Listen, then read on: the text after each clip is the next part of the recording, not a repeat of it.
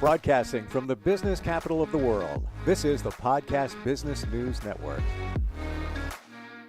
Well, as we navigate through the holidays, the bulk of them are over. We just got to get to New Year's. But that being said, I'm sure a lot of stuff has come to light. Getting to get relationships or everything during the holidays, family, friends, situations going on. It's probably some after effects of that in terms of what you dealt with and things. Yeah, the proverbial can was opened and the worms are all coming out. How do you deal with all of that? How do you navigate forward and then kind of set sail for the new year?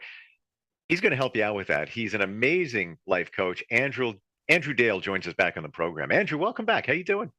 Good. How are you, Steve? Doing very well. Very well. And yeah, there's I'm sure a lot of things that has come to light during the holidays, especially with communication and people getting together who haven't seen each other for a long time. What are some of the things that you feel that people are dealing with right now? Going through Christmas and, the holiday periods, you're trying to communicate within generations or within family groups. And the important thing that I think people need to remember is that it's not every family that stays together forever, but most families over the period of 50, 60, 70 years, whatever your family's together for, they're the ones who are always there for you in the end, and communicating is not always about getting the message the way you want to hear it. And that's where the generational comes in. A lot of people talk amongst their peers and say, oh, my life's really bad because of my parents, whatever else. If you're going to blame someone for your life, you've got to also blame them because of the strength it gives you. So there's this, it's a double-edged sword, that one. But with the communication, it pays to, first of all, put your ego aside and say, what are they trying to do? Are they just talking for the sake of it, or are they coming from their heart? If they're coming from their heart and you're just not hearing what they're trying to say, it's just, it's going against your grain. It's not what you want to hear the way they're putting it to you. It's best to, first of all, listen to understand instead of listening to answer, right? And if you listen to statesmen, if you listen to really good speakers, especially older people, they tend to listen a lot more than they talk. And it's nothing more than they've learnt over the years that by listening and then answering the underlying question, and as opposed to just the words. And this is where coaching comes in handy, or just the practice of listening to the deeper meaning of what you've got to say. So if people say to you, like especially generations between millennials and the boomers, boomers talk, they just say what they've got to want to say, and they'll say it as though you must do it. And they don't necessarily, you don't have to do what someone says. You can just accept that feedback and say, hey, that's great feedback. I can take that on board. You don't have to have a big conversation about it. One of the things I was just saying before, going back to that statesman comment, people, you don't need to say everything. A lot of things in this life, you keep by keeping it to yourself, by holding your cards close to your chest. You're not sharing what's on your heart, but you're choosing your words carefully because they matter. When you say things that matter, and that's what you say most of the time, people will then stop and listen to what you've got to say. If you're constantly just talking and combating everyone and finding problems all the time, people stop listening. And once people stop listening to you, you've got a real communication problem. A lot of people will say they don't listen to me. Well, that might be, it's not always, but often it is the way we talk to people that they stop listening. If someone says to you, stop, I'm no longer listening, they mean they mean that, like it means change your tone, change it out, and communicate on a different level. If someone says to you stop and you raise your voice, that's really bordering on abuse. And it happens a lot. The moment you say stop to people, a lot of people take that as an affront. Whereas if you take that as a sign of, okay, we need to calm this situation down. I am not communicating effectively with that person. Let's go for a walk around the block, or, just calm it down and think, what was the actual question? What are we arguing about? Or, does this need to be an argument? A lot of this comes back to you loving yourself. And the moment you love yourself, you don't need to get the words out. And your energy changes. If you love yourself and you really want to communicate from heart to heart with someone, you'll take the time to listen to what their intent is. And by listening to their intent, you'll be able to respond in a way that is more appropriate to getting your outcome. Because coming back to the start of a conversation, what is the outcome of this conversation? If it's getting to a point where there's an argument or a disagreement or whatever, you must be seeking an outcome. What is the outcome you are seeking? And is this line of conversation getting towards further away or closer to the outcome that you want? And what I'm gathering here, Andrew, is that if you really love yourself, and sometimes I have to say this because I think I need to make it clear, but it's not in an egotistical way. You just support yourself. You're comfortable in your own skin. You've kind of figured out everything. Takes time to get there. Sometimes we're here, but then if you've gone through traumas and healing, it takes time to get there. But when you're in that situation where you're good with yourself, the communication seems to come easier and you're less on guard. Everything's okay. You've set your ego aside. Setting your ego aside is exactly what you're saying. It's exactly the opposite. Living with your ego is exactly the opposite of loving yourself, because you're trying to achieve something for a third party, which is your ego. If you split yourself up a little bit, your ego's over there saying, pick me, pick me, pick me. And it's not really adding any value. It's just sort of shining you need self-esteem, but you don't want to, you don't need an ego. You don't need to win every point. There's that, an ego tends to want to win everything. Whereas if you're at peace with yourself, if you value yourself, you understand that by letting some things go, that you can get to your outcome much easier and much more pleasantly. And the fact that you're within yourself, you're confident, you're relaxed, you're not creating an atmosphere of, animosity. None of this means that, you're going to have a perfectly easy conversation with every member of your family all the time. It means that you're going to know which members of your family are genuinely listening to you, and some just won't, and it's up to you how much time you spend with those people that are not aligned with helping you. And and you've got your own kids, and these are the examples you're setting your own kids as well. So by setting aside your ego, valuing yourself, being calm within yourself, if people are playing games, it's really hard to play games if someone's not involved. Try and play a board game when the other person on the other side says, no, I'm not playing. You know, I'm That not doing this. And but you don't have to have, you know, people think they need to talk it all. You don't need to talk everything out. If someone is behaving in a way that's not acceptable to you, that's, or you don't have to do anything, or you can quietly sit there and ignore them, or you can say quietly to them, you know, that's not how we behave, and that's it. Don't have a conversation about it.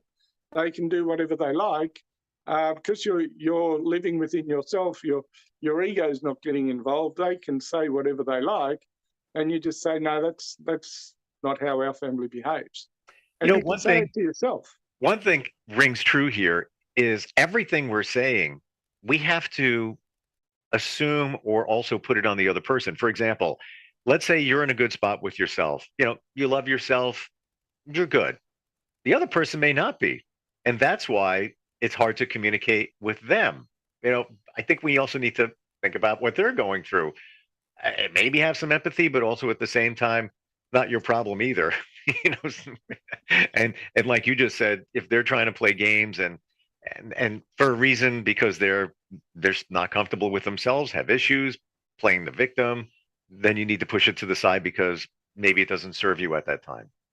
Absolutely, and it's also, if you're not engaging in the hysterical talk, or however you want to put it, Mm. it allows those people space to say, well, you know, Steve's leading the way.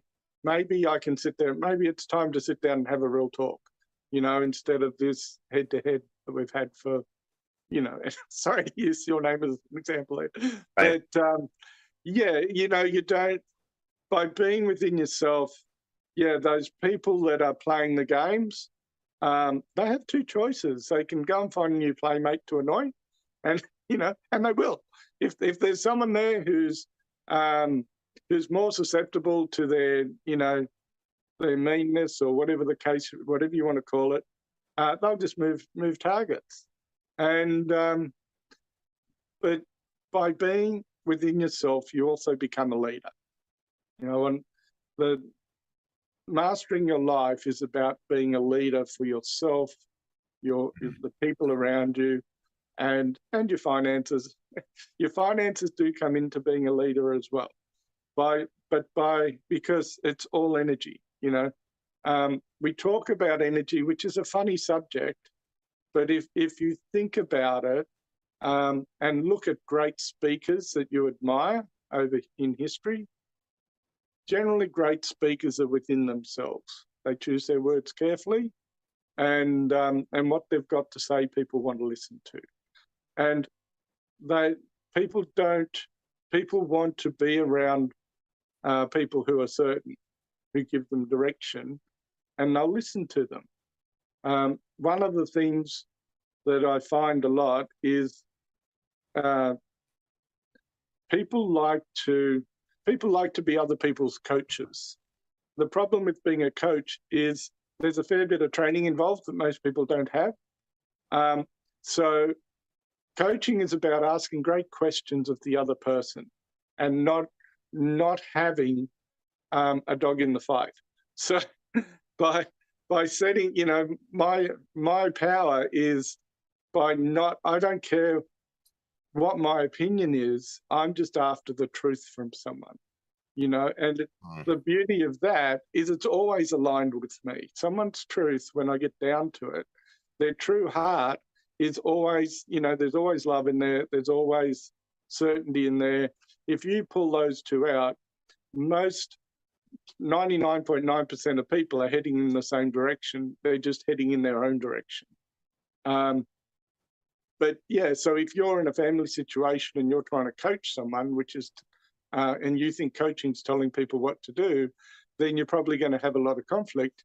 Whereas if you come back into yourself and just relax and be there for them, and they come to you and they ask the pertinent questions, and you're relaxed enough just to answer the questions, it's a totally different, you know, then you are mentoring them.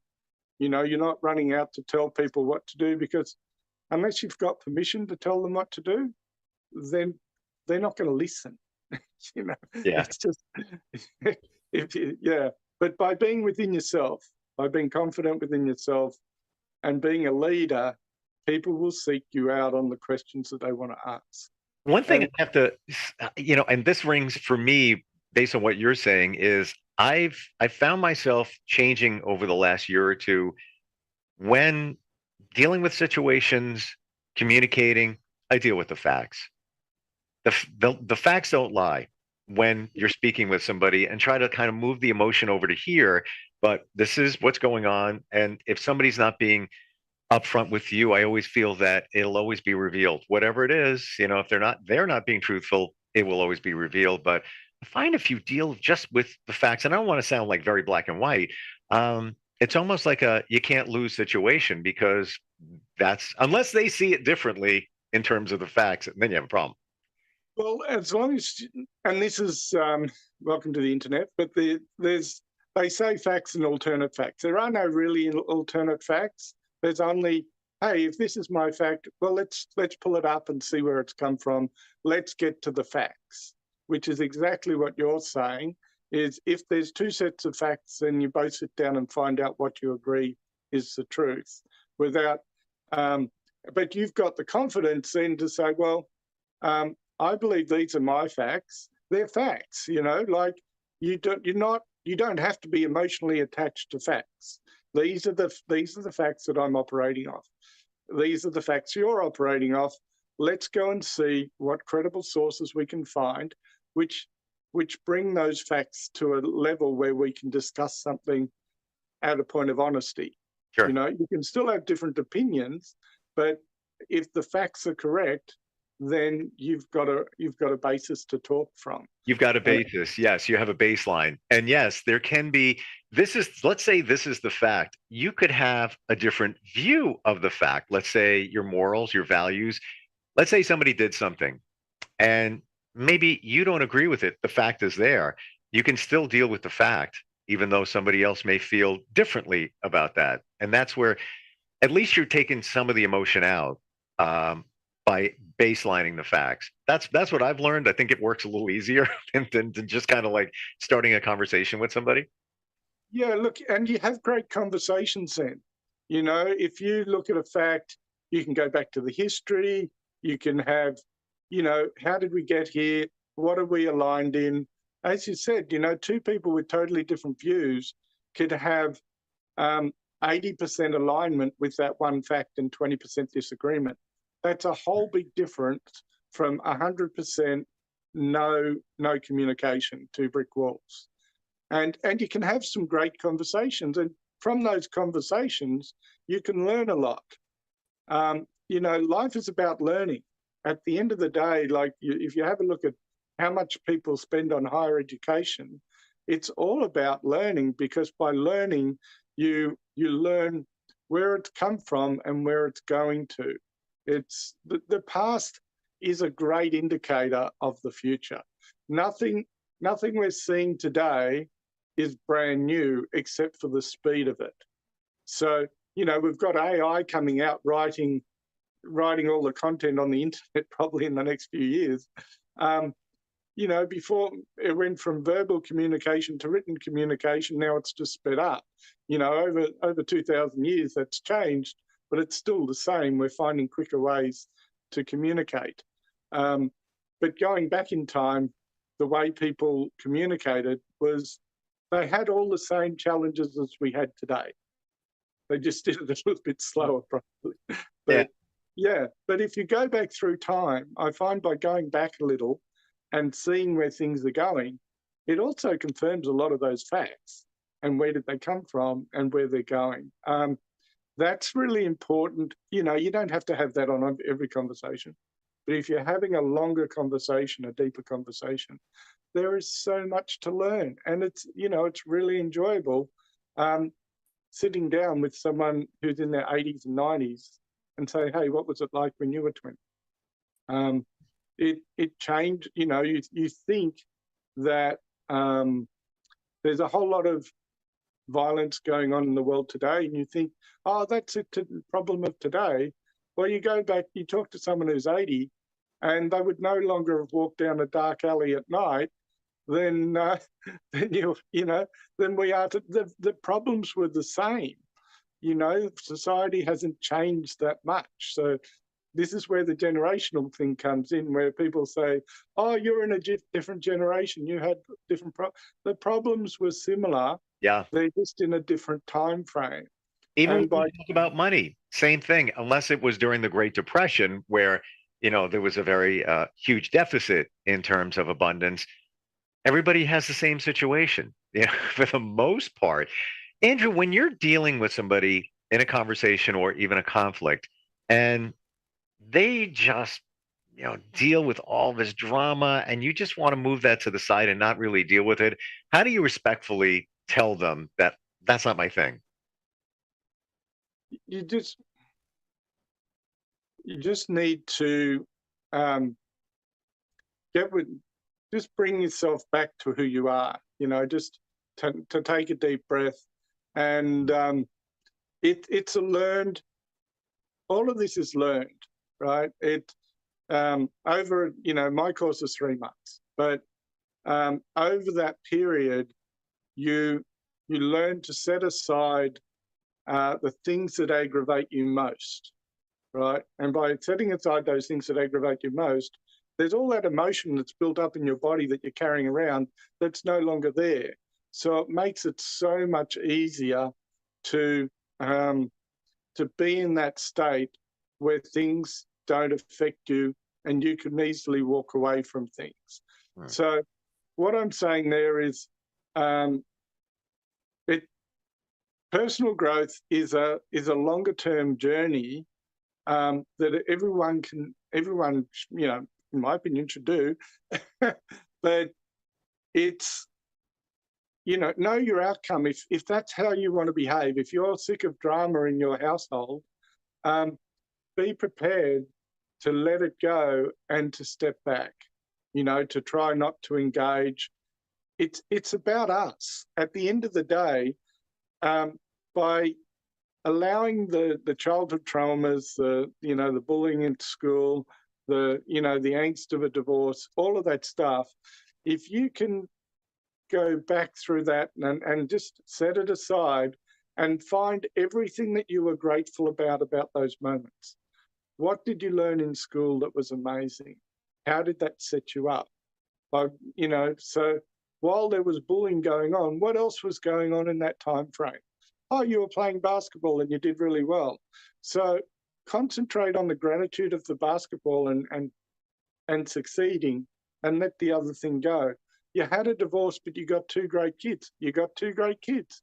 What's amazing about the 2 great kids? But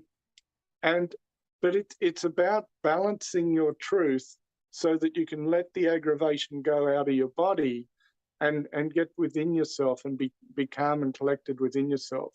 And by doing that over time, people around you start to see you differently. And it takes time. Takes time. Yeah, it takes time. Yeah. But it's also honoring yourself enough to say, we'll keep Christmas to an hour, because I know what's going to happen. So we'll keep it to an hour or whatever the case may be. Or when we go in there, we're going to walk away from situations that are just not going to, when there's a situation's about to happen, and if you can calmly set people aside and just say, you know what, I don't want to have drama this year, or in this period, whatever the case may be. But just get back in yourself and just understand that getting your words out is not necessary. That's an ego thing. Getting the right words out, listening to people for their intent. In the short term, that would be what I would say to people. Listen to where's this person coming from? If this person is trying to help you, they're just putting it really badly, just try and listen to their intent and say thank you. And it's amazing when you express gratitude to someone, thank you, Dad, for helping me with, for giving me your input. And, that you deal with not taking it later on. Well, it doesn't mean you agree with them, but you're no. right. You're thanking them. I appreciate your input. Yeah, that's a different perspective. Yeah, or I appreciate everything you've done. I appreciate how you always try and help me, or whatever the case may be. But be truthful. I'm not saying be dishonest. Never be dishonest. You know, if you're saying to your dad, "Thank you. Look, I really appreciate. You've helped me with my cars.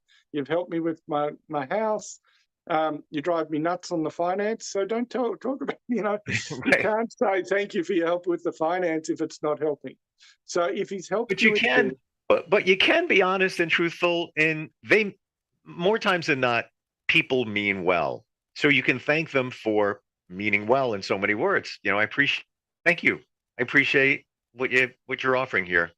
I'll think about that. Doesn't mean yeah, you agree, But what we're saying here, I believe, is that it changes your perspective and your feeling when you come from a place of gratitude, as opposed to flip it the other way and say, why do you always talk about money? Well, in my situation, it has nothing to do with you. You're always offering that, your advice, and that's not me. So stop doing that. Instead of saying that, just thank them, and it comes from a more positive perspective, and then you just, kind of like push it to the side and on to the next thing. Yeah, see, a lot of the time they're just saying, "Are you okay?" They're just putting it in a different way. Yeah, And if you don't want them involved in your finances, just say, "Look, I know you worry about my finances, but I'm okay." yeah. And that's, and I'll let you know if I need a bit of advice. But don't then go back to him 6 months later and ask him for an extra 100 grand. Nah. Well, But listen, if anyway, we're going to give it. I'll leave that to them. I have, But I have just a question. We're just about out of time, but we never talked about this. But when you work with clients, you frame it in such a way that come for a sale, like yeah. in nautical terms. Are you big into boating? Is that what it is? Yeah, no, I love to go sailing. I love to get people out on the boat, and I've had some people out on the boat that would never in their life consider just relaxing, letting go of everything. And I put them on the steering wheel, and they get in touch with the boat, and they steer the boat, and they become totally relaxed. Hmm. So it is another world. It is for me, it's extremely enjoyable. The quiet, but connecting with nature doesn't matter where you connect with nature. Remember, we're all part of nature. Hmm. So, but yeah, I do love my sailing. I'm actually a registered captain as well. Oh wow! Yeah, Yeah, so I got my captain's hat, so that's good. terrific. And yeah, no, I And do I love my totally, sailing. Andrew, I totally get it. My dad was a boater, and I've always said, hey, one day I'll get a boat. Haven't gotten there yet, just because it's just timing wasn't right, financial, and it's a big commitment. But I love the water, and I get what you're saying in terms of the zen. I'll go kayaking, and I'll kayak on saltwater. I just love it. But there's something there about getting in touch with nature.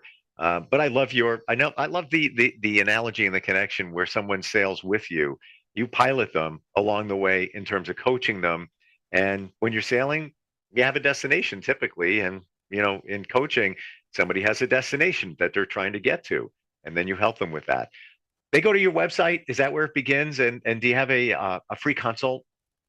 Yeah, so on my website, andrewjdale.com, you go down there, have a look at the testimonials. The testimonials will give you a really good idea of people, where they were and where they've got to. It'll give you, because it's all about where you're going. Doesn't matter where you are today.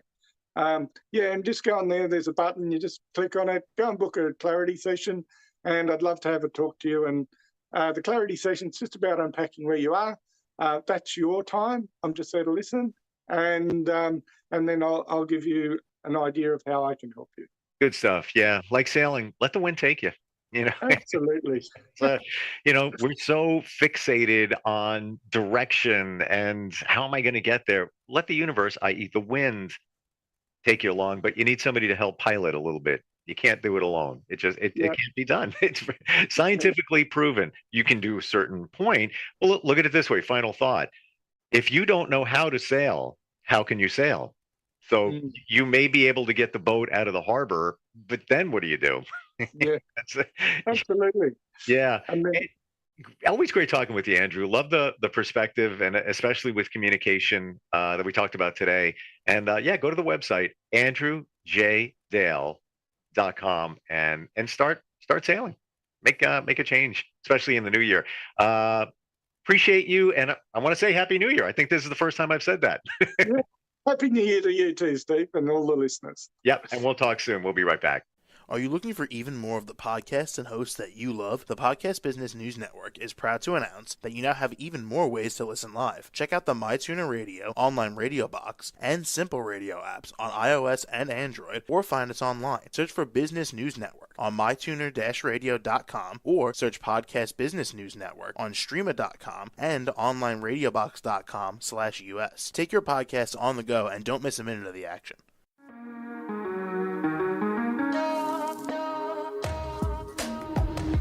Broadcasting from the business capital of the world, this is the Podcast Business News Network.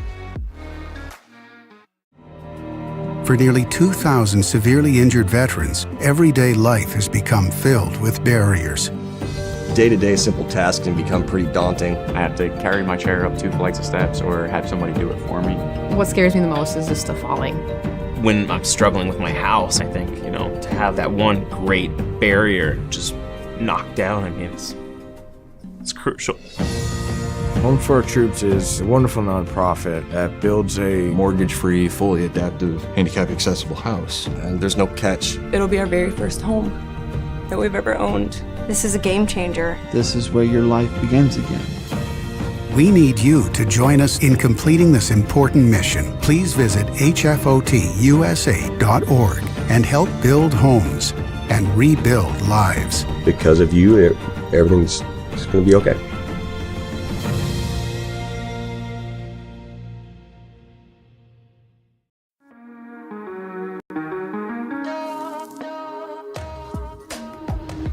Broadcasting from the business capital of the world, this is the Podcast Business News Network. Yeah, so the holidays pretty much here. A couple of weeks away, or even less than that. We started with Thanksgiving, so that kind of kicked it off. Stressful time for a lot of us, a lot of anxiety. Life in general can be stressful. Then you add the holidays, then you're worrying about presents, wrapping, planning, preparing, guests coming over, got to deal with the family and all of that. And it just escalates the amount of stress in your life. So let's manage that, your holiday stress. We're going to dig into that today with an amazing life coach. Allison Cowan is with us, and she's with PurposefulPathwayLifeCoaching.com. Welcome back, Allison. How you doing?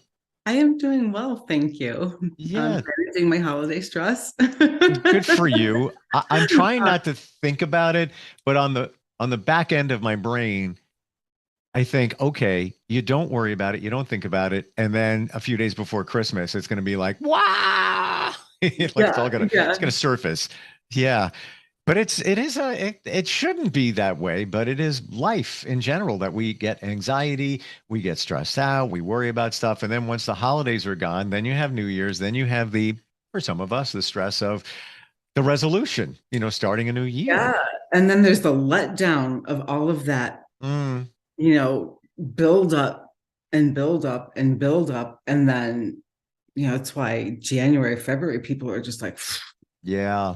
Almost like, not necessarily clinical depression, but feel more depressed and down and seasonal depression. There's seasonal things, how dark it is, I guess, depends on where you are. I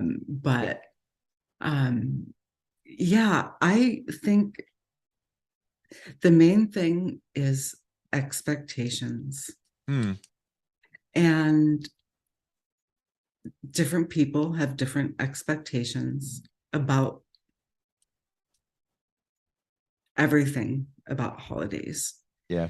And being able to have expectations that are reasonable and are not so that you're not overwhelmed. And it may mean changing things that you've done differently in the past.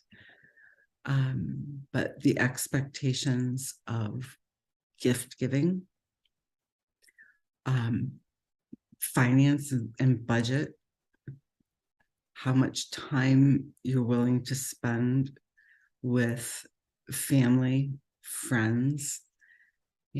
Are you a person who is capable of declining an offer?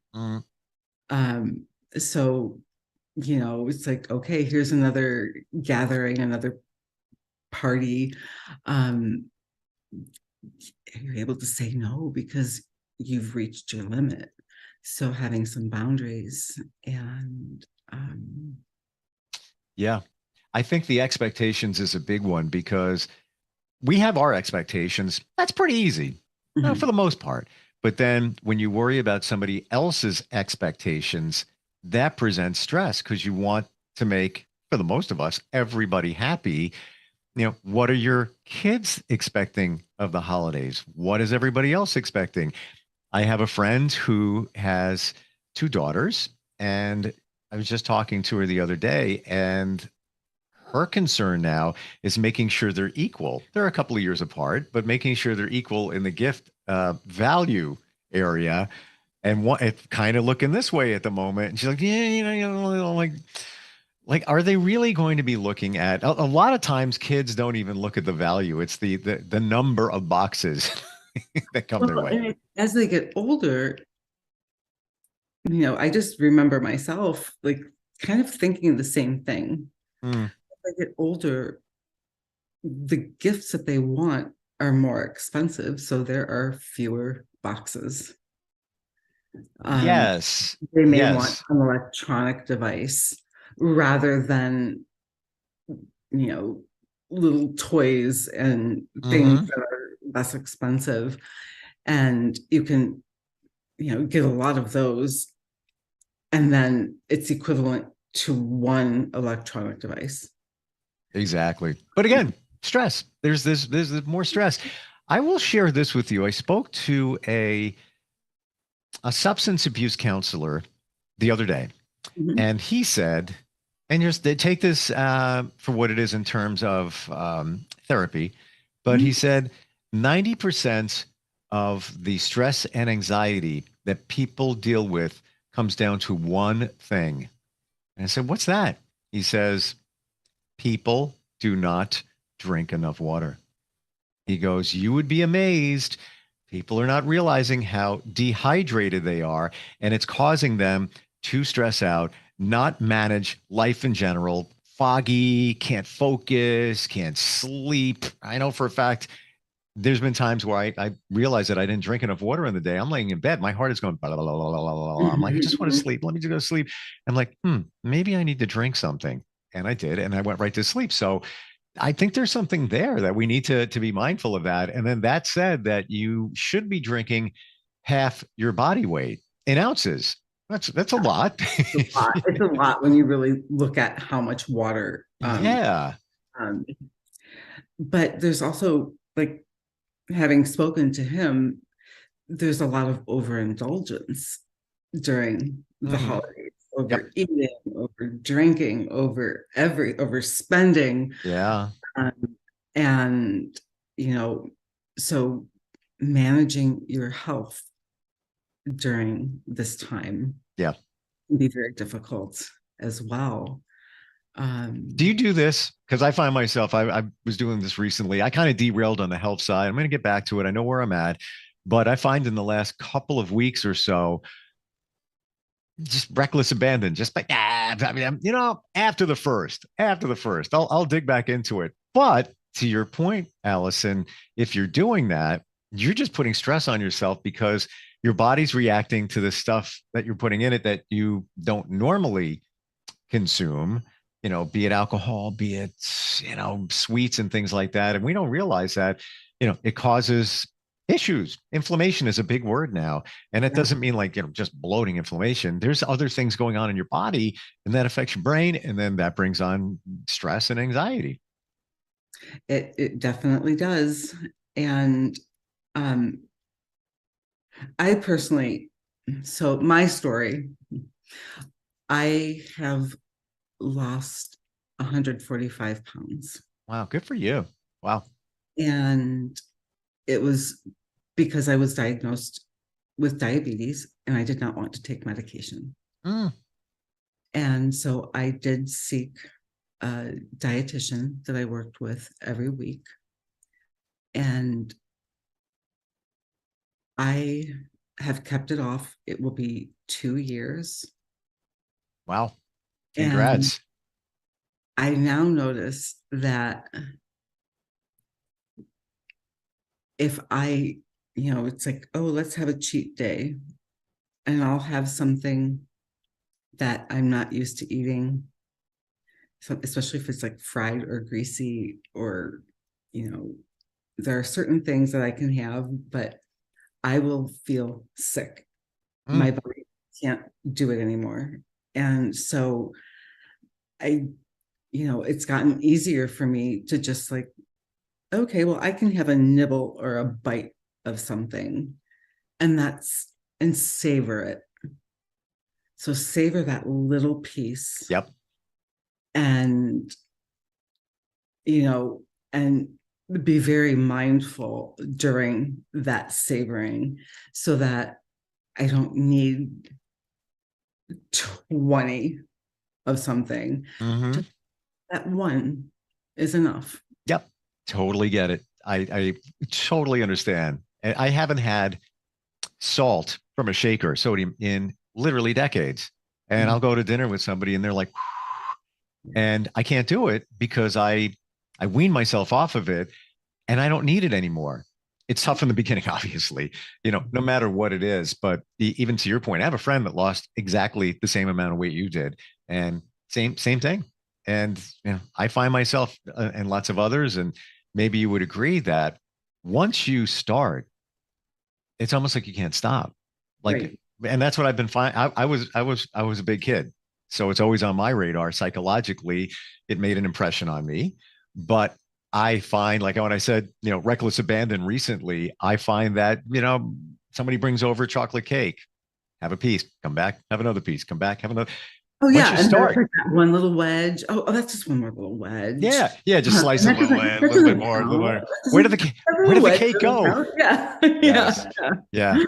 Um, It's work. It's work, but I believe everything is habitual.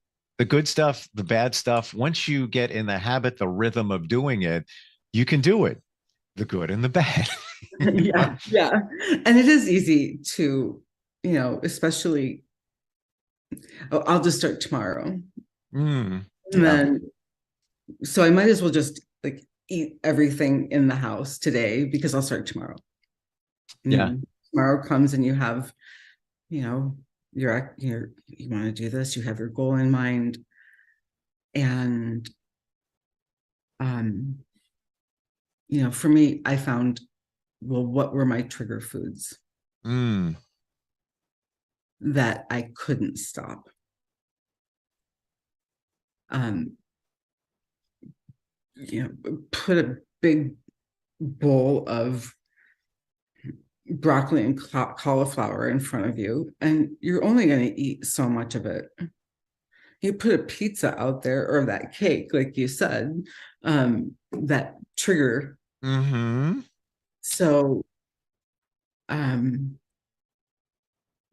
just, yeah. And why do it's an interesting that we pivoted over to diet and food, but because it was like, because we were talking about the overindulgence during but it leads to stress, and even the stress of managing that, not trying to do that, and then the guilt that comes with that, and you don't realize what you're putting onto yourself in that guilt from doing that. But yeah, like you said, and the holidays are here. What do the holidays remind you of? When you were younger, when you were a kid. Then out comes the comfort food. And then just like you said, Allison, you know what? I'll start tomorrow. It's all good. It's the holidays. I deserve it. Yeah, maybe you do. Yeah. And then 10 pounds comes on and you're like, what happened? Yeah. And guess what comes up? More stress. Because it's like, now you have the stress of losing whatever you gained. And then it's like you had talked about, resolutions. That I think is a holiday stressor. Oh yeah. I've not really, I don't know the statistics, but I don't know that many people really follow through with, they set these resolutions. Gym memberships, Mm. First of the year, gym Oh, yeah. memberships go way, way up. Oh, for sure. And, but do people stick to it? And the gyms love it because once they have your credit card number, they're just Mhm. hitting your card every month, and you're not going to cancel because you're going to say, you know what? I'll get back there. I'll get back. What, another month? Okay. Yeah. Just hit me up with that one more time and we'll be good. We actually have instant feedback from Christine, Ann Arbor, Michigan. She checks in at instantfeedbacksteve@gmail.com. She says, love your talk today. I have a lot of weight to lose in my journey. Can you please share what diet you were on? Sure. I went to a weight loss clinic. I had actually been considering getting bariatric surgery. And I went to a place called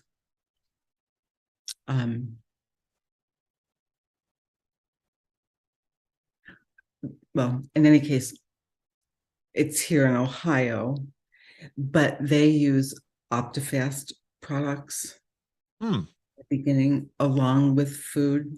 So, whoever, and these places are independently owned. So whatever is in your area, and if they use OptiFast, then that's what I would look. Oh, thanks for sharing. It's funny when you say that name. I believe it's the same one, but it's been around a long time. It has been around a long time. Yeah, I didn't even know they still existed. So that says a lot right there. Yeah, and they're very balanced with nutrients and protein, and those first couple weeks are tough, and then it just gets easier and easier. Yeah. The place I went, Weight Loss Management Partners. Okay. And they're in Beechwood, Ohio. And if somebody would like, I can give you their phone number and maybe be able to refer you to somebody in Ann Arbor. Awesome. Yeah. And like you said, there's all different clinics, facilities around, but the common theme here is OptiFast products. So that worked for you, and I'm sure it works for me. And then it also, eventually it was just the foods and choosing your foods and what you eat and all of that. So it can be done without products. Mm-hmm. And if it was Christine, if Christine would like to contact me, she can call me 216-339-9959, and I can share more with her. I have a whole worksheet about your relationship with food and all of that. So if she's interested, please, Christine, give me a call. Fantastic. Yeah. It's we're here to alleviate your stress, no matter what the Yeah, stress I is. guess, things shift around as they do, and that's okay. We tend to do that, and with what happens. Absolutely. Yeah. And it's, again, eating can be stressful, even if it wasn't the holidays. If you're trying to make healthier choices and you find yourself pivoting in another direction, the guilt that comes from that can bring on stress. So everything's all connected here. Any other thoughts, Allison, to cut back on some of the stress of the holidays? Well, I think that couples, partners, really communicating and trying to be on the same page. So one person may love the holidays and the other person may it may be too much. How much money to spend. Let's decide on a budget together How many people are we purchasing gifts for? Because it gets out of hand, and then there's that stress. Deciding together how much time you can spend with family and friends. So, ahead of time, we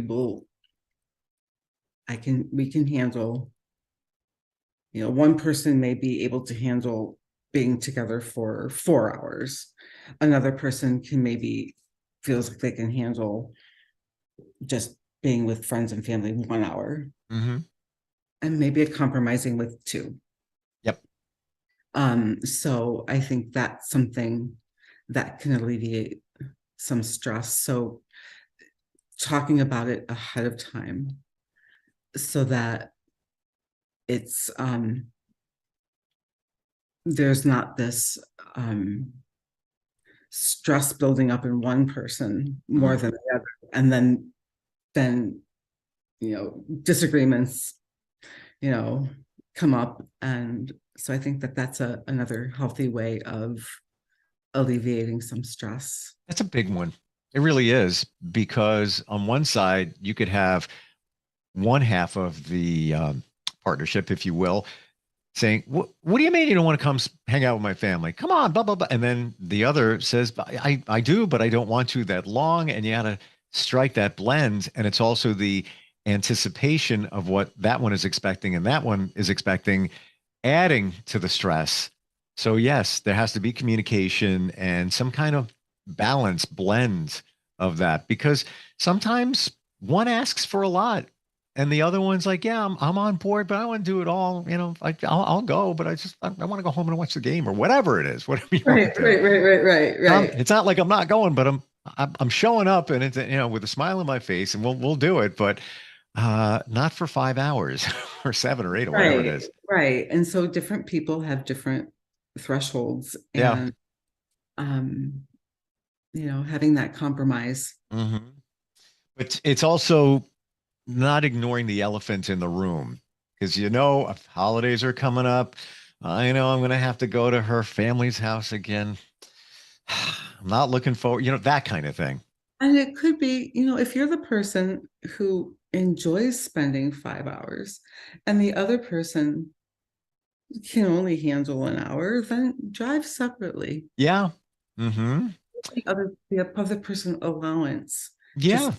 5 hours with their family and be perfectly, it's like, okay, I'm okay if you leave. I'm not angry. Yeah.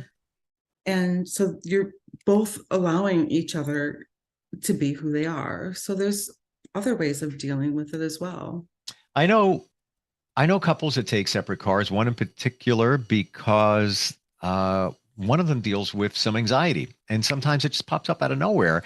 And it's just like, I got to go. Most times it's fine, but just the thought of having the out, it makes it comforting. It's not the best situation taking separate cars, but it is what it is, but whatever works for you. And as long as the other person in the relationship sees that and says, all right, yeah, follow me, all good.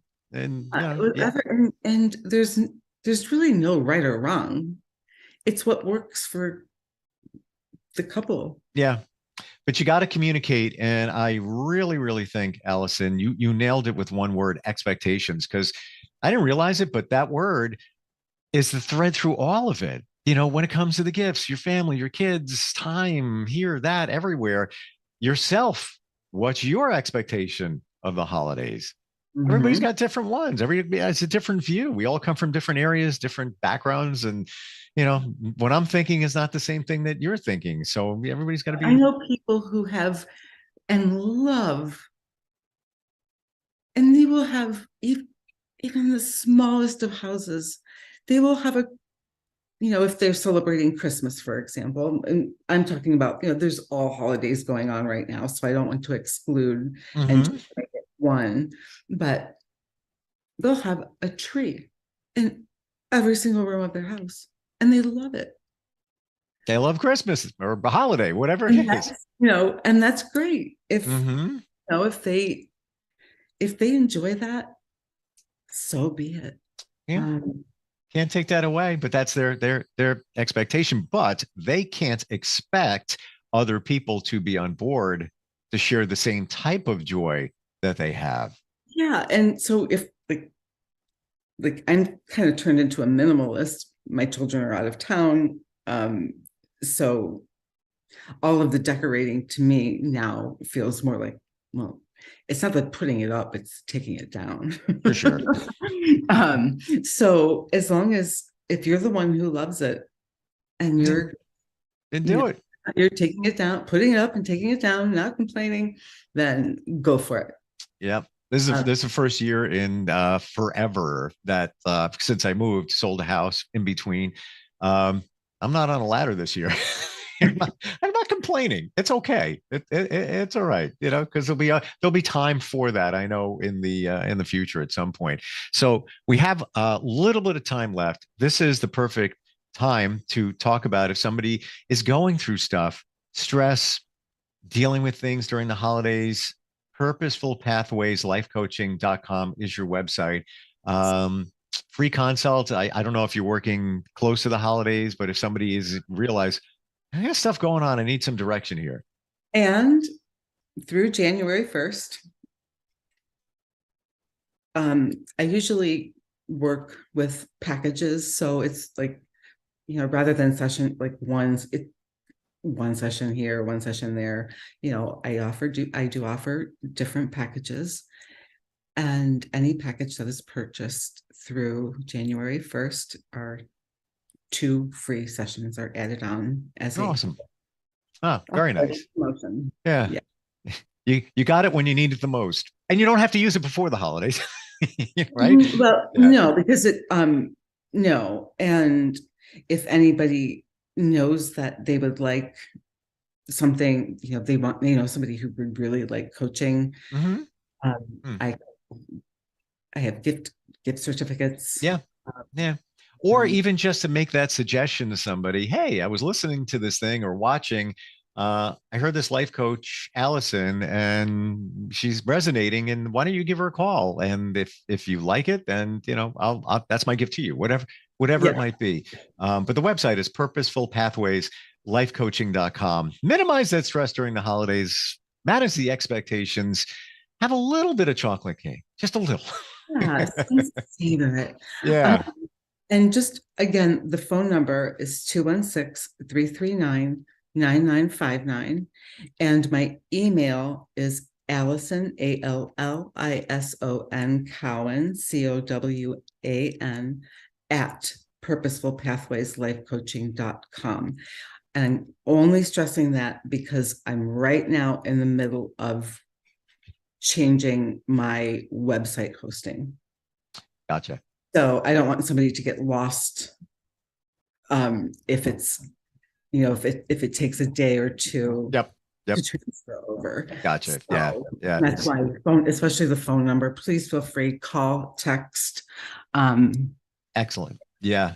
216-339-9959. Allison, always great talking with you. Oh, it's always just so fun being here with you, Steve. And our expectations are. It's key. And there you go. All right. We'll talk soon. Okay. Yeah. Sounds great. Thank you very much. Okay. We'll be right back.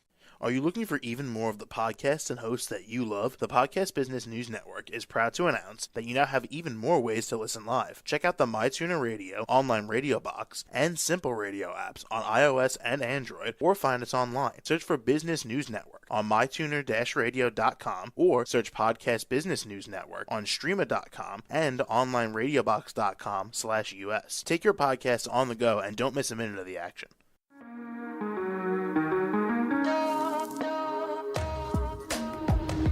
Broadcasting from the business capital of the world, this is the Podcast Business News Network.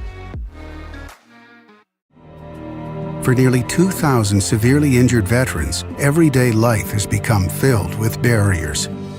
Day-to-day simple tasks can become pretty daunting. I have to carry my chair up 2 flights of steps or have somebody do it for me. What scares me the most is just the falling. When I'm struggling with my house, I think, to have that one great barrier just knocked down, it's crucial. Home for Our Troops is a wonderful nonprofit that builds a mortgage-free, fully adaptive, handicap-accessible house. And there's no catch. It'll be our very first home that we've ever owned. This is a game changer. This is where your life begins again. We need you to join us in completing this important mission. Please visit hfotusa.org and help build homes and rebuild lives. Because of you, everything's going to be okay.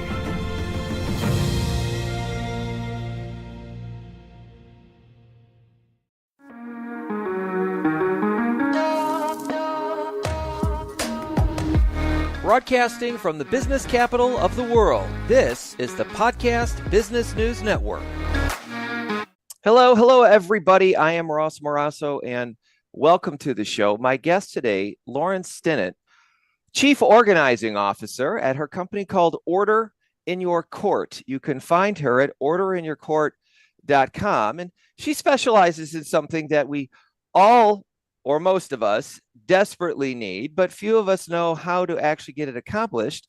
She is a professional organizer for your home, for your businesses, for various spaces that you have, and even for your life. Lauren, welcome to the show.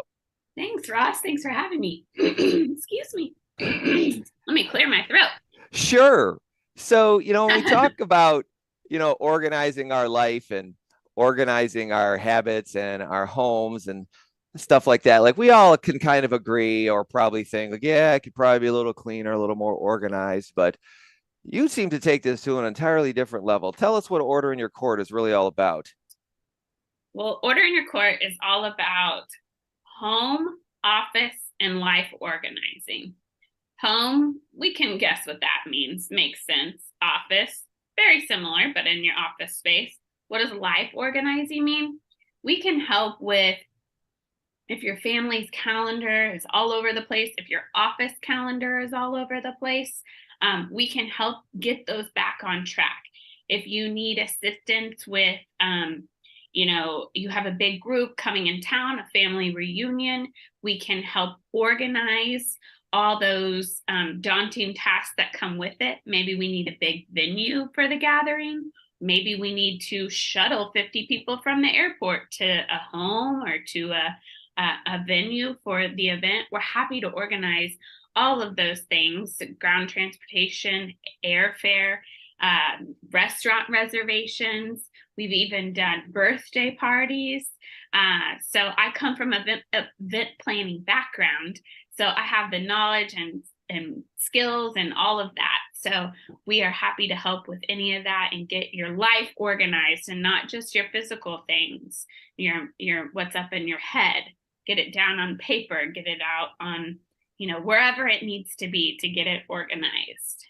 Right. So what would you say to somebody who was like, oh no, I have it all up here, but then, you kind of take a look at their life, what's the value of getting things out of your head? Oh my gosh. Maybe more sleep, less anxiety, less stress, less worry. I was actually on a consultation yesterday, and we had I asked him that exact question. He's in his mid-60s. He's retired from the corporate world, but he's still very active. And he has all of these files and all of these deals he is involved in right now up in his head. We don't want anything to happen, but what if something we call it a Mack truck, experience. What if something were to happen? We need to have all those documents in order for his work, for his family, for himself. So I was talking with him yesterday, and I was like, does it bother you that it's all up in your head? Or are you okay with that? And he's like, no, I just worry that I'm going to forget something because I'm getting older, and I have more important things to worry about than that document.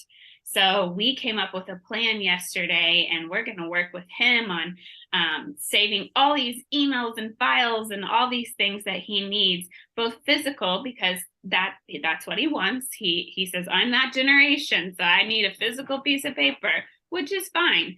So we'll organize all of that. We'll organize it on his computer and an external hard drive in the World Wide Web, if you will. So yes, get it out of your head. You will feel so much better. You will know where things are when you need them. And it's just less worry, less stress of trying to have to remember everything, because no one can. You know, you mentioned a metaphor there called the Mack truck. So is that basically like if something happens in our life, like let's say I'm some CEO that takes me out of work, which doesn't necessarily have to be my personal injury or illness or something. I mean, it could be an unexpected client meeting and I have to go across the world. Maybe if I got some big company, I'm gone for 3 weeks that I wasn't expecting. But it's like, I got to get out of town now, you know? And so is that event to make sure that other people can pick up the slack for you? Exactly. People get worried about having your process so streamlined someone can pick up in any moment because they want their job or their role to be valued for what they have. But that is, I mean, all the way from a CEO down to, the janitorial staff. Everyone is so important, playing a role in every single day. If something were to happen, anybody needs to be able to pick up and keep the business or your family going. So having those processes and procedures and roles and responsibilities in place, it's not that you're going to access them every day, but they're there and they're readily available and they're organized. So someone could pick up if needed. You know, you hear, sometimes you even see it in movies and stuff, and you'll see this just completely cluttered up area, and the person will be like, oh, but it all makes sense to me. And I wonder sometimes if that's, just an excuse for us to not want to get disorganized. When you work with your clients, do you ever find like a resistance when they actually get down to the meat and potatoes of doing the work of organizing? Because I would imagine in the beginning, there is some openness. Obviously, they reached out to you, right? But now that they're actually in the work, tell us, like, what should we expect if we do that? Is it a confronting process or a freeing process, or is there's, like our 5 stages of grief? These stages of organization. Yeah. Yeah, there's definitely a process. For some people that really don't want their things touched, there's a huge process for them before I even come into the picture. Maybe they're talking to other friends and family or other people that have hired or professional organizers. Maybe they're doing research online. Maybe they've had 2 or 3 conversations with me and they're working their way towards allowing us in. And then once we're actually there is a big process of letting a stranger handle your personal items. Or going through your files. People worry that we're going to remember everything and judge, and we don't do any of that. We're there to help. And, we help doctors and lawyers. And so we see a lot of personal sensitive stuff. We have contracts in place, what we see, we don't talk about. It's your things. So it's a big, process of us coming in and actually going through the items. So what does that look like? Every client is different. Everyone grieves differently, like you mentioned. So everyone goes through these processes differently. A piece, I had a client and we were going through paper and I was like, oh, you don't, let me turn that down. You don't need this piece of paper, do you? Because it just had 1 pen line on it. We'll come to find out that 1 pen line was of her autistic son had drawn his first straight line. That's very important. That's very special. So there's things that we might not understand, but till we have that conversation with the client, then we know what things are important and what, and we go through that too with them. I'll have a lot of initial conversations, and I can learn just by having a few words with them why we're physically there going through their stuff, what's important to them and what really doesn't matter. And so that will help the process too. Is there a strategy, like, or when you first talk with people, this is still on businesses mainly, but actually for the home, this makes sense too. Is there a conversation in the early stages of sort of like, what would you like your house or office to be presented as? Like, what are you going for? Oh, yeah. We talk about goals. We talk about immediate goals. We talk about long-term goals, and what that looks like for each client, each space. So everybody's different. They want to say, and we talk about pain points too. If they're like listing off everything in the home or everything in the office, like I need help with all of these, tomorrow. Well, let's start with those pain points. So what really drives you nuts? What can you not stand? What makes you lose sleep at night? Let's start there. So that's usually spaces that are used most often: kitchen, master bedroom. Maybe it's the living room that's turned into an office, that's been turned into a kid's playroom. It's just, become chaos. So we talk about that and finding what's really, really important to them. And what they want it to look like.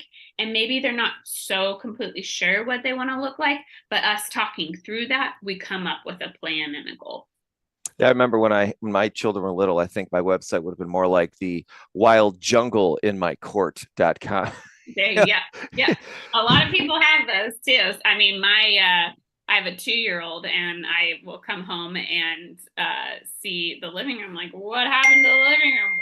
Everything should be in its place, but he's 2 years old. So yes, everything is chaos.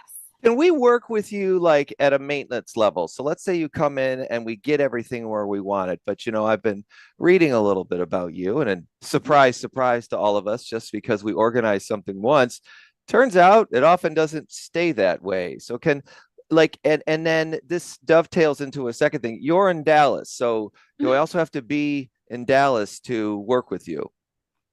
No, not necessarily. I can do virtual, and we fly and drive to many different places. So we primarily do the DFW Metroplex, but Texas is very big, but we go to Houston, we go to Austin, we go to San Antonio, El Paso.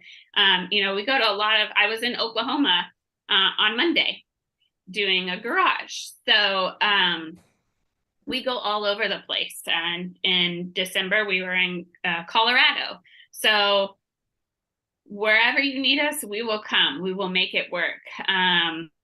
We've worked with a family here and gone and packed a family member in, where was it? Oh, Massachusetts, and brought them back to Texas and got them organized. So we really have no parameters and limits. I'm always a phone call away, text message, email, FaceTime, Zoom.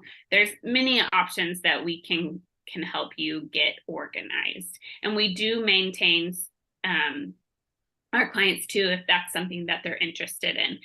The guy I mentioned yesterday that we're talking about all the paper and having all in his head, once we get him all set up, we decided to do a quarterly maintain. So we'll come in, make sure everything's still on track. If there's anything that needs to be put in its place, then we'll do that. So that works for him and it works for us. So about physical stuff, it just really, how much do you use it? Are you in it every day? Then you might need a refresh maybe every 2 weeks. It just really depends on the space. Who all is using it? Are they putting it back in the right space? So it just really depends how much it's used and who all is using it. I probably refresh my pantry probably every 2 months. So it just really depends. And maybe there's something I created in a system that's not working in that space. So we need to rethink it. So there's a bunch of different reasons why you maintain.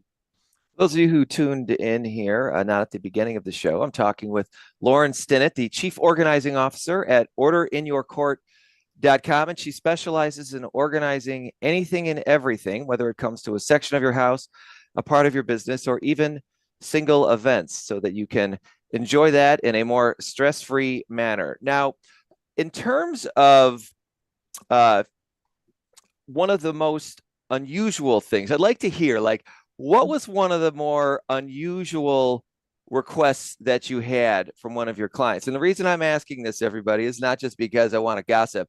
I think that a lot of us are probably a little bit more alike than we think. And so let's talk off the deep end a little bit. Like, what did you find one of the more wilder projects you got to take on? Well, you mentioned the word wild, and that just triggered a memory, a client. He was a huge hunter. Okay. Is a huge hunter. And he needed help helping organize all his trophies, meaning the animals, the hides, the everything that he has hunted, and they call them trophies. They're not, the trophies you got in baseball. They're the actual animal, or a replica of the animal. And he needed help with that. They were, these very prized and expensive pieces that he just kind of had shoved into his man cave, and he wasn't getting to enjoy it.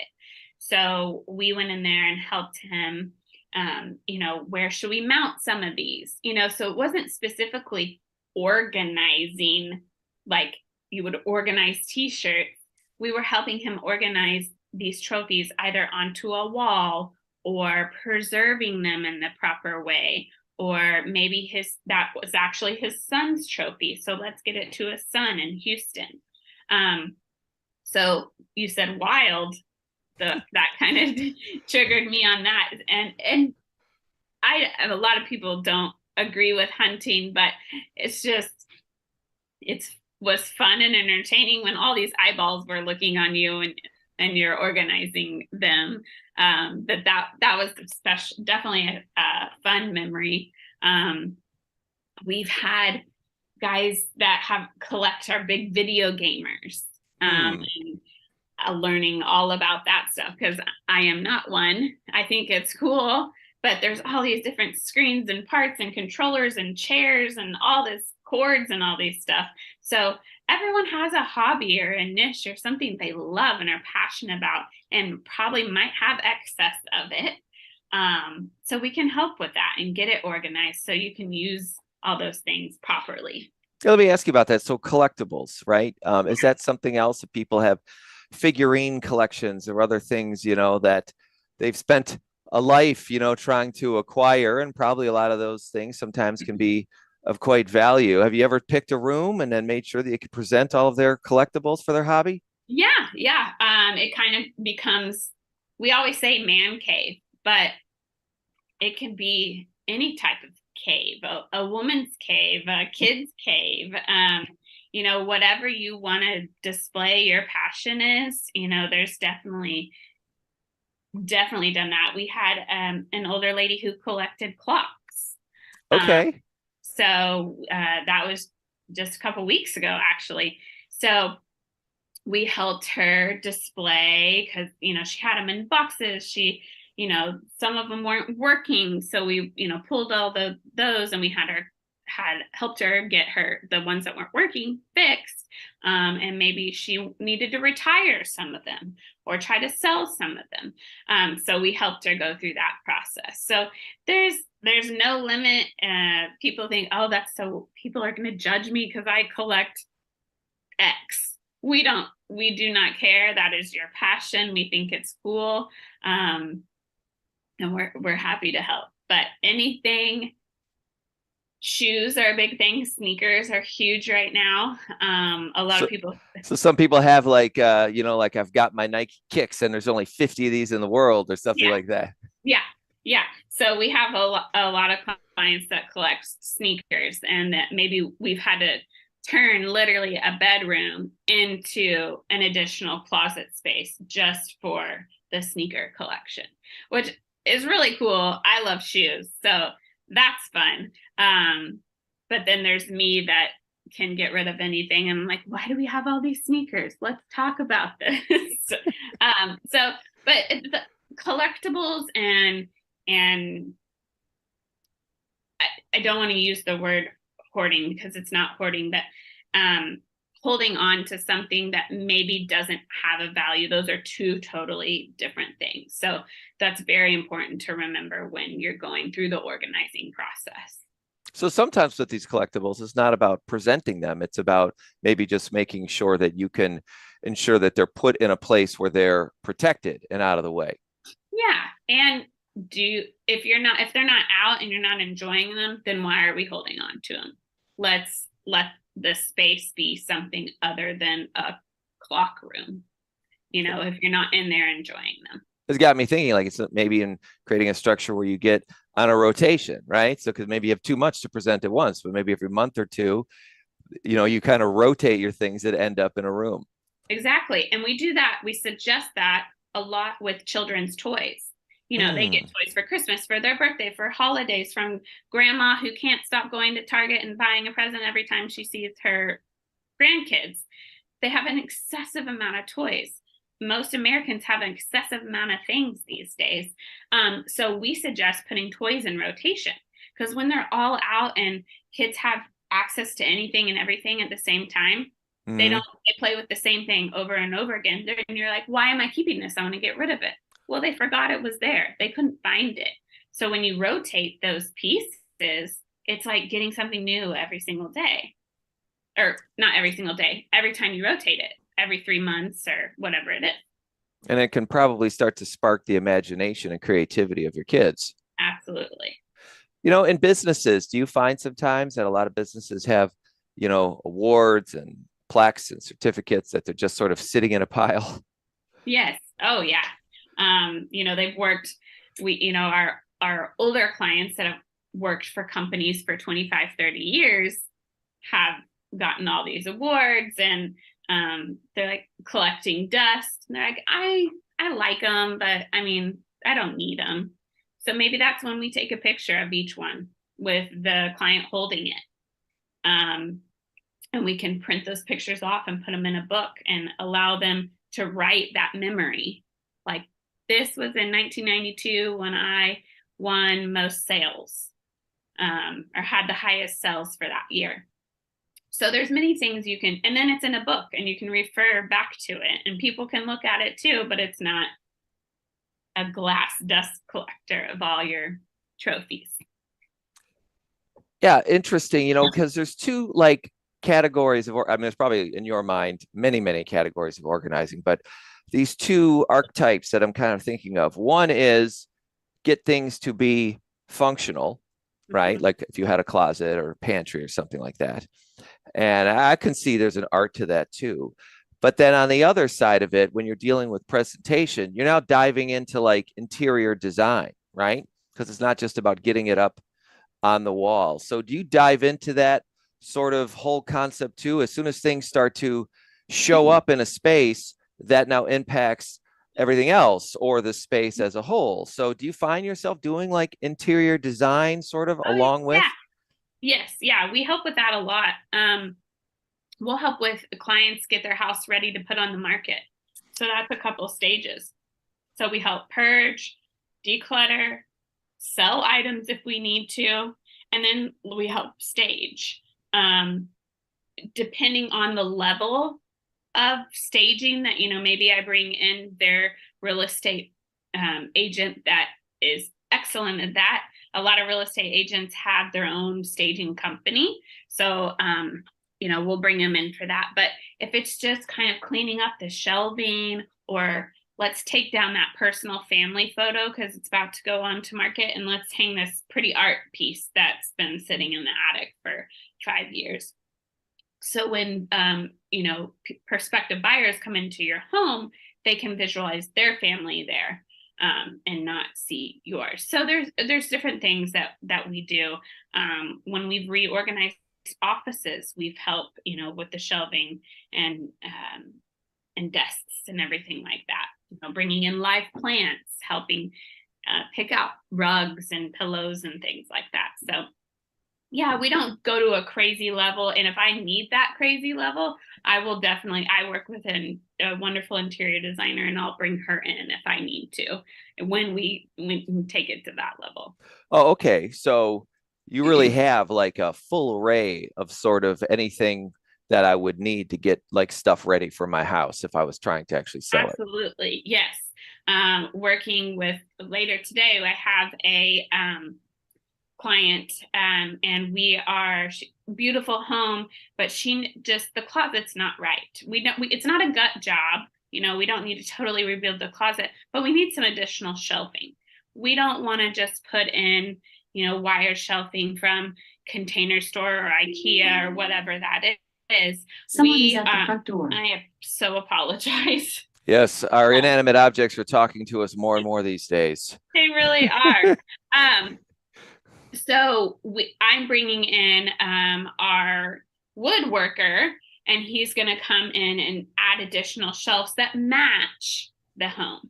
So, we're adding in a few shelving to make it more functional for her. She's also a real estate agent, so she sees the value of doing it right the first time. So if she does ever put her house on the market, when she does, it'll be ready to go, and it's not just wood or plastic shelf that we just threw in there.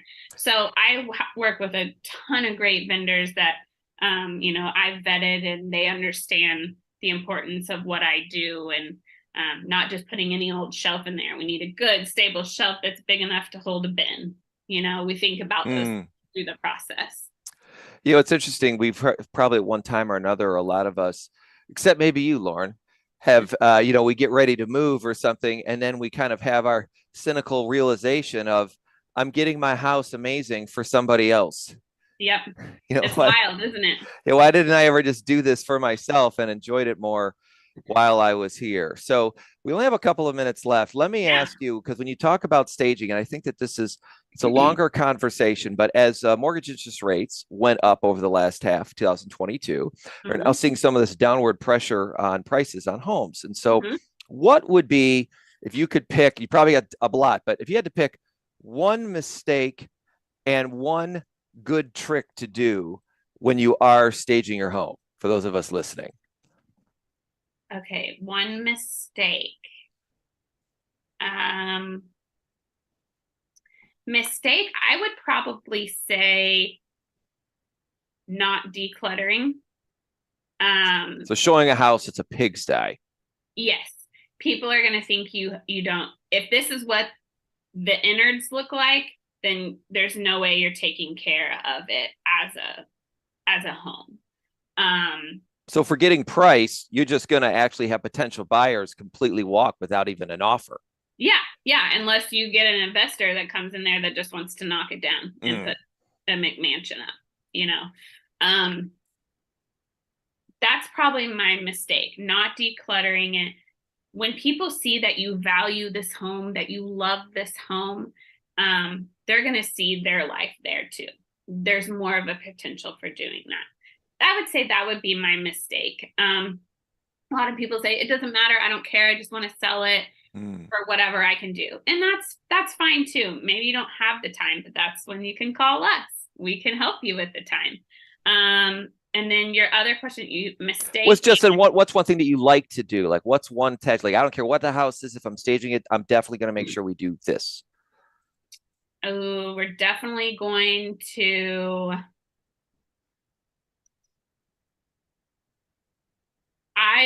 Me personally, and my experience in working with realtors, we definitely take less personal photos down. Oh, take some personal photos down off of the house, right? Maybe that makes it feel like I'm walking in. This could be my house, but for every personal photo I see, it's reminding me it's not my house. It's not my house, and I don't know. That is a beautiful answer. Like, I never would have thought of that. That's exactly why I asked. I think that's a very, it would be missed. And I could see a lot of people maybe disagreeing with that, but like, you're the one with the experience. I think it's definitely food for thought. So Lauren Stinnett, Chief Organizing Officer at orderinyourcourt.com. You can find her other contact information there. give her a look up, Lauren. You're welcome back to the show anytime you want to come. I'm really getting a kick out of having you here. Thank you so much for being with us. Thanks for having me. Y'all have a great day. You too. And thank you all for tuning in. I'm Ross Morasso. Until next time. Are you looking for even more of the podcasts and hosts that you love? The Podcast Business News Network is proud to announce that you now have even more ways to listen live. Check out the MyTuner Radio, online radio box, and Simple Radio apps on iOS and Android, or find us online. Search for Business News Network on mytuner-radio.com, or search Podcast Business News Network on streama.com and onlineradiobox.com/US. Take your podcast on the go and don't miss a minute of the action.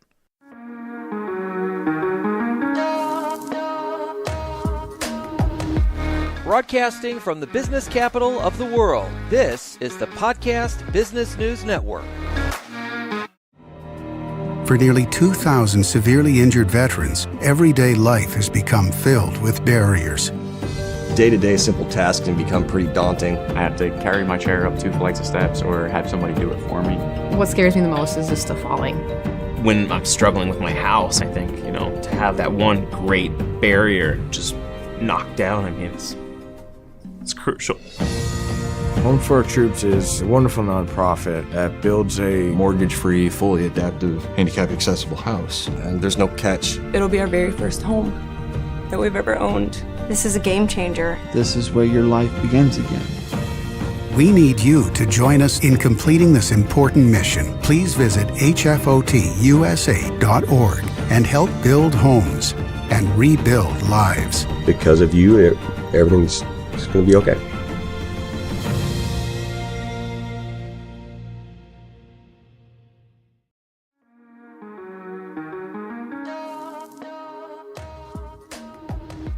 Broadcasting from the business capital of the world, this is the Podcast Business News Network. Welcome back to the show. We are joined by Ernie Harker, a man who wears many hats. Oh, yeah. He's here helping so many people, igniting their sales, and really, as he says, pour gasoline on your marketing with a brand that booms. We're going to talk about branding, marketing. We're going to talk about advertising. You as a keynote speaker, there's so much to you as a family man, as a cartoonist, a YouTube star. Artist. You say it best. Go ahead. And author. How could I forget author? So author, yeah.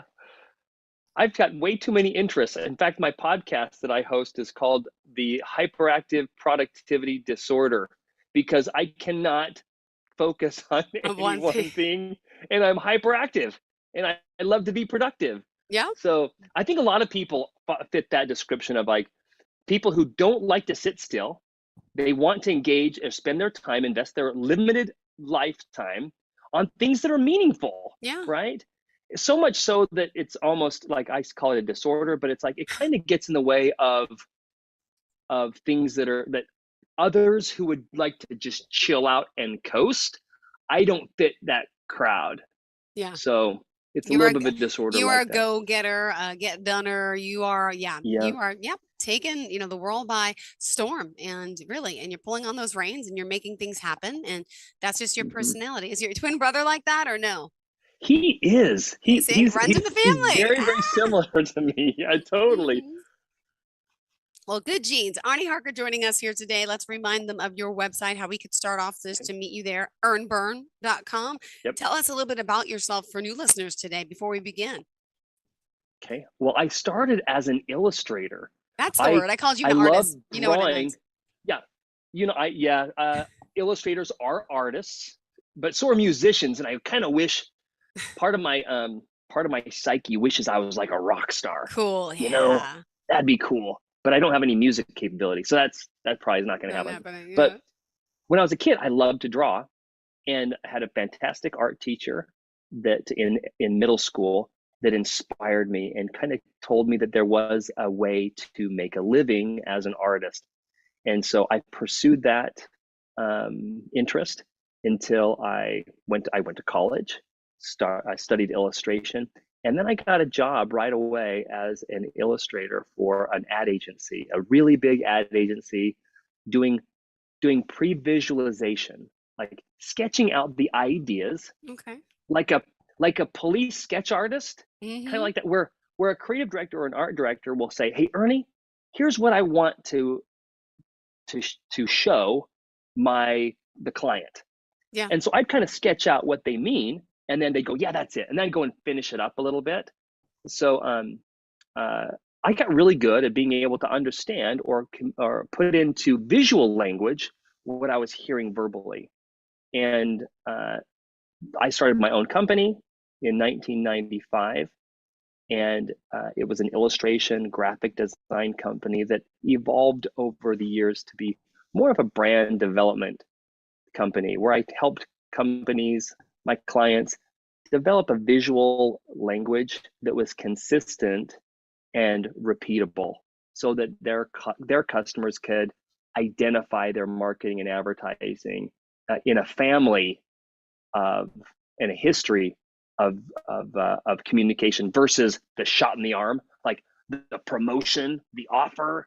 So, and then the last last thing I did was one of my clients hired me full time as a convenience store company. We turned it into a $3 billion brand. It's so awesome. And then 8 years later, I left and started consulting and speaking. So I get hired and go to all over the country. Hey, where are you speaking now? about brand development. I'm in Austin, Texas today. So this has been awesome. I presented this morning to about 250 to 300 convenience store people. So but you're from Utah, right? It's fun. But I'm from Utah. I live in Salt Lake City area.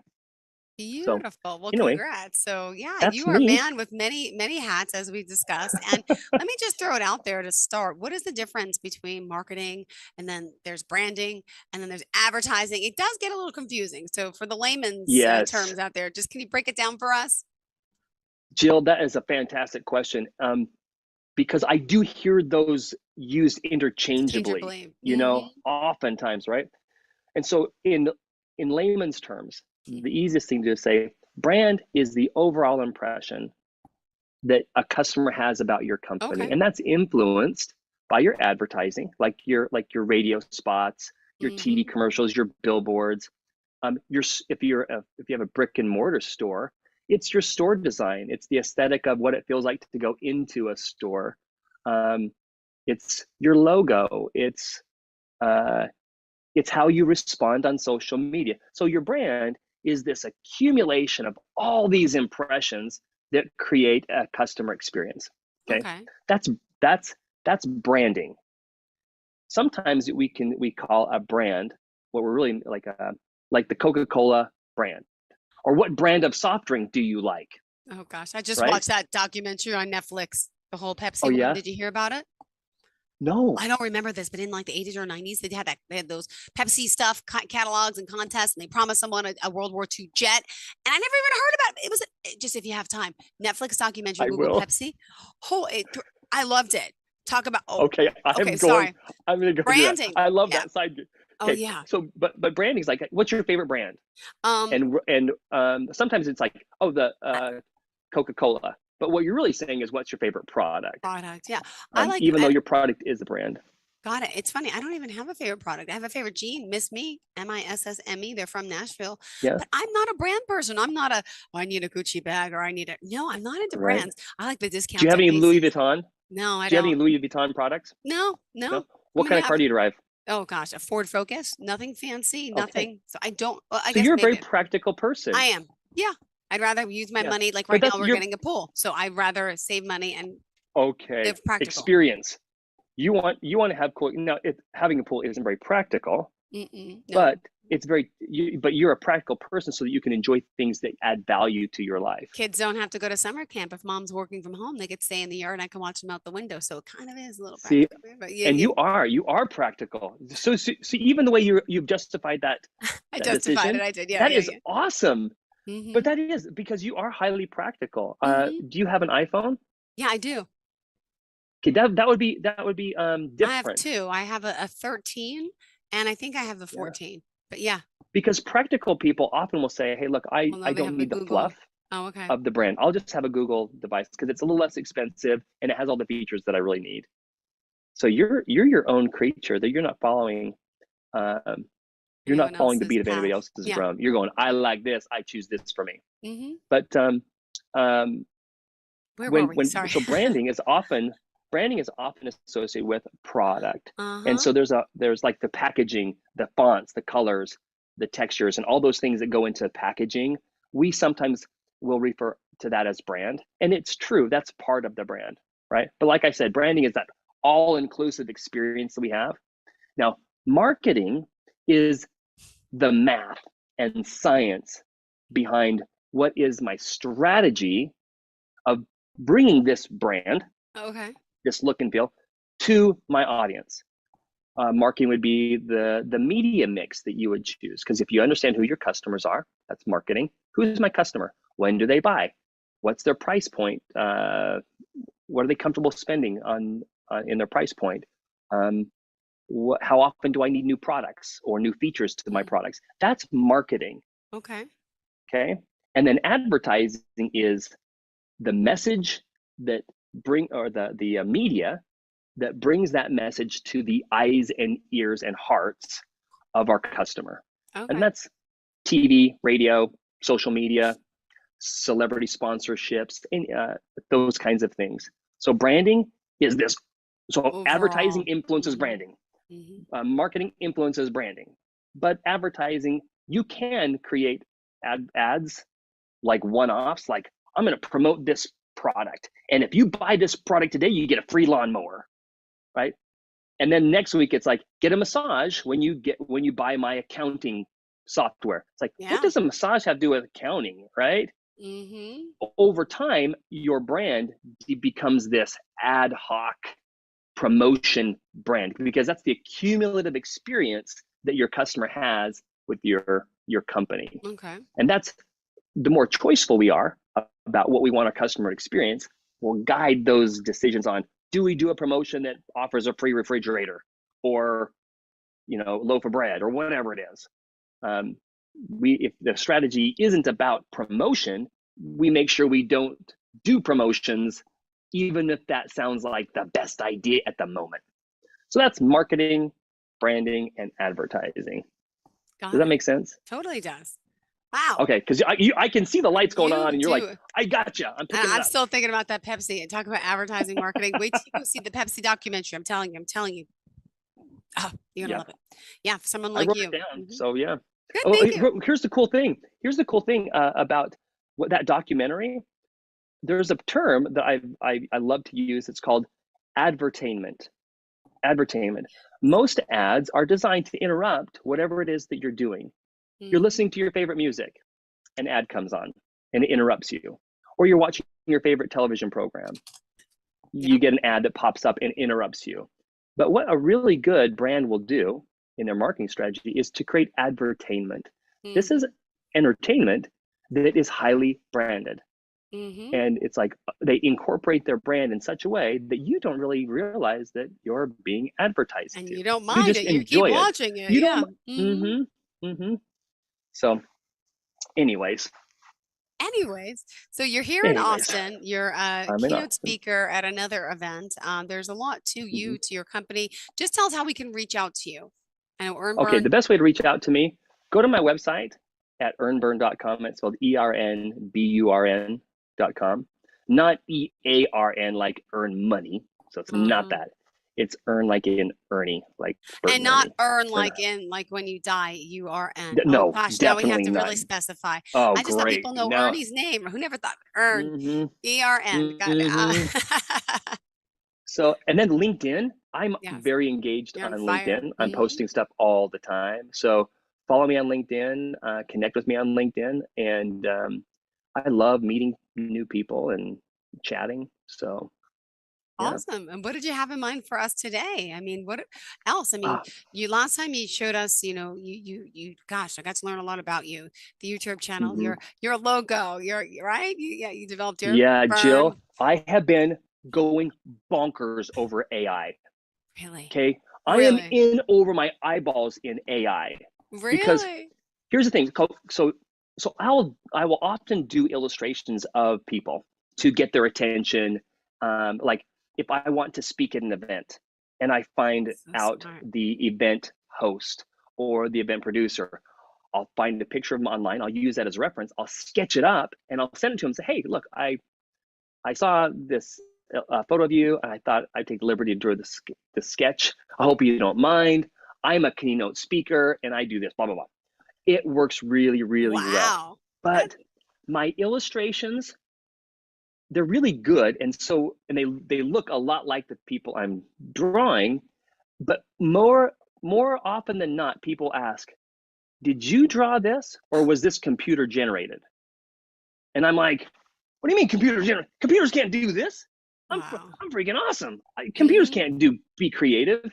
Until I came across some online software that is like freaky cool. The same thing with Chat GPT. So Chat GPT, so I spent about an hour and a half writing an ad, a 30-second ad. It's hard work. You do a lot of wordsmithing because you only have like 80 to 90 words that you can use to create a 30-second spot. And so those words have to be very choiceful. They have to have lots of meaning in them so you can convey a lot of information very quickly. So it's a very time intensive process, and it's mentally taxing. So then I went, wait a second. I wonder if Chat GPT could do an ad. I'm sorry. Can I ask you what Chat GTP is? I'm sorry, I don't even know. Oh, cool. Maybe there's people out there that don't know too. Please, thank you. Oh, good. So Chat GPT is it's an online resource. It's in beta mode. They're testing this out. This company's testing it out. I think, in fact, let's see what it's called. Chat.ai. Okay. Is the web chat.ai is the website, and you'll see Chat GPT. Okay. And what I decided to do was do a test. So what this does, by the way, what ChatGPT does is it understands human language. You can ask this artificial intelligence a question, give it some parameters, and then it will talk back to you or type back to you in easy to understand language. So instead of doing like this code prompt that tries to generate information or text for you to read, you just ask it simple questions and it references all of the internet. It aggregates the topic that you're talking about. It takes all this information and then it spits out a succinct paragraph for it. So if you're a writer, this should scare you or inspire you. True. Okay. So I'll give you an example of how it works. Sure. So I said, hey chat, here's the exact question. Write a 100-word script for a radio spot that influences entrepreneurs, so my target audience, entrepreneurs, to pay for my online branding course. Okay, that's all I did. Here's what it said. Okay, and I'm going to be the announcer for this. Okay, good, I love it. This is the Chat AI. Are you an entrepreneur looking to take your business to the next level?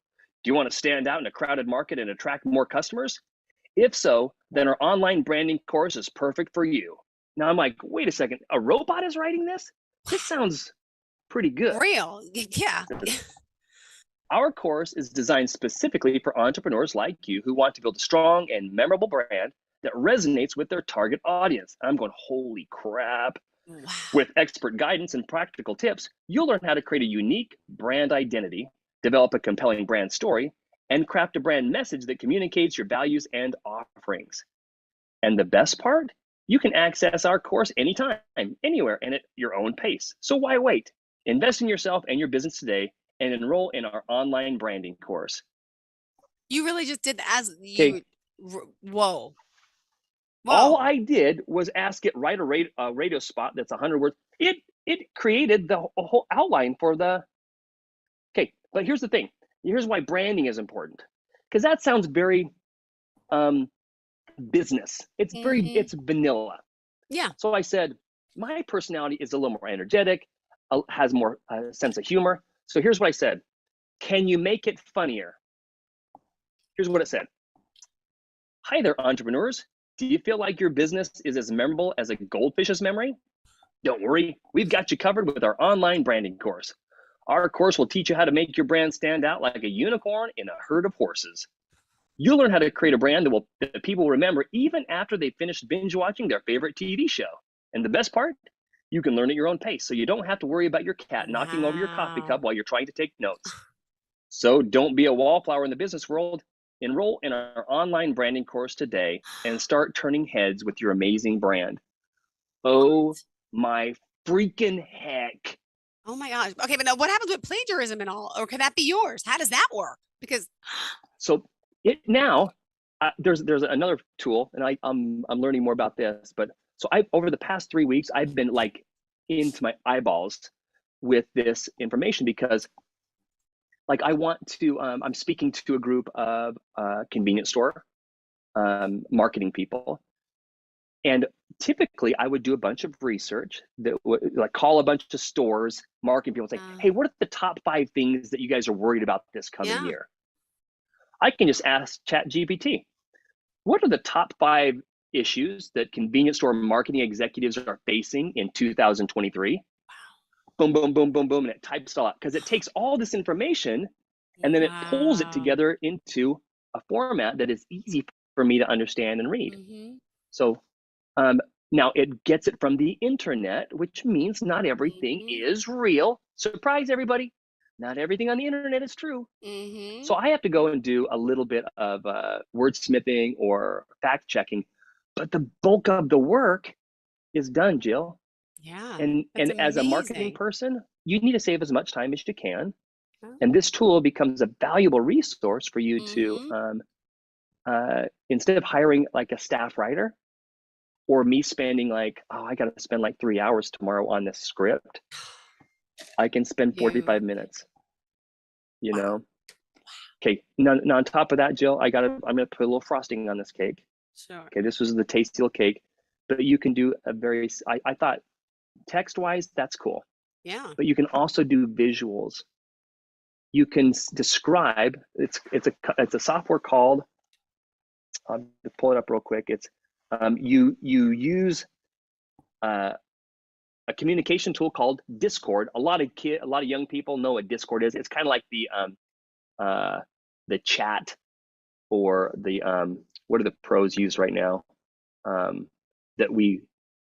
It's always on your computer. That you're always talking to each other back and forth. I don't use it very much. Don't laugh. Myself, I'm going to say instant messenger. I'm thinking AOL. Don't laugh. Yeah, basically it's kind of like that. So that's what Discord is. And Discord allows you to access, here it is. I'm going to pull this up for you. Software called Midjourney. Okay. And Midjourney allows you to prompt an AI that will generate an image that follows your description. It can be hyper photorealistic. It looks like a photograph. Like cat wearing a baseball hat backwards. What kind of cat? Calico cat. Tiger wearing a baseball hat. So it creates, so it can generate images by resourcing all the photos and illustrations on the internet and coming up with a unique visual that's not its original. It doesn't find a photo, like it's not a Google search that finds an existing photo. It creates a new image for you. Wow. And depending on your license, that you can pay for a license, that can become your property. So it's basically you created it using a prompt. That's yours. Or if you use the free version, anybody can see and anybody can access the images that you create. And that has become mind-blowing too, because in my world, graphic and visual communications has been kind of like the domain of hyper creative people with strong skills in those areas. That's becoming a level playing field where you don't have to be a really good artist or a really good photographer to create beautiful or stunning pictures. But however, I do know that photographers make the best prompts for image generation, because they can say, use this lens, this virtual lens, at this f-stop, Aperture, at right, this yeah. whatever, aperture, right? Because they know the language to use to generate the best images. And illustrators can say, hey, create a picture in the style of Van Gogh, of a cat on a swing, Starry you know, night. whatever. Yeah, Starry Night. Yeah, your version of Mona Lisa in Starry Night, and it generates these images. So I'm going to put together I put together a introduction to AI for marketing on the 11th of April. So I'm not sure if our listeners are going to hear this before the 11th of April, but that's what I'm doing, because I'm super excited about bringing the knowledge that I have to start a discussion on how marketers can use AI technology now. Oh my God, that's fascinating. I learned so much today. That's scary. I'm sure other people were. I had It's never even kinda heard of scary. that type of program. Holy cow. So Yeah. where's this course? Is it going to be live on your website? It's going to be live. It's going to be live on my website. Right now, it's on a place called Eventbrite, but I'm putting a link on my website today. I've been at a conference all day today, and You're a little busy. I stepped away so I could have this conversation with you. Thank you. Because you're important. Thank you. No, you are important. This is you. This is beautiful Austin. Got to see a downtown view of Austin from his hotel. Thank you for that. Oh, it's great to be heck out yeah. and alive in it. But do you like country music though? I'm not a big country You're not? music fan. No. Are See, you? Utah, I love it. And I'm from New York. I'm a Yeah. Long Islander Okay. who's obsessed. But it's so funny to Okay. meet someone. I just thought Midwest. I thought everyone loves country in the South. I thought it was just us New Yorkers that didn't get it. Well, I got it. That's awesome. So You no probably honky stand out. tonking, no honky tonking tonight for you. No honky tonk for me. My twin brother though, he's way into it. Way into country western. Yeah. And he'll, like, when we go boating, we love going boating together. So when it's his turn to get up on surfing behind the boat, he likes to listen to I'm gonna buy me a truck. I'm gonna buy me a boat. And a boat, a truck to pull it. Yep. Yeah. Yes. Oh my gosh, she sings that song. Not Thomas Fred.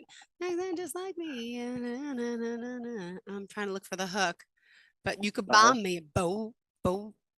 I don't sing either. And a truck to pull it. Yeah, it's so cool. Something cooler with a silver bullet. Yeah. Something. I love it. So that's him, and he's up there loving it. I'm like, the only time I hear this music is when he's around. And where does he live? Where do you guys boat? He lives about 45 minutes north of me in a place called Kaysville, Utah. So I'm assuming lakes, Utah. right? You're on the lake? Salt Lake is like the Dead Sea. There's like nothing living in that thing. Okay, got it. And you don't want to go boating in that thing. It's nasty. But there's other lakes, mountain lakes and stuff like that. Cool. But I'm so excited about the technology that we can use to make marketing and branding easier and or faster.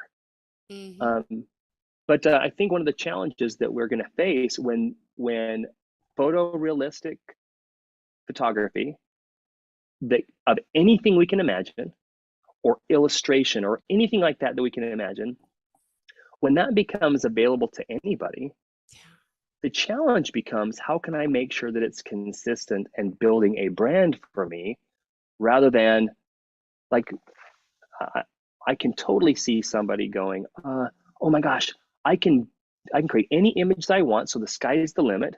So a furniture company going, oh, let's do an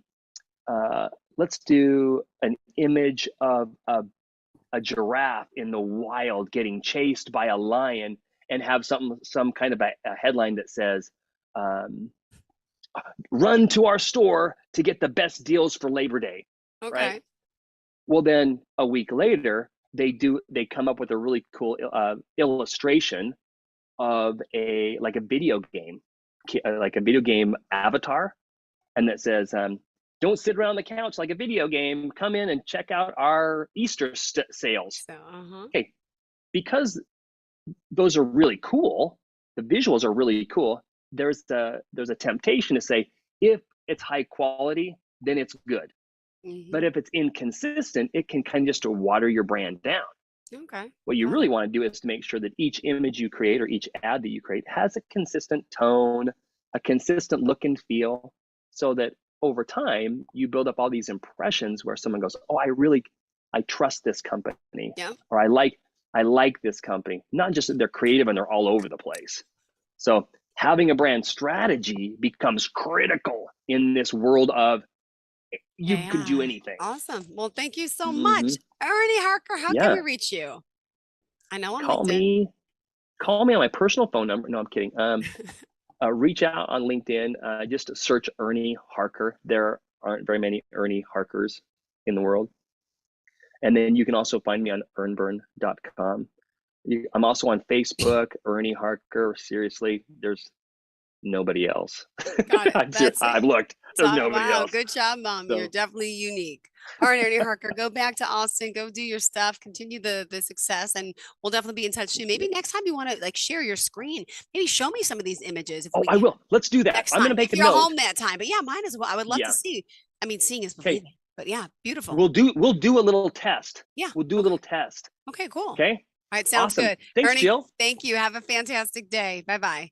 Are you looking for even more of the podcasts and hosts that you love? The Podcast Business News Network is proud to announce that you now have even more ways to listen live. Check out the MyTuner Radio, online radio box, and Simple Radio apps on iOS and Android, or find us online. Search for Business News Network on mytuner-radio.com, or search Podcast Business News Network on streama.com and onlineradiobox.com/US. Take your podcast on the go and don't miss a minute of the action.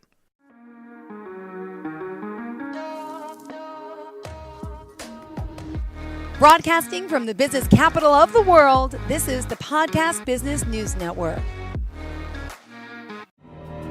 For nearly 2,000 severely injured veterans, everyday life has become filled with barriers. Day-to-day simple tasks can become pretty daunting. I have to carry my chair up 2 flights of steps or have somebody do it for me. What scares me the most is just the falling. When I'm struggling with my house, I think, to have that one great barrier just knocked down, I mean, it's crucial. Home for Our Troops is a wonderful nonprofit that builds a mortgage-free, fully adaptive, handicap-accessible house. And there's no catch. It'll be our very first home that we've ever owned. This is a game changer. This is where your life begins again. We need you to join us in completing this important mission. Please visit hfotusa.org and help build homes and rebuild lives. Because of you, everything's going to be okay.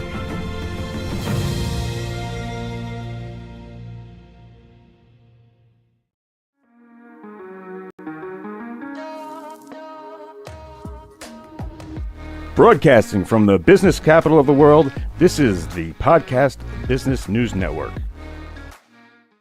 Okay, thank you, Mr. Producer. We are back, and I'm joined by the one and only Miss Catherine Manning from Southern Fried Spirituality.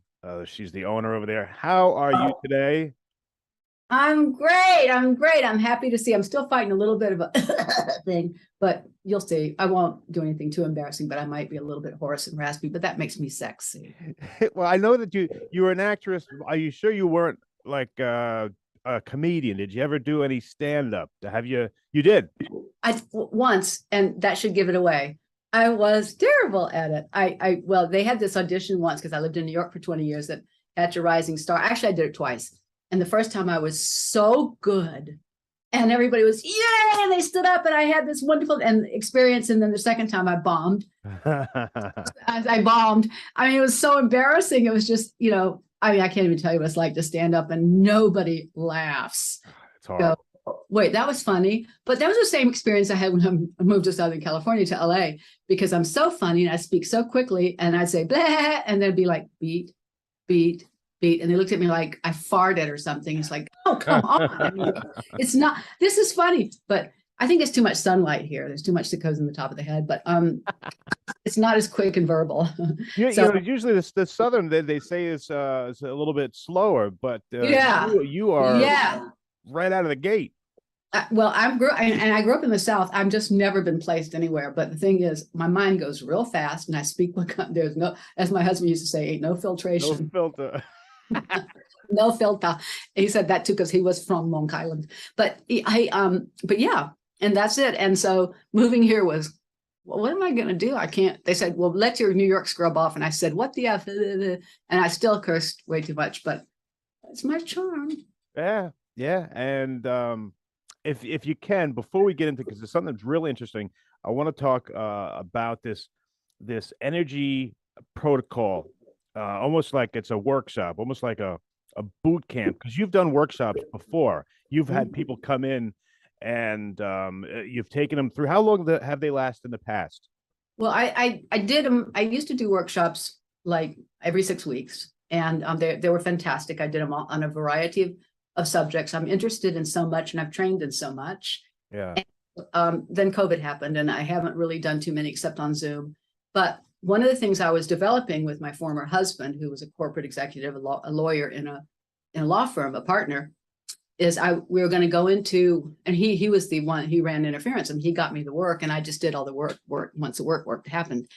I would teach what I knew, because I don't teach anything I don't do. I just won't. I mean, so my body is my Petri dish. So if I do something, I'm teaching it, I do it. Right. And I'm for the pudding, because I don't know. All my life I've gotten sick a lot. I just get sick, but I don't think like, oh God, I'm sick. I just get well. And sometimes I don't mind being sick because I get a break and I get to lay in bed and watch TV. So that it doesn't bother me. I don't think good, bad, yes, yin, yang, black, white. I don't think like that. It's just, I'll get well. I go to doctors. I don't see a difference between Western and Eastern medicine. I think that's all a crock. Everything is God. Everything's the same. So I take a pill, it's God. If I take a herb, it's God. It doesn't matter to me. I'll get well. So I don't teach medicine, although I was once reported for prescribing medicine without a license. Uh-oh. I did it. I mean, I gave one of my samples of antidepressants that somebody had given me in my office. I gave it to somebody. She reported me. I went in front of the judge, and he goes, "Did you do that?" I said, "Yes."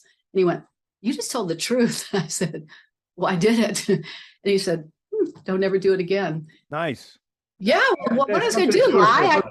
I did it, but I did it. I gave it to her, and I didn't say responsibility like that. It's awesome. Well, I did it, and it didn't have my name on it or anything. And he said, "Don't do it again, but thank you for telling the truth." And he looked at the courtroom. He went, "Did you hear that?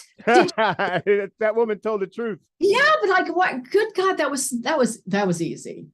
You know, I lied more during my divorce trial, which everybody lies, and that's what the judge said to do. I swear to God, she said to.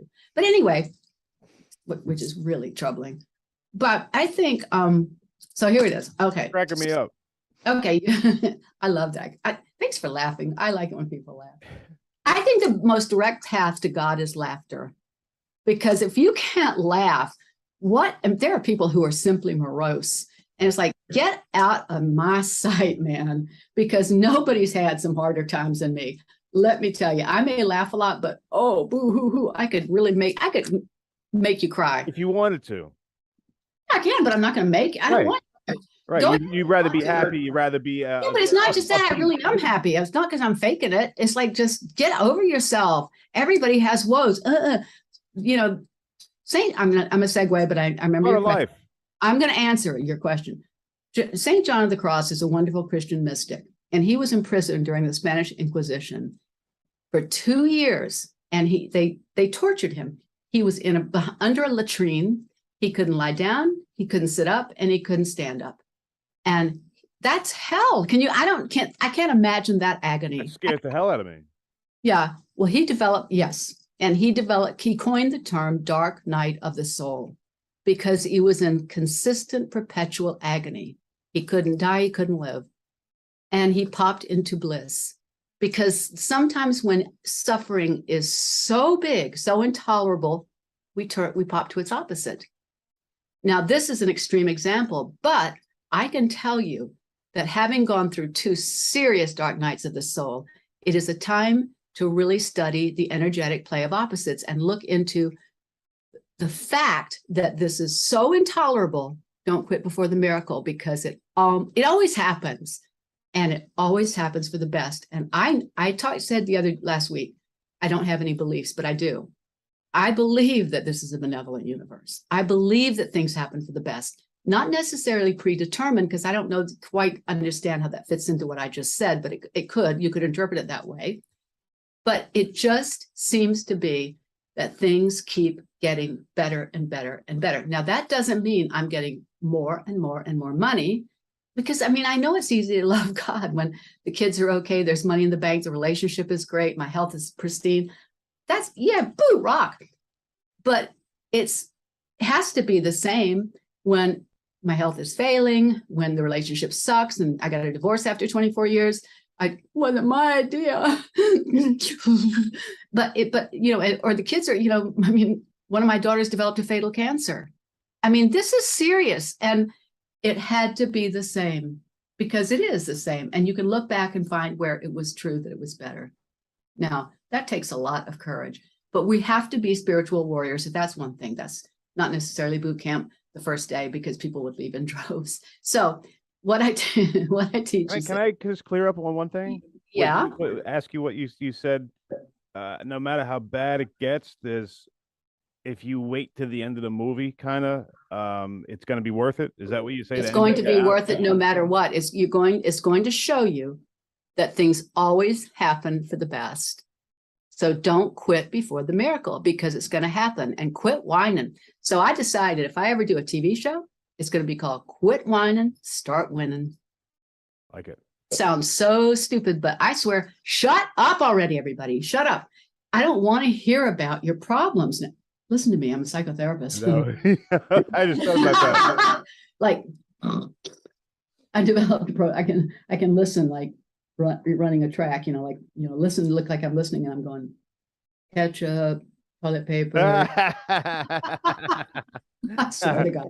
Oh, anybody in therapy. It's really, because people, it's really like, oh, please.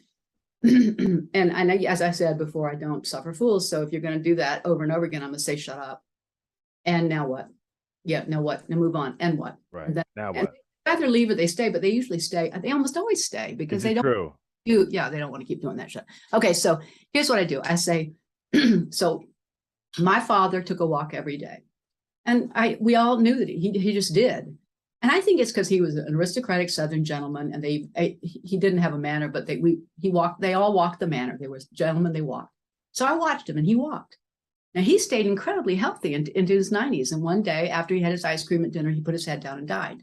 See, that is health to me. That's like, that was thoughtful. Thanks, Daddy. You didn't make us all go crazy and suffer. You just went, darling, this ice cream's delicious. Bonk. Swear. That's a great death and a great life. Yeah. That is, and he never said an unkind word.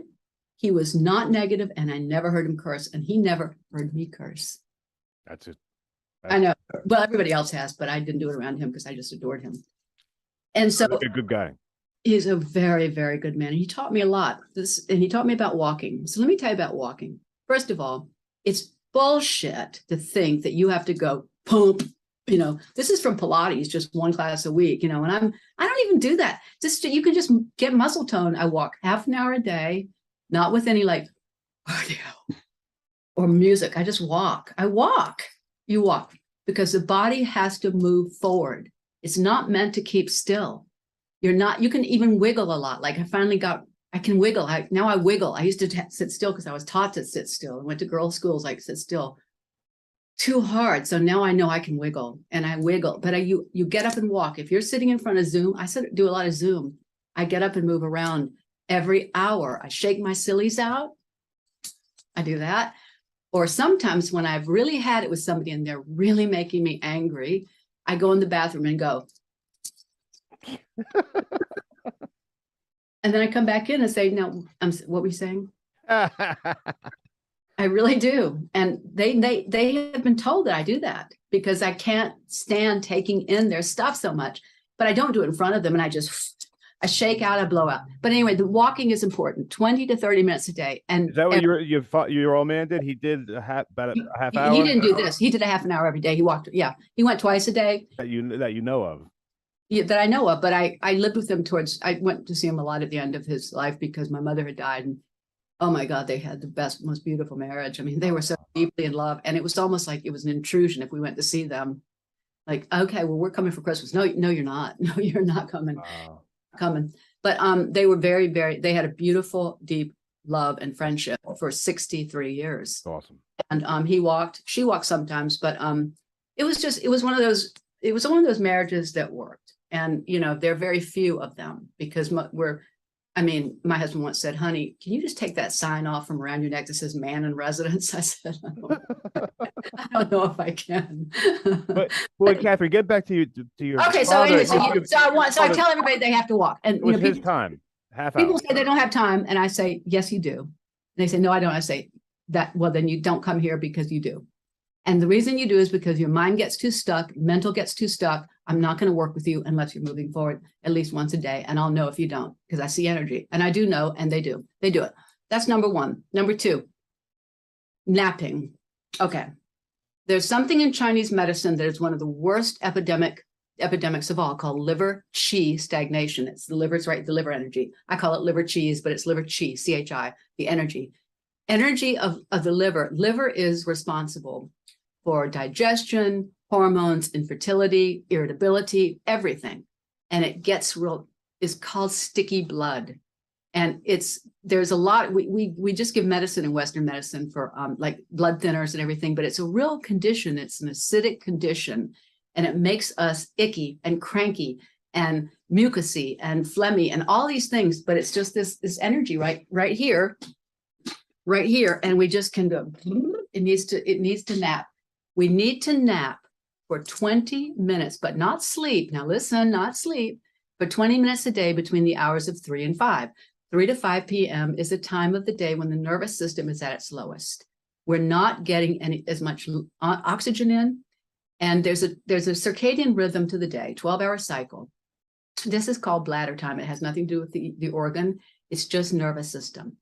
It's why the Mediterranean cultures are so much healthier, because they siesta. So what we're supposed to do, and this is what I teach, and I just taught a workshop in it, and people got a tape of my dulcet tones saying, relax now, relax this, relax that.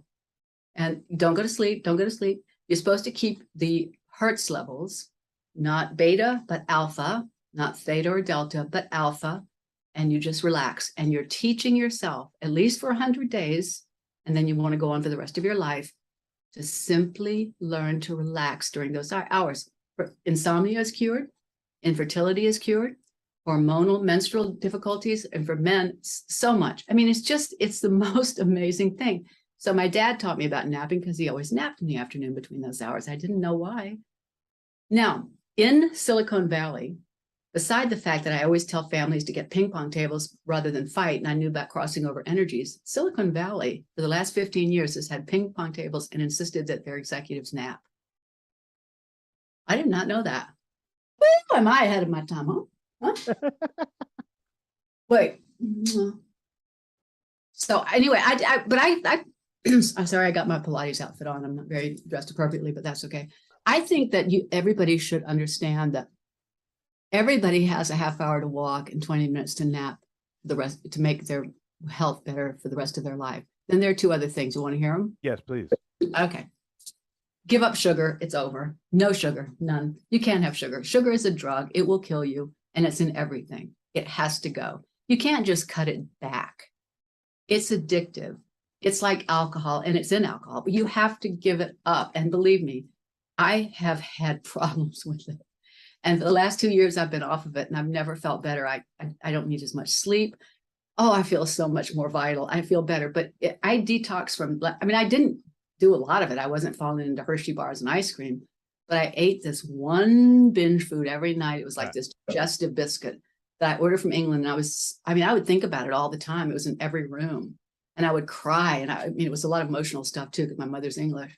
And I have it with my tea, and it was in my car. Even the dogs were backing up when they saw me, and they would go, run if I didn't have any, because they were so awful. But the thing is, I sobbed for 2 weeks with that detox, and no sugar at all, nothing, none. And it can't be an ingredient. So I read labels. It's supposed to be, I think they said the fifth ingredient That's why I don't go to a 12-step program, but if I did, it's the 5th ingredient down. So I don't have it. What And I about fruit? Oh, fructose. See, it's it's not sucrose. Sucrose is an empty calorie, but fructose is a good calorie. Okay. Fructose is fine. I eat so much fruit. I eat 1.5 pounds of fruit a day.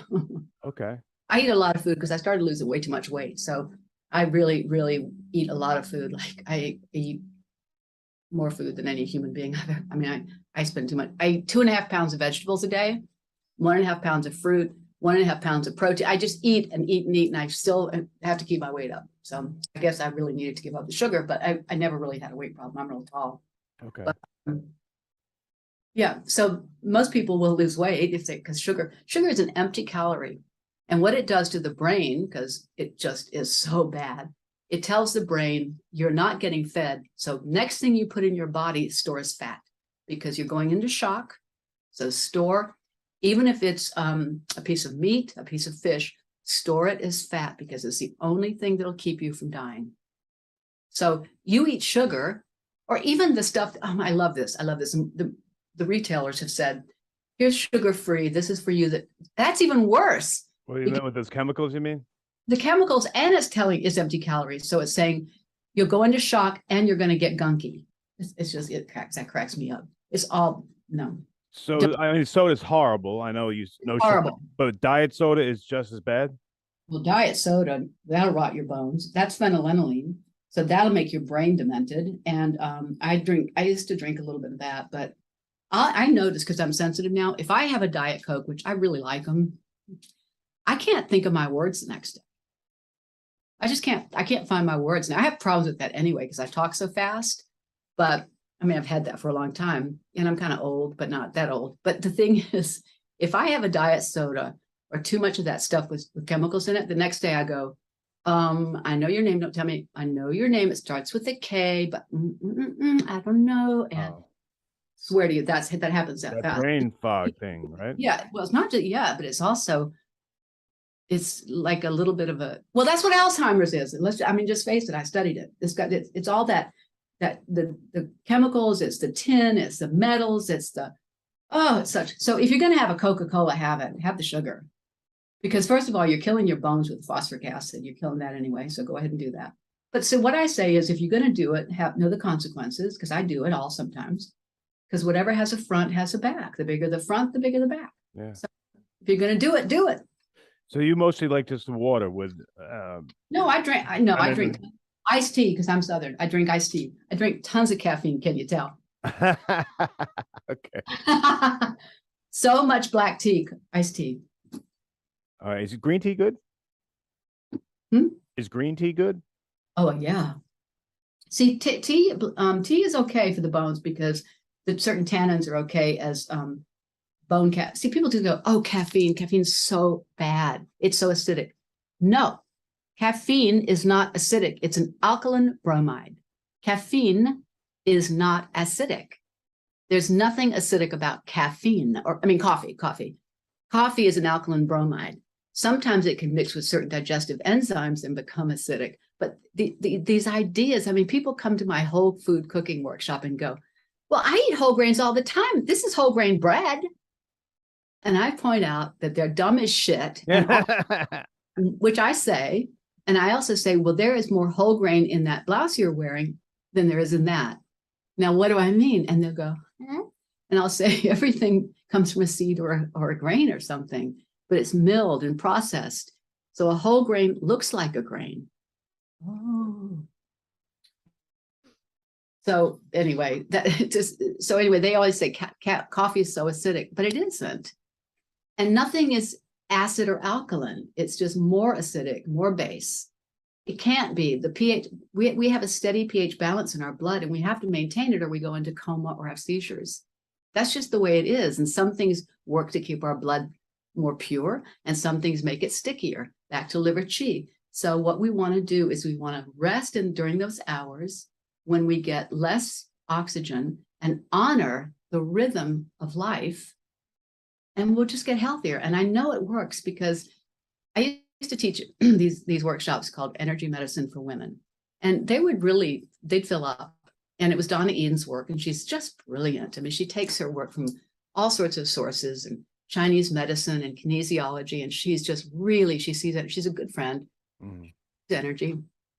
And in this energy medicine for women, this one woman came and she was really difficult. She'd been infertile for 15 years. And she said, I don't think anything's going to work. I said, okay, then whatever.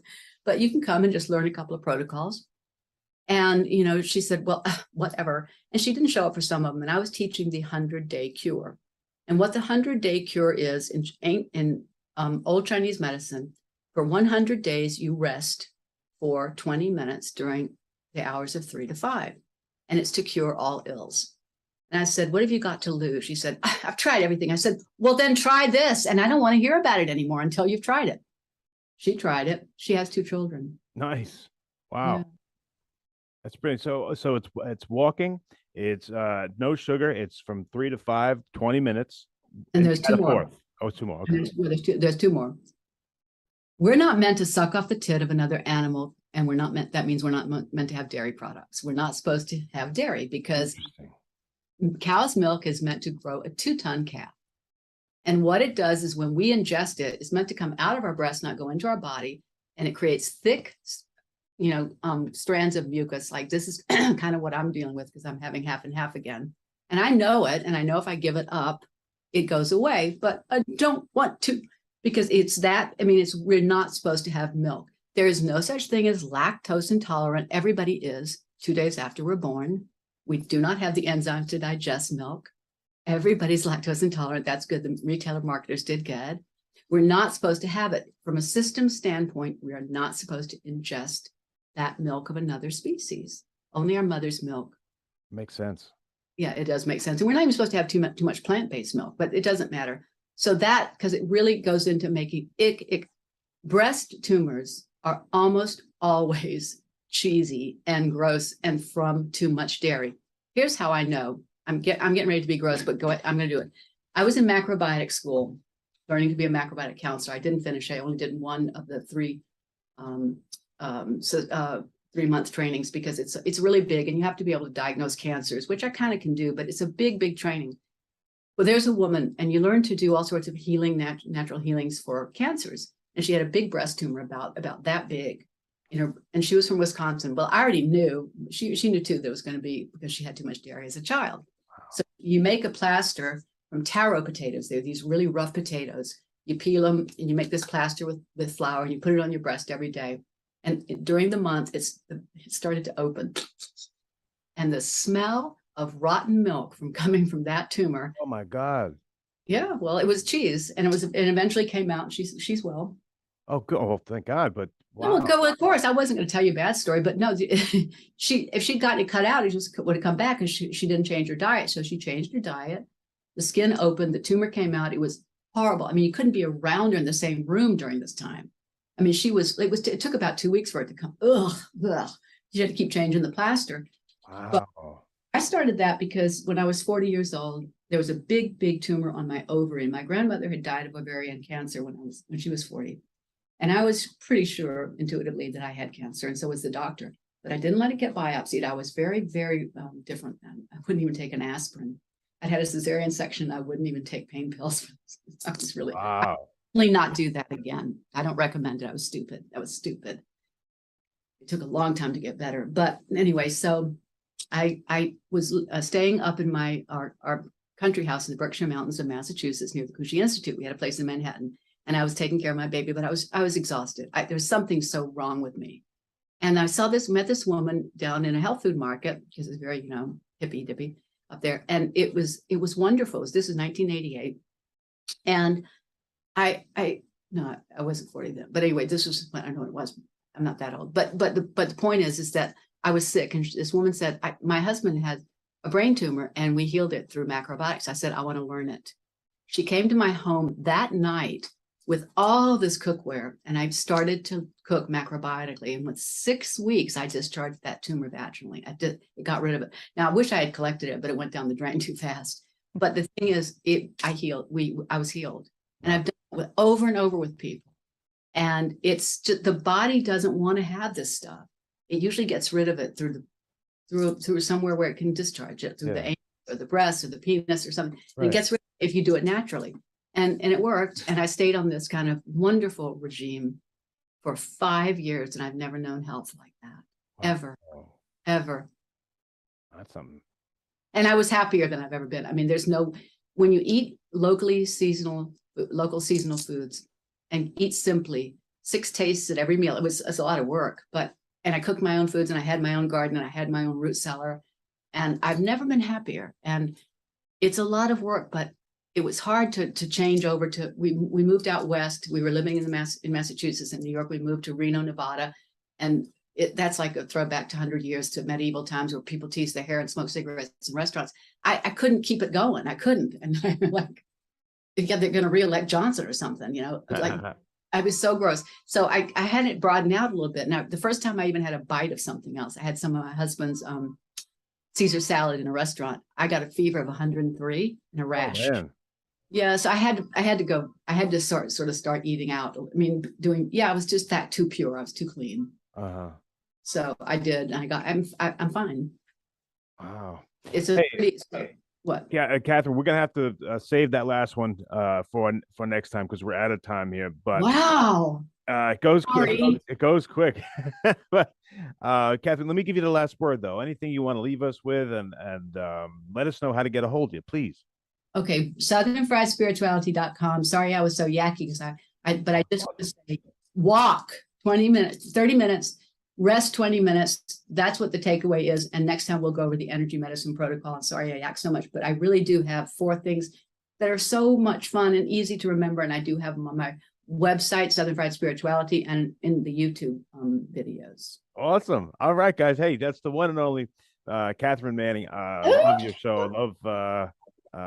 Love your take on things. So refreshing. Thank you. Thank you. Guys, we'll be right back. Are you looking for even more of the podcasts and hosts that you love? The Podcast Business News Network is proud to announce that you can now listen live on the MyTuner Radio and online Radio Box apps for iOS, Android, and the Amazon App Store. Or check us out online. Search for Business News Network on mytuner-radio.com or search Podcast Business News Network on onlineradiobox.com/US so you don't miss a minute of the action.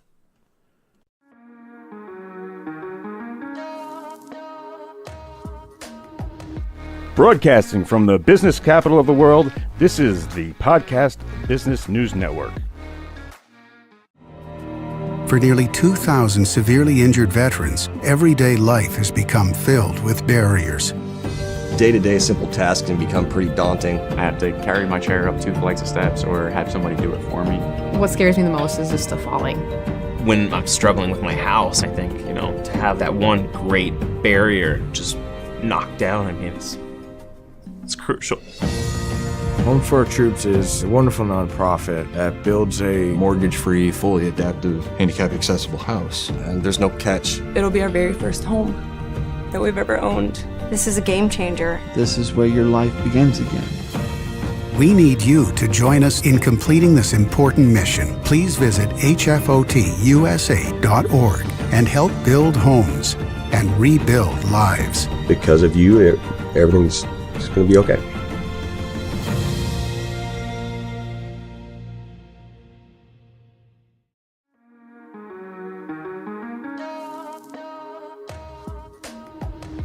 Broadcasting from the business capital of the world, this is the Podcast Business News Network. And welcome back to the show. We are joined by Kristen Keller here once again. And by the way, I just got your email. How you doing today? I'm good. How are you doing? I'm doing well, sweetheart. Thank you. You're the owner of Papa Drop with Kristen, which is an affiliate of APL Go, right?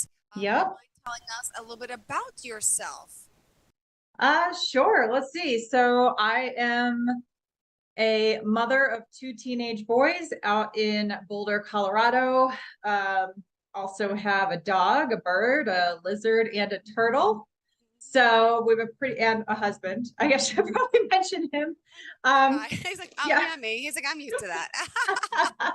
So we live out here in Boulder, Colorado, originally from New Jersey, and he's from New York. So miss the East Coast quite a bit, actually. But yeah, I'm happy to be here again to talk a little bit about our plant DNA drops and just kind of how this all started. Great. I want to hear more about them for sure. Of course, their ingredients and why each of these ingredients makes sense for this specific drop. So, what is the drop? And before we go into that, could you just give us a quick little overview in a sense of what you mean when you say plant DNA drop? Yeah, sure. So, a rapid plant DNA drop, like it helps to think of a lozenge, like a hard candy. And these have been available in Europe for over 11 years now, and they're new to the US. So we're just 11 years behind Europe, but that's okay. We have them now. And when you suck on these drops, they taste delicious. They taste like candy, but everything is 100% absorbed into the bloodstream and it gets to work immediately. So that's the rapid part. And then the plant DNA comes from the fact that we found a way to actually extract the DNA of the plant, charge it with negative ions, and this is really a smart technology because as the DNA is going through our bloodstream, our DNA actually pulls what we need from that plant DNA and it regenerates and restores our cells. And we're the only ones that provide that direct to cell nutrition. And the other cool thing that I love to say, just with the plant DNA is that because of our technology and the delivery of it, there are no interactions with our drops and no side effects. So that's pretty unique. Ooh, absolutely is. Continue. What else do you want to share about these drops? Well, I thought that today maybe we could go into one of our most popular drops called Relax or RLX. Okay. And we have 17 drops total. And this just is one of our most popular ones. Basically, the ingredients in it, it's a combination that supports the ability for the body to achieve relaxation and mental calmness. And we have hundreds of testimonials on this drop, just as far as how it's helped with sleep and how it's helped with stress and anxiety. And I have my own personal story involving my son, but we can get to that later. So I thought we would just kind of go through this one drop out of the 17 that we have and look at what ingredients are in it. Important. And I guess why those were chosen to be in this drop. Perfect. All right. So what do we have? And by the way, it's Relax, RLX. Thank you. Yes. RLX. Yes. So I'd like to show you, so I'll tell you the ingredients first. So the ingredients in it are chamomile, Siberian ginseng, passion flower, ashwagandha, banana, and a lettuce. Wow. I know, lettuce surprised me, but it's very interesting and we'll get into that. But before I go into each ingredient, I have to show this book, which is basically, and I have the blurry background. So you can I can't see it. Yeah, I know, darn. But it's called Potent Superfoods for Lifelong True Health. It's written by Mary Esther Gilbert. And this is basically my Bible that I go to whenever I'm kind of curious why an ingredient was included in a drop, or if I'm looking for a drop that might be good for something. This is just a fantastic resource, and it is where I went for a lot of the information that I'm going to share today. So with that, I guess. Well, let's start with the first ingredient. Could you break it down into detail? And I think it was chamomile you mentioned, right? Chamomile, yes, which I'm sure isn't a huge surprise to many people out there. I mean, we have chamomile tea, like everybody's pretty familiar with the calming effects of chamomile. But yes, I mean, it's been and something that is just, and I won't go into this, but something so fascinating about these ingredients, and I'll show you when we get to banana actually, is just the number of benefits they have beyond what's even in this drop. So it's just, some of these ingredients will be found in several of the drops, like ashwagandha, but for different reasons. The chamomile, yes, I mean, it's been found to help people who suffer from insomnia. Studies have shown that it can act as a mild sedative for mild anxiety cases. And it contains an amino acid called glycine, which has nerve relaxing actions. So while I said that's probably the most obvious one to include in here, yes, that is why. All right, continue. Good, keep going there. So chamomile, and yeah, I know about the chamomile tea. What was the next one? The Siberian ginseng. Siberian ginseng, yes. So this specifically in the root of Siberian ginseng, it contains compounds that prevent the degenerative biological, chemical, and physical effects as a result of stress. So again, it has a very beneficial property when it comes to stress and keeping the body calm. Okay. Interesting.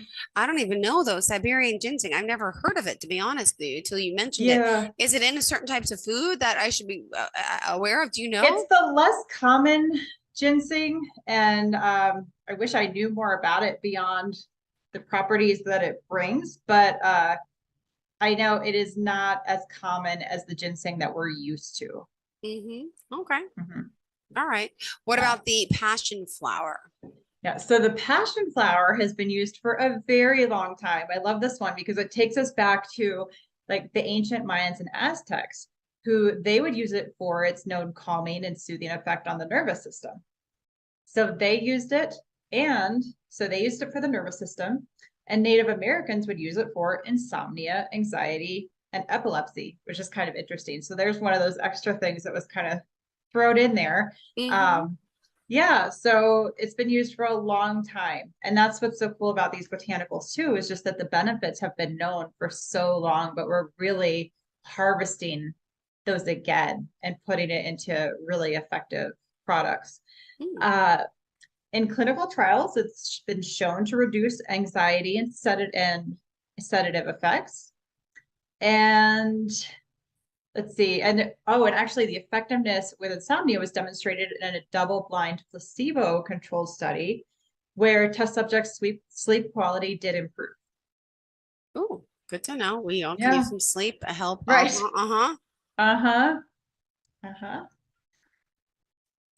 And by the way, I got to ask you about for the drops. What do they taste like?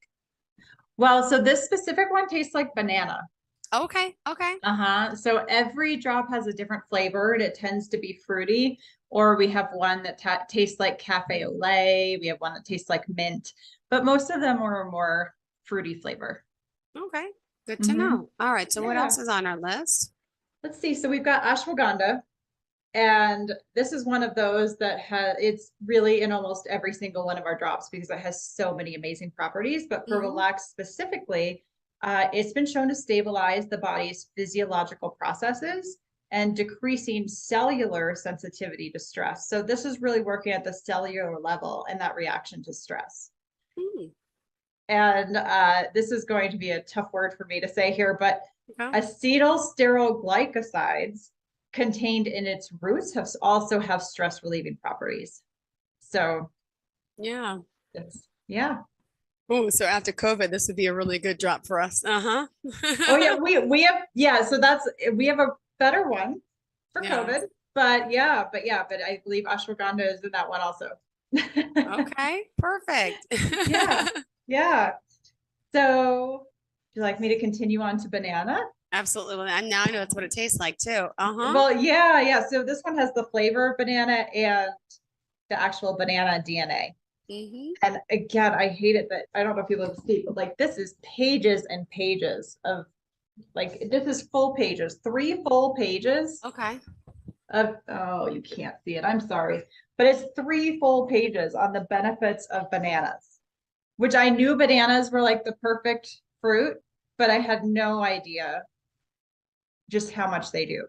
But as far as like the specific things, so a banana contains B complexes that help to calm the nervous system. And something else it contains, which I didn't know, and this will sound familiar to everybody who has turkey on Thanksgiving, is it contains tryptophan. And so the tryptophan, which the body converts to serotonin, and then this is a hormone that helps to relax and improve your mood.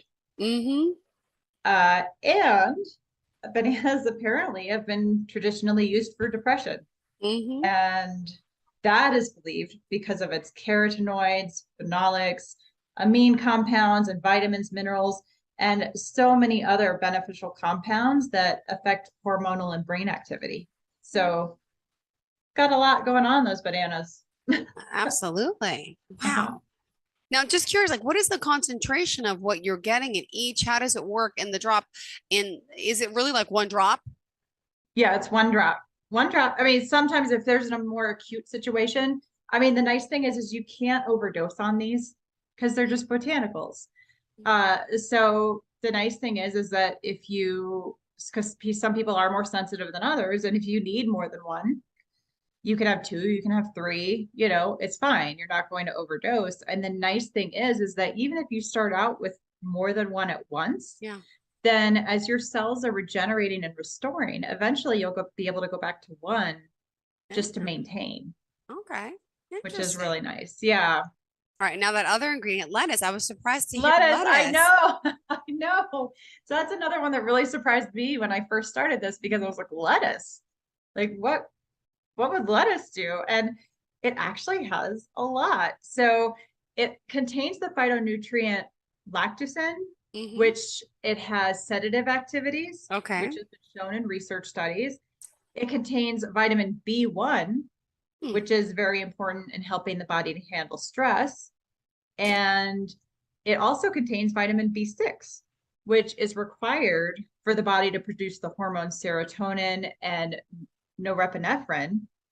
And those influence the hormone melatonin, which we're all pretty familiar with melatonin, which then helps to regulate the body's sleep-wake cycles. So I know some people take, you know, a melatonin supplement in pill form or whatever at night to help them sleep. What's nice is, you know, this is going to actually help you create your own melatonin. Awesome. So, puts us to sleep naturally, not with any types of drugs that we shouldn't be taking. Yeah, and it doesn't knock you out. It's not like a knock you out drop. It really is it just calms your mind. So it's kind of like when you have the racing thoughts and everything, it just calms your body and mind so you can drift off to sleep. But it's not, you know, like you're going to take it and just pass out right away. So. All right, good to know. And by the way, I know when we talked last week, your website, we got to remind everyone how to contact you. It's papadrop.com. It's Papa Drop with Kristen. Perfect. Good. Thank you so much. All right. So what else did you want to share about lettuce and then about the relax drop? Yeah, well, nothing really about lettuce or, you know, that's really all of the ingredients we went through them. But I think you could see how with all of them having such positive characteristics that contribute to relaxation and, you know, just mood and calming, how they would come together in this little drop to be so effective. I do have some testimonials from that I could share. Yeah, if that would be of interest. Absolutely. So, and I have to say whenever I say this, that, you know, this is not any medical claims, it's personal experiences that I have experienced or these people have experienced and shared with me. So first I'll cover, I mentioned my son earlier. So he is a teenager. He's now 18. And there was one day when he came home from school and he was in the middle of an anxiety attack. He suffers from general anxiety and he came home and he was in the middle of an anxiety attack. And I always would feel so helpless. And honestly, I never understood anxiety because I have not dealt with it. But, you know, I wanted to help him. And so I just took one of these drops and I said, here, suck on this. And I walked away. And 20 minutes later, he came down and he was fine. He grabbed his tennis racket and he went back to school to go to tennis practice. Okay. And so now he carries those around with him so that if he starts feeling those feelings of anxiety coming up, then he'll like pop a drop or two, and hence the Papa Drop with Kristen, but he'll pop a drop or two, and it helps. It helps to prevent it from getting to that level. Wow. So yeah. So that is one. And then the other one is my friend Susie. She actually takes it for sleep. So if she doesn't take it before she goes to sleep, her issue is more she wakes up really early, like 3, and then can't get back to sleep. So what she is, and this is great too, is you could kind of figure out what works best for you, right? So she'll get up, and when she wakes up at around 3, she'll suck on a drop as she gets back to sleep until around 7 or 8, which she would never do before. So she just loves it because she gets a few more hours of sleep every night, and just has her feeling better overall too. Oh, amazing. And let me just ask you, like you mentioned, there's no specific amount that you could take. It's not hazardous. It's not. Tell me about the natural ingredients in the product itself. That's in all of them, I guess is what you mean. So, so you have the sweeteners, which are the beetroot and molasses. Those are in every drop. Okay. And then those are really those and the flavoring of the drop, whatever drop, in this case, banana. Those are the only other ingredients beyond the active ingredients that we just talked about. Got it. And it's all natural. People would say, well, why do we choose you? What's so special about these drops compared to, again, this nutrition elsewhere? What would you say? Right. Well, for one, it's 100% absorbable. So you're not taking a pill or a powder or something that when you take a pill, it can take days to go through your digestive system. And even once it does, you're not even absorbing probably even half of that. And then you eliminate the rest. And so you are not getting 100% of the nutrients that you need. These are also charged with those negative ions, which I know we touched a little bit on last time, which is that energy that surround us out in the environment. It's that good energy that we get from just being out in nature, by the beach, the waterfall, and the mountains, or just putting our toes in the grass. These are they're called negative ions, but they're good. That really combat the positive ions that we face every day with the toxins and pollution in the air, and with our cell phones and our computers. Like, those are all positive ions. So having those charge this DNA, I mean, you're getting not just the benefits of the botanicals delivered directly to your cells, and your cells pulling what they specifically need, what you as an individual need, but you're getting those benefits from those negative ions as well. Wow. All right. And they taste good. So, do they? Yeah. Awesome. Yeah. And let's remind everyone how they can reach out to you, please. Sure. So I would say probably the best way at this point, there's a site if you'd like a sample, and that site would be www.popadropsample.com. That's a great way to reach out to me, because then I'll be in contact, and whether you want a sample or not, we could answer whatever questions you have. Perfect. Thank you so much. And again, Kristen Keller joining us here. Is there, could you tell us the price point of these? Is it something that's affordable? Oh, yes. This drop in particular is very affordable. I think I've mentioned before, I don't charge any of my customers retail price. For retail, it's $50 for a box of 30. But I sell it for wholesale, which is $25 for a box of 30. So that's less than $1 per drop. Awesome. All right. Well, let me ask you. So now, you mentioned Braden's experience and story, and your friend and your own. Does your husband use them? He has a couple of times, specifically for sleep. He does have a little bit of trouble falling asleep at night. So yeah, when he's having more trouble, he'll try one. Yeah. Is there, the whole stress thing, right? Everyone's anxiety, stress increased. We talked about that with COVID and the pandemic. So these can help calm, the chamomile's calming, right? Is that the word I'm looking for? Right. Calming. That's exactly it. And it's like your body and your mind. It just calms you. Yeah. Well, also, if you go to the website again, Papa Drop with Kristen, it brings you right to the page, and it talks about the manufacturer and, of course, all that they're doing. Let me ask you, the technology they use, it's SA, what is it called? Accumulate SA. Accumulate SA. Yes. What is that? So that's that whole procedure or technique that they've come up with to extract the DNA, and then the way that they get the negative ions in there, because what's such a powerful source of negative ions in nature is lightning. But as soon as you pick the plant, then a lot of the nutrients and the negative ions and everything just start to dwindle and go away. So what they do is they extract the DNA, and then they charge it. They put it into a little chamber where they safely mimic lightning, or they create their own lightning in a safe way, and charge the plant DNA that way. And so it's basically that process. And then they put it into this, little yummy drop. Awesome. That we suck and on. you also, are you guys working on beauty products or something? What else is the company Yes, doing? we also have skincare. Mhm. Yes, we also have skincare, which uses that same technology. And that means, so it's with the negative ions in the plant DNA, and we have 10 products in our skincare line. It's a European luxury line, all natural, nothing bad in it.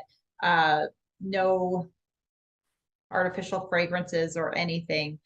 And what's so great is it uses our technology, it works on any skin type. So whether you are oily, combination dry, super sensitive, this skincare works with your skin to give it what it needs. Got it. All right, good. And we keep saying the word drop. The drops are not like drops in a bottle, like a drop. No. They're I know they're in the container. How do you take them physically? Could you explain what they look like? So they are. I wish I should have brought one with me. They're just a little like a lozenge. Like if you looked like a cough drop or something, they look like that. Yeah. And you suck on them like a cough drop, but they taste a heck of a lot better than a cough drop. Got it. Like they suck on it, you could bite it squishes out. Huh? If you bite it squishes out. What do you mean? Oh yeah, no, it won't squish out. Or no, it's just so is it it's more all like hard. There's no juice inside it or anything. Okay, so it's all hard candy. It'd be like a lollipop all through, like that sort of texture. And and kids love them. Like kids love them. Yeah, my kids don't like taking vitamins at all. They can't stand the taste of these chewable things, but these are good. No, these are really good. And even my son, who's 16, like he has, once you get a capsule that's too large, he just has a immediate gag reflex and can't even take them. So these have kind of been a godsend for us too. Wow, amazing. And how long have you been how did you discover this product, by the way? So I discovered it during COVID when I was already going through a health journey, and I had a friend who knew that, and she had started working with this company and reached out to me and said, hey, I know you're going through this health journey and I think you'd really love these products. And so I said, sure, send me some samples. I'll give them a try. And I saw what they did, just with samples. I just saw what they did for my kids and for me. And the rest is kind of history. I was just kind of like, well, I have to be a part of this. I have to share this, not with just my family, but with other people. And I know we talked about this last time, but this was after being in high-tech public relations for more than 20 years. So a little bit of a pivot, but I'm just so happy now because this is so fulfilling, just helping people feel better every day. And you also are recruiting people to work for the company too, right? That's part of it. It's a great business. You can work at home, flexible hours. I know there's great perks. How are we doing towards that cruise? Oh, I'm 4 points away. And what does that mean in hindsight? Of how does that go by sales, about like how many you sell, or does it go by clients you sign up? So we know it's people who join my team. Yes. So it's people who join my team, or it can be my personal purchases, but I'm really going for people who join my team. And we have a fantastic team forming. And yes, I mean, it's really anybody who would love a supportive team all the way to the top. Like I'm not far from the top. So if you join now, you're in a really good position of this company that is just kicking off in the US.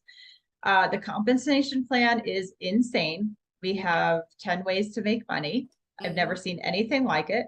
And I mean, you're helping people. And yeah, like you said, you can work from home, but you can also work from the beach if you wanted. You could go wherever you want anytime and still be able to do this. Awesome. And if we want to reach out to you, please remind us how we could do that again, Kristen. Sure. Just go to popadropsample.com. Perfect. And you'll fill out a little form there and I will be in touch with you. Awesome. And on social media, can we find you? Yes. On Facebook, I have a group called just Pop a Drop with Kristen. Perfect. Thank you so much for joining us and being here. And thank you for those very specific notes. It's great to break down exactly what's in each and every drop like this. And by the way, also, Reb, there's going to be another drop really soon. Could you tell us a little bit about that? Or that's still a secret? Yes. No, it's not a secret. And I'm so excited about it. It's going to attack visceral fat. So I'm really excited because it's not just your typical weight loss product, but it's going to really attack that very dangerous visceral fat that surrounds your organs. And I just love that. Beautiful. Thank you again, Kristen Keller. We appreciate you. Have a great day. Thank To all of our you. listeners, thank you. Stay tuned where the show is on the way.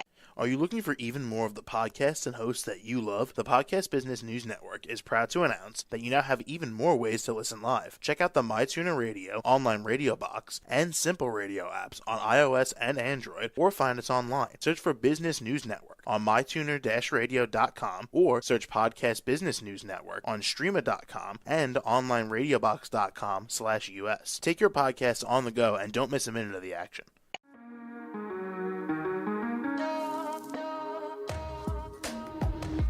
Broadcasting from the business capital of the world, this is the Podcast Business News Network. For nearly 2,000 severely injured veterans, everyday life has become filled with barriers. Day-to-day simple tasks can become pretty daunting. I have to carry my chair up 2 flights of steps or have somebody do it for me. What scares me the most is just the falling. When I'm struggling with my house, I think, to have that one great barrier just knocked down, it's crucial. Home for Our Troops is a wonderful nonprofit that builds a Mortgage-free, fully adaptive, handicap-accessible house. And there's no catch. It'll be our very first home that we've ever owned. This is a game changer. This is where your life begins again. We need you to join us in completing this important mission. Please visit hfotusa.org and help build homes and rebuild lives. Because of you, everything's going to be okay.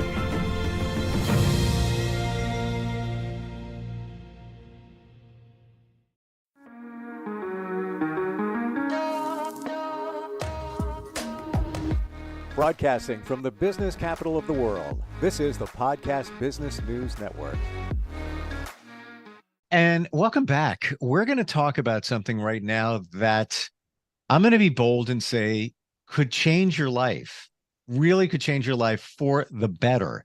And if you're one of those people that feel that you're stuck, like, I don't know why I haven't moved forward in my life, or I'm stuck in this relationship and it's not the best one, but I just don't know why I haven't changed that. Or maybe you keep meeting the same types of people and they don't serve you. It's called limiting beliefs. Potentially, that's what's happening. 2 words, limiting beliefs. And she helps people with that all the time with all different modalities, including hypnotherapy, energy work, and so much more. And she's back with us, Dr. Cecilia Cervantes from myquantumheal.com. Cecilia, welcome. How you doing? I'm doing really wonderful today. Yeah. Good to have you back. It's amazing that we learn so much about ourselves when we have you with us. And for a lot of people, they can't figure it out. Like, why don't I take the next step? Why am I afraid to move forward and get that job or accept that position or leave that job? Yes, fear comes into play. That's normal. But many times that fear is amped up from what's called a limiting belief. Why don't we explain that right there? What is a limiting belief?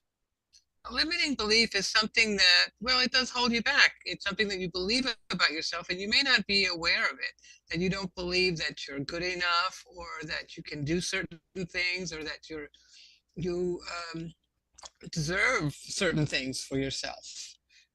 And these limiting beliefs get instilled in you at a very young age, typically, when you're young, and maybe when you're even nonverbal, and you don't realize that that's happening. And that could start as early as 2, potentially, right? Even younger. And for those of you who believe this, it could even come from a past life or generational. It can be carried through generations. We are not good enough. I'm not good enough. Going to make one adjustment here. Your microphone. Sounded great a moment ago before we got on. I would just move it. Try it right there. How's that? Perfect. Good. Excellent. Yeah, I've heard that too about past lives, even when you're in your mother's womb, that you could have experienced or maybe heard something that you Yes. internalize something, and that has held you back literally from moving forward. Yeah, you could have internalized something that wasn't even meant for you, but you took it to be true for you. And so it's a belief that you carry subconsciously throughout your life, and you may never know that it's there, but it keeps you from moving forward in certain situations. Maybe in your love life, in your health, in your business, anywhere. Is it safe to say that we all have limiting beliefs? We do. We all we absorb things throughout our life, and they can become limiting beliefs for sure. Um, we are not always, feeling that confident about certain things that we do. Maybe we don't think we're smart enough. Someone may have told us along the way, you just can't figure it out. You're not smart enough, whatever. And we carry that with us, and we can never satisfy ourselves. Maybe we satisfy other people and say, "Oh, you're so smart." And you'll say, "No, I'm not really. I wish I were smarter, but I'm not that smart." It's like when you look at somebody and you admire them, and let's say you're an introvert, you're a more quieter person, a little reserved, and you look at somebody and they just bring it on. Everything's great. I don't worry about anything. Yeah, something comes up, I'll take care of it. I've got the courage, I've got the confidence, it's all good.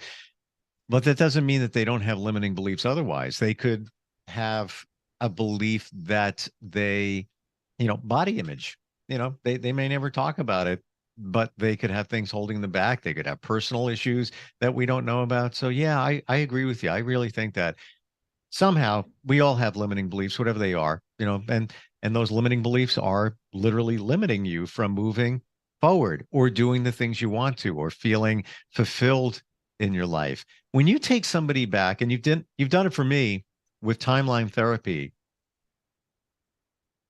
do people realize the moment in the therapy or the work that you do where the belief came from, the limiting belief? Does that happen at some point? Yes, it does. Or they realize that they have the limiting belief that, oh, that's really what's been there all along. Yes, they can discover when it happened, but it's something that repeats itself until you finally get it and move on. So the important thing is to realize that it's there. A lot of people have limiting beliefs around money. How many times have you heard that? You can hear what people's limiting beliefs by the words that they use about themselves. Like, oh, I'll never be rich. Well, why not? What's wrong with being rich? Well, money is dirty or money is evil. That's a belief. Yep. And then you never make enough money and you wonder why. Because you believe that it's an evil thing to make money. Let's look at that for a moment, centering on the money example. You could have heard from your parents, and this is a classic, depending on your generation, but I think we can relate to it, where you would hear, money doesn't grow on trees. You got to be careful. Don't waste your money. We can't afford that. Yeah, I'm talking as a kid. You're in the store. Mom, can I have this? We can't afford that.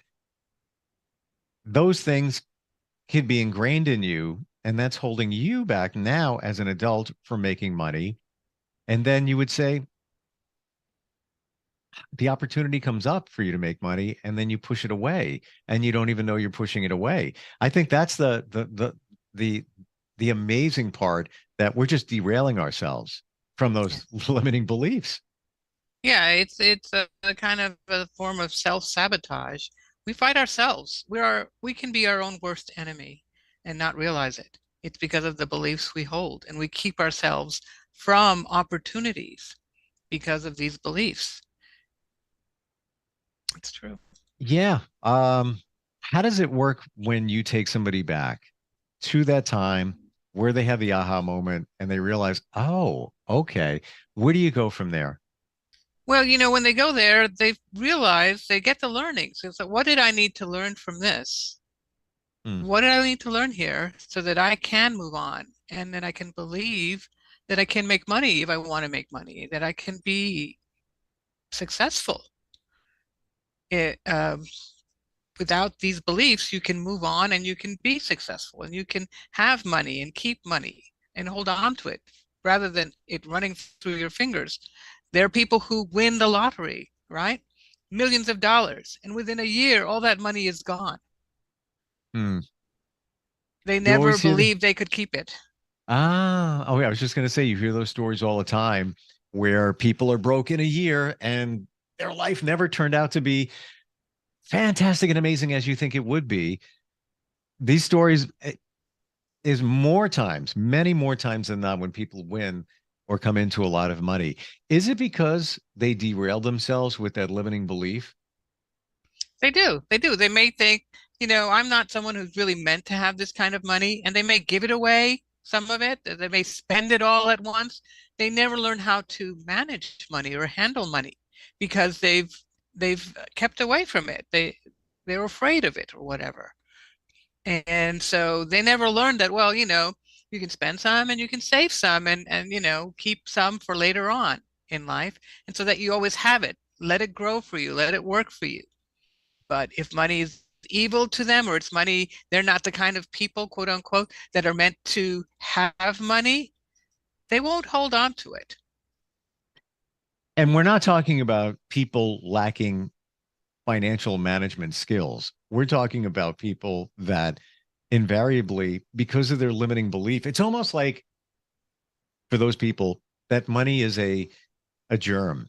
And I gotta stay away from that money. Gotta stay, not consciously, it just happens that way where, like you said, they give it away or they spend it or they push it away when obviously you would not want to do that, but they don't even know that they're doing it because of their limiting belief from way back. Exactly. And so there's no balance there.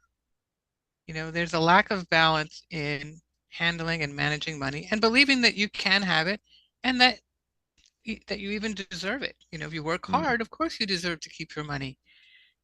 And you need to learn how to manage money. Money is really energy, and it's an exchange of energy. There's nothing evil about it. People make it evil by the way they use it, perhaps. But money in and of itself is not evil. It's not alive. How could it be evil? Well, like you said, it's energy. And I've often heard that you should create a relationship with money. Almost visualize it sitting at your dining room table and there's a place setting set for it. I know it sounds silly, but to embrace it in that way, psychologically, even when nobody's around, talk to money and feel more comfortable about it. The one thing you made me realize, Cecilia, is when it comes to working on limiting beliefs, I always thought that you needed to be fully hypnotized. And I have been before we met, and it was beneficial in many different ways. But in working with you, I found that you don't have to be hypnotized. If you don't want to be, that's fine. Because you're able to let somebody realize something just by the language that you use and the way we visualize in our mind during a session. Exactly. When you're doing timeline therapy, you're in a light state of relaxation. So it might be considered a light state of hypnosis, but you're able to talk back and answer questions. You're not in this deep state of hypnosis. And you know everything that's being said.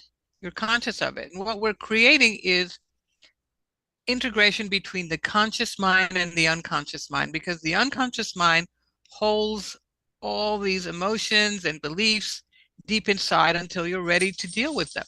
So when they come to the surface now, you're not almost asleep or in a deep hypnotic state, and you're able to consciously integrate it.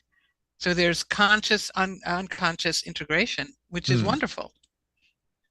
You could say that I was in a mild hypnotic state when we worked together.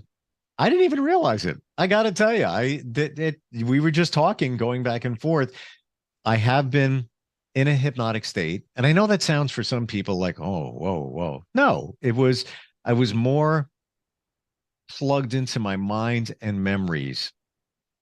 Why, I don't know. I guess it's the way the person used their language, the practitioner, and that was all fine. It was great. Um, but the way you did it, I didn't even feel like I was even close to that.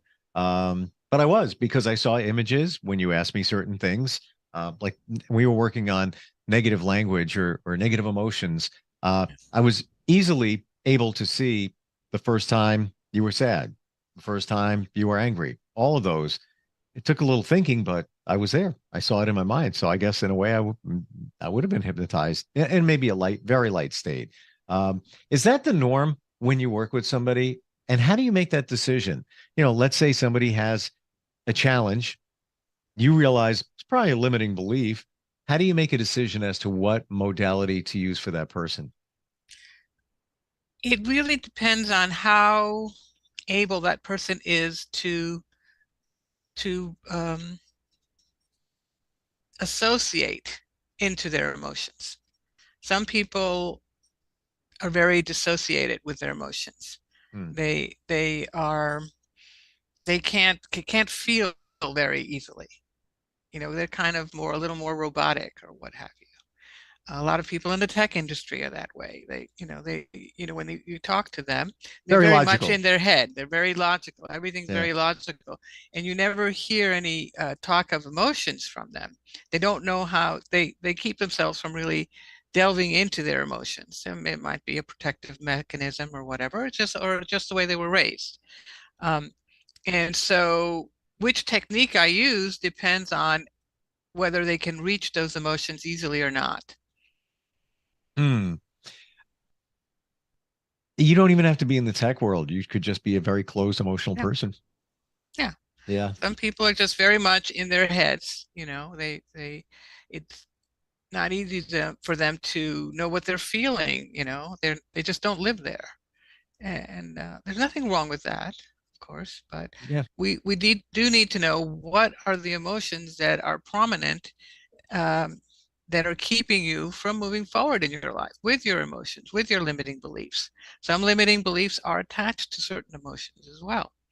So we need to know what's there that's keeping you back. Can you give an example of a limiting belief that's attached to emotion? Let's see. Attached to an emotion, well, something like I'm not, hmm, I'm not lovable, and that could be attached um, to fear of contact with others. Fear keeps us from many things, and so that if you want to not be connected to people, it could be a belief that you're not lovable, and so you're not good in relationships. Interesting that you said that. It's a cliche that guys have commitment phobia. They're afraid to commit sometimes in relationships. That can be a limiting belief right there. Mhm. Maybe they suffered a loss when they were a kid. Maybe a parent passed away. This is all hypothetical. And they're afraid of getting deeper involved because they're afraid they could lose it, that person. And that could be a limiting belief there for commitment. Or they could have been abused, or they could have been abandoned, and they never want to be that vulnerable again. True. If I fall in love with someone and they leave me, that could destroy me. I don't want to go there. Hmm. Yeah. There's so many of them. And you must have dealt with lots of them in working with people. Anything stand out in your mind, a limiting belief that somebody had? Again, this is all, yeah, confidential. We don't name anybody, but anything in your mind that somebody had a limiting belief?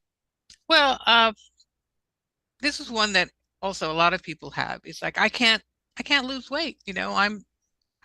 I can't lose weight. I've had several people like that, and one person who believed that he was meant to, because of his genetics, he wasn't ever going to lose weight, and he was told that you'll always be fat, Wow. which it wasn't true.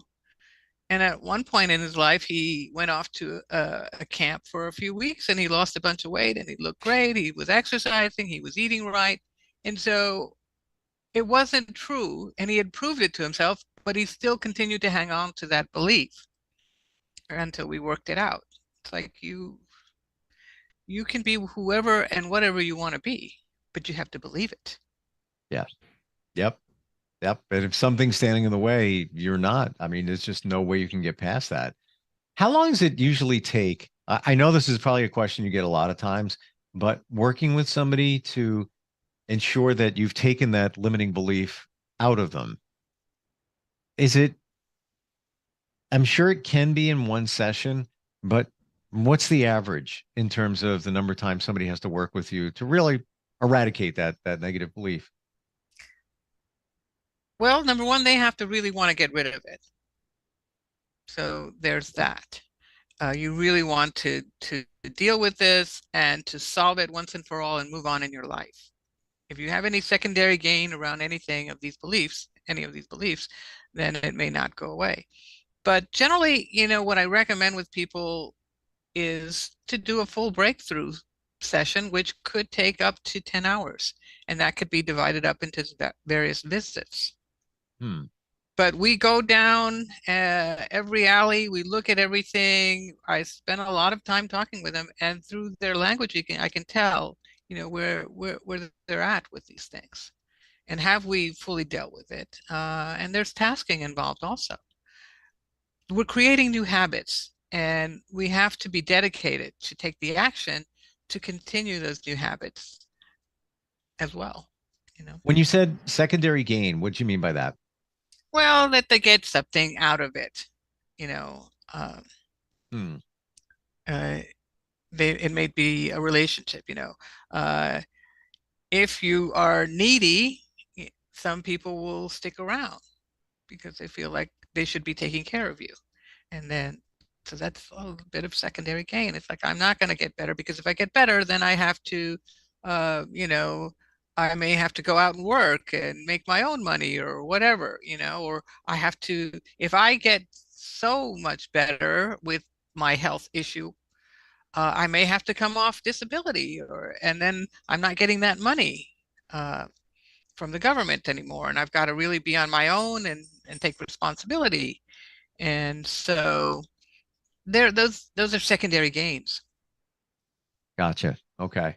So it really, what it sounds like you're saying, Cecilia, it has to be a sincere, genuine want to move forward with something. There can't be something else connected to it. Exactly. You have to want to move forward and feel that you are really done with that, and that you are going to take the action. Sometimes we get lazy, I don't want to have to, now I have to go to work like everyone else, or whatever, or this person, isn't going to be there to provide me with money or support of some kind. So people stay in relationships for the wrong reasons, and sometimes those relationships are abusive. Yep. Same thing with somebody, like we talk about, somebody has a limiting belief that they can't make money. You could work on that and you could change their belief. But like you just said, if somebody turns around and says, "Man, I don't really feel like going to work tomorrow. I don't really want to work." Well, it's not going to, you're not going to make money.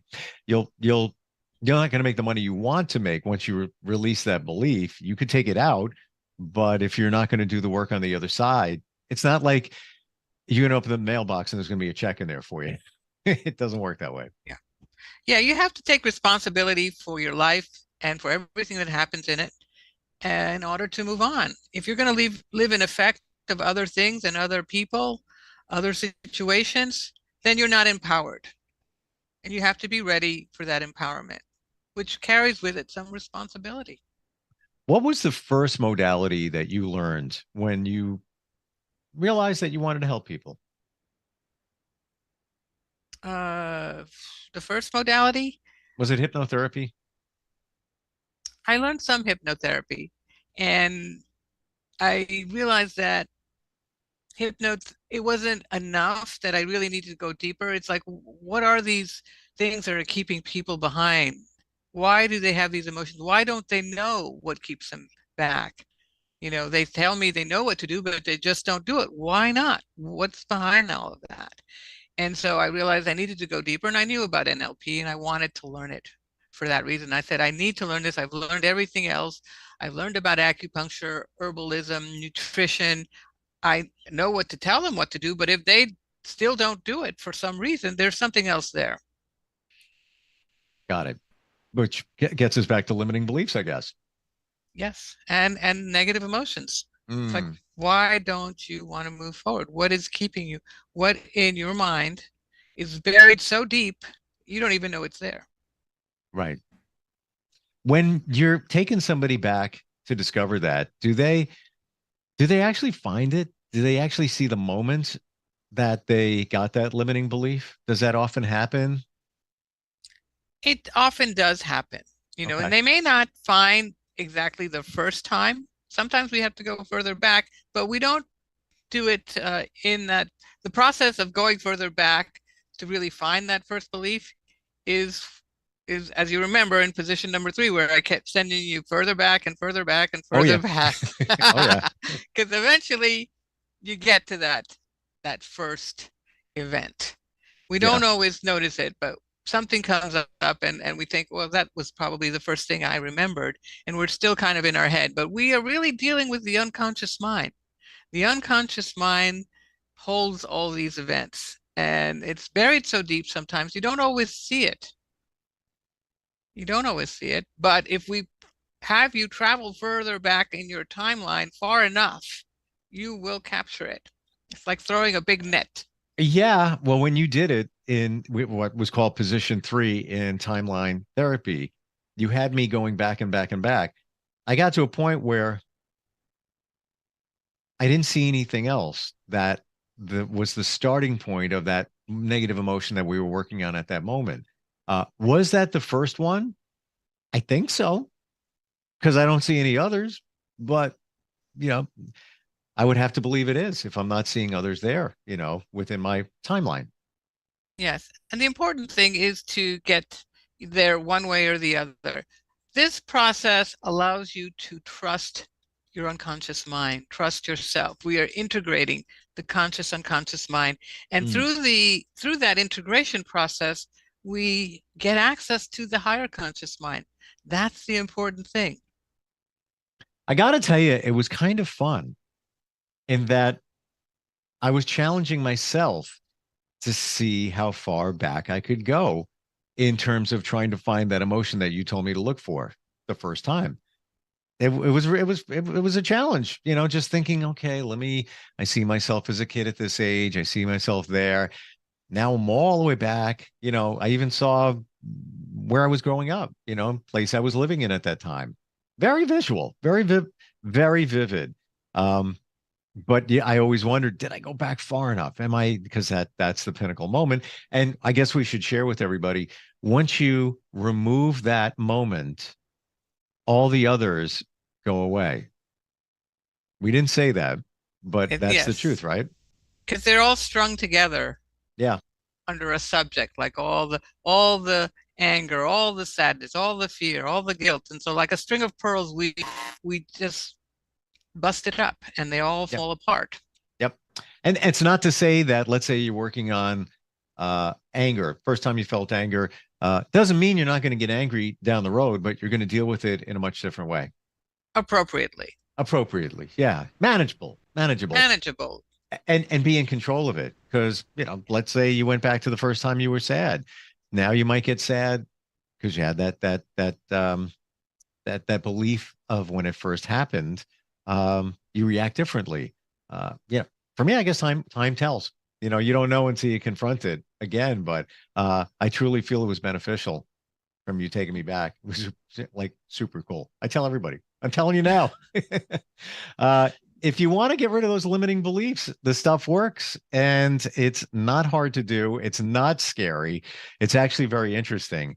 When you get it literally, I really mean this literally when you get inside your head. She's not getting inside your head, it's your head. And the other thing is, we never even talked about those situations when I was a kid that I saw for the first time. You had no idea. But to me, that's the amazing part. During hypnotherapy, I describe those situations. Different type of therapy, but yeah, very cool. myquantumheal.com is the website. And Cecilia, always great talking with you. And this stuff, this is it. This is what everybody needs to know in terms of trying to figure out why they do what they do or don't do what they do, right? It changes your life and it puts you on a fresh path. Yep. And you're allowed to, you're able to unload all that heavy stuff that you've been carrying with you all your life. It lightens you up and allows you to realize that you can do whatever you want. And it's all up to you. And you're fully in control, not to say of your life, not to say that you weren't before, but your subconscious was really in control of you. And not always a good thing. Not always a good thing. Not always a good thing. And then you want to develop that relationship with yourself and that trust in yourself. Yeah. Yeah. And you get it when you're more connected with yourself through these different modalities. Cecilia, thank you so much for being here. Appreciate it. And looking forward next time we talk.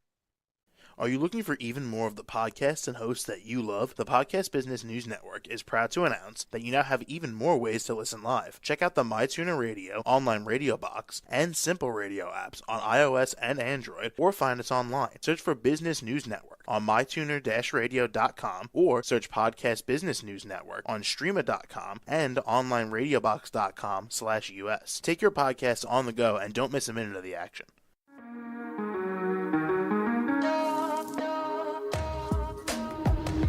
Broadcasting from the business capital of the world, this is the Podcast Business News Network. For nearly 2,000 severely injured veterans, everyday life has become filled with barriers. Day-to-day simple tasks can become pretty daunting. I have to carry my chair up 2 flights of steps or have somebody do it for me. What scares me the most is just the falling. When I'm struggling with my house, I think, to have that one great barrier just knocked down, it's crucial. Home for Our Troops is a wonderful nonprofit that builds a mortgage-free, fully adaptive, handicap-accessible house. And there's no catch. It'll be our very first home that we've ever owned. This is a game changer. This is where your life begins again. We need you to join us in completing this important mission. Please visit hfotusa.org and help build homes and rebuild lives. Because of you, everything's going to be okay.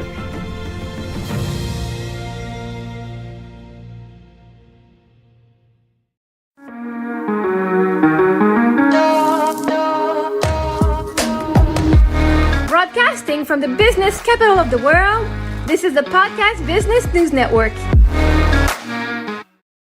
Hi guys, it's Mary-Eve from It's Me Time podcast, and I am so happy to be here with you today. I got a couple more things I want to chat with you. I always have plenty of things I can chat with.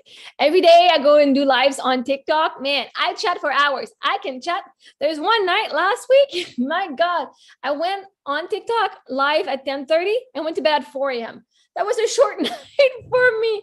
But if you don't know who I am Mary-Eve Mongrain. I'm a mindset life coach. I also am a self-love life coach. That's what I teach people, because I teach the law of attraction and law of assumption.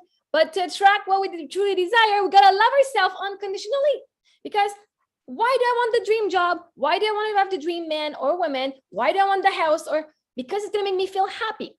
But you can choose to be happy right now. The reason we're not allowing ourselves is because we have beliefs that we are unworthy or unlovable. If I don't like how I look, I'm not fully happy. You can be really happy, but if you're like, oh my God, look at this face. Ugh.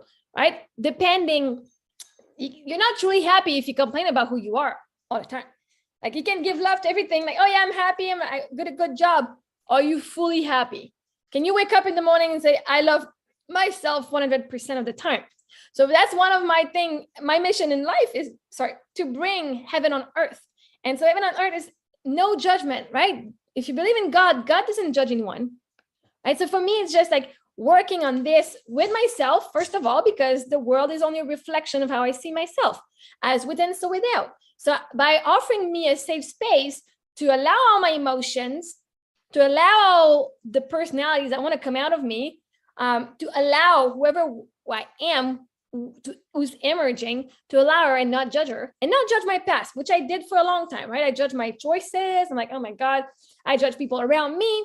But if I'm really highly critical of me, I cannot not be critical of you, right? If I'm like, oh my God, this is gross. Oh, who are they for doing that? It's because there's a part of me that does not allow myself to be expressing who I am, because I'm afraid of your judgment, because I'm judging you.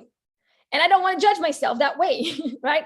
I'm a good person. So for all of you good people out there who say, I wouldn't do that, I wouldn't do that, I'm a good person, you're judging them. So right there, yes, you're a good person, but they're also a good person. They're just doing things that you wouldn't do, right?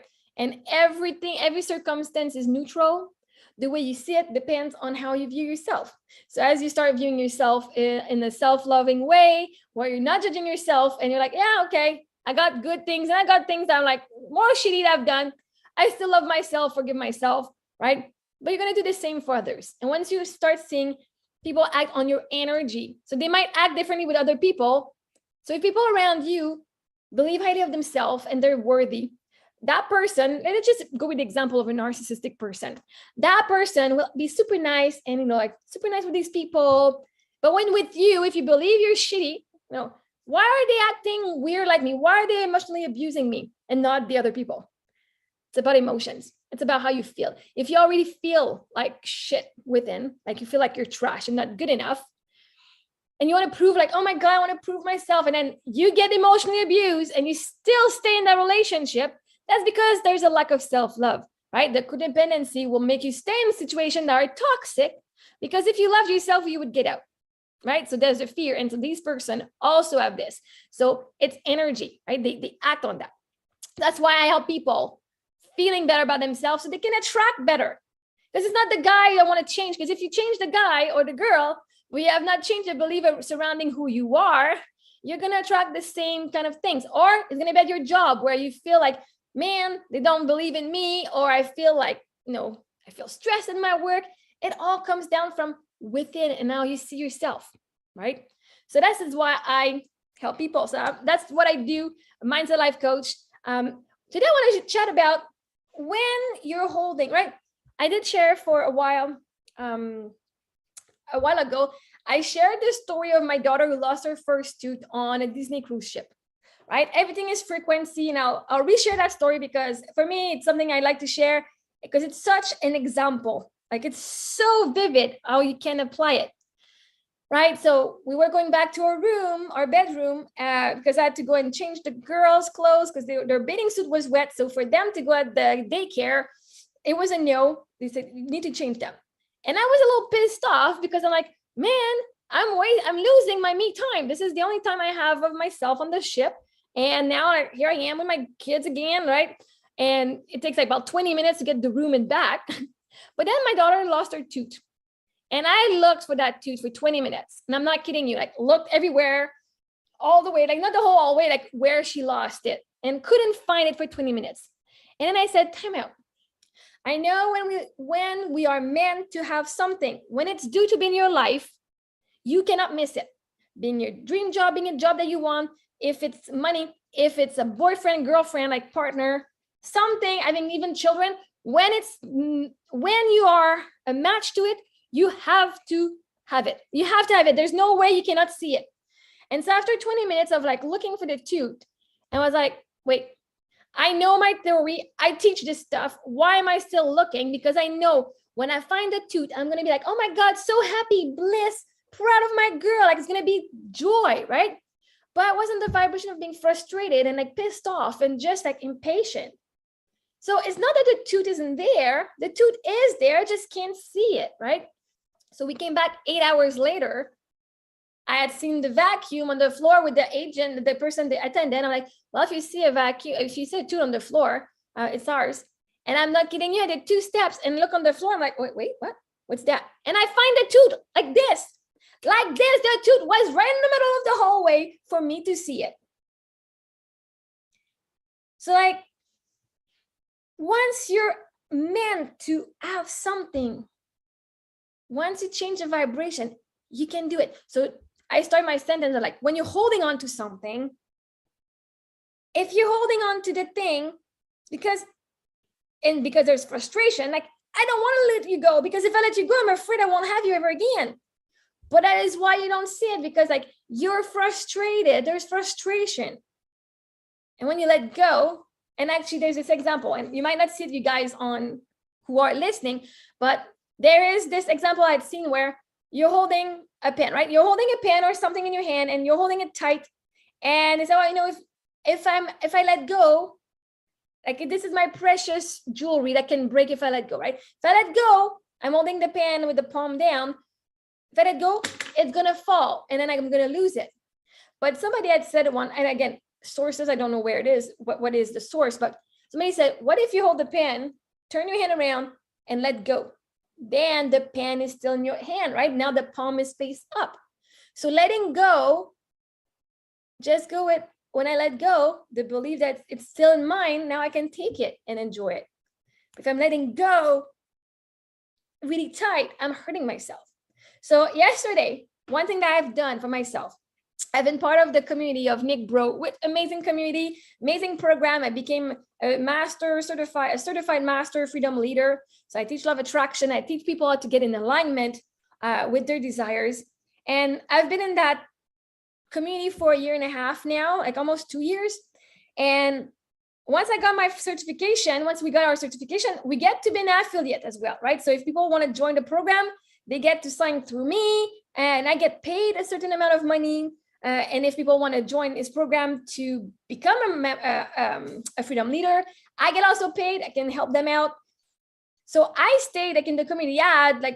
Yes, amazing lives, and there's a lot of support, and the community is super amazing. I have lots of friends, but for a while I was like, I don't go that much to the lives anyway. I don't make money anyway. Like, but I was still holding on to. But this is one source of income. I was not making any money, but it's one source, one stream of income that I have, right? So yesterday I said, you know what? I had the impulse. I'm like, you know what? That's it. I'm done. I've done it for 1.5 years. I've offered a seminar like 2-3 months in a row. Nobody signed up. I offered it again this year. Nobody signed up. Like, I'm not getting clients. I'm not getting anything, right? So I'm like, why am I still holding on to this? This is not that's just, I believe that if I let go of that I'm not gonna have money coming in elsewhere, right? And so I said, you know what? Yesterday I had like an impulse. I said, no, this is not in alignment, because when I'm in alignment, everything lines up so easily. I shouldn't have to put so much effort in marketing this program and doing all of this and not having any results, not having anyone. So I was pissed off at this, and I said, you know what? I'm out. So I canceled my membership. So August, I'm going to be out of this program. Not because it's bad, just because I said, okay, I have to release the control. And I got to tell the universe, okay, now I know this was my support for them. And you know, if I start making money until then no, I'm going to be signing up, right? But it's not like until then, it's good. But what I did is, okay, for me, in my mindset, being in this program was one way, right? It's one way. Like, I know his program is super awesome, and I believe in him, and I was ready like to give him a bunch of clients and being paid at the same time. But then there was a part of me that was like, yeah, but by sharing his thing, like, I'm not building my own community, right? Like, it's kind of a band-aid. I'm not building my own community. I'm promoting his community, first of all. Then second of all, it was, I'm just going to take a sip of water here. Second of all, it was more like, I'm not making any money anyway.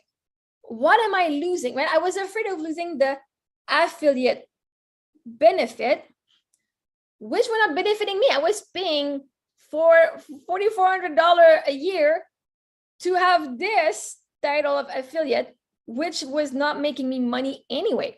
So right, I said, so when I said to him, so by signing out, like, I'm going to cancel, all is good. what benefit do I keep? What do I not? What do I lose? Right? So it's like, well, you lose the affiliate, you lose access to, the program online. Like, that's fine. It's not like I lose it because I didn't have it anyway in the first place, right?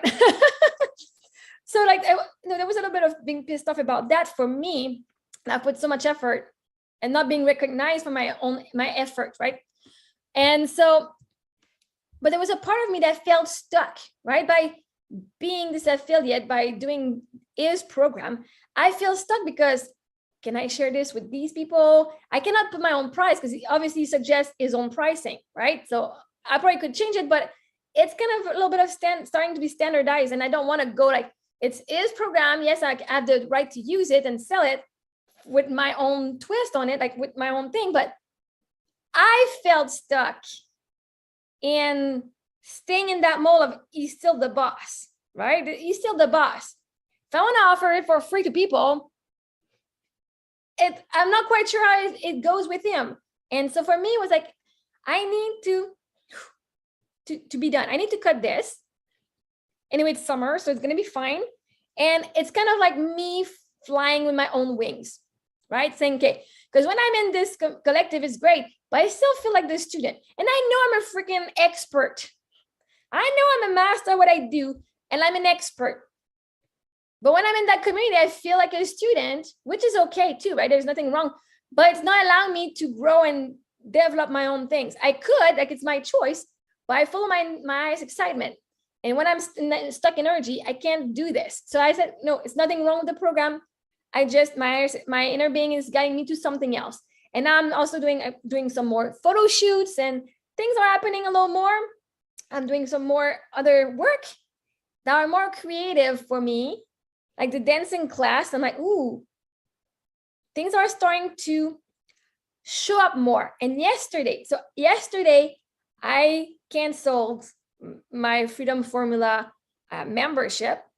So it was, for me, it was a big step. Like, right, I thought about it for a few months, and I'm going to stay it, but then I didn't go much more. So for me, it was still a big decision to leave that community. But then later on, I did a live on TikTok in the evening, and I do a lot of lives, so especially in the evening once the girls are asleep. If you are on TikTok, you can come and find me there. What happened is I was sharing, like, I'm starting to embody more the sexual, divine feminine who's comfortable and feels safe to be seen, right? So I'm trying to wear a little more tight fitting, like short, crop top, and, kind of my teenager self wanting to express herself, who never was comfortable in sharing that. I was the teenager with glasses and acne and short hair, and who had been rejected. I never had a boyfriend. I was working at the cafeteria and at the school store. So, like, I was not the divine princess. I was not the cute. Anyway, in my eyes, maybe I was wrong, but in my eyes, I was not the hot chick. Anyway, so this being said, yesterday on the live, like, here I am being live on people, and I know there's a bunch of men and guys that come talk to me, and I'm like, I'm having fun, right? I talk about my sexual experiences. I talk about a bunch of stuff on those lives because I share about these experiences through the lens of love attraction and how we create and manifest our reality. Like, it's not just to tease you guys. No.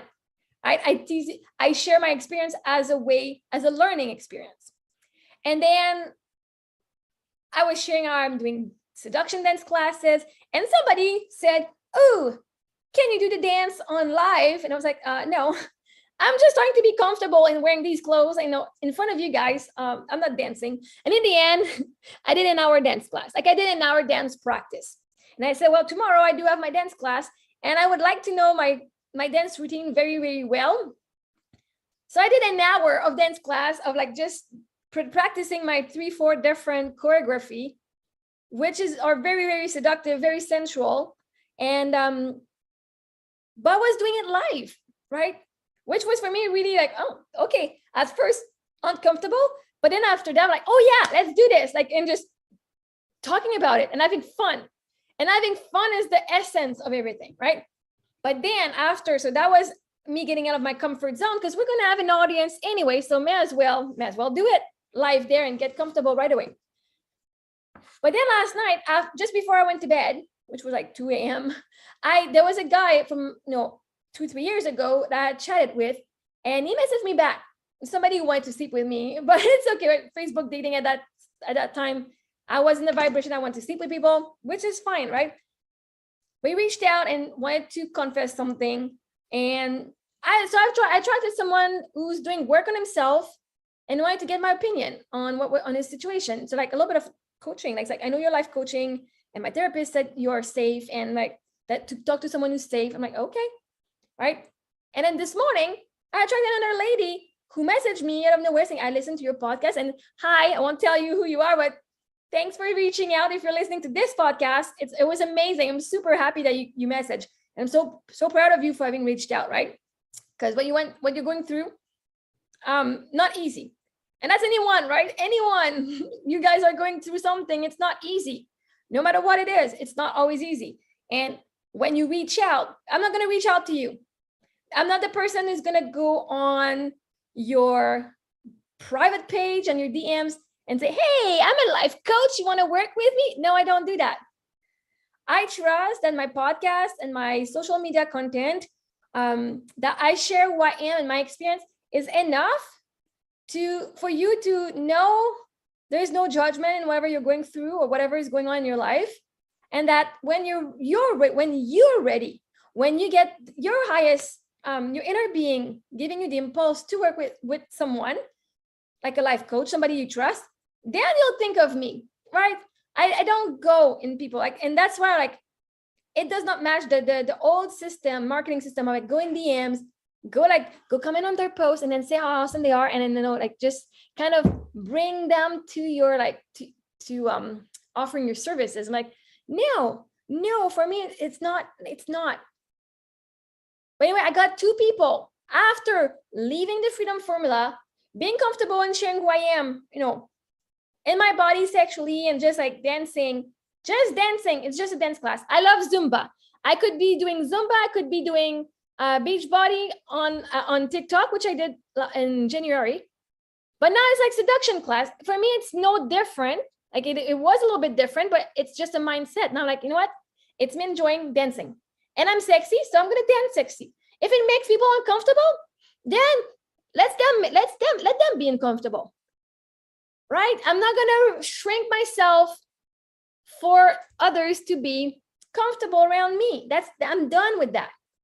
Right? But I have to learn to be comfortable with myself, right? So if I go like this and move my shoulders and then just like be a little more seductive, before I'll be like, oh my God, she's trying to get some sex. Oh my God, like she's gonna steal everyone's husband. Like, no, but like, I'm just gonna be me, my super sexy self, which now I love myself so much. I'm gonna let men come to me and I say yes or no, right? It's like, no. And like, I love TikTok because the comments I get, some days I'm like, and I appreciate all the men on TikTok who are like, oh, dude, that was so rude. Oh my God, dude, this is weird. Like, stop being a creep. And I appreciate all the men who say those things. And at the same time, like, you know what? It's okay. Whatever people's comment, I get the choice to say if it's creep or not, because I know I'm still talking about stuff like that. Like, I'm open. And instead of judging the people for writing stuff, I'm learning to put my own boundaries. So some days, because it's not the behavior that's a problem, right? It's how I feel with it. So for example, my kids, some days they want to hug me so tight. I'm like, oh yeah, love it. And some days I'm like, please get away from me. I feel like imprisoned when you hug me. And it does happen, right? But they're just both giving me hugs, right? Both times they're a hug. The only difference is how I feel within. Some days I feel like I want and accept it. Some days I feel entrapped. So it's not the hug that's the problem. It's how I feel. It's not even a problem. It's just, this is how it is, right? Same thing with those comments. Oh, I can say, okay, yes, you want mommy? Oh, let me be your mommy. I'm my little sweetheart baby, right? I can play along with those men, but those now, like, as I'm getting more in my sacred space, more like respecting myself, some days I'm like, you know what? No, today was like, I will not tolerate that today. This is not that kind of life right now. No, go find someone else. Not today. Like, putting your boundaries. So instead of seeing how it's bad and saying, you're a bad person for saying this, how is that going to help someone evolve? Does not. So in saying, okay, there's nothing wrong, but for me, I'm not like, this is not me right now. Last week it was, right now it's not, so go find someone else. If that's how you want to write, no. But it's learning to say no, or it's learning what I'm accepting right now or not, right? So it always comes down to the choice of how I feel, how I'm seeing things. So I don't reach out, and I do trust if you love my content and you do feel like you like what I say and that you feel like there's something that could help you out. I trust my inner being is talking to you, and your inner being is going to give you a sign or something to work with me, and you reach out to me, not the opposite. I attract, I don't chase. And my first client I had, I don't know if you remember that story, the first paying client I had, this is why I also don't chase clients, right? I was at a random event of Lisa Nichols, and it was an online event. I've been there for half an hour, and there's this girl from Europe who messaged me through Messenger, and she's like, "What are you like? Hi, this is my name. What are you doing on Lisa Nichols' program? How are you liking it? How long have you been here? What do you do?" So like telling her about the program I was in, and I said, "I'm a life coach." She said, "Oh my God, I'm looking for a life coach. Can I hire you?" She's the one who asked me if she could hire me. I'm like, "Well, I don't have any clients right now. Like, check back, I can be your first client." Like, okay, I don't know how to charge you. Come up with a price, right? So she wasn't matched to me and who I was then. She came to me. So when I have coaches that say, go talk to that many people, and like, why? So I can coerce them and like just like manipulate and know like this is what's going on, and I know I can change that for you. No, the day they want to change, if they're a match to me, they're gonna be attracted. The universe will send them my video or something for them to come to me. And there's something that happens, I'm talking about the sacred space, was because on Instagram, and I don't know for you guys, on Instagram, I have a bunch of people, especially coaches, old paradigm, who reach out, like they friend me on Instagram or Facebook. And for me, at one point, I was not friending people, right? It was my personal space, people I've only known and met in person. And at one point I said, I'm going to allow more in my life. And instead of having like drama stuff about family members on Facebook and anger and stuff, I said, I'm going to have a bunch of coaches, bunch of inspiring people. So when I see their posts, at least it's positive and inspiring, right? But now you have a bunch of them that's like, hey, I'm this kind of coach. I see you could have more clients. I see you could have more this. How about this and that? Like I can help you. And I'm like, I'm a little tired of I'm there. Like if I invite you on my Instagram, I say yes, and I say, you come and say hi to me. I don't want you to sell me anything. I don't need anything. If you're saying me something, it's because you think I'm hopeless, powerless, and that you're the only one who can give me a solution. I don't want to buy anything. Actually, when I accept you, whoever is out there coming in my DMs, or like, if I accept you on my Instagram, like whatever, if I'm accepting you and my friends, I see your tagline. Oh, she's a coach of that. Before I even accept, I know, like, I'm like, oh, that's that kind of coach. That's that kind of, okay, they help people get more, like 10,000 people, blah, blah. Okay. Oh, so these people is what they do. I don't expect you to come and sell me, right? Okay, cool. I can add them to my group. They come and talk to me. You're coming into my space. I'm not going into your space. You are coming into my community, in my collective, in my group, right? On my page. So, but I know what you do before even I accept you. That's why I accepted you, but not to come and sell me. That way, it's like, comment. And I did a post on Instagram and TikTok too. I said, instead of selling me your programs, first, especially those who are trying to get me to have more followers and more money, like they're like, oh, your content is amazing. Your profile looks fantastic. I know I've got great content, but you don't comment on it unless like DM me this picture so you can have more followers. Wow.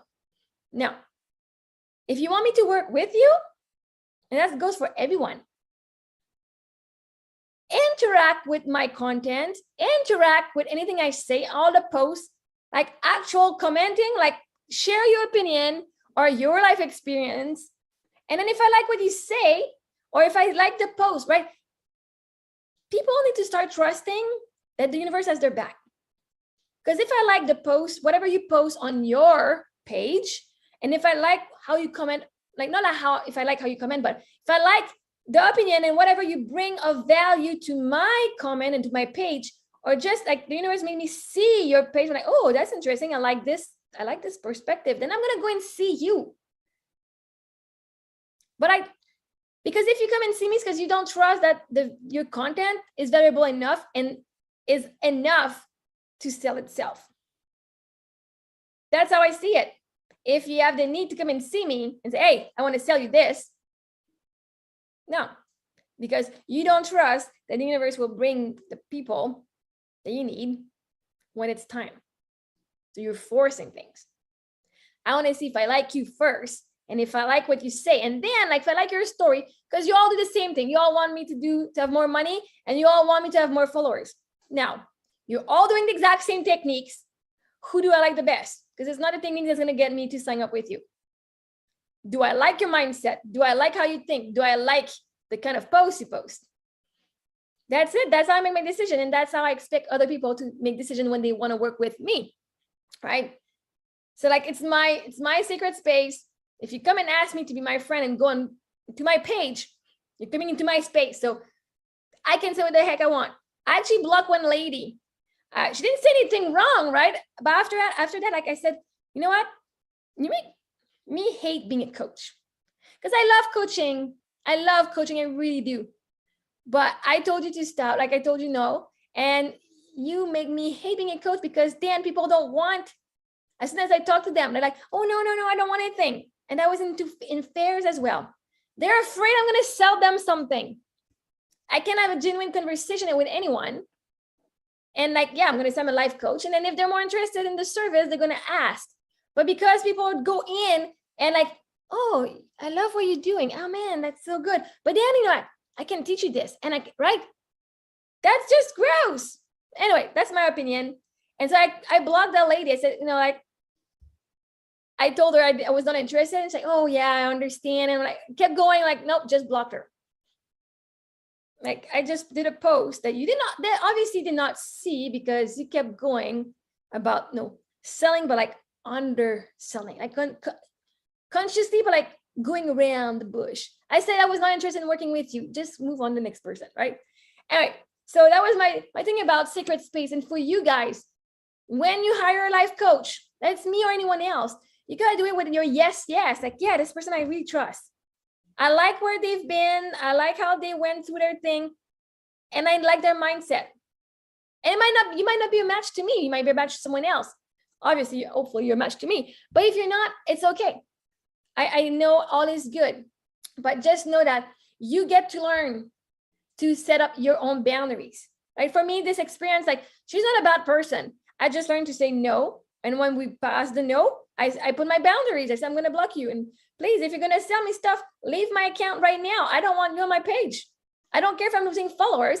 I want people who are interactive for real. So it's an example for you. Instead of saying, oh, she's a bad person, this is a bad circumstance, how can I use it for my own growth? Oh, I've learned to say no. I've learned to put a boundary in place and see what my style is or not. Or maybe I need to accept that one day I'll do that or not. We get to use these things. People come in your life for a reason, and see how it makes you feel within and what your value system are. You're getting more clarity. Anyway, I'm getting more support. And by being in my sexual energy, it's the creative energy. Sexual power is like life force, right? So everything is going to start being attracted, and I'm having fun, because now I'm going to have fun being me, and money is going to be seduced by me, and everybody will be seduced by me. So you are. Anyway, guys, it's time for me to go. It was such a pleasure to talk to you again. I don't know which number episode that is. It doesn't matter. Everything is a vibrational match to where you're at in your journey. Please feel free to leave me comments. I don't know where you're leaving comments, but you can come and message me on Messenger, Instagram, DM me. Come and tell me how awesome I am, or how I'm helping you, or if you need support, don't be afraid to reach out And don't be sorry if you're reaching out. Like, you actually should be proud. And so you can find me on maryevmongrain.com or on Instagram and TikTok and marymongrain90. On this, you guys, may your day be as awesome as you are. And for those who think they're not awesome, then may your day be as awesome as I am. I love that one. Like, that's like. So I wish you an amazing day, guys. Ciao.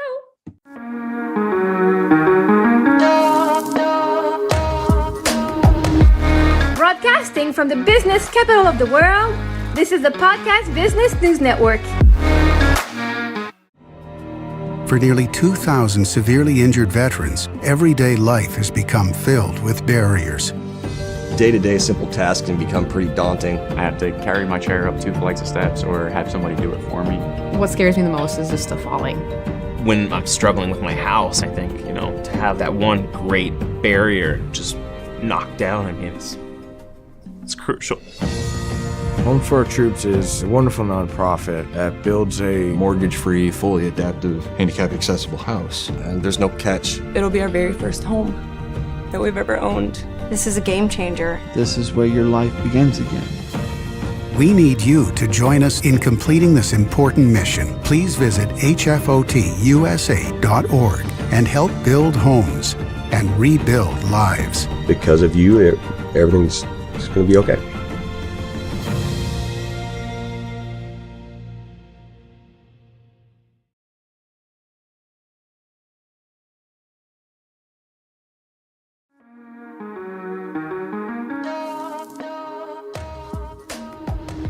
Broadcasting from the business capital of the world, this is the Podcast Business News Network. I just had an interesting thought. This is somebody who changes people's minds. Technically, she does as a master alchemist, and she's a certified, very accomplished hypnotherapist, but she helps you change your mind, whatever your mind has been thinking and blocking you from doing certain things. She can reverse that, move it around, put it where it needs to be. Debbie Unterman joins us again. Hi, Debbie. How are you? Hi, I'm very excited about today. And that's what I mean by go beyond beliefs, because it is important sometimes to change your mind from these beliefs that we just hold as evidence about life. And sometimes that's not true. The evidence is false. In fact, one of the acronyms for fear is false evidence appearing real. It's one of my favorite ones. It really is. And it's so true. Like, you have all this information around you, but it's really false. They've even done studies. Like 90% of the things we all worry about, the fears that we have, never happen. Only 10%. So you're worrying about it 90% of the time for absolutely no reason whatsoever. What is our brain busy doing? It's thinking about the past or the future. Yeah. And what is all that is? The present. Mm-hmm. And if you think about the present, you should have no issue. So we're in the present. I'm going to take that back. We're thinking about Thanksgiving for just a moment, because we're going to center on that today as we talk. So I'm going to the future by a little bit, right? Few days. Yeah. Yeah. A week. A week in a day. Today is Thursday. So that's right. Duh. Yeah, I will not. See, I will not be living here. in the present. I was living in the present. So that being said, how does that translate with Thanksgiving? I mean, there's a lot of things that you might be thinking of in anticipating of it coming along. And what I find that people have the most trepidation about is bringing all those people together that they only see sometimes once a year. Yep. In-laws, blended families. It probably wasn't the same as it is today with so many blended families, right? Divorce rate, 50%. You got a 50-50 chance. And most people are on their maybe second, third marriage. Mm-hmm. Lots of kids, lots of in-laws. Just the in-laws themselves changes family traditions. The wife has one, the husband has another. Sure. Then whose parents do you go to for Thanksgiving? Do you switch and go to the others for Christmas? There's so many things, and I know that people have questions. So I would like them to ask me if they have any questions today. So instantfeedbacksteve@gmail.com is one way you can reach us. Also 631-319-6275. When we talk about questions, what are you specifically looking for? What are you thinking, Deb? Well, one thing that I know that I go through with some of my clients is just something like they have their kids on maybe a sugar-free or very reduced sugar diet so as not to get all that excitement going, or maybe gluten-free or something. You know, the kids might have some certain allergies and the way that they eat. And sometimes the grandparents want to be the good guys and give them all those sweets and make the kids happy. And the parents are not happy, but they're going to look like bad guys if the grandparents are trying to do it and you're taking candy from a baby. So that's one thing it could be. I'm sure that other people have their own. So this can be like a Dear Debbie, like a Dear Abby show, where if anybody does have a question like that, let's see if I can figure out a solution. Sure, absolutely. So in terms of when I was thinking about this today, the term alchemist, how is that defined? We hear that come up a lot. I don't think a lot of people know what an alchemist is. Kind of like a magician, creating something that appears to be magic. Someone that, like I say, a belief. They don't believe that something will ever change. They'll never fall in love. And you help them to understand maybe the codependency they're in, or the fact they've been going through a repetition of relationships in order to learn some lesson that they really just need to get through. And once they get through that lesson, that the same people show up in their life. Once they get through it, like magic, the right person shows up. We also talk about a catch-22 in the romance cycle, about how when you know that someone is lonely and needy, it's like a repellent, stay away, please love me. And yet in alchemy, one of our main, the whole point of alchemy is really what Carl Jung would call not just a traditional marriage of two becoming one. And now this is tricky, you got to open your mind, but a quadrinity of four.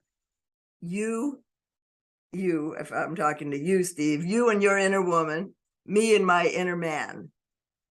My inner man can talk to you as, doing guy talk. Your inner woman can relate to me and my needs. And that way, the neediness goes away, because we have taken care of the loneliness by finding that other half right within us.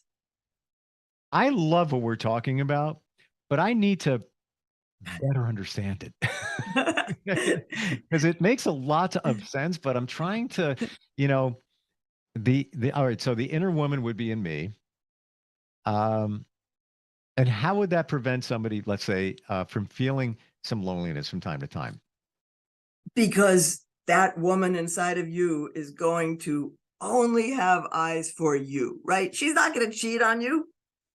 She's going to love you forever. And not only forever, but she's not even going to die. She'll be around as long as you are. How do I call? How do I reach this person? Well, that's the whole, she is one of our guides. And in our 10 steps, we were up to guides, actually, the last time, realizing your connection to all that is. And one of the things that I wanted to start with, this isn't really about the inner mate per se, but I do have 2 chapters in my book about connecting with your guides. And because I'm calling this Walking Between the Raindrops, I thought I would read you the last part of the 2 chapters on guides. It's about 40 pages altogether, I think, and these are the last 2 pages. I think it'll give you an idea of why I call it that and how I like to live life. So this subsection is: develop a personal relationship with your guides. Feel the way you are divinely connected with the universe and all that is. Allow for miracles. We talked about that last time. and you'll begin to see them everywhere. So then I explained, the universe loves to conspire to make your wishes come true. People are always quick to pray for guidance during trying times, but why not allow divine intervention to accompany you anytime? Take delight in the little things of life. Parking spaces, we talked about that, and green lights can be a blessing when you're in a hurry. Seeing the first blossoms of spring or a rosebud opening can feel like unwrapping gifts bestowed by nature. Catching glimpses of beautiful birds, dolphins, or sunsets can uplift our spirits. And you know what? When I was in Florida, I didn't tell you this, but at the beach, usually if you see dolphins, like the whole beach starts talking about it. Did you see the dolphins? Absolutely. But again, like we talked about the feather last time, I saw 2 dolphins come up and go down, and I assumed everybody was going to be looking, and there was no one else. They were just for me. And they were so close to the shore. That's one of those gifts. So let me continue. I want to share with you that happened a few years ago. I was on a jet ski off of Florida. Ooh, fun. Clearwater with my son, and that exact same thing happened. And of course, nobody saw it. We were by a few hundred yards off the shore, and we went back the next day. Of course, I plunked down, $125 to get on the jet ski again. Let's go, let's go. Never saw them again. And I said to my son, that was a special moment. It was. And you shared it, which is very cool. Definitely. Yeah. Yeah. It was super cool. Clearwater, I was very close to there. I was in Treasure Island, the same beach, just down about that name? 30 miles. I'm trying to think of Treasure Island. Where is that? St. Pete Beach. Got it. And then the next island. Gotcha. How funny that you mentioned that. And there, I'm talking about almost the same area. That's so bizarre. Yeah. Yeah. There. Hundreds of miles here and there. Interesting. Okay, please continue. Sorry to digress. Okay. So I say one example from my own life that delighted me occurred a few years ago when I was really wishing I had some fresh rosemary to cook with. Only I couldn't grow any because my gardens were all shaded. The very next day, out of the blue, my neighbor across the street, who has plenty of sunlight, began planting a row of rosemary bushes along the road as a border. Since then, I had fresh rosemary anytime I wanted it while I lived there. So this is another story that goes with the raindrops now. I used to live in the rainforest in Northern California, and I considered the umbrella to be something of a man-made miracle because it lets you create a dry space in the midst of a downpour. And boy, it rained a lot. However, since moving back to the East Coast, where rain is more irregular, I began to notice how seldom I ever even needed an umbrella anymore. For a while, I carried one anyway out of habit until I became aware of a strange phenomenon that seemed to be following me around time after time, season after season. Situations continued to present torrential rain all around me, except when I needed to be outside. My windshield wipers would be flapping like crazy during my drive, and upon reaching my destination, the sky would suddenly clear. About 15 years ago, which is now about 25 years ago, I finally gave a name to this personal miracle I seem to be privy to, which I call walking between the raindrops. And I end this chapter. It is my wish to all of you on your personal journey to discover a similar feeling of being umbrellaed by your guides, to the extent that you can feel the joys of walking between the raindrops in your own life. Love that. And you make me wonder, how do we sense the presence of our guides? How do you do it? Well, you remember Pinocchio, Jiminy Cricket? Sure. Conscience. That little cricket or whatever on your shoulder that's whispering in your ear.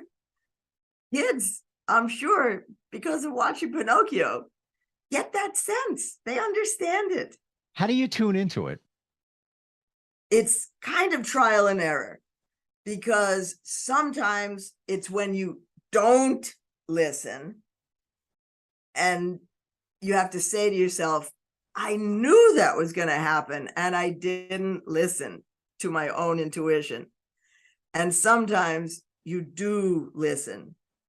And when you do, you find those magical moments. So I recommend that people keep a little journal of those moments to kind of give themselves proof, to gather the evidence, right? False evidence appearing real. How about real evidence of miracles? Because we don't teach miracles, right? We teach rational thinking. And I think it hurts people. It's limiting. And yeah, even having a baseline, let's say, I'm going to call it your gut, because what you're describing is the gut feeling, but maybe the gut feeling is your guides talking to you. Yes. But make decisions along the way and what that felt like and whether it was the right decision. And then you'll know that feeling next time you have that feeling. We have instant feedback coming in. This is from Alicia in Bangor, Maine, instantfeedbacksteve@gmail.com. She says, I'm dreading Thanksgiving. I got divorced last year, and next week my ex-mother-in-law wants to come over to see the kids. How do I limit her time here to limit any potential issues? Hey, she's using the right word. Tell me her name again. That's Alicia. Alicia. That word limit brings us into the idea of limits and boundaries.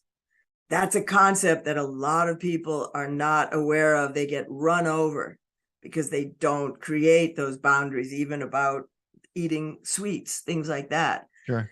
So that is exactly how you do it. You make a limit. You tell your mother in, maybe a nice sandwiched way, oh, I'm so happy that you want to see the grandkids. They really want to see you too. And when would be a good time for you to come? Probably between 10 and noon, before we really get into all of our making dinner and, other guests arriving. So how would that be for you to come between 10 and 12 and play with the kids? They'll be so happy to see you. Because my friend Debbie said that the kids are going to be eating sugar and all crazy. You're never going to want to hang out with them anyway. Yeah, that's great. And I was thinking the word, and you said it, and it's boundaries. Many people don't set those boundaries. We feel guilty. We feel we shouldn't. But yeah, there has to be. And I know it's a strained relationship. Sounds like. Usually it is. Usually, but you don't want to have any issues that day, as she's saying. So yeah, just set the boundaries, set the time, and it's almost as if you're doing her a favor. It sounds like you're helping her out, to have quality time with the kids, her grandkids. Right. They can be all ready for her. They can know, because maybe they'd rather be doing something else, but they can be told this is when your grandmother will be coming to visit. Yeah. That's the time you'll be spending with them. So I hope that Alicia good luck. can follow through with that. You should be a divorce mediator. I actually did take a mediation course. Really? And I feel like I'm a natural mediator. It's a lot. Now, when I work with people, I work a lot with the sub-personalities, and I do a lot of work with couples. That's an interesting thought that you just said there, because you have insight that others would not have. Even just a, traditional mediator, just pick any profession. Imagine if you were an attorney and you had the ability to think about how the mind works, and even neuro-linguistics programming, NLP, right? All of that, how powerful that would be. Wow, that's like a secret. That's like a secret weapon in many regards, right? It is. And the kind of couples work I do, I think, is so unique, so different, and so productive for people. I can really help people. Wow. Well, we're going to take a call. What's your website? What's my website? Yeah. They can get to it by gobeyondbeliefs.com. Atlanta, Georgia checking in. Hey, who's this? Hi, my name is Annette. Annette, how are you? I am great. I had a question. I'm not like in the mood for the holiday spirit due to me losing a parent.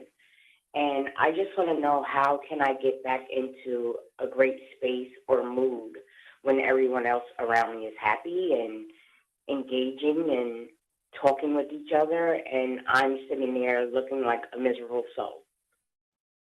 I'm so sorry, Annette, that you lost your parent. I don't know if it was if you now don't have any parents, if it was your second parent. It was my mom. Your mom, and your dad is still around? Yes. So is he a comfort? No, he's not. He really wasn't a part of my life. I would assume that your friends would understand, because how can you be happy with everybody else when you're in a completely different place than they are? So I feel like being yourself would be the best idea, and not trying to put on that mask of happiness. You know, I hear you asking me, how can I be happy? Right. And you don't have to. You really don't.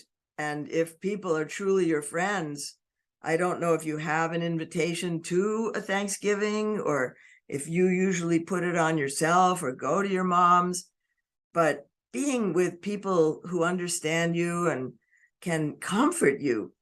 And even if you're not the life of the party, even if you're just sitting in a corner sulking, they should understand.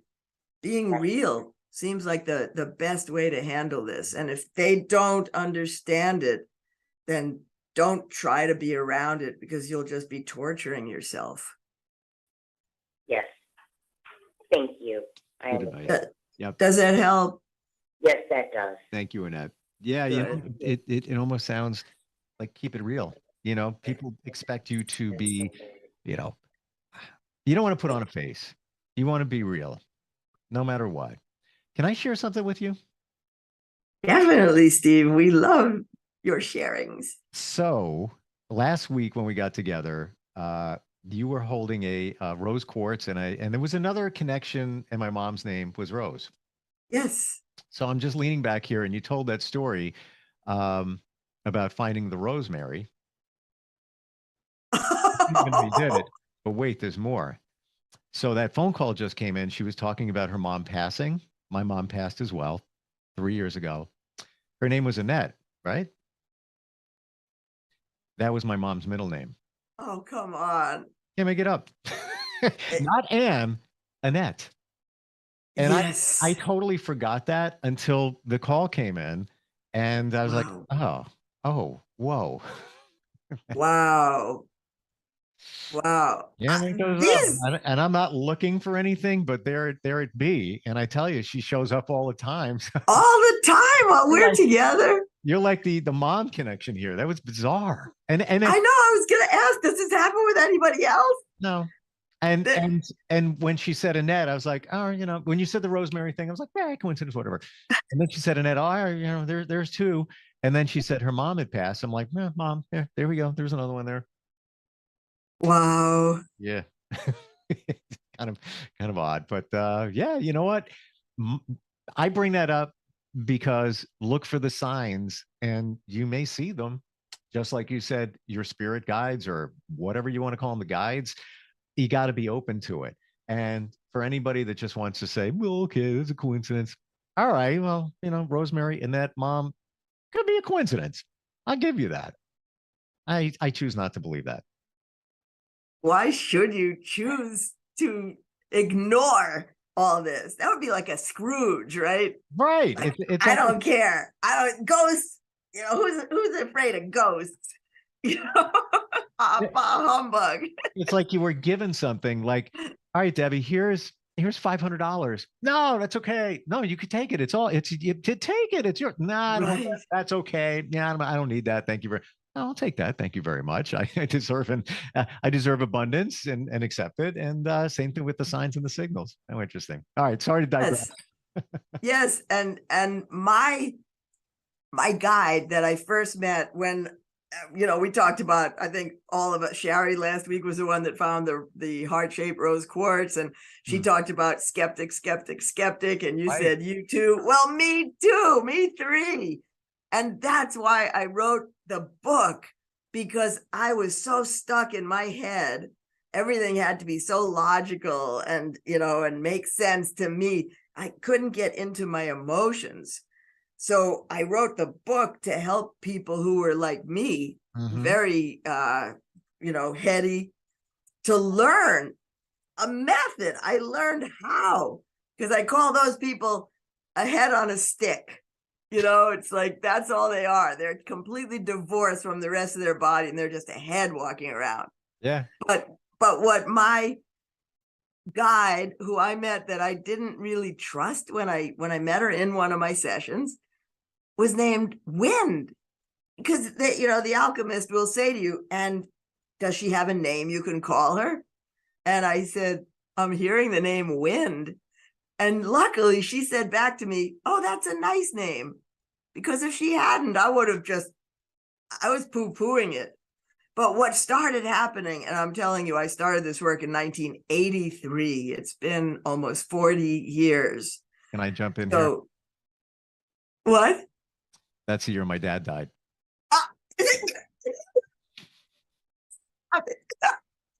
Funny. Give me the month.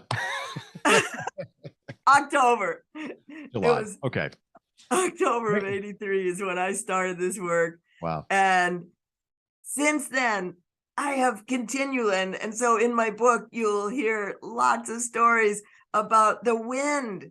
I mean, it's gotten to the point where my brother believes it, because there's so many times. In fact, the first day, and I may have said this to you the first day I met you, but when I was ready to get on the air, the forecast, when I looked at the 7-day forecast, literally the day that we were speaking, that Thursday, said windy. And I knew it's a good sign. So you just take them. A lot of times with me, it's wind chimes blowing, or those gusts of wind where you see the trees. Those are magical to me. I love that. That's a message. I take it as a message. I got another one for you, and we're just about out of time. And I don't want to do this. People are going to think I'm like full of crap, if you will. My mom's favorite song was "Wind Beneath My Wings." Stop.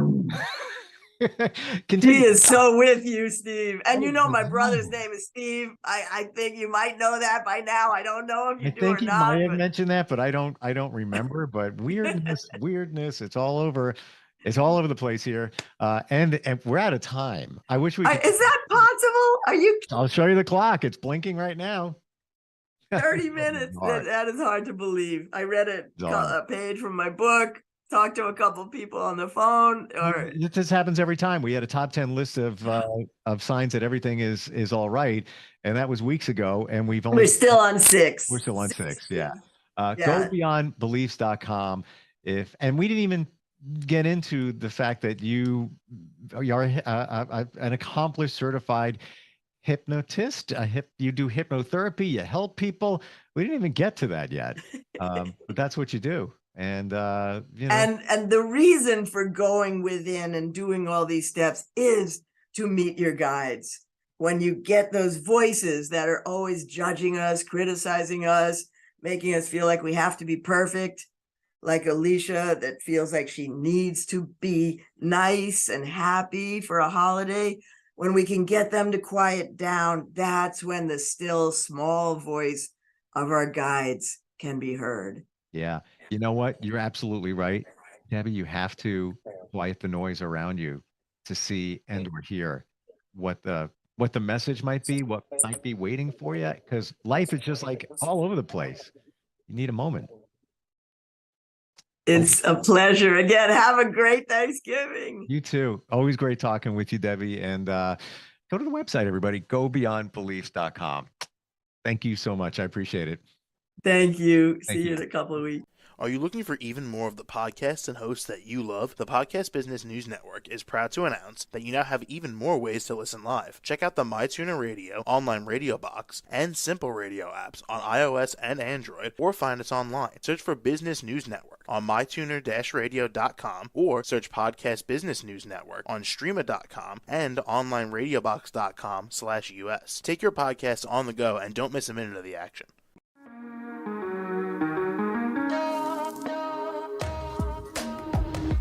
Broadcasting from the business capital of the world, this is the Podcast Business News Network. For nearly 2,000 severely injured veterans, everyday life has become filled with barriers. Day-to-day simple tasks can become pretty daunting. I have to carry my chair up 2 flights of steps or have somebody do it for me. What scares me the most is just the falling. When I'm struggling with my house, I think, to have that one great barrier just knocked down, it's crucial. Home for Our Troops is a wonderful nonprofit that builds a Mortgage-free, fully adaptive, handicap-accessible house. And there's no catch. It'll be our very first home that we've ever owned. This is a game changer. This is where your life begins again. We need you to join us in completing this important mission. Please visit hfotusa.org and help build homes and rebuild lives. Because of you, everything's going to be okay.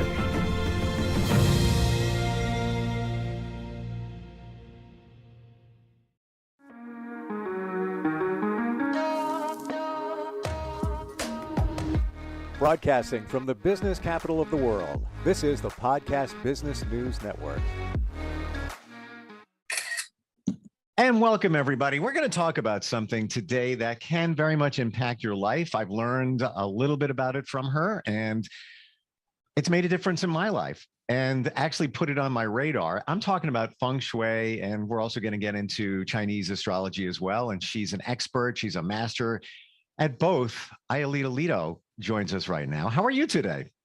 I'm very good, Steve. Thank you so much for having me. As always, it's our little chit chat time for about fun and loving project, which is the feng shui and Chinese astrology, metaphysics overall. Yeah, there's so much that happens there. And you opened my eyes to feng shui, because my initial view of what feng shui is how we move furniture, place things and desks in your house or your workspace. And that kind of dictates your success, your happiness, and all of that. But it goes layers deeper. Feng shui is much, much more than that. Why don't we talk a little bit deeper about implementing feng shui in our lives? And you could start at any point you want. If you just want to even give somebody an example or the definition of feng shui for somebody that's unfamiliar.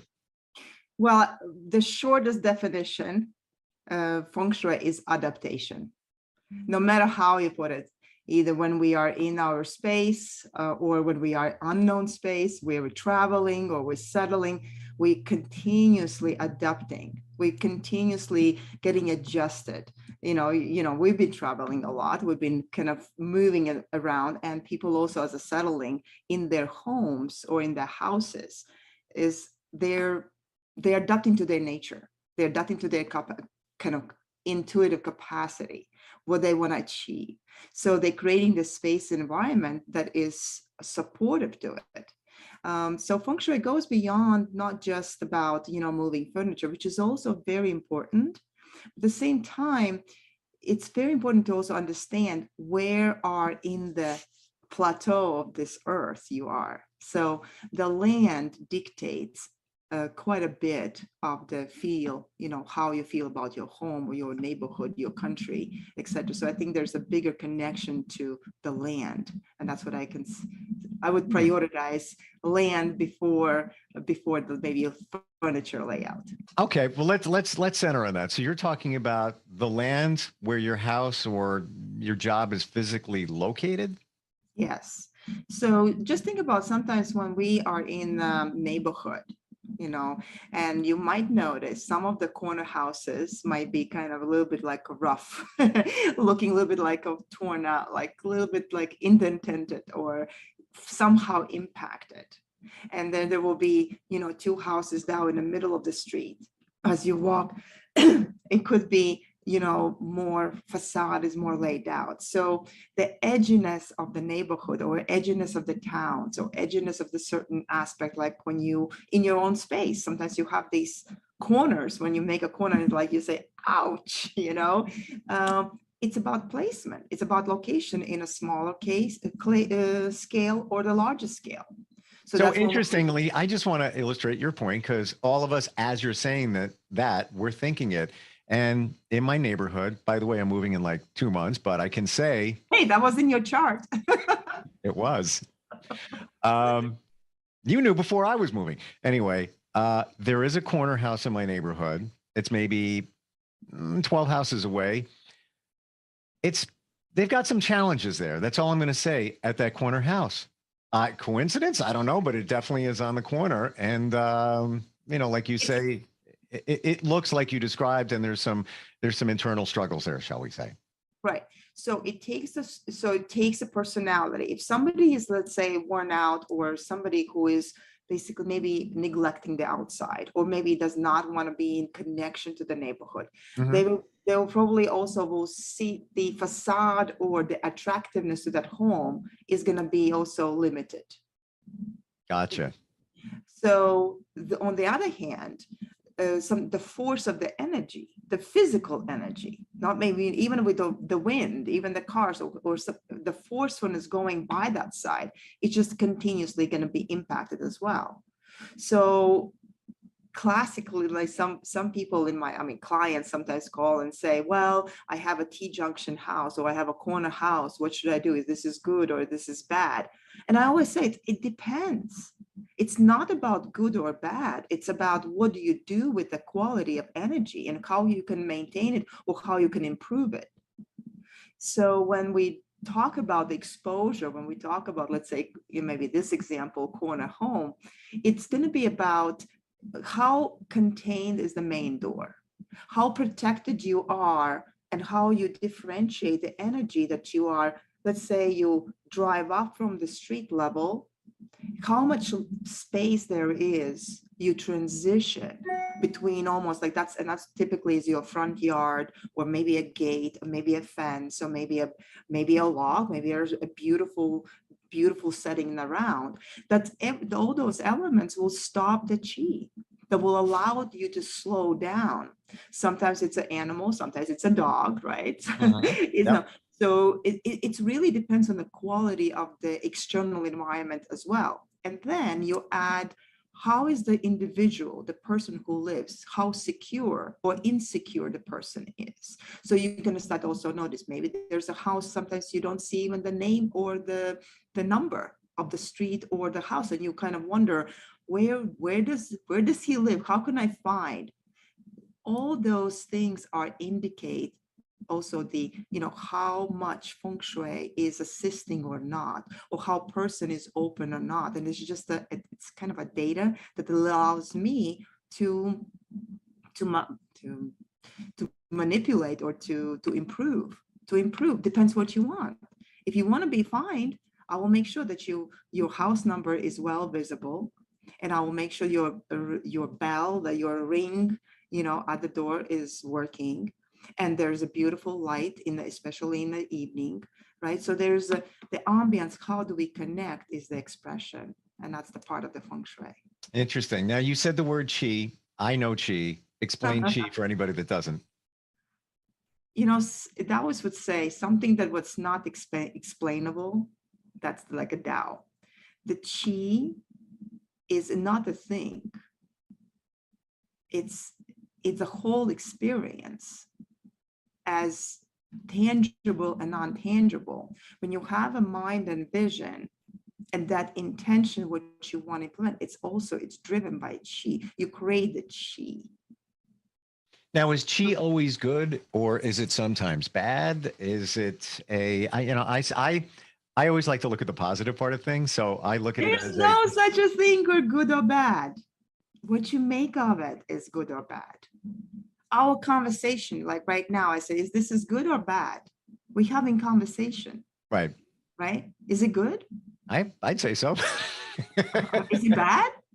I don't think I'd say so. no, not at all. No, it's so the chi is like what we right now experiencing chi. We interacting. It's a part of our field. Your chi and my chis are all connected, and it's creating another experience. It's expanding experience. So it's very hard to define chi as an energy. It's almost like how do you define wind? Think about it. Where do we see the wind? I can see wind now through my window. You can't really see it though. I can. But how do you say that you can see it if you're looking? Because I have trees, and those trees. You're seeing. No, hold on. Oh, you're seeing what the wind is doing. You're not actually seeing the wind. Tell me, you can actually see the wind. I can see the wind. No, you can't. Yes, I can. Because that's the movement. Okay, and I got you there. Yeah, you don't define. So there's more ways. I think that's a beautiful way what we can talk about, like feng shui and many other schools and interpretations of feng shui that will deviate away. We don't have to be strict. We're not going just by the rules. You have to go by your intuition, by your experience, by knowledge, by wisdom, by what you see, what you interpret. That's all. That whole complexity overall is it could be feng shui, it could be the wind, it could be chi. It's all together. It's your individual interpretation of it and how I can communicate. How does the artist like you are would draw or paint the wind? I would paint the effects of the wind. So a tree, swaying. Waves on the ocean. But I view it as if I'm not seeing the wind and I can't see the chi, but I can see the effects of. Can't you feel it? But don't you? Well, of course. See, so our experience is not only limited to the one expression. Our overall experience, and also in feng shui, is expression of our all senses. I can change your feng shui, not just by adding, let's say you tell me, well, I need some more, Helita, I would like to be more creative. And I would go by the book and I say, well, you need to add more wood chi. What does that mean? It doesn't mean that you are adding the table made of wood. No. It means this can be interpreted. You can start be inspired by having kids having their drawings displayed. Let's say if you're a parent and you have the little kids and you see their art, what they do when they're little, and that's why that we have as a parents, that's our kid-like kind of interpretation. That's a wood chi, something very navis, something very, simple, something like, just the sprouts, something that's intuitively makes you think first thought is a first thought. So, the wood chi could be also something new that you never experienced before. Like our today's meeting is very new. First time. Yeah, exactly. Yeah. Right. It's the first time. And it was we'd have no any predisposition. We don't have any expectations. We are kid-like chi. Sometimes I can change or add that wood chi through by naming. What will be the most, most kind of kids-like name for something that would inspire you? Let's say, but if you wouldn't have to start doing cartoons. Name meaning what? Just giving a name. What will be most that, from childhood? Well, I'll tell you, back in the day, I almost became a syndicated cartoonist, and the name of the character in the cartoon was Wellington. So there's a name. There's a name. I don't know. So that will be if you would kind of say, well, I need my creativity journal. I would call this Wellington Creativity Journal because it would instantly kind of initiate you into that mode. And for each individual, it's different. So we kind of started talking about these 5 elements. But the wood and everything started with the wood chi. Everything started with the initiation. And to define wood chi, we're talking about very basic, something very earthy, if you will, just, organic, that kind of thing. I talk about seed. And I talk about wind. Those are the 2 areas directly is correlates in feng shui.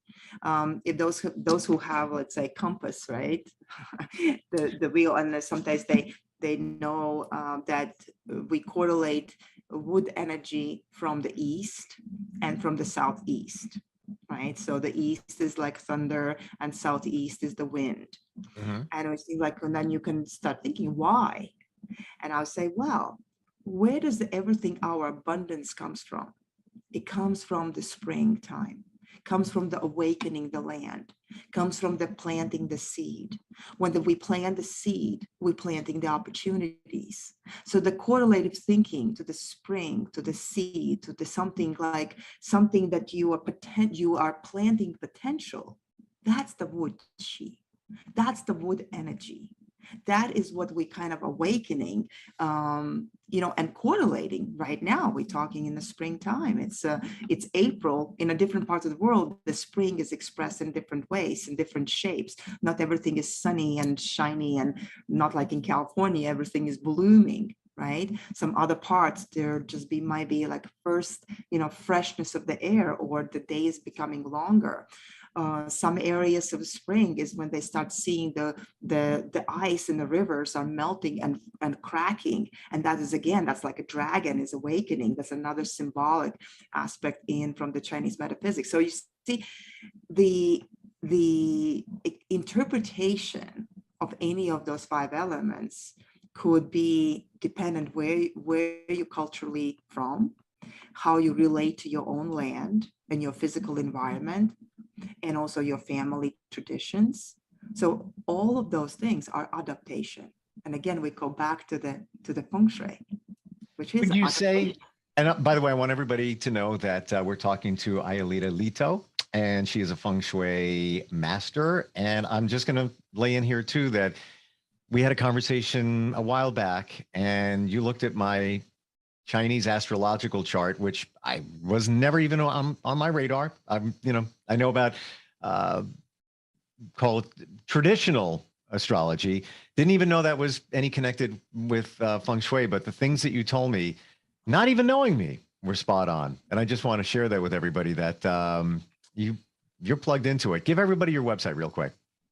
My new website is www.aelitaleto.com, which stands for Ayalita.Leto.com. Thank you.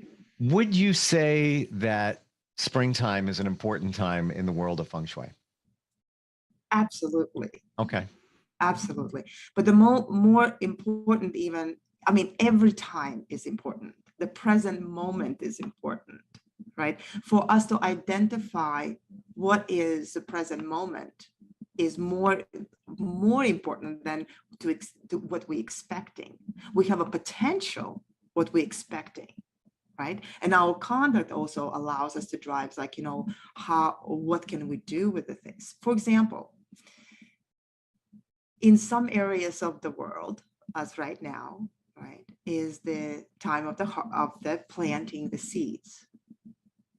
Is it physically and metaphysically? And how do we prepare for that?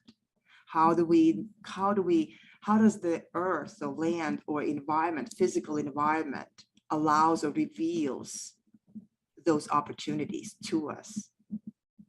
And I think this is what the feng shui originally was, is how do we live in the rhythm with the cycles of time, but time not in a linear world, but in a cyclical way. There was a reappearance. So when things are timely, when we are in the right place at the right time and doing the right things, then it's the best feng shui. 100%. But how do you put yourself in that? By creating the familiarity, by getting into patterns, by recognizing larger patterns, or putting ourselves in a schedule, or putting ourselves in a rhythm. That's why we have a day and night. What happens to you when we don't sleep for like 7 days on the row? We getting like a zombie, like a ghostly patterns, right? We're not functioning. So then we need to reset. So I think it's just the nature is so wise. The nature, the wisdom of the nature gives us so much opportunities to adjust and to be, abundantly present, that we actually deviate away from it. And sometimes our expectations are disappointments. Like, well, I have by the calendar, spring started, last week, and I'm not planting. Why? Well, it's not timely. It's not everything is by calendar. Our meeting is by calendar, but it's also was about something intuitively putting things together. Sure. Right. And it's interesting, I shared before that I'm going to be moving. I will move before the spring is over. So in my mind, I'm thinking I'm actually planting a seed right there. And you're purging, you're selecting, you're purging, because what you don't want to do, like when we planting the seed, we are actually preparing the earth, we're preparing the ground, right? We energetically becoming in alignment. We're looking for the best time, to plant the seed that is not going to be in the middle of the rains or storms to wash away, or it's going to be, there's so many things we observe and do that it's timely. I mean, regarding your move, you're probably going to be purging and bringing that, thinking about, what do I bring with me? Mm-hmm. What do I leave behind? How do I, it's not like you want to bring, you're going to start fresh, start new, right? So I have a question, and I've been wrestling with this, and I even shared it with some friends, and I don't necessarily have the answer. I want to bring with me some things, but I want to make sure that they don't contain negative energy. Uh-huh. So what is maybe in the feng shui world, how to ensure that it's got the right energy? You don't want to just throw things away, because you can repurpose them. You can use them again, be it a bed, a dresser, whatever it might be. But how do you ensure that the energy is positive energy? Okay. First of all, you always ask yourself, do you love it? Okay. I want you to give me a promise. Whatever you bring to your new place, of course, there will be a practicality and, and a kind of, emotionality to it. When you speak to the, do I love it? How I can use it? I wouldn't bring it unless I love it. And not love it for emotional reasons, just love it because this works for me. This is my style. This is my thing. Yeah, it has no, there's a disconnect there in any other way, except that, you know what? Why do I want to buy something else? Because I do love it. I'm okay with it. I like it. It's okay. It's me. And the other thing is letting go. Letting go. If let's say if there's the things that you've been holding on to, ask those things.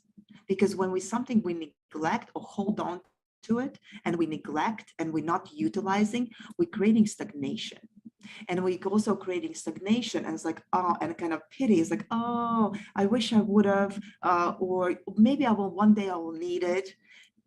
I would say disperse, let it go. And what happens is especially if you have a chance to give, to someone who express the joy. Let's say some people say, I know people like sometimes hold on to clothes. I mean, I'm there as well. And they say, oh, when I'm going to be in this size, when I'm going to get, gonna fit, it will be. And then they feel disappointed because it's been a year or 2 or 3. Instead, by giving to the others, you observe the joy, and I think you instantly experiencing the kind of that happiness. I just had one thought I want to share, but go ahead. All right, I'm going to throw another question. We went down different paths here today. It's okay. That's a flexibility. That's what we're supposed to talk. When you talk about, where you live, does the number of your house and maybe even the street, does it have something to say in terms of feng shui? Is there something there, or is there not? There's a lot of it's like my house 432. Is it really? Yeah, it's 432. It's kind of easy. It's there's different interpretations. We know that people have tendencies of reading into, like, Asian people would not buy houses with number 4. Do you know why? Nope. Because 4 phonetically, when you pronounce in Chinese number 4, is sound is as death or die. So Wow. they have tendency not to buy because in their in a language, in a sense, when they would see, oh, my house number's 4, blah, blah, blah, that would give them emotion that I'm going to be dying this, or relates to death. Okay, that's the one. Wow. There's superstitions also about the number 13 in different cultures, right? Yep. All this comes to how you can pivot and how you make changes. With the Asian foods, I simply write out as 4, F-O-U-R, like 4.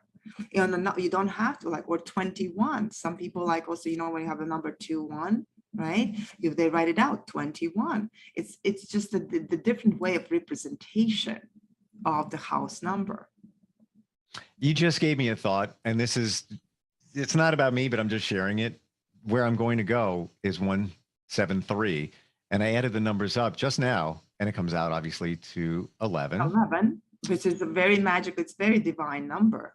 This is where I'm going with that, and I believe you told me that, and somebody else told me that it's also a very spiritual number. Yeah. And I think if you were in numerology, I think if you take the day you were born, the month, and the year, let's say it's 1974, and you add those separately, that gives you your life path number. I think my life path number is 11. So, wow. I don't know if there's a connection here, but well, there must be a connection. If you're paying attention to it, there's always connection. Well, in feng shui, we do look at the date of birth and the time of birth, because when we calculate what is your personal directionality, that becomes a vital for me to consult. When I let's say, it can be a good practitioner, a good feng shui practitioner will never say, oh, this is bad for you. Good practitioner will always say, you know what, I know how to adjust that, because everything in nature is adjustable and adaptable. There's no such a thing that is something is really drastically good or bad. It gives me opportunities to find a place and make it better before I leave this earth. I love the way you put that. And it's so funny that we're all so negative and we're looking for the bad, the negative. But you look at it as an opportunity. It's an opportunity. Absolutely. It's opportunity. Yeah. Well, the anything that's kind of, let's say, bad happens in your life or in your path is the edge of opportunities. Like, I think the old Buddhist thing is like, any time that you are on the edge of the cliff, never think that you are a rock. Think that you are a bird, you fly into the next rim. That's great. So do you. Yeah, that's great. I love that, actually. And I firmly prescribe to, when something happens, it didn't happen to you, it happened for you. For you, yeah. For you. And if I know I deviated a little bit away from your question regarding what to do since you're going to be moving, and it might be also useful for others. One of the very simple things during the move, or sometimes when you buy things on like secondhand, or people, antiques, anything that you can expose to the light, sunlight, fresh. And sometimes you also can make maybe a bathe with the sea salt, and just to wipe it off with the inside and out. And then you can, of course, you can also smudge it, like using the incense sticks, or using the Palo Santo incense sticks, or sage. Sage becomes very intense, but when you do something like Palo Santo in your space, it's very, very basic techniques that you can do clockwise, just on this, but always have your thinking. Add the prayer, add the intention, add the, like, if it feels heavy, do it one more time. No, nothing prevents you, but truly exposing to the light, to the sunlight, to daylight, is the most powerful, because there's no shadows will ever exist or will be, part of that piece after it's exposed to the sun. Wow, never thought of that, but it makes perfect sense. And I can't believe we're just about out of time. Wow. And I just realized too, the month and day that I was born, if you add it together, talk about 11, it's 11. Hey, it's divine. Maybe it's divine. I don't want to look for it. It's just when it's there, it's like, it's interesting. Okay. But when you read my chart and it was just, we briefly did it. The things that you said, really, I want everybody to know was so on target. And we only had a conversation for 20 minutes before that. You know nothing about me at that time. And just having the time that I was born, month, day, year, was profound in terms of what you told me. And there's other things you told me, and I'm waiting for them to transpire. But you said they were going to be later in the year, possibly next year. Well, just I'm not, as you know, I'm not a fortune teller. Yeah. And I'm not pretending to be that. But what that experience shows us or shows you, that understanding the sequence of time, understanding the patterns, understanding the rhythm of nature, that's what you're experiencing. It's a natural, something that you base on your date and time of birth, and the base, you just tapping into the cycles of time. It is a predisposition at birth, but how you're revealing your life and what you're doing with it, you're just walking that path. It's yours. It's not mine or anybody's else. You chose that, and that's what's so beautiful about the Chinese astrology. It's not a prediction based on something magical. It's prediction of being very in tune with the cycles of time and cycles of your time and the universal cycles. Basically, it's a timeline. And once you know how to read the timeline or interpret it, that's where you find answers, you find comfort maybe. And just what you did was, it's almost as if I just looked in at what's going on with life. Nothing we did to change it. All we just did was interpret it. I look at it this way: life is a fuse, and the fuse is always burning. So make the most of it before the fuse goes out, because it will. We know it will. Well, but it's going to be in a different form. Then you're becoming your ancestry, and your work or your intention or your purpose. It never really depletes itself. Right now, you're in a physical form. But at some point, you and I, we're going to be in a metaphysical form, when they will be the listening, the voice, and we might be in heavens. And that's how the history manifests itself as well. So. Yeah. Great talking with you. Give everybody your website one more time. www.aelitaleto.com. I spell it is AELITALETO.com, and my number 408-768-9496. Visit the website, easy to sign up. Have any questions, I'll be there to serve. I love what I do. And I love that you love what you do, and I love what you do too. So here's to here's to positive chi. Can we say positive chi, or chi's just chi? Cheese, just cheese. It's like energy. Well, if it's good energy, I want good energy. That's what I'm looking for. That is it. If you say it's a good energy, well, this will be like, what feels good, and you make it better. Can you go in a places and say, oh, this feels Sure. That's the feng shui. That's the chi.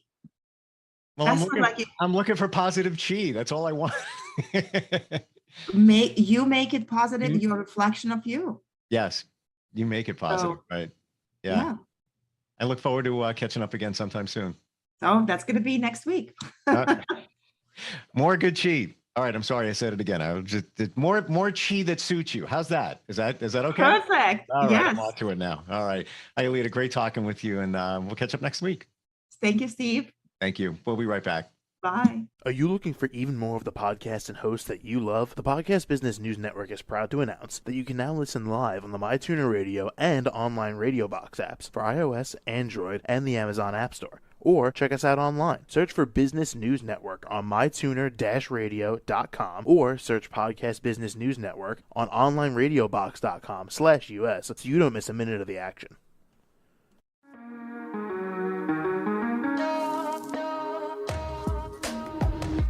Broadcasting from the business capital of the world, this is the Podcast Business News Network. For nearly 2,000 severely injured veterans, everyday life has become filled with barriers. day-to-day simple tasks can become pretty daunting. I have to carry my chair up 2 flights of steps or have somebody do it for me. What scares me the most is just the falling. When I'm struggling with my house, I think, to have that one great barrier just knocked down, it's crucial. Home for Our Troops is a wonderful nonprofit that builds a Mortgage-free, fully adaptive, handicap-accessible house. And there's no catch. It'll be our very first home that we've ever owned. This is a game changer. This is where your life begins again. We need you to join us in completing this important mission. Please visit hfotusa.org and help build homes and rebuild lives. Because of you, everything's going to be okay.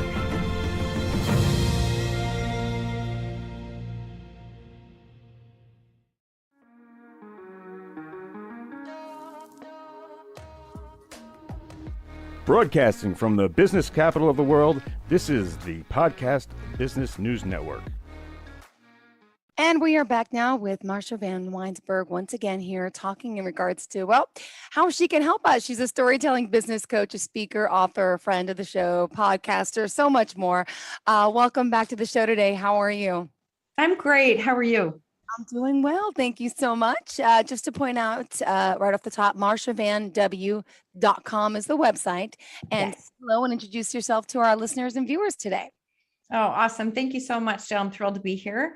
I am a storytelling business coach, life adversity coach. I really help women, men and women, but women pull the lessons out of their story so that they can truly build an authentic business. And you know what? It's just been such a beautiful ride. And I've been watching lately as I have clients who are building podcasts and coaching business and speaking and published authors. And there's so much power. I just think even more so now with learning how to share our authentic self, share our stories, share those parts of ourselves, and just learn how to do it. Got it. And also life adversity coach, one of your other and many titles, I should say. Do you have an area of focus for us today that you wanted to share with our listeners? Well, I think that the one thing that has come up, I just take the lessons that I keep hearing over the week. And one of the things that I speak a lot about is ownership, because owning our choices, that's Own Your Choices, Own Your Life is my name of the podcast. But the word ownership really was a pivotal point when I could learn how to embody it. So I've received a number of questions this past week saying, okay, but how do you do that when you're living in a difficult story? How do you do that when you feel like life is spinning out of control? So I just thought I'd share a couple of things and a couple of tips that I have learned along the way that might help some of the listeners. Great. I would love to hear them. Awesome. So the first thing is that I would ask you to do an inventory of where you are feeling anxiety or where you are feeling a sense of blame for someone else, for the circumstances, for something that is happening in your life. Because when we sit in blame, that is a victim mentality and mindset. And I do not judge that because I have spent many of time there. But when we sit in that space, we are subconsciously waiting for someone else's behavior to change or waiting for our circumstances to automatically change. And we all know that is not how change happens. It happens when we shift out of that space. So the first thing I would say is take a look at where you are sitting in blame, because subconsciously you are waiting for that circumstance, the people, whatever it is, to change before your life will change. So that'd be the first step that I would say. Okay. Step two. Step two then is looking at doing almost a personal inventory. What is working in your life? What is not working? What are you happy with? What do you want to create change with? And, we maybe take a second and look at what brings you joy. What do you like doing? Because really, you might even only have to make a couple of small changes in order to look at that. And then I would say step three is really looking at where can you take full ownership for yourself in your life? Being completely vulnerable, because that is what I like to do to help people, is the fact that I spent a long time blaming others for where my life was at. And that meant all of my energy, all of my resources went into blaming everyone else and then saying, I don't have any time for me and this isn't fair. And really, I was the one who was putting that energy everywhere and not putting it back on myself. So that's ownership. That's a big part of ownership. And ownership is also taking a look at the circumstances and saying, okay, I can't control X, Y, and Z. No matter what I try and do, I cannot control that. But I can control how I respond to X, Y, and Z, and what I choose to do with it, and how I choose to take care of myself, and how I choose to show up, and what I accept for my own life. And now, obviously, it takes a long time to get to this place. Not everybody can understand the concept of ownership, and listening to you. And I know I myself, I have issues with that as well. Yeah, you know, the negativity, the blame, that I don't have the time, I don't have, but you got to own it. Yeah, there's so much power, honestly, when you stop and take ownership. There's so much power. And when you do that, I think you actually step into a very different version of yourself. And that version is the person who can actually create change, make a difference, use their gifts, create impact. And I think then you start to see how much stronger you truly are. Now, that doesn't mean, please don't ever listen and think that, okay, that was easy, or that's an easy fix. It's not easy. None of it's easy, but it's still a choice. And it's a choice that we decide every single day.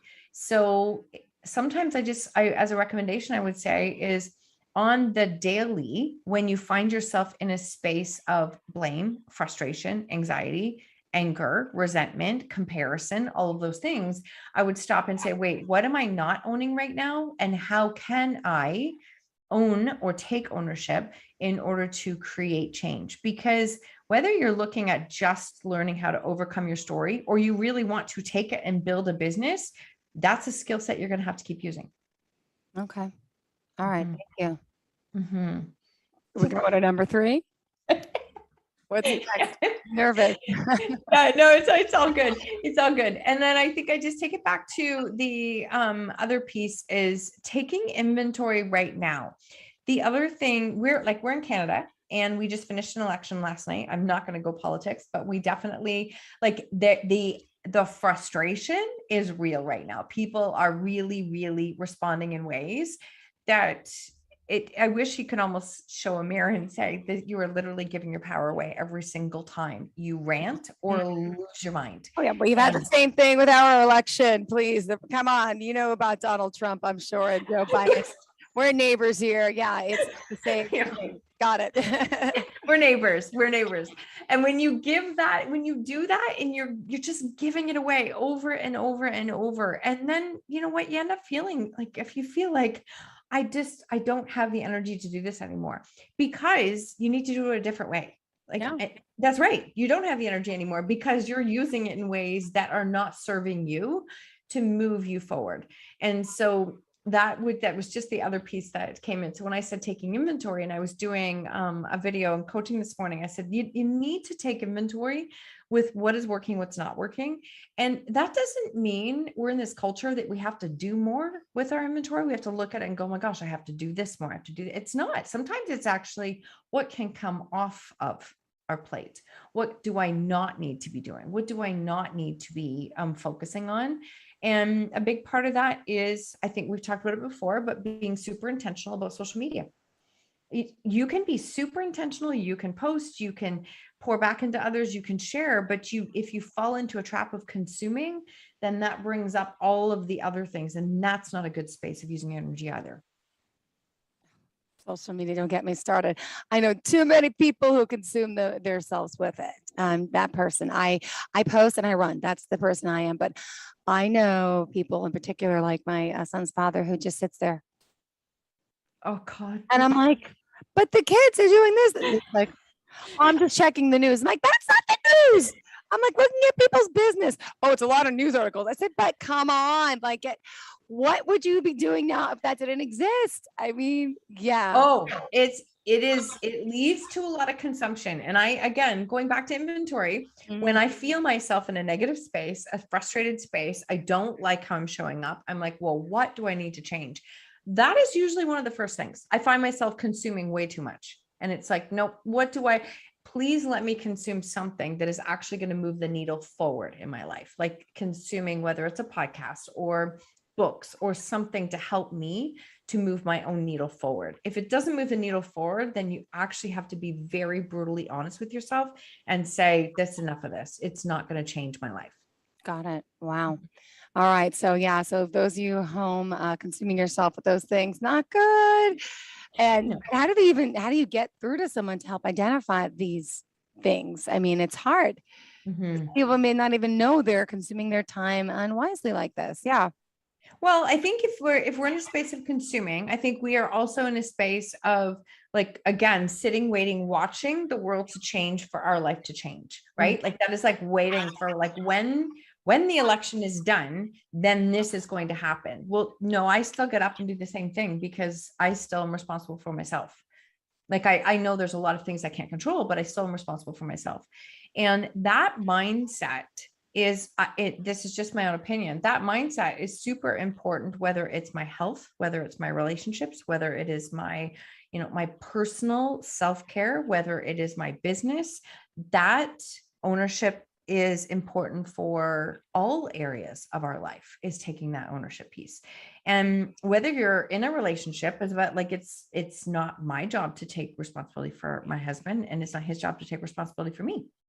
Very true. All right. And I think now that also means we have to be open to hearing, right? We have to be open to receiving if we want to create change. If we don't want to, then I love you, but if we don't want to create change, it's all good. Wow. But then we can't complain with where we're at. True. Very in my own opinion. If we're not willing or open to taking things in differently, then we also shouldn't be in a space of complaining. But that's not going to stop people. We all know that. So it's really taking that ownership piece. And I can say, honestly, I have seen people with unbelievable stories, extraordinary circumstances, who have gone on to create massive, massive impact in their life and massive change. And I look at it and go, here they are with these stories and circumstances that they've lived that would knock most people out ever. And they're doing incredible things with it. And yet some people over here have what would be considered fairly minor, but they're in that space. I think that just shows the difference of mindset. I'm not comparing the two situations. It's just really, we have the opportunity to make it however we want to make it, to make the impact that we want, to change the story. But when you learn how to shift that thinking, you really can make a big difference in your own life. And as soon as you start to move the needle forward, you start to see what is possible. And then all of a sudden it's like, oh, I can do this, and I can do this, and I can do this. And, you just we always get to choose what story we're feeding. Yeah. Well, with mindset, for example, any tips or advice to those how today listening here at home? How can we start changing our mindset? Is there anything we should be doing in the morning, in the night, routine wise? Could you give us some advice on that? Absolutely. These are things that have worked for me. I've been in all ranges of the mindset, so I know what it's like to be in some low spots as well. Consuming, again, going back to first, what are you consuming? Other things that I know work, you just find a combination of things that work for you, whether it is certain meditations, even just like breathing for 2 minutes. I think I read yesterday that deep breathing for 90 seconds completely changes your nervous system. So if you're feeling yourself anxious, if you're feeling yourself anxiety in that space, you can't make great decisions from that space. And you will be in a space of not probably being proud of how you're responding to. I know I'm not. When I'm in that space that I'm not handling well, it's like, okay, wait, what am I not doing? So other things for mindset is looking at journaling. And journaling, here's a thing, I might kibosh what a lot of people think on journaling, but it's not just a thing of writing down 3 gratitudes and saying affirmations and expecting your life to change. That's not how it works. I think journaling is an opportunity to really dump out the things that are not serving you in your mind, like some of the thoughts you might be having. Like, really, sometimes I give myself a paragraph of what am I actually thinking today? Like, let's be real for a second. What am I actually thinking about myself? What am I stressed about? And I write it down. And the reason I do that is because when I can look on the piece of paper that that's actually what my thoughts are, now I can look at it and go, well, that's ridiculous. I don't actually believe that, but that's what's there. We have to clear it. We have to clear it first. And then I focus on gratitudes. And then I focus on what I call future scripting. And scripting is like what I am creating, the energy of what I'm living in. So that's a lot of subconscious work. Other things that help with mindset are meditations, tapping. EFT tapping can really help change your subconscious mind, what you're reading, what you're taking in, and really deciding that you are a product of what you're creating, not a product of your circumstances. Okay. Right? Yeah. Those are some of the main things I would say. Do we have any more steps? What were we on? Was that 3 or 4? Wait, one of the worst things, I started with a great intention of points, and then it's like, I don't know, is that 10? I know, but it's great conversation. Okay, good. It's all good. It's all good.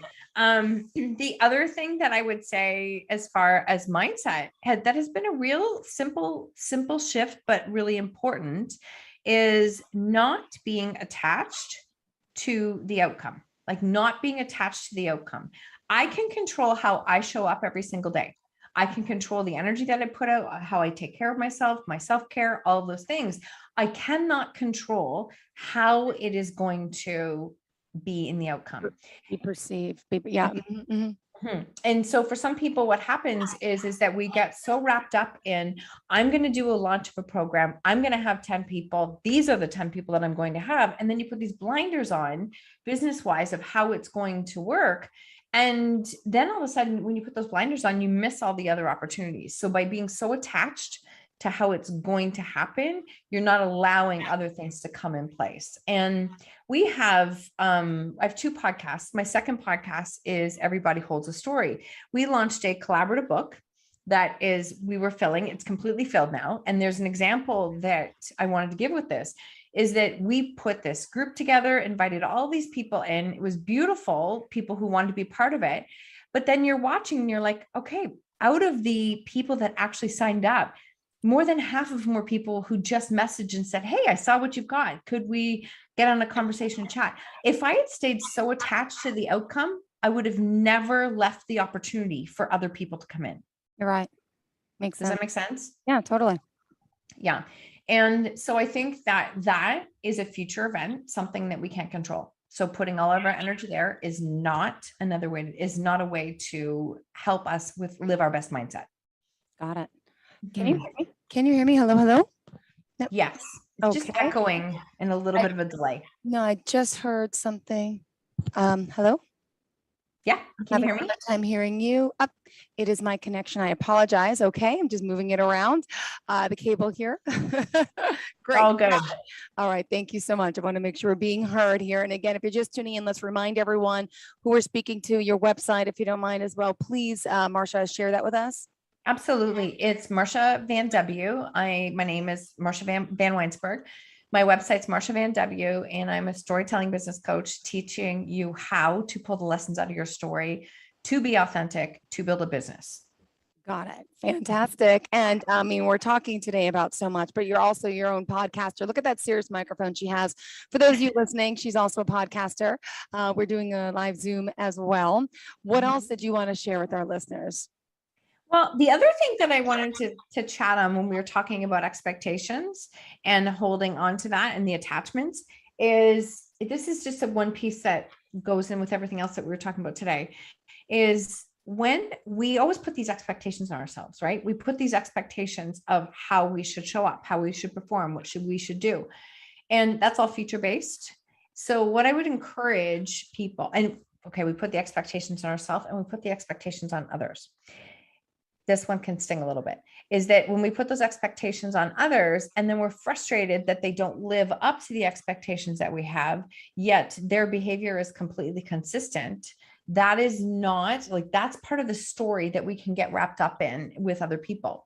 So what a lot of times I say is, can we look at it instead and actually raise our standards instead of the expectations? So raising our standards goes back to the mindset piece and everything we just talked about. That's how we show up. That's how we can make a difference. That's how we can, like, our standards are what we choose to do every single day. And by raising our standards, that's living in the present instead of raising our expectations, which is based in the future. So that's all part of learning how to own your story and learning how to go through those processes, because really what you're doing is you're breaking patterns. You have to break patterns and interrupt patterns that we know are not working. Not doing it from a space of beating ourselves up, being shameful, hard on ourselves, because that solves nothing, but from a space of recognizing that that is what we are doing and then interrupting the pattern in order to create a different solution or a different ending, if that makes sense. It does make sense. Wow. And for those out there listening, what is your background? What brought you into this field? Would you mind just giving us a little, you're extremely knowledgeable, obviously, with what you do. You're an expert in your field, but is this something you always wanted to do, be a life adversity coach, or how did you fall into this spot in your life? Well, I think if fall is an interesting choice of words, I think life pushed me this way. Okay. And I think it pushed me and I had to choose how to respond. I've been coaching and mentoring people for, almost 28, 29 years in different areas of post rehab, physical rehab, and some clients learning how to walk again. So definitely it was physical, but definitely mental. There was a lot of mental challenges as people were trying to overcome life altering injuries. And so I really have been doing it for a number of years. But then as our life pushed us into a position where we were dealing with teen substance abuse with our kids that came out of left field, it was not something I ever saw coming. Mm-hmm. And it just became a massive issue that affected our entire family. I did all of the things that I have given you or shared advice on. I did all of them. I was literally living in victimhood, angry at the world, fighting, trying to do it by myself, being the perfectionist, trying to change everyone else. And none of it worked, to be completely honest, none of it worked. Instead, I came to a turning point where I stepped back and went, okay, I can control myself. I can own my own choices. I am responsible for and those are the mantras that I had to do. So when I say interrupt the pattern, that's what I had to do. Every time I could feel myself falling into victimhood, angry, frustrated behavior of everyone else, I'm like, no, where can you own your own choices and take responsibility for yourself? And that's what I had to do. And ironically, that is what my kids had to do too. That is like literally what they had to do too. And so that's where it all started from. And as I started, then you wrote a book. I mean, so for those of you that want more information, can you tell us the title of the book and of course, where they can find it? Absolutely. It's called When She Stopped Asking Why. And that title is really important because I was in a space of blaming, a lot of blame. And when I realized that the why wasn't serving me, the why is only serving us when we're going towards a goal. When we're asking why about something has happened, that just keeps us stuck. So as soon as I recognized that I was continually asking that, every time I asked myself why, it was like, no, what can I do next? What can I do? And that became the whole basis for my book. So the book was really written about my story. And a lot of people perceive that it really is only about dealing with teen substance abuse, and it's not. It's what do you do when life forces you down a path that you didn't want? It wasn't one you expected, right? Which is life is always going. Happens. Yeah. But so I'm on your site again. I pulled it up. When she stopped asking why. I don't know if you could see it here. It's so hard to see on the screen, but now, I mean, amazing. Your honesty, your, sharing your story like this. I know it wasn't hard, but you can go to Amazon.com, right? Get it there. Yeah. And it's pretty impactful. And I haven't read the book. I just read the synopsis. So I know, and you shared your story with us here before. So I personally know, but maybe some of our listeners don't. So I want to make sure everyone's getting the information. So that's your book. What else are you working on now? And you're obviously here helping so many people. Mm-hmm. If I can share one quick thing about the book you just made me think of when you shared it, is I went from being a hider in my entire life and a victim and frustrated. And when my book was getting ready to release, I had an incredible author reach out and say, I looked at it. I know what you're doing. I need you to change the cover. And I'm like, change the cover to what? And he said, your face. It needs to be your face. I'm like, you're out of your mind. I am not putting my face on the cover of a book. And he said, it's exactly what you have to do. If you want people to appeal to the fact of being a mother and it's your story, it needs to be your face. Mm-hmm. So it delayed my book by about 2 months, and we changed the whole cover about a week before it was supposed to come out. And it was the best decision I ever made, because when I look at it, it allows people to see that this is a real person, this is real stories, this has affected. So can you change your story? Yes. Like, I completely changed my story. It is possible. It is doable. I never would have thought I would have done something like that. So I just wanted to share that piece, because people say to me all the time, well, I'm not as confident as you are. I don't have as much courage. And I'm like, those are all muscles. You have to grow them. Yeah. You can't just, you don't have them. You have to grow them. So I just wanted to share that piece. We are launching our next collaborative book, and this one just filled for Everybody Holds a Story. We do have another one coming up, because the stories of people who've been reaching out to us, their body stories, and they're sharing the traumas and the challenges that they've come through.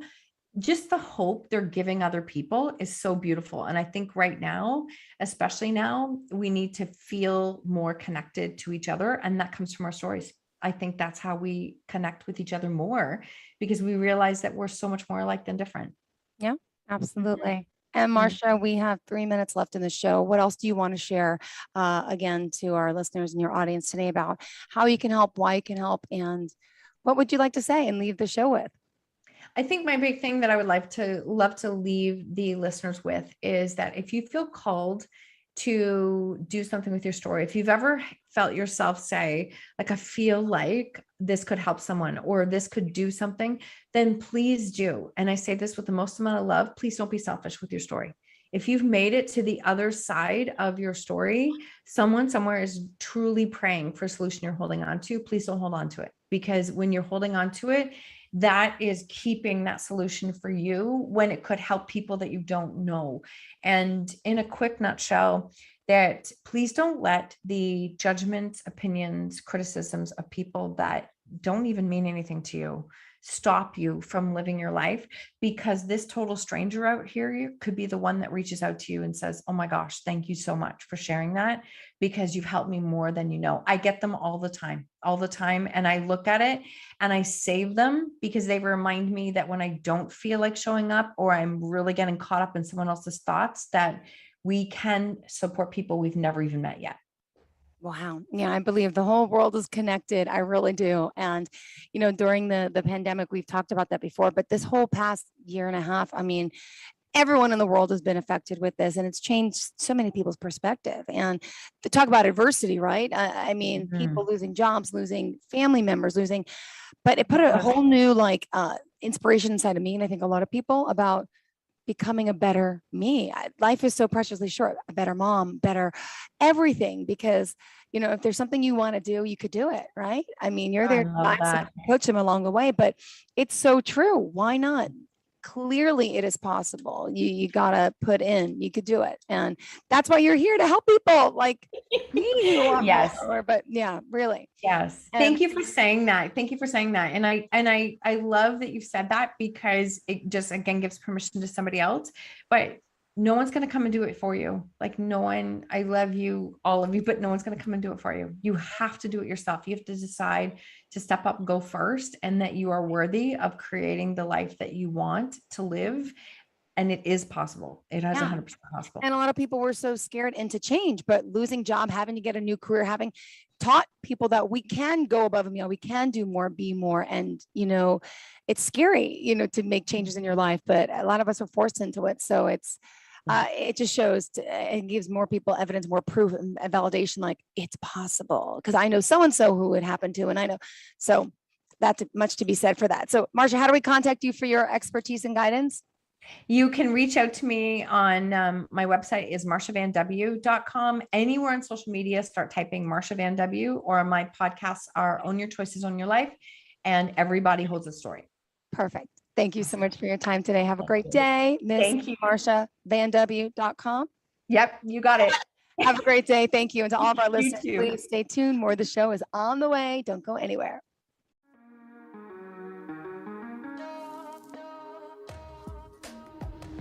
Broadcasting from the business capital of the world, this is the Podcast Business News Network. For nearly 2,000 severely injured veterans, everyday life has become filled with barriers.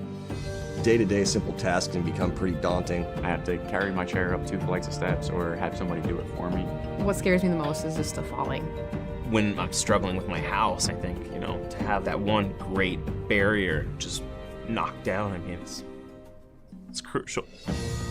Home for Our Troops is a wonderful nonprofit that builds a Mortgage-free, fully adaptive, handicap-accessible house. And there's no catch. It'll be our very first home that we've ever owned. This is a game changer. This is where your life begins again. We need you to join us in completing this important mission. Please visit hfotusa.org and help build homes and rebuild lives. Because of you, everything's going to be okay.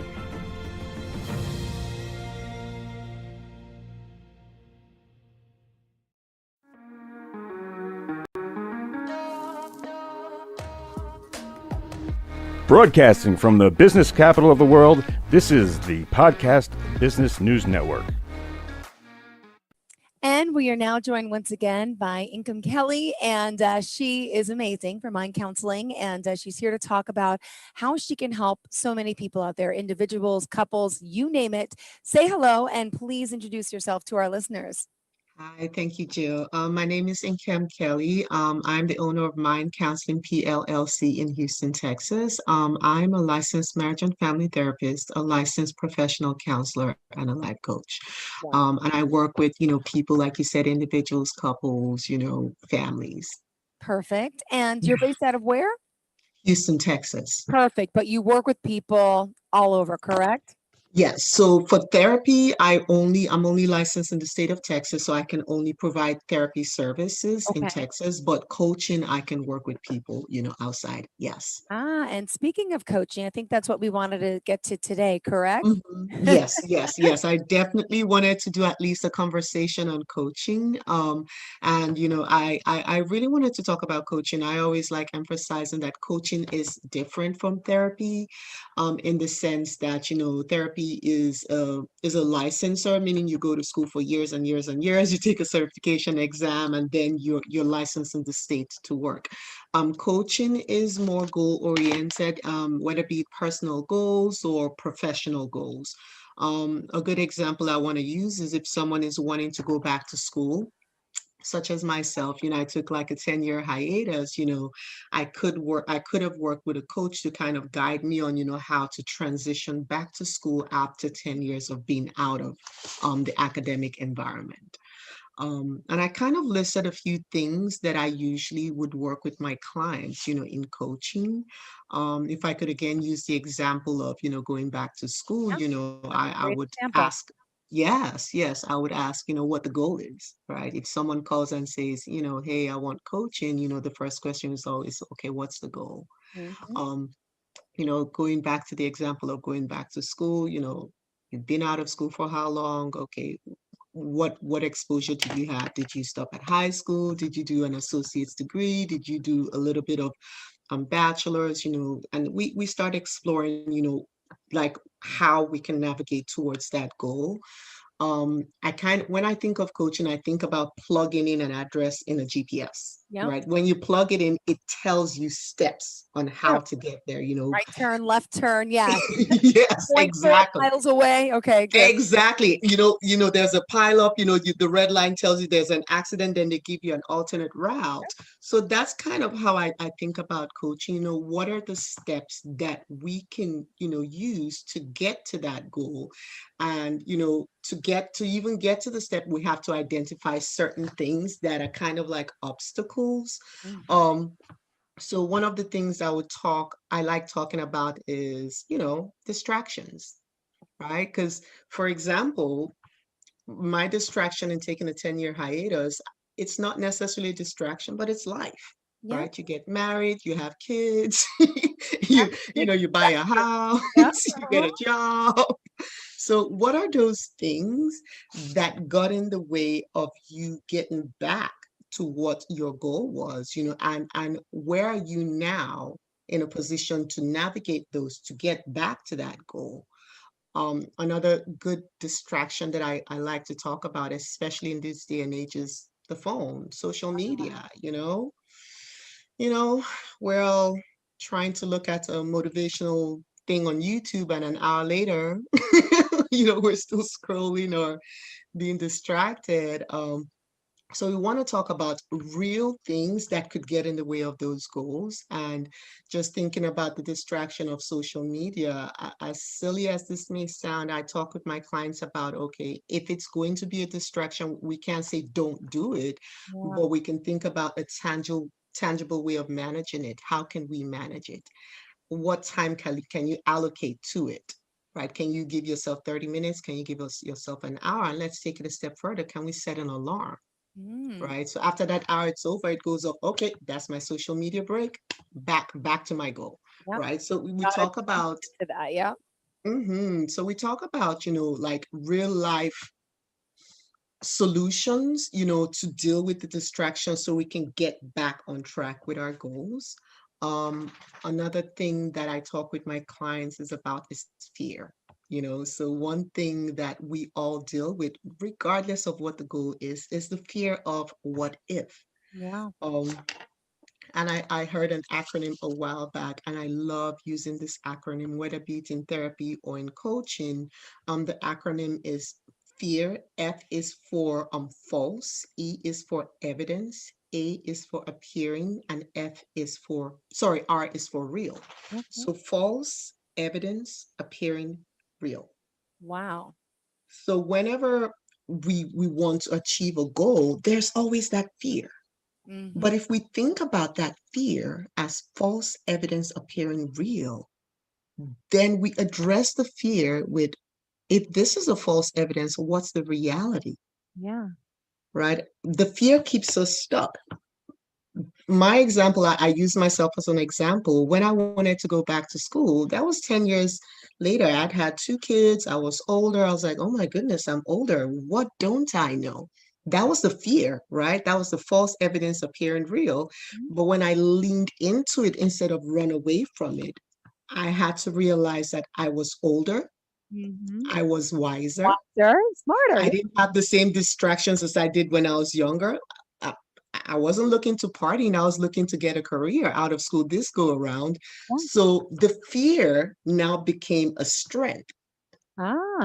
Right. So instead of being afraid of going back to school, when I addressed it as a false evidence appearing real, I realized, you know what, I'm older, I'm wiser, I'm more focused.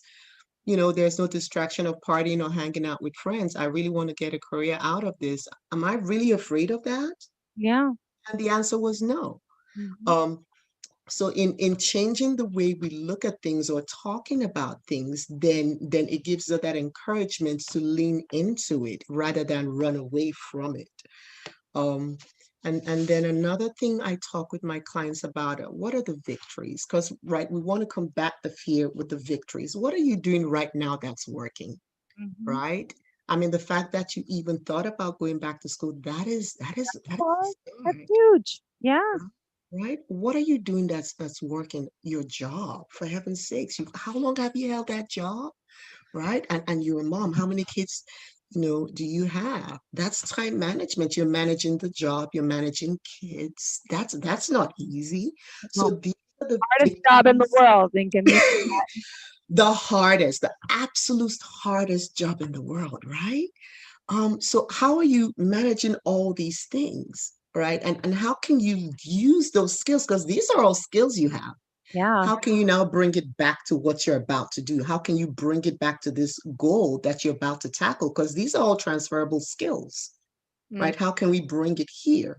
And then another thing that I get excited asking my clients, and I always, when I see those wheels turning, I get really excited. I ask, what are you thinking of doing but haven't done yet, and why?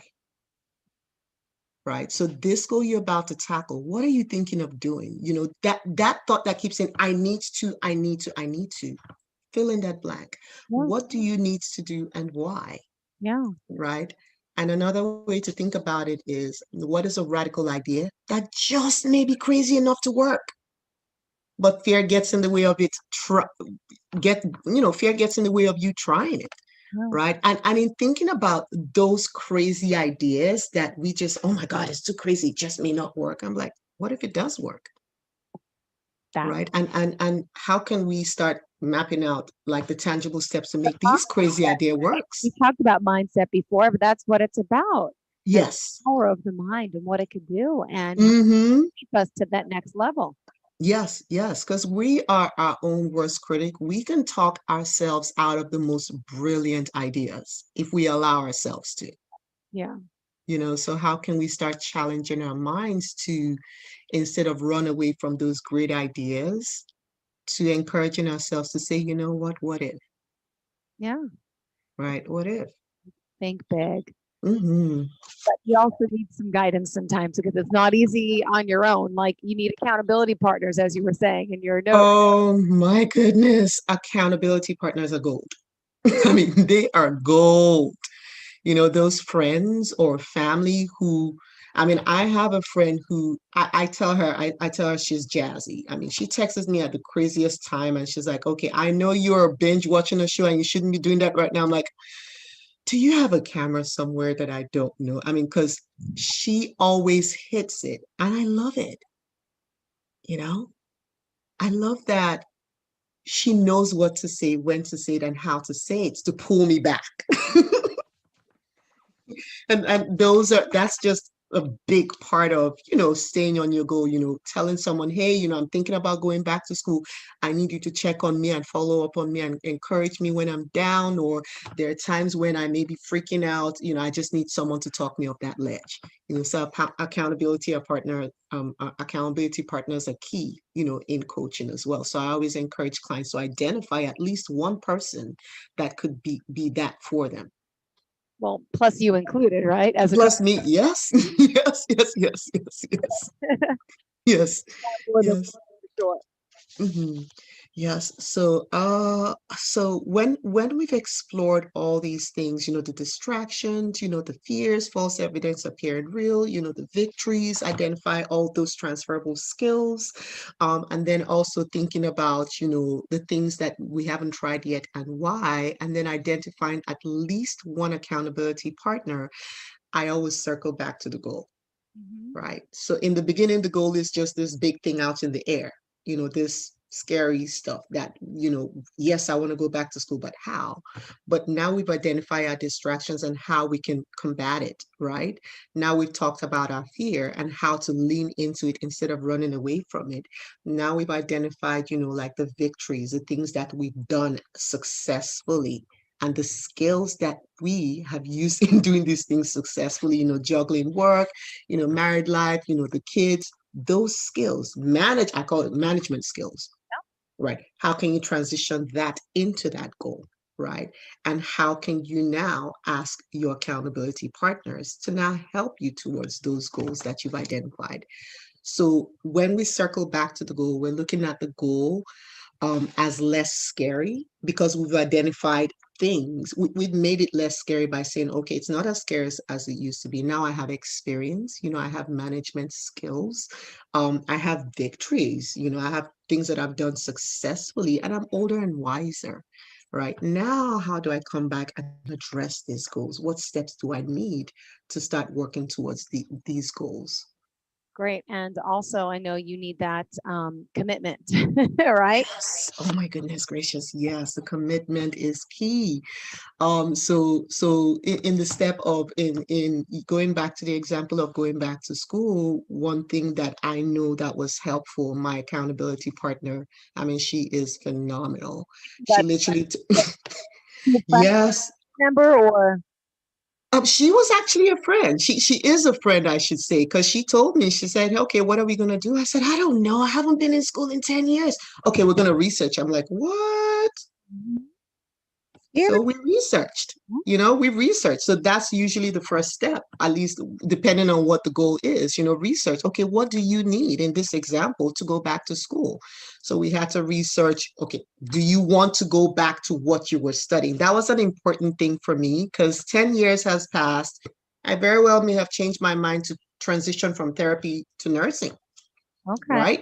So if you want to stay in that field, what do you need to do? Do you need to pull up your transcript and see what courses are still valid or what courses you need to retake? Right? Do you want to look at the options? Do you want to do online? How do you learn? right? Some people learn better face to face, some people learn better, in class. So which one do you want to do? Also, what's the application process, right? Like maybe email somebody, ask questions, what the deadlines are. And then another thing that I know we talked about, my accountability partner, I mean, she was great. She told me there are also scholarships are available, because that was also a fear. Can I afford to go back to school? How am I going to manage? Yes. Yeah. Right. So you could email the financial aid department, say, hey, besides the FAFSA, do I qualify for some financial aid? So there are a lot of things we can research. And based on our research, we can start thinking about what commitment steps to take. Right. Because now you have all the information to make that decision, Wow. to take that next step. I love it. I love it. So again, we're all talking about coaching today. Just to remind everyone who we're speaking with, Inkem Kelly, could you give us your website and contact information? Yes. My contact information is for the website is www.mindcounseling.com. Email address is mindcounseling@gmail.com, and the phone number is 361-878-8151. Great. We're skipping our break today, just letting you know. So okay. Talk of coaching and yes, benefits and some of the types of people that come to you for coaching. Give us a little more of that background if you don't mind. Right. So I have different people who come to me for coaching. A lot of times I speak with people transitioning, graduates from high school. Do I want to go into a 4-year college? Do I want to go into a trade school? Do I want to take a gap year? Right. So we literally explore these ideas. Okay, why do you want to do this? Why do you want to do this? What's the reasons behind it? Right. And what are the steps? If you want to take a gap year, what's your goal in that gap year? What do you want to achieve? And if you want to come back, we want to identify how to come back. Right? Because a gap year, in my example, my gap year led to 10 years. Right? So if you want to take a gap year, we want to identify, okay, if you want to come back, we have to at least start the application process. So you have a time to come back to say, August of next year, my gap year is over. I've traveled through Europe.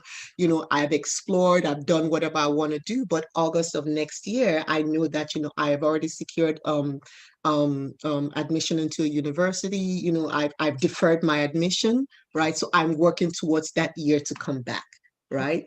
And if it's someone transitioning, I'm trying to think of a good example, maybe someone who's been home, right? And the kids have now gone back to school and they decided, you know what, maybe I want to go back to school, or maybe I want to start a business. Okay. So what is your passion? Yeah. Right. What businesses are you thinking of, opening? And, we can maybe list 3 and then look at the skills. We can also research, funding for it. We can research support systems, again, accountability partners.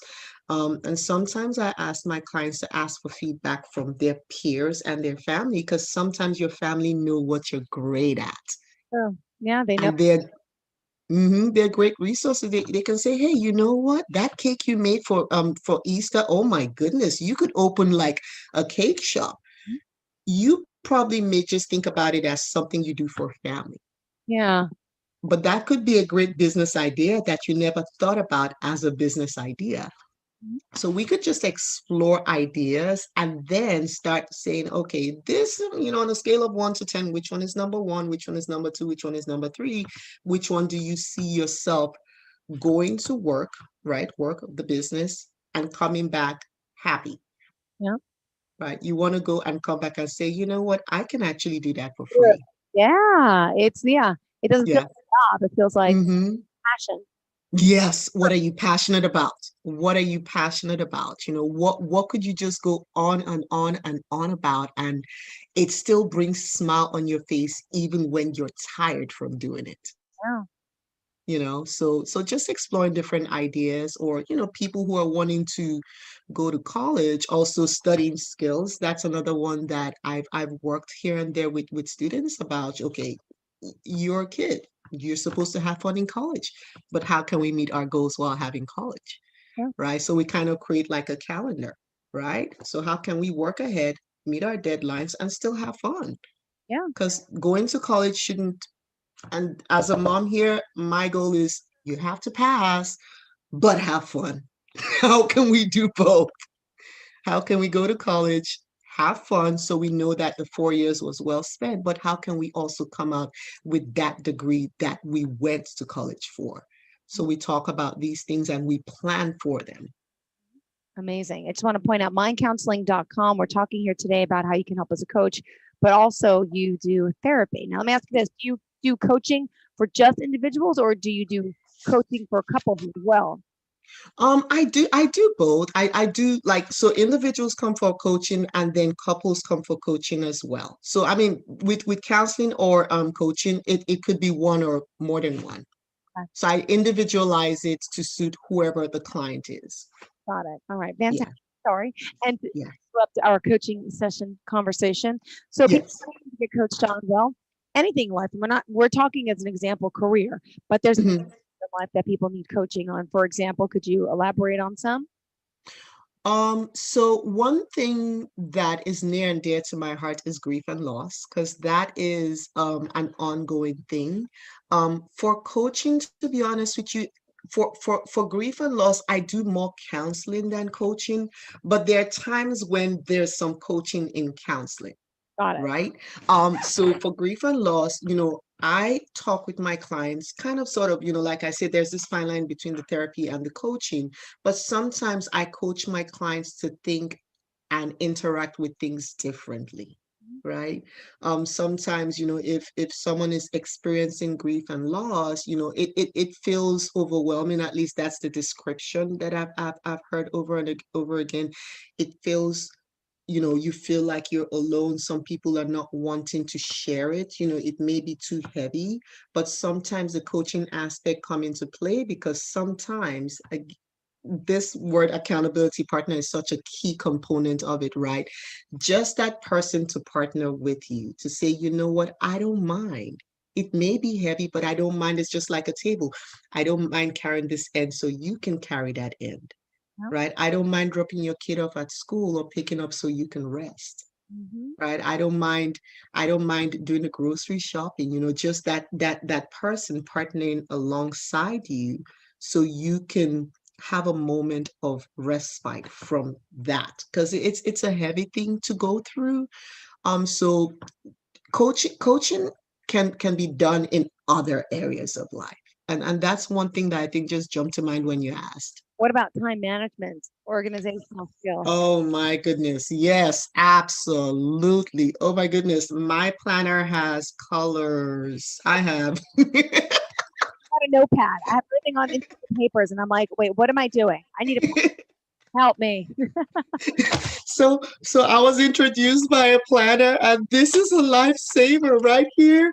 I open a blank page, and this to me is gold, because without it, I have to look at it and say, what day is it again? And what time am I talking with Jill? And believe it or not, after we finish talking, I put a check mark beside it, or else I'm like, did I already talk to her, or was that last week? I can't find it because all the papers fall off the desk. Exactly. So time management, that is definitely one thing I work with people on. I work with, oh my goodness, planners and calendars, and we color code stuff, so if you see pink, maybe pink is for your personal appointments, and blue is for, work, and green is for finances. So when you see a color, you know what it is. So we do work with that. I think then it's important to put it on paper, not just in our phones. Yes, not in our phone. There's some people who work great with phones, but one thing that I recommend with the phone is set an alarm. And when that alarm goes up, name it. Because if that alarm goes up, it just says alarm, what is it for? Right? So one of my alarms is pick up the kids at school. So when it goes up, oh, okay, it's time to go pick up the kids. So be specific. If you want to put it on your phone, label the alarm. When it goes up, you know what you're supposed to do. Right? So people work different ways. I'm tangibles. I like writing things down. Good, me too. Yes. Mentioned about the color coding. That's something I never thought of either, but that's that could definitely be more helpful and beneficial, even highlight it, right? With Yes, yes, yes, yes. Highlight it. My thing is, like I create a list, and when I do it, I highlight it because the highlighted thing means that task is done. If it's not highlighted, I move it to the next day. got it. So whatever is not highlighted on that list gets moved to Tuesday, and I move it to the top of the list. So that gets done before my to-do list on Tuesday. Using pen on this, or is it a pencil where you can erase? Pen? Either or. Some people say pen. I've heard a friend describe it. She says pen is too much commitment for her, so she prefers pencils. I like pen because then I cross it out and I feel like a little bit of victory. I did that, right? So it depends on the person. Thank you. And what else did you want to talk about with coaching as far as your coaching services? So thank you so much for saying that, because I totally forgot. I had two quotes when I was kind of thinking about and preparing for this particular conversation. I found two quotes that were very helpful. I think would be helpful to share. The first one is, the great calamity is not to have failed, but to have failed to try. Right? And I'll read it again. It says, the great calamity is not to have failed, but to have failed to try. I like this quote because there are a lot of brilliant ideas that we may never know because people never tried. Yeah. Right? There are a lot of great books that we will never read because people didn't write them. So we need to start tapping into those ideas and trying to do these ideas. The second one is, I'm like that does not help anything. I can be different does. Again, back to the human self, right? I'm used to doing this a certain way. I don't want to try something different. What if in trying something different, you actually get a different result that you want? Right? So my encouragement always is to try something different, at least one thing different a day, to see what different outcome, what positive different outcome you can come about by trying that different thing. Great. Well, thank you for sharing that. And how can we get in touch with you if we have any questions? How does it work? Can someone contact you? Do you get a session? Is there a charge for the session, or how can we work with you? All right. So if you go to mindcounseling.com, my phone number is there. So it's www.mindcounseling.com. You can call or email me at mindcounseling@gmail.com. I call people back or email back, and then we talk about, what they want to do. Is it therapy? Is it coaching? And then after that, and it's the consultation is complimentary. We have a conversation to determine, what route you want to go. And then we can talk about scheduling. Perfect. All right. So how can we reach out to you? Give us your phone number, email, website, however, other forms of contact you want to give. Social media. Yes, social media, yes. So I'm on Instagram, it's Mind Counseling, and then Mind Counseling, www.mindcounseling.com. The email address is mindcounseling@gmail.com, and the phone number is 361-878-8151. Perfect. Well, thank you for your time today. As always, it's a pleasure speaking with you, and don't believe everything you think. All right. Thank you. Yes. Thank you so much. It was really a pleasure talking with you as well. Thank you. Again, and of course, to everyone else, stay tuned. More of our shows coming right up after this quick break. Don't go anywhere.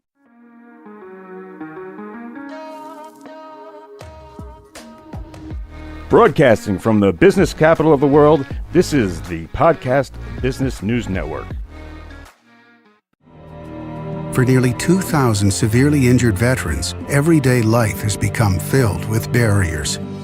Day-to-day simple tasks can become pretty daunting. I have to carry my chair up 2 flights of steps or have somebody do it for me. What scares me the most is just the falling.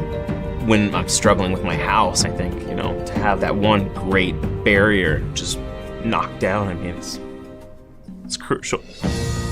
Home for Our Troops is a wonderful nonprofit that builds a mortgage-free, fully adaptive, handicap-accessible house. And there's no catch. It'll be our very first home that we've ever owned. This is a game changer. This is where your life begins again. We need you to join us in completing this important mission. Please visit hfotusa.org and help build homes and rebuild lives. Because of you, everything's it's going to be okay.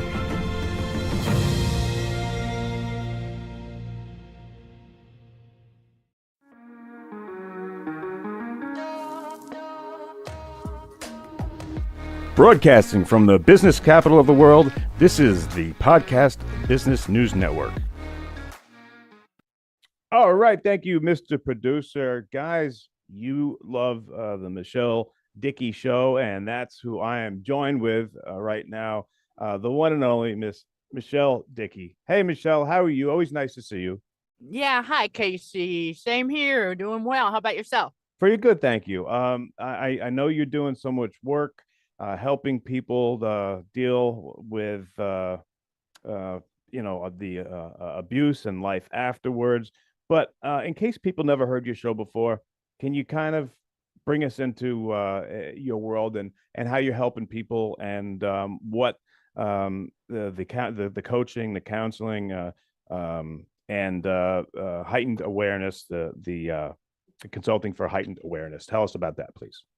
Yeah, real quick. Yes, Consulting for Heightened Awareness is a non-denominational ministry where we specialize in narcissistic abuse and trauma recovery, helping survivors of abuse overcome the trauma associated with the abuse, and then anyone who is still trying to overcome trauma triggers. Because trauma triggers, once we realize that they're always going to be external, like we'll figure out where they're coming from, then we can go, okay, and we know it's not coming from within. So that helps to heal and to overcome those. Okay. And to get that emotional regulation and knowing when it's not coming from us, all part of that inner work and stuff that we have to do post abuse or post any traumatic event. So it takes a little while. It doesn't happen overnight, right? Exactly. Yeah, it does not. I know we all want it to at first. We're like, ooh, make it go away. But right. I got it doesn't. Does not work that way. So that's what I'm here for as a consultant, a coach, trauma specialist. As I help I help guide them and support them every step of the way. Mm-hmm. And so, we've got the individual session for those who haven't heard it and those who need a reminder. All of our individual consulting sessions are for any combination of up to 2 people. Okay, so that's out there for that. And then, of course, we have a group session for those when they're ready, because all of us at first, we're not ready to be in a group setting. So it takes a little while to work up to that. Right. But once they're ready, we have group sessions every week as well with, no more than 5 people, with me at 6. That way, keep it small. Everybody gets a turn and, to share what they want to share, support each other, that kind of thing. I bet a lot of bonds develop in that, because everyone's gone through something somewhat similar. I bet it's good for camaraderie and not feeling alone, maybe. Exactly.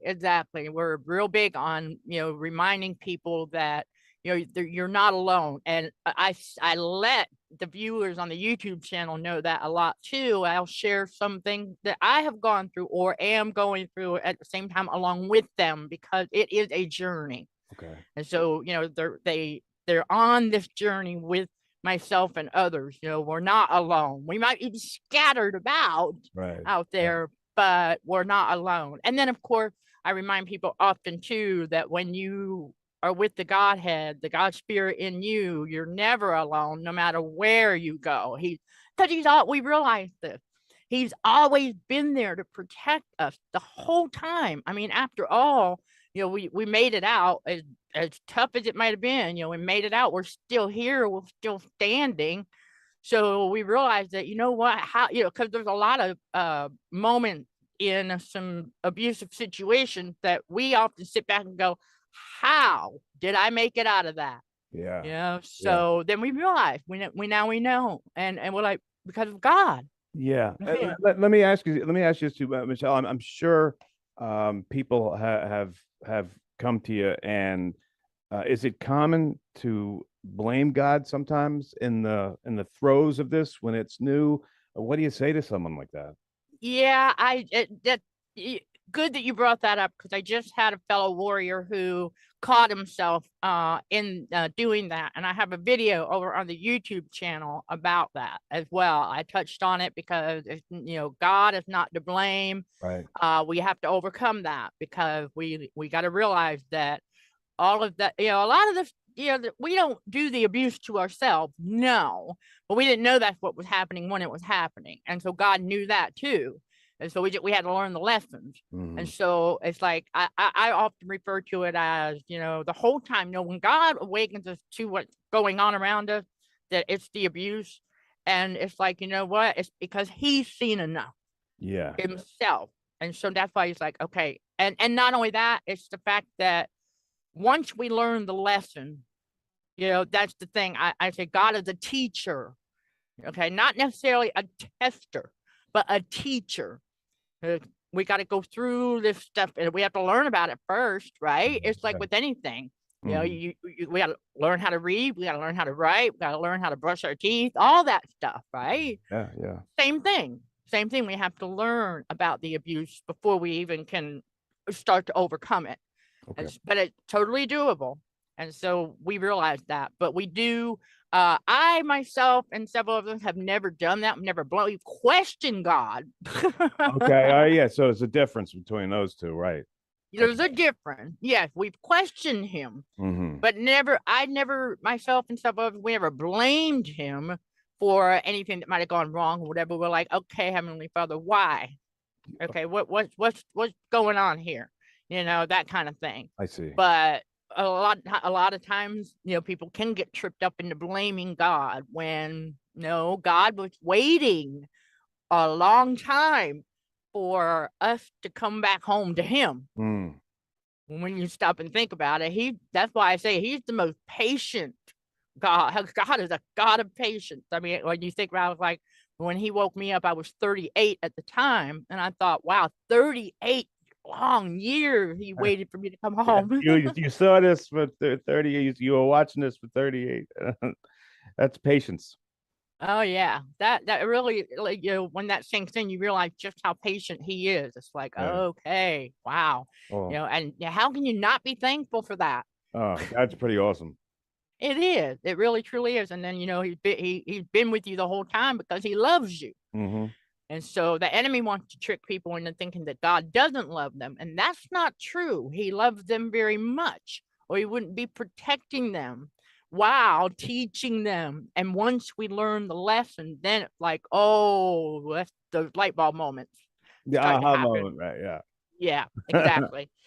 So with someone, especially new in their faith, and has that mindset, the questioning might turn into maybe a blame. Is the course kind of to sit them down and to have what you were just saying to me and just talking it out, and making them understand that? Is that kind of how that works? Is it common? Yeah, well, I mean, it is a common thing, and nobody needs to beat themselves up over it. We tell them, don't beat yourself up. You're not alone. A lot of people do it until they can grasp the understanding how he works, how God works. And so that's why I break a lot of all of that down on the YouTube channel. By the way, for those who don't know, the title is called Narcissism and Cognitive Dissonance over there on YouTube. And I've got stuff coming out all the time, every day. on YouTube. And if we type in Michelle Dickey, can we get there too? You know what? I'm not entirely sure. You might, but because of the channel name is Narcissism Cognitive Dissonance, I think it'll come up better that way. Okay, all right. Because I don't have even though my name is on the account, it's not in the channel title. So that, and I'm not the only one with that name. Oh, right. Okay. Well, I understand that there's something that's very important. I hope you can talk to us about. There was a survivor that you were working with, and something came up that we can take a page from. Can you talk to us about that? Absolutely. When you're first coming into finding your voice again post abuse, you found a place wherever it might be on let's say social media. Okay, you found a place, and like Quora, for many of us, that's where it all starts. That's where the questions are, right? Yeah. Okay. Just to kind of get back into the mode. And so, one of the survivors is finding her voice again, and is very talented, by the way, as a writer. And because a lot of us do, we find writing to be very therapeutic, and it helps us to heal. And so, and a nasty, negative, gaslight verbal attack shows up in the comments. And I say that's the trick of the enemy, trying to get in the way and thwart the survivor off of God's healing path. And so I'm here for anyone who might need this help too, as well, to steer you back. Don't let the enemy do that. And so if the capability is available on that particular site, disable the comments for a little while, whatever you got to do, so that you can continue to do that, because the survivor knows how they're doing inside. The survivor knows how they're feeling and how they're progressing. They can, maybe they don't always see it, but they can sense that they are moving in the right direction, and that they are healing a little bit more each day. And by doing writing, or interacting with other survivors who are true survivors, by the way, that discernment. And so they find that to be very, whatever the survivor finds to be therapeutic, whatever place, wherever it is. Yeah. Okay. The survivor will know what's working for them. And so the enemy will do that, though, because I tell people a lot, like, after all, the devil does not want people to heal, but God wants people to heal. Yeah. So when the survivor can sense that they are making progress and things like that, and the enemy's watching, and the enemy can tell too. So he'll send one of his little, what we call the flying monkey narcs. He'll send one and dish out a gaslight or a verbal attack or whatever in the comments. And, that can, if we let it, that can shut that down for us. And then we're back to what? We don't continue to make progress. And we don't want to see anyone do that. Right. We don't want to see anyone no, because we all got haters. Yeah. Okay. Yeah. Well, just don't think about it. If we didn't have haters, then that means we're not doing something right. Right. Well, so are you saying, Michelle, it's probably a good idea, maybe if you're getting back into social media after dealing with an abuser, and you're on the track, working with you and getting yourself back, is it a good idea to turn those comments off maybe for a couple weeks until you're a little? Yeah, there's nothing wrong with that. Okay. There's nothing wrong with that, because even though there are those of us who try to stay on top of keeping the garbage out, not because of we overcame that a long time ago. So that's why I want to be here as inspiration for others who have still, we call that a trigger. Okay. And you see how that trigger is external, because it came from somebody else that was dishing out the gaslight, and it would trigger. Okay. It's external. It didn't come from the survivor herself. So that's a good example on what I mean by the triggers are always going to be external. Yeah, it's very important to know that, right? It's nothing wrong with the person. It's just someone who's mean, another predator. Exactly. Remember, because we operate on the salutogenic approach, because the other side of that is a lot of people operate with the pathogenesis approach, which is the one that focuses on the what's wrong with you. We don't do that. That will re-traumatize. That's what the triggers are meant to do, is to re-traumatize. Gotcha. Once we have a really good understanding that there's always going to be something external that's a trigger, that helps us to overcome that a lot quicker. And so we get to that point where, okay, you know what? Gonna have people, we've got people out there that are just miserable people. Yeah. And so I know it sucks, but it is what it is. And we just learn to ignore them, because what they're looking for, first and foremost, is to start an argument and they're trying to deliberately get under our skin, that poking and prodding, trying to get a negative reaction, because they can see, it's like the enemy can see it. It's a really crazy thing, but he can see how we're progressing as well. Mm-hmm. And he doesn't like it. So they don't want you to get better. Right.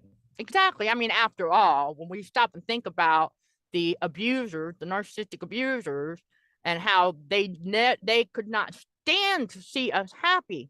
They could not stand to see us, you know, accomplishing things. You know, they couldn't stand it. They hated it. They would always try to gaslight, come out with those backhanded compliments or something like that, trying to, like, let's say we got ourselves a certification in something, and we're like, hey, we're happy about that. It's like, we're not overly prideful with it, but we'll just say, hey, you know what, cool, we did something. That's a validation for ourselves. We're like, yay, we made it. But the narc abuser would try to slap it down, and it's like, really, and many of us have experienced that. So if anybody is experiencing that, hang tight. We learn, if we have to still interact with one that I would refer to as at least a part-timer, because there is the thing. You've got the full-blown narcissistic abusers that would be considered what many refer to as the overt types. Like, you see them where they're out there. You can tell a real bully, right? Yeah. Okay, you see that's the full-blown. Okay. The part-time ones are what most refer to as the covert Like a narcissistic wolf in abuse. sheep's clothing type thing? Yes, Okay. exactly. Yes, very much like out in I mean, we learn to see when they are doing it in public too, because we learned that the actual love bombing itself, that excessive flattery, that is abuse. It's just I don't want to say it's nice abuse, because no abuse is nice, Right. but the love bomb starts the trauma bonding process. So you see that, that leads up to that devaluing, and then the discard phase, and then they try to hoover and all of that. You told me that they'll even try and get you apart from your family and your friends, so you're just completely dependent on them, like not put your name on things. Or you were telling me that one time. I was like, yeah, that's exactly. That's exactly what they want to do. And it's not just to isolate you from family, but I just a little bit ago, when it revealed it to me, I thought to myself, I said, because when we get out of all of that, and we see that there's a really big world out there, so much more than what we ever knew. And that's because when we were in the narcissistic abuse situation, they kept us in like a bubble. right. So it's not only did they they'll try to isolate from family and any support network, they are also isolating us from the world. Yeah, that's so cruel. Yeah, it's So like, cruel. wow. Because then we are out here, and then now we've got to, we got to figure that we got to take it all in, take it all in and go, oh my goodness. Okay. And then, and after that, a lot of survivors will tend to think that everybody out there is all bad, and they're not. And so that's the other thing we got to, overcome as well. It's part of the healing process. So it's just part of it, and that's natural to feel that way for a little while. Yeah, it is. Because I, myself included, I was like, are there any good ones left? Right. I get it. It's Now, natural part of the process. Now, tell me about how important it is during the process to stay positive in your thinking. Can you talk about that? Yes, absolutely. Because one thing, I wouldn't say one thing, but another thing. How about that? Okay. that we learn about these narcissistic abusers and the abuse and the way they think. And I could share a brief example, because several of the case studies, I remember them doing this. They would always make statements, negative statements, obviously, but they were always statements about, oh, this never, every time I try to do this, that never works out. Like, it's like they're going around expecting the worst, and then it happens. And I'm like, well, that's why it happens, because you're going around expecting. I said, if you are expecting the worst, and I remember before I knew that he was the psychopath type narc, before I knew that, I told him, I said, well, if you keep going around every corner looking for the worst, you're gonna find it. Oh, he didn't like that. You didn't like that? No, I bet not. No, he didn't like that, huh? Right. And so, but that's what they'll do. And so a lot of time we also, through stages of life, had gotten tricked into doing that unknowingly, because when you're around that kind of thinking and that kind of behavior for a period of time, as sociology, psychology, it's very true that social influence, it's just, it's like how God also tells us, it's like being careful who we associate with, lest we become like them, because it's very true. It can happen if we're not aware. Right. If we're not aware. If we are aware, then we can pretty much go, okay, we stay aware. We're like not going to become like them. Right. That's a good defense right there, is to have that knowledge. Absolutely, absolutely. So, and I just remember that, and so we changed that thinking. That's all part of the process. Also, learning how to turn negatives into positive. That's what really, I remember somebody put a meme out. I don't remember who the original author is of it, but it's so true. Says that those who figure out how to turn negatives into positive have figured out the meaning of life. And I thought, oh, in its simplicity, that makes sense. Yeah, it does. And it's so true. So we start to learn how to do that. And one big way that I have suggested to many is that, okay, so something that we believe to have been, I wouldn't call it bad, but just like a negative experience. Okay. And we go, okay, you know what? All right, so that didn't work out quite the way we were hoping for it to, because once we get past all that and we're in what I refer to as God's reality, okay, the upright position, we realize that we don't have any expectation like that. It was like, we got to look, because we're going to self-disappoint when we have those. Okay, we learned that. But how we were hoping it would turn out, right? So because it didn't turn out, it's like, okay, all right, let's take a step back. Say that God downloaded something for us to work on, a project, and it didn't quite work out the way that we were hoping.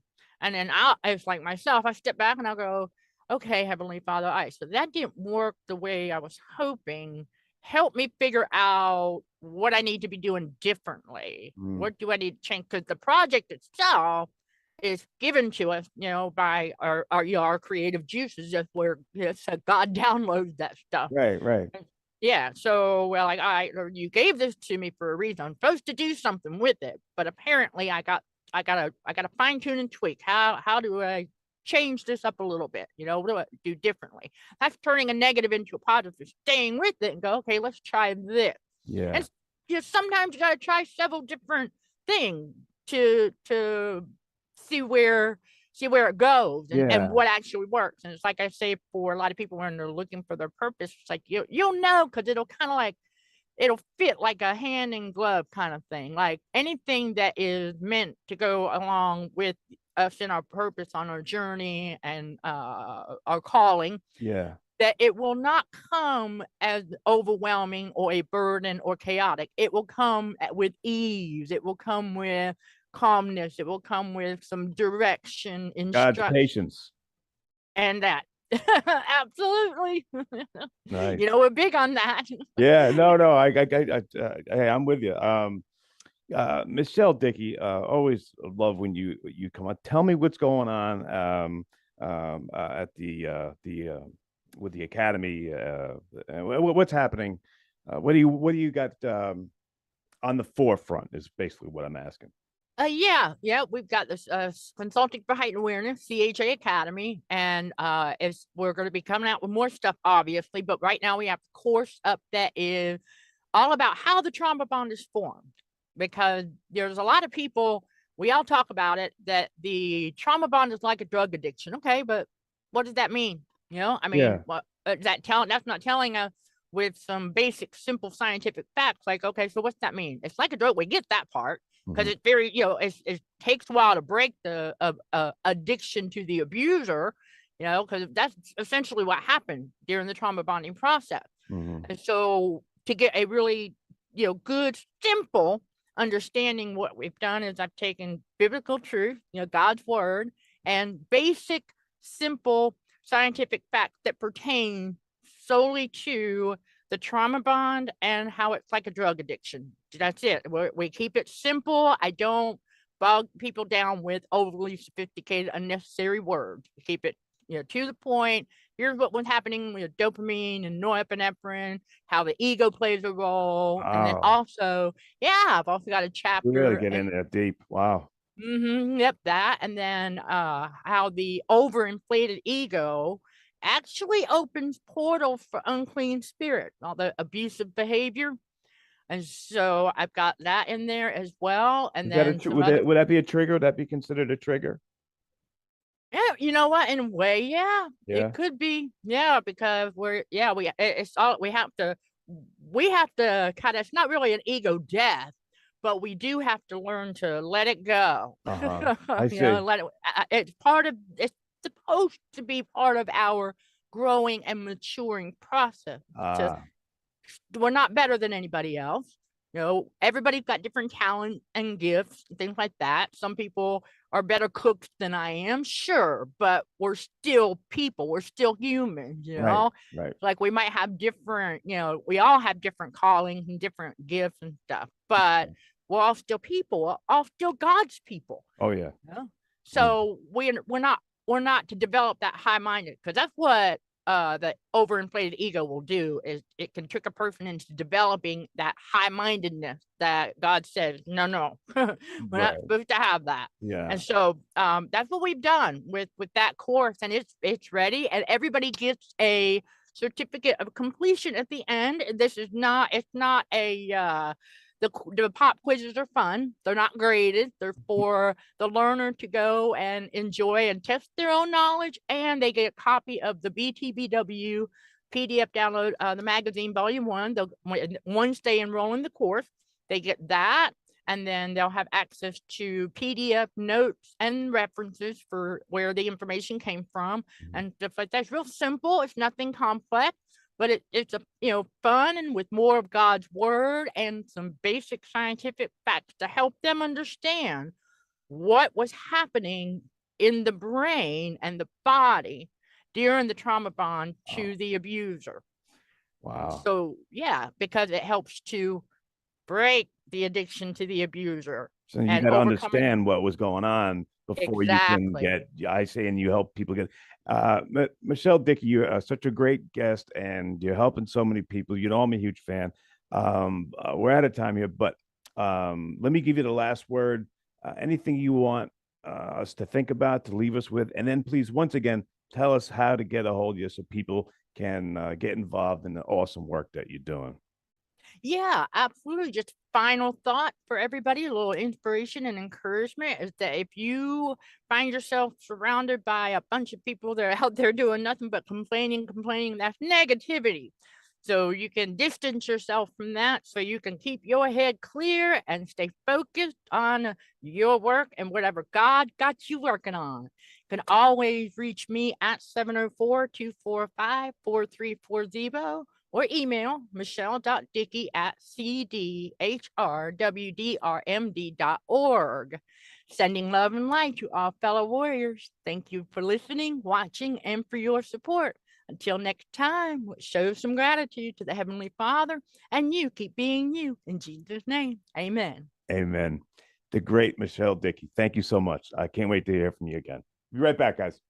Are you looking for even more of the podcasts and hosts that you love? The Podcast Business News Network is proud to announce that you now have even more ways to listen live. Check out the MyTuner Radio, online radio box, and Simple Radio apps on iOS and Android, or find us online. Search for Business News Network on mytuner-radio.com, or search Podcast Business News Network on streama.com and onlineradiobox.com/US. Take your podcast on the go and don't miss a minute of the action.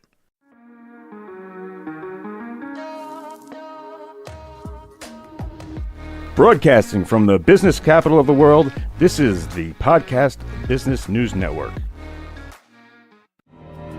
For nearly 2,000 severely injured veterans, everyday life has become filled with barriers. Day-to-day simple tasks can become pretty daunting. I have to carry my chair up 2 flights of steps or have somebody do it for me. What scares me the most is just the falling. When I'm struggling with my house, I think, to have that one great barrier just knocked down, I mean, it's crucial.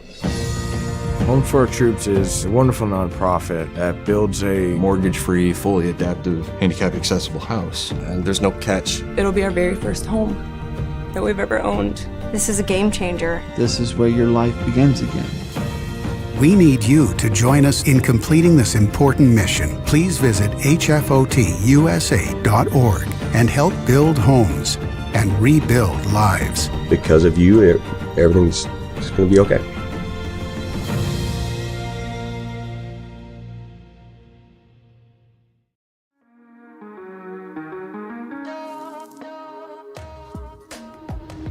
Broadcasting from the business capital of the world, this is the Podcast Business News Network. We are back with our friend, Dr. Maureen Hosier, who's also a clinical psychologist based out of Los Angeles, California. Here again, joining us live on the podcast. Excited to have you back. How is everything in your life going today? Good. We're feeling good. We're feeling positive. Yeah. Fall's here. I mean, I don't know how it falls like in Los Angeles. Is it a little bit crisp? Is it in the 60s? Yeah, 70s today at this point? Yeah. I saw the sweater, so I made note. I said, "Oh, it's maybe cooler there too." Well, great to have you and back. I saw the sweat. Is that a sweatshirt? No, this is a t-shirt. But yeah, well. I couldn't see that part. I have a sweater on the back of the chair when I get cold. It's on and off here, you know. Well, pleasure to see you again, and excited to have you back here. For those that may not know you, let's remind them first off of your website. Would you mind sharing that with us?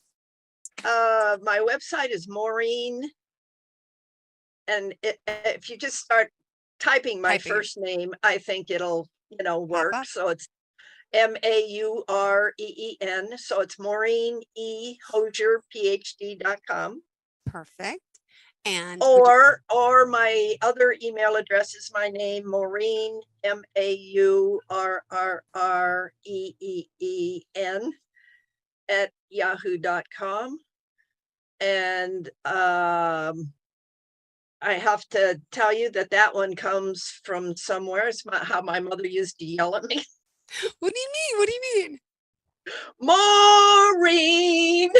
Got it. That's right. Aw. Well, we are here with you. Excited to have you back. She's guiding people, supporting them, helping them, especially when it comes to relationships in particular. She is a relationship expert and, again, clinical psychologist. She can work with you one-on-one, or if it's a business type of situation, toxic coworkers, you name it. But I know one thing, she believes that there is a better way, and she's helping people each and every day of her life doing what she does best. So what did you have in mind for us today? Do we have an area of focus? Well, I do. I want to see if it's possible if I can go off of this. I've sort of finished the next book, and congrats. And it's the working title is Making a Relationship Work. So I'd kind of like to talk about that today, real quick. So I just would like to read an excerpt from the very beginning of the book. So I'm going to switch over to it. We'll see if we're still connected. We may not be. Okay. Do you think, does that make sense? It does. Absolutely. I think let's give it a whirl. Go for it. Okay. Can you hear me? I hear you perfect. Okay. This is the first chapter. When relationships, I'm not going to read the whole thing. It's okay. When relationships don't work. I'm walking into my front door on a Friday afternoon after coming home from work. I'm exhausted. I open the front door and I can see straight through the living room and dining room to the kitchen, where an empty glass is sitting on the counter on top of the dishwasher.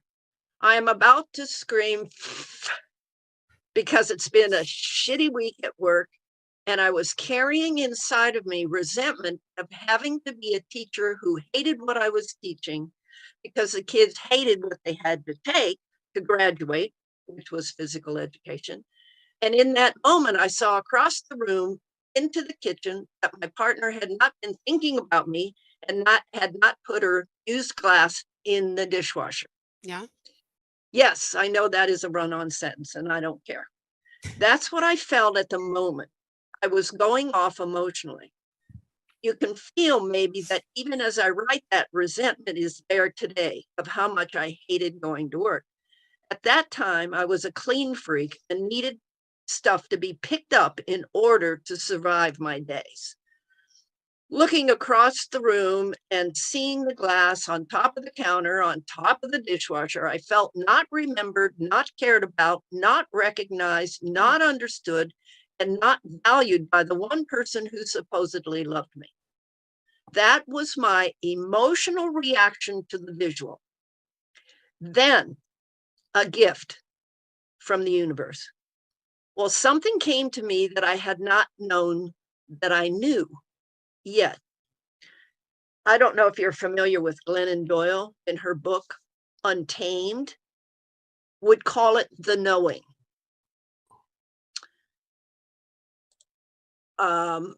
Yes, I knew. I didn't complete my scream and instead had a major knowing. My partner was not me. And I was not going to treat her like I had been treated, yelled at, demanded to do something for my mother. Are you still there? Mm-hmm. Okay. My partner left the glass on top of the countertop of the dishwasher because she was not me. I was not in her head. I was so grateful that I wasn't in her head because it was torture for me, for my mother to work so hard to get herself into my head to make sure I was always thinking about her and making things right for her. And I didn't want to torture my partner in that way. I wanted to value my partner for her being her, something that I didn't get, being valued for me. I either loved her for who she was, or I could make my relationship miserable, trying to make her change how she thought about and took care of me. So I felt loved when I wanted to feel loved. I certainly learned how to do that in the 18 years or so with my mom. So I'm going to go away from the book now and come back to you. Okay. So. Wow. Beautiful. I mean, you're writing from the heart. This is how long in the works has this book been? A while. Oh. I don't remember when I finished. Oh yeah, finished the first books with my sister in 2017. You'll do anything for him. You'll do anything for her. We wrote those two books together. And since then, I've been trying somewhat to get the books out. I'm once again starting to try to get both books out and just completed this one. And I've learned so much in the last 5 years that I was reacting to that emotional reservoir inside of me in that moment in time and taking it out on my partner or going to take it out on my partner. I didn't know that. I didn't know that the emotional reservoir of our childhood, if I didn't receive the loving and caring, and my mother and father thought they loved and cared about me, I just couldn't feel it. It wasn't that kind of connection. Yeah. They cared about me, they loved me, they wanted the best for me, but I didn't have that loving thing between us. Yeah. And that's because they didn't know how. Mm-hmm. They hadn't got it either. So my father gave up himself for my mother. My mother was in charge. She was kind of a bully. And to everybody else in the world, she was such a wonderful caretaker. And everybody else, I can remember as a kid thinking, now, how does this happen? My mother takes care of and loves and is there and for everybody except us. Mm-hmm. So that's where the start of me started. Yeah. Who I am, because I wanted to understand that on a deep level. where was that connection? And it wasn't there because my mother and father both didn't get it. And when kids don't get that acceptance, appreciation, being cherished, being enjoyed, being valued, being having someone be interested in who they are, and that connection is of happiness and closeness between them. Yeah. It's so important then to the relationship that people are going to have as adults. Yeah. Ah, so true. And so a lot of people, you can tell, I feel so for these people that are so hurt, so angry, so rageful, so damaged that they have to go into a classroom and kill people, kill kids. But they've been so damaged emotionally. They're just trying in their heads, trying to make a difference for themselves. And they're just out of their minds. Yeah. So to sort of, I want to talk about that moment between two people where they are beginning to fight. Yeah. I'm trying to figure out a way to have people recognize that that's the moment that has to stop. Mm-hmm. It's when that interaction between two people comes, it's my way or it's my way. You need what you want or need.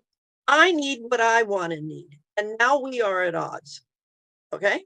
Yeah. So number one, the two of us are in this thing and we're snotty and mean and, arguing and we're yelling and we're blaming and we're interrupting and we're accusing. Okay. One of us or both of us, number one, has to recognize that we are in something that's not going to go anywhere. Yeah. Okay. So one, recognize. Recognize. Number two then has to be, we have to be able to interrupt that moment some. Mm-hmm. So we have to be able to interrupt that moment. The only way I know how to interrupt that moment is to say, we need to stop. This isn't working for us. If you can think of another way to interrupt between you and your partner or you and your kids. Yeah. That you both buy into and agree to. Then number three is to separate. So you go your way, I go my way. You go your way, your kids, and then what we want to is later, in the separation, we want to calm down.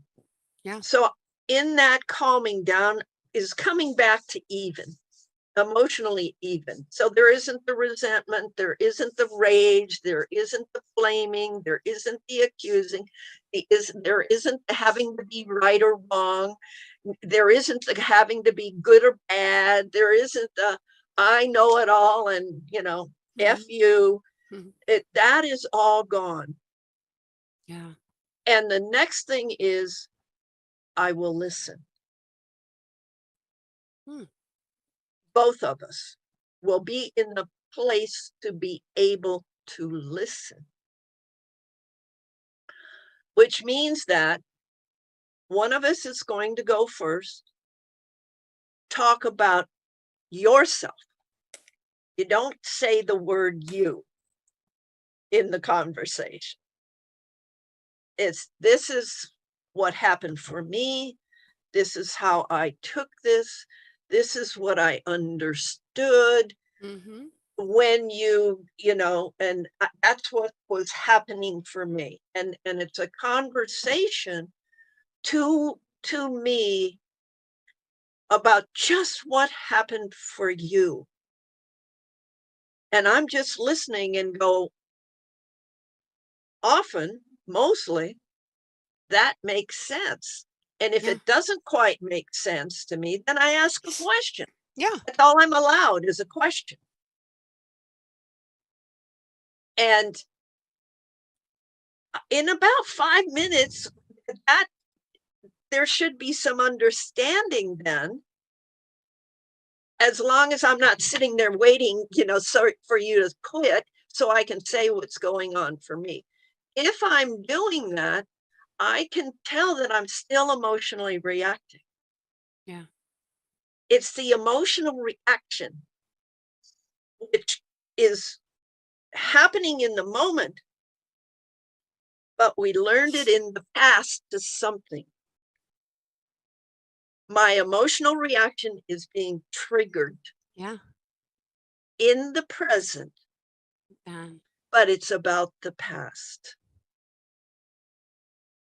Does that make sense? Yes, it does. Wow.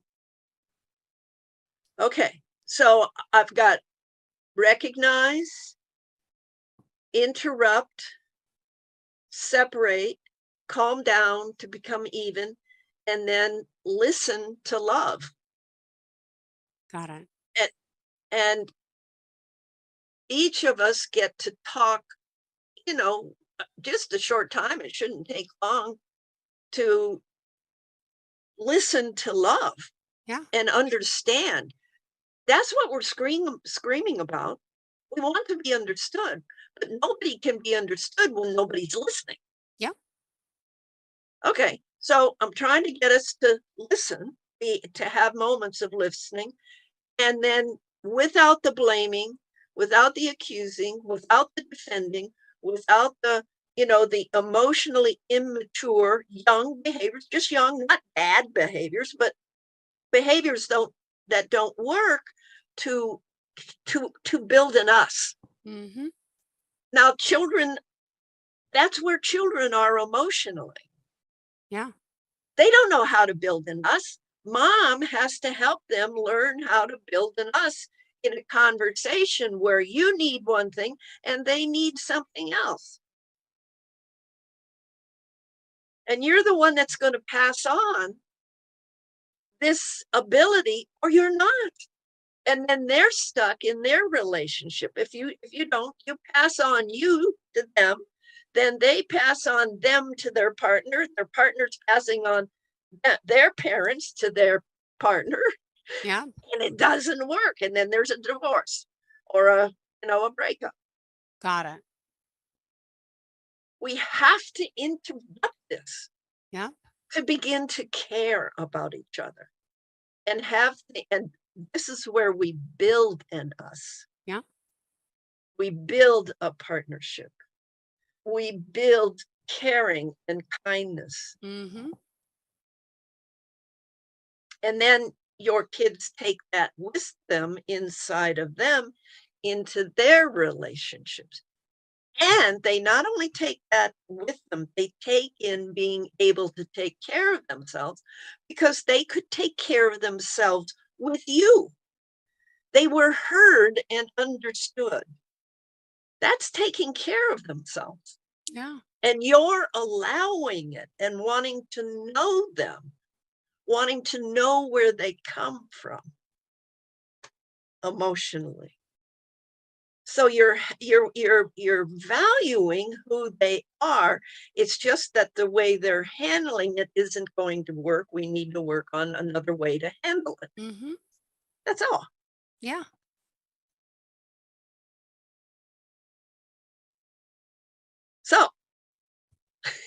So you're on a roll today. Go ahead. I'm on a roll. Maureen Hoosier, you are.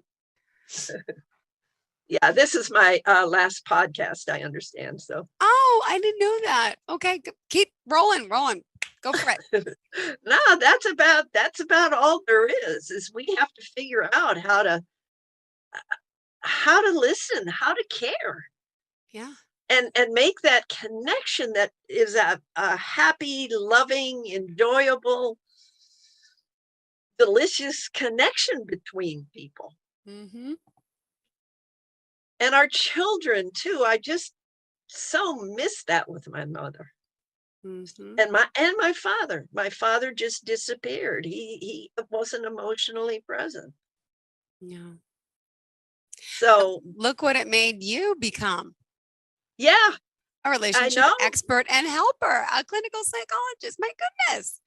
Right? And that's absolutely true. And I'm grateful. Okay. And I was grateful when I realized that my mother and father were very emotionally young, because then I could be different. Yeah. I remember the moment I thought, oh my God, my mother's emotionally 3 years old. She's just like a little kid. Mm-hmm. She just wants what she wants, and she has the power. And she needs what she needs, and she has the power. I thought, oh my God, that makes perfect sense. That's what happened to her as a kid. Oh. Her parents just needed what they needed. And she gave it to them. She had to when she was a child, survival. Mm-hmm. So, and then it's just passed on. So we have to interrupt that somehow. And that means that our lifestyles have to be enough comfortable. But I think there's a lot of people whose lifestyles are not comfortable at all, you know, but they are so loving to their children and so caring. Yeah. And so appreciative of their children, and that they feel that connection. And that's what's inside of us as we go forward into adulthood. You can see people as adults, what's inside of them by their emotional reactions or not. Mm-hmm. Mm-hmm. Wow. Yeah, you are great. You must I don't know, let me just making up an example. You're going out, say you're out to dinner at a restaurant or lunch, and I bet you the waitress comes over, or the manager, or the people next to you, you're really a good people reader. You could probably tell within minutes of you could what's see their going past. on. And yeah. It's like a sixth sense you have. When you met me, did you have me pinned for the stuff I've been telling you about me, my childhood, and my emotional issues? Did you kind of feel it, or not till I told you? Yeah. Oh no. It's about being with you. Got it. And then understanding and learning and feeling. Yeah, and learning. Yeah, and that's why I see people, and progressively. And it's not just one shot. Yeah. Yeah, and it's hard. Boy, it is hard to get in between people and have them begin to. So maybe this will be helpful. I just thought of it this morning. Is a way to interrupt this moment between people. It really is hard for people, because they just want to be heard. Yeah. Because they so have not been heard and cared about and cherished and enjoyed and loved and valued and appreciated and all those things, which we need to do for our children. Yeah. Yeah. See, I'm learning. I got the 5 and 7-year-old, but these are all great conversations to make me more aware of my behaviors, my patterns, and what I should not be doing. Yeah, totally. Yeah.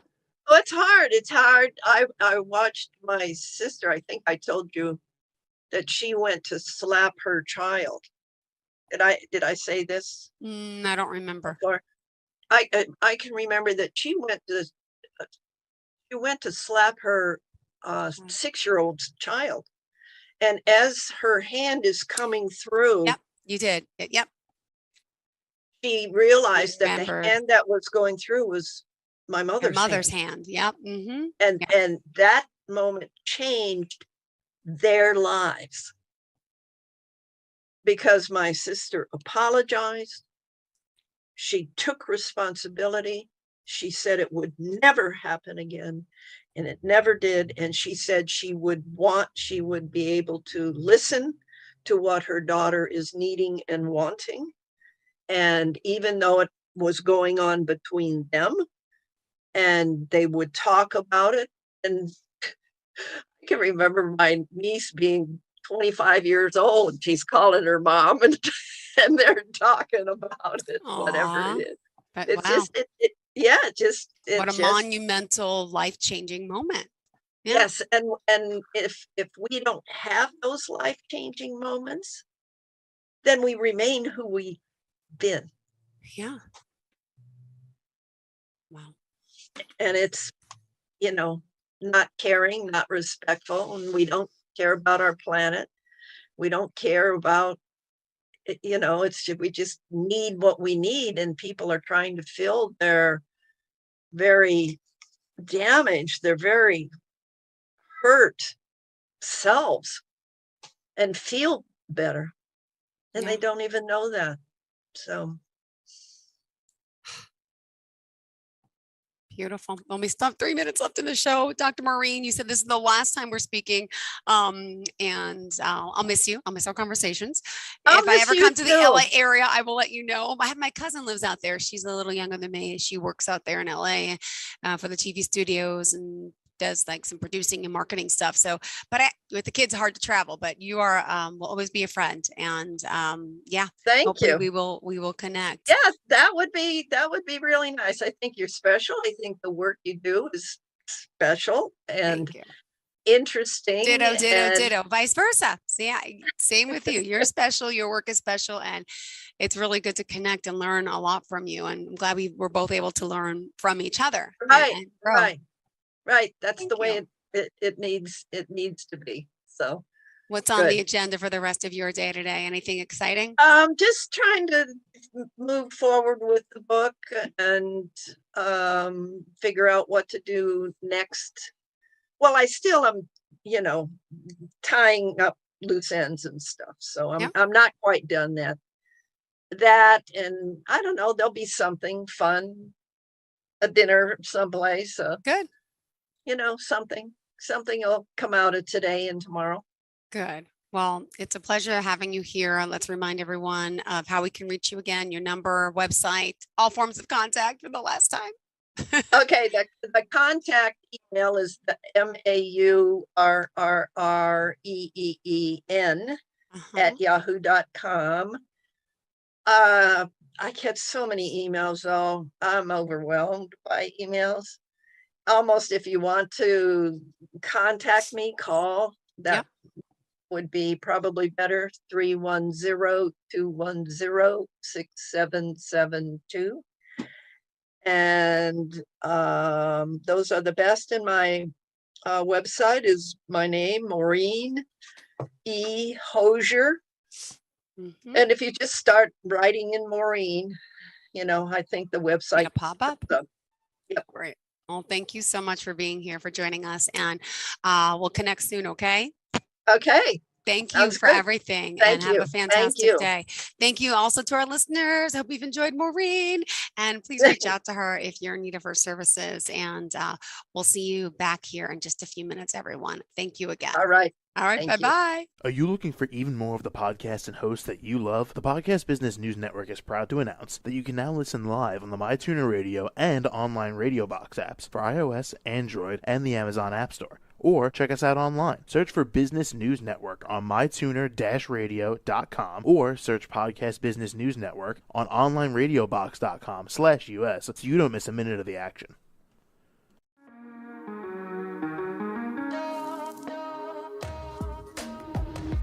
Broadcasting from the business capital of the world, this is the Podcast Business News Network. For nearly 2,000 severely injured veterans, everyday life has become filled with barriers. Day-to-day simple tasks can become pretty daunting. I have to carry my chair up 2 flights of steps or have somebody do it for me. What scares me the most is just the falling. When I'm struggling with my house, I think, to have that one great barrier just knocked down, it's crucial. Home for Our Troops is a wonderful nonprofit that builds a mortgage-free, fully adaptive, handicap-accessible house. And there's no catch. It'll be our very first home that we've ever owned. This is a game changer. This is where your life begins again. We need you to join us in completing this important mission. Please visit hfotusa.org and help build homes and rebuild lives. Because of you, everything's going to be okay.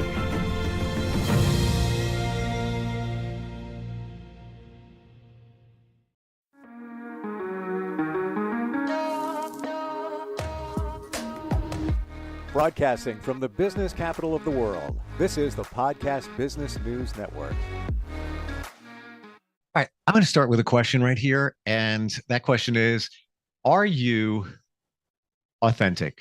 Are you being authentic? If you're not, you're probably missing out on many opportunities in life. And we're going to talk about that today, how you can be authentic. I know that she is. Allison Raleigh Clark is with us, and she's a spiritual life coach with journeytoheavenonearth.com. Welcome back, Allison. How are you doing?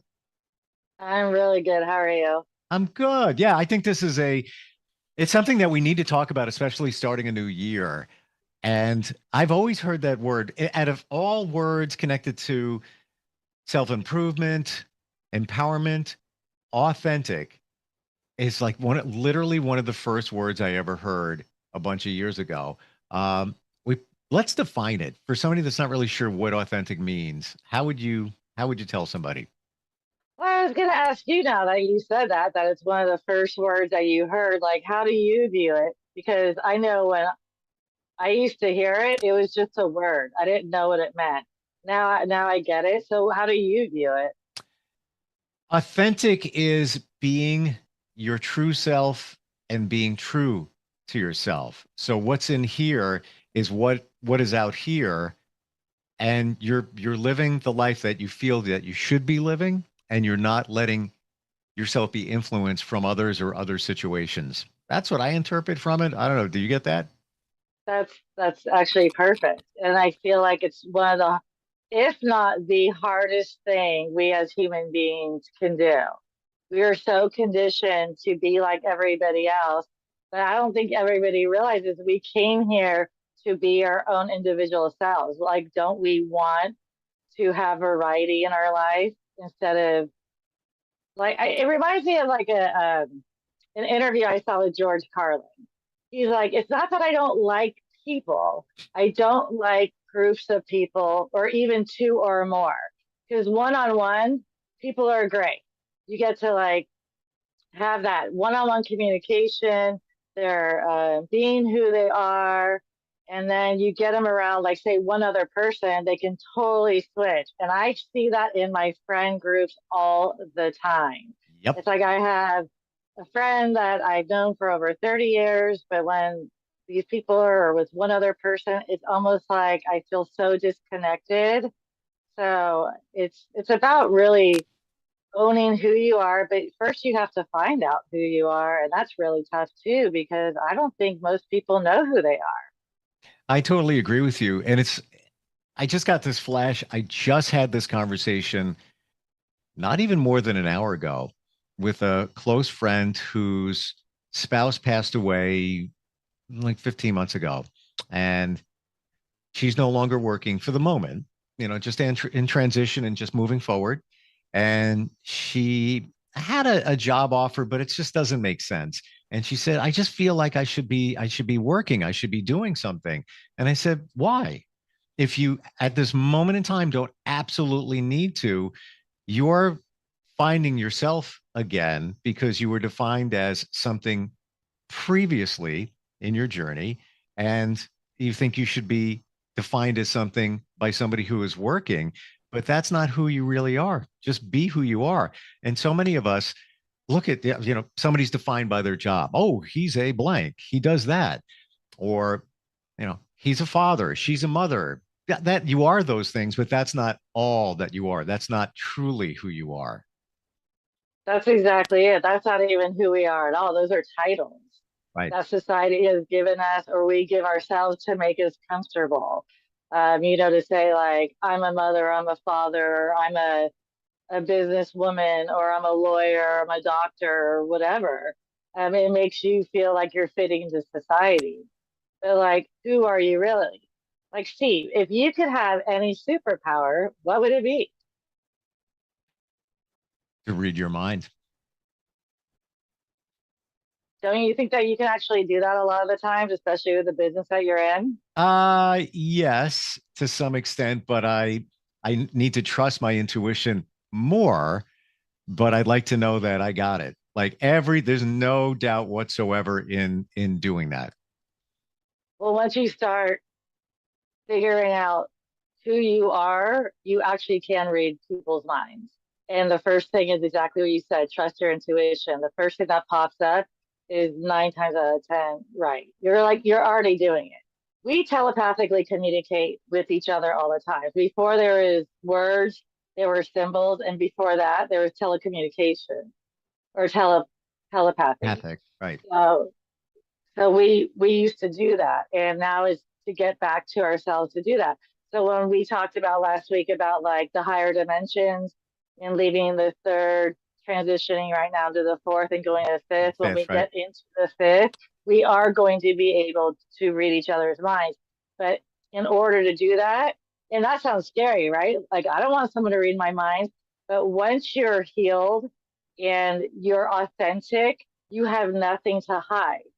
So the whole point of being able to get into that higher vibration is to heal yourself, be authentic, then you will be able to communicate telepathically with each other. So that's actually another superpower we are all going to have. It just popped up when you asked me. That was the first thing that popped in my head. And I just want to go back to one thing with your title comment. Isn't it interesting that when you meet somebody for the first time, you're at a party or whatever? Hi, my name is Steve. What's your name? Allison. Great time here. Have you tried the dip? Yeah, it's really good. What do you do? It's usually the first question somebody asks. What do you do? And then that defines somebody for what they have a role. And I know it's a default question that you ask somebody, but it's a title, and maybe you are living part of your authentic self under that umbrella, that title, your job, whatever, career, whatever, but it isn't really truly all of you. I just wanted to bring that up because it just flashed in my head because we always do that. In my healing process, I realized that was the last thing I had to work on. I grew up in a family that like work is hard. You have to make money to provide and put a roof over your head. So it was money to me means struggle. And then I got on my journey going, we don't need money. Like the earth provides for us. Money's the root of all evil. And now I'm at, well, it's not, it's just energy. So if we can make money and do what we love, like you're just giving out more of that energy and then you're getting that back. Like I realized I want to make money so I can give more to people and meaning my time. Like I was thinking about that today. The last couple of days it's been popping in my head. And I'm like, someone asked the question, like, what would you do if you had all the money in the world? And everybody's responses were to make more money. It's like, well, no, that's not like you didn't get the question. If you had it all in the world, what would you do? I was like, I'd have so much more free time to heal people, to help people. And that is actually healing to me. So I don't think money really is the root of all evil. So I guess where I'm going at is someone asked me, what do you do? Instead of saying like, I'm in this profession, I'd be like, I'm a healer. That's what I would love to say. That's who I am. You know what I mean? And if people can start figuring that for themselves, then there's a conversation. If someone asked you, like, who are you as a person? You'd be like, taken back. But what a cool question. Right. You have to like think about it. You're like, I don't know. Yeah. What kind of person are you? Yeah. You're like, well, I want to say I'm a good person, but then all these like little things go into your back of your head. Well, last week I didn't give $1 to the man on the street or whatever. It's like we don't know who we are. And it's time to start figuring out and not worrying about what others think because they don't even know who they are. And they don't want you to know who they are because it's almost like you're throwing it back in their face about something they're scared to figure out too. They don't want to know because they're scared to find out maybe. So you're not allowed to be who you are. Everyone should start figuring it out and then their lives will be so much easier, especially like they'll stop living in so much fear and stop trusting what they're told. all the time, especially like when we talked about this pandemic. I think a lot of people are like looking back in the last couple of years and going, what was that all about? And I'm really trying to get people to stop living in fear, but it's so hard for me as well because we live in this 3D world. And I've been hearing lately, I don't like to throw a lot of this stuff out because I'm not going to be living in that world. But again, it came to my attention today. So I'm just going to mention it so I can release it. But like the Gates Foundation's coming out saying there's going to be another pandemic in 2025. And it's going to like affect like 500 million children and kill a billion people. And it's going to affect, if you're not die from it, you're going to be paralyzed or brain dead. And I was like, wow, the fear. They just won't stop having people live in fear. Can we all learn about the last couple of years that maybe this was a trial run because the big stuff is going to come? We can all just say, no more, enough is enough. And the way we do that is start figuring out who we are. And when you figure out who you are, you're like, this person doesn't live like that. You know what I mean? We live in love. So I want my superpower to be unconditional love. It's love, but I still try to figure out, is it unconditional? So I'm constantly working on that. I got to think about what that would be like as a superpower. You know, it's easy to say, oh, I want to know what's on your mind. I want to be able to read your mind. I got to share with you, like you said, you got to throw it out to the universe.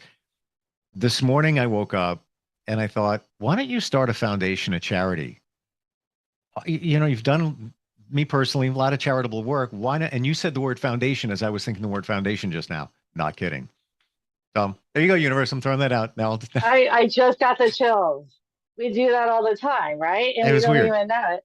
It was Like weird. yesterday, I'm babysitting my sister's dog for 7 weeks, right? And with the storm that we've had, this little guy like didn't want to put on his jacket. And the song came in my head, that cool kid song, like I want to be like the cool kids.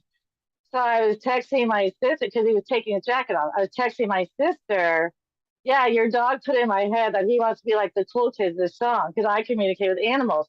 She's like, that song just popped in my head 10 minutes ago. I'm like, this happened 10 minutes ago. It's like we're always telepathically communicating with each other and we don't even know it. So let's start thinking good thoughts.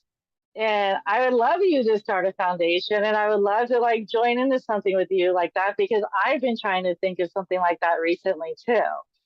But if you're thinking that, like if that came in your head, that's a download from your higher self saying, maybe you should start a foundation. Because where did that come from?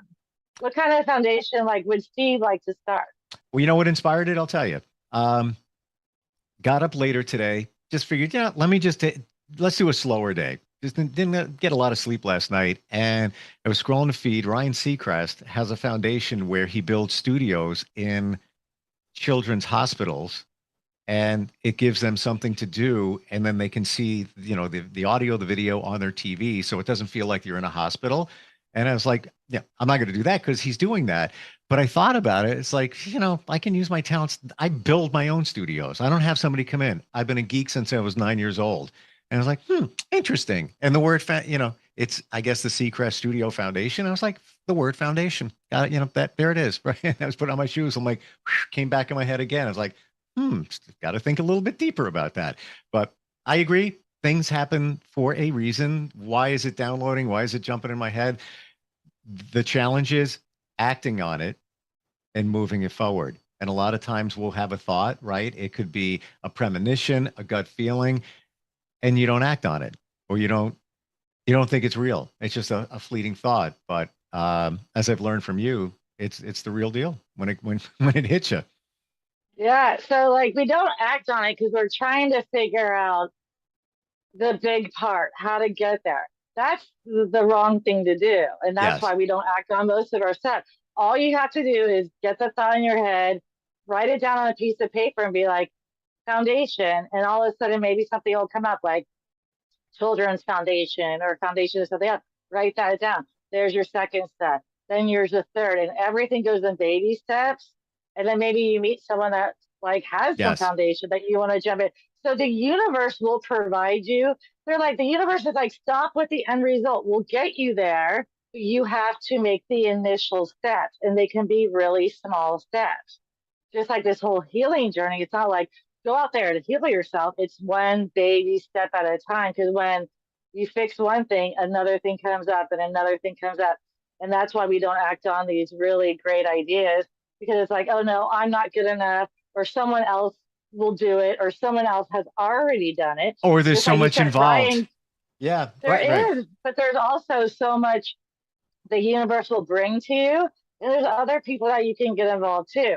So you're like, well, I'm not going to do that because Ryan Seacrest already did it, but maybe I'll start something else. It's like, okay, sit down, write in a journal, and then just see what pops up, scribble on paper. That's your next step, and then just go with it. Got to write Maybe down. the next time, next week when we talk, you'll be like, okay, I did think about doing a foundation, and this is where I'm thinking about going. That's a good step right there. Not like, oh, I made it happen. So in 1 week, just be like, let's see if I have an idea of what foundation I'd want. What is the universe telling me about a foundation? What are they trying to tell me? It's so true. That's your homework. I'm on it. And part of it is I always help other people. So in the last week, I've helped with at least 2 charities and things that they've got going on. Had a half-hour phone call helping somebody last night with one. A friend of mine needed a logo for something. I have a marketing company, so I do graphics. I had somebody work on that. So I had to do it myself. But back to being authentic. What holds people back? Is it other people preventing you from being authentic? Is it like, for example, let's say your partner, your spouse, you want to pivot in one direction. They don't believe in that for whatever reason. Or let's say you've grown after a number of years and you're kind of going in this direction, but they're not. And now they're holding you back from being authentic. Is it things like that? Do you feel it's that? Yeah, absolutely. I it definitely, it starts with your childhood. It starts with your parents, and then it starts with your friend group, and then it goes into social media, and then it goes with your spouse. I mean, you're constantly say you're trying, and then someone's like, nope, nope, like, who do you think you are, to give you the side eye? Like, what are you doing? I mean, I remember like coming home from like, I don't know, I think after college I lived away for a while. And I came home and I was wearing like a hat I felt like wearing. I think it was like a cheetah hat. And my friends were like, nice hat. Like, when did you start wearing hats? I stopped wearing hats because of that. But when I lived away, I was wearing hats all the time. Something that small Yeah. can like change people. And I'm like, instead of someone being like, oh, that's really cool, or, just being supportive of you. We don't like to be supportive of other people because we're not supportive in ourselves. And I don't think we should take it personally. I think once you're strong enough to know who you are, you're going to be like, I don't care. Wear my hat. I mean, like. But wait, now look at what you did back then. The way you internalized that. They may have been saying to you, basically, they're trying to say, that's a really cool hat. When did you start wearing hats? Inside, you're saying, oh, they're judging me for wearing a hat. I'm not going to wear that hat anymore. Maybe that's that from could totally be it too. And think about it. I am almost 50 years old, and I still think about that every time like I see a type of hat like that. I go, God, I remember when I used to wear hats and I liked it. And my friend group kind of made me stop. And it's not them. I made me stop. We make ourselves, not our spouses, not our parents, not our friend groups. We do it because we're so insecure. We don't want to be the outcast. Mm-hmm. We got to be like, the thing that like made you different as a child, that you were embarrassed to show yourself and you think is a problem, that's you. And that's where you can make your money off. Like, it caught me when you said, I've been a geek, right? Since you're like 9 years old. That is what your profession got you to be. That geek in you. 100%. Look at you. You're helping people because you were a geek. You have your own business, your own podcast, you're doing so much because of you're a geek. I It's got such my a first positive job. thing. My first profession. I was on the radio at 17, professionally, youngest afternoon drive radio guy in the country. How did I get that job? I had no money. single mom. I wanted to be a DJ. So I wanted to mix and make tapes. And so I would take my twin sister's turntable when she wasn't home. I would get in trouble for her when she came home. And I built a mixer. I taught myself electronics at like 11 years old, 12, made myself a mixer, and I used to make up tapes. Now, fast forward to like 16, I met a guy interning at a cable station who was on a radio station. He took the tape out of my pocket because I was too embarrassed to submit it for a job, and I got a job. And 6 months later, I got a job in the number one station in the 12th largest market in the country just by being a geek. Isn't that insane? See, since you were being authentically you and you're doing something that you love and you're being creative, the universe rewarded you. We are all creative beings. I grew up being told I wasn't creative at all. And until the last couple of years of my awakening, like the other day, I just made this candle, right? It's like this cement candle. I'm like, who does that? Like, That's I cool. paint. I just do these like little creative things, and I might not do anything with it except for like enjoy it for myself.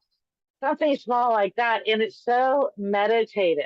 Yeah. But you turned yours into a business. Like my healing journey, I'm turning that into a business. And what that happened is being authentic pushed everybody away. It pushed away my family, my friends, my spouse, everybody, because I changed. And I didn't really know it at the time, and I didn't have a choice because it's something that was happening to me, I thought, but it's really for me. Just like you being a geek, it's who you were. You turn into something positive. I'm turning my healing journey into positive to help other people heal too. Before that, I've been a animal lover, like we talked about since I was 3. So all I knew was to be an animal trainer, animal educator. But there's something missing, and it was something I found out in me. Like I do a lot of past life regressions, and in my past life, I was a shaman, I was a medicine woman, I was a psychic, I was a warrior, I was a spiritual leader, and I was like, wow, this is all I'm doing now, and that's who I used to be. That's what was missing. All the things in my past life led me up to this moment. It was like I feel like most of us live hundreds of times, and it led us up to this moment of who we are here today. It's You know what such I a mean? They're shame all little experiences. that we put those things away because it gives us joy, but others may judge. Side note, the reason I turned into a geek was because I was bullied for being a fat kid. So that was my outlet at that time. And a song just dropped in my head. You remember the song Stranger, The Stranger by Billy Joel? Yeah. All right. That song is all about the mask we put on all different times. So if you're in a group of friends, that's that group over there. Let me put this mask on. Oh, I'm going to be hanging out with that. Or you're at home. Instead of facing yourself in the mirror, we put a mask on. It's kind of what it's about. And we're doing that and not being authentic. I love that you brought up Billy Joel too and music. If we actually start listening to the music back from the 80s and 90s, there's a lot of stories in there about what's happening now and who we are. Like these musicians, I feel like are here to tell us a story about us. We listen to the tune, we dance to it, but are we really listening to the words? I can't hear a song now without relating to it and going, oh my God, that was my life. Or, oh my God, this is my life. It's almost like the music is singing to us. So that song related to you in such a powerful way. Some people are like comedians because they had so much depression. They're probably the most depressed people, so they became comedians, very successful comedians. Robin Williams. Yeah, which is my favorite human in the entire world. Just because you can tell like his kindness that he has, and he wasn't a dark comedian, but he really, had a lot of demons inside, but he had such a big heart. So you can be like a dark or depressed person, but have the hugest heart, and then you can just show it out into the public that way too. So there's so many things we can do with all these little quirks that we have. We don't realize it though, but I realize it now that you talk about it. So that is your gift. That is your gift, that you make us think. And it's almost like it's a different camera angle that we're not, we're watching TV, we're seeing us this way. You're seeing life this way. Same thing with songs. Like if you're driving, you hear a song or it plays in your head, there's probably a reason that you're hearing it. And you should probably look at the lyrics because it just didn't come out of nowhere. There's a reason it started playing in your head. I'm sure of it. You got I to do look it into all it. the time now. I don't hear a song without I go, what are you trying to tell me today? And I'll even just turn on the radio and it's a song and I'm like, really? You know what I mean? Like Yeah. the universe is always playing with us. It's our little map. And the more you realize that, just by you realizing that, guarantee you're going to start noticing more songs, and the universe is going to play you songs to be specific. If you keep ignoring it, they're just going to like give up on it and be like, okay, we're going to go to someone else and play with them. I play with the universe all the time, and I absolutely 100% thank you so much for saying that because I'm constantly going, what is my gift? Like, there's so many things that I do. Like, I feel like I'm a jack of all trades, but I'm a master of none of it. But the one thing I've always been is a truth teller, and I've always thought outside the box. And the quirk in me, I was like, what was my quirk? It was like I was very quiet as a kid until I was about 13. And then I became very loud and talkative and very rebellious, and I went against the grain because I see the world in a different way. Well, once I woke up, I really see it in a different way. And now I'm telling like my version how I see other people. I always see the good in people, and that's why I always brought stray animals home. I brought stray people home all the time too, because I can see the good in them, even if they can't see it in themselves.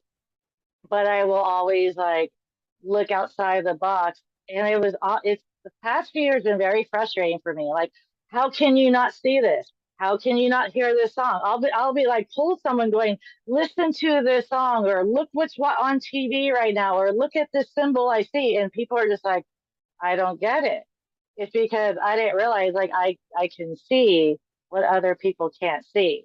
You can. And if you relate, if you have an open mind, you'll get it. And if you don't, you're just not there at that moment. And maybe you'll get it later with someone else down the road, or it'll pop in your head.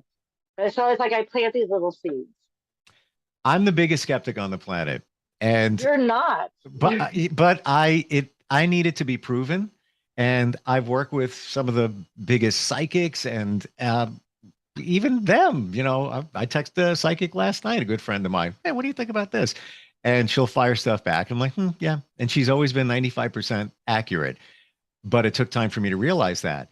But I feel that I've gotten to a point where I step from one area to another area. And every once in a while, my toe goes back into the previous area in terms of trusting what's going on here and all of this. But once you start seeing it and you open up your mind to it, and you're just open in general to what's going on around you, it's pretty cool. Like, and I almost feel bad for people that don't get it. They think that it's weird.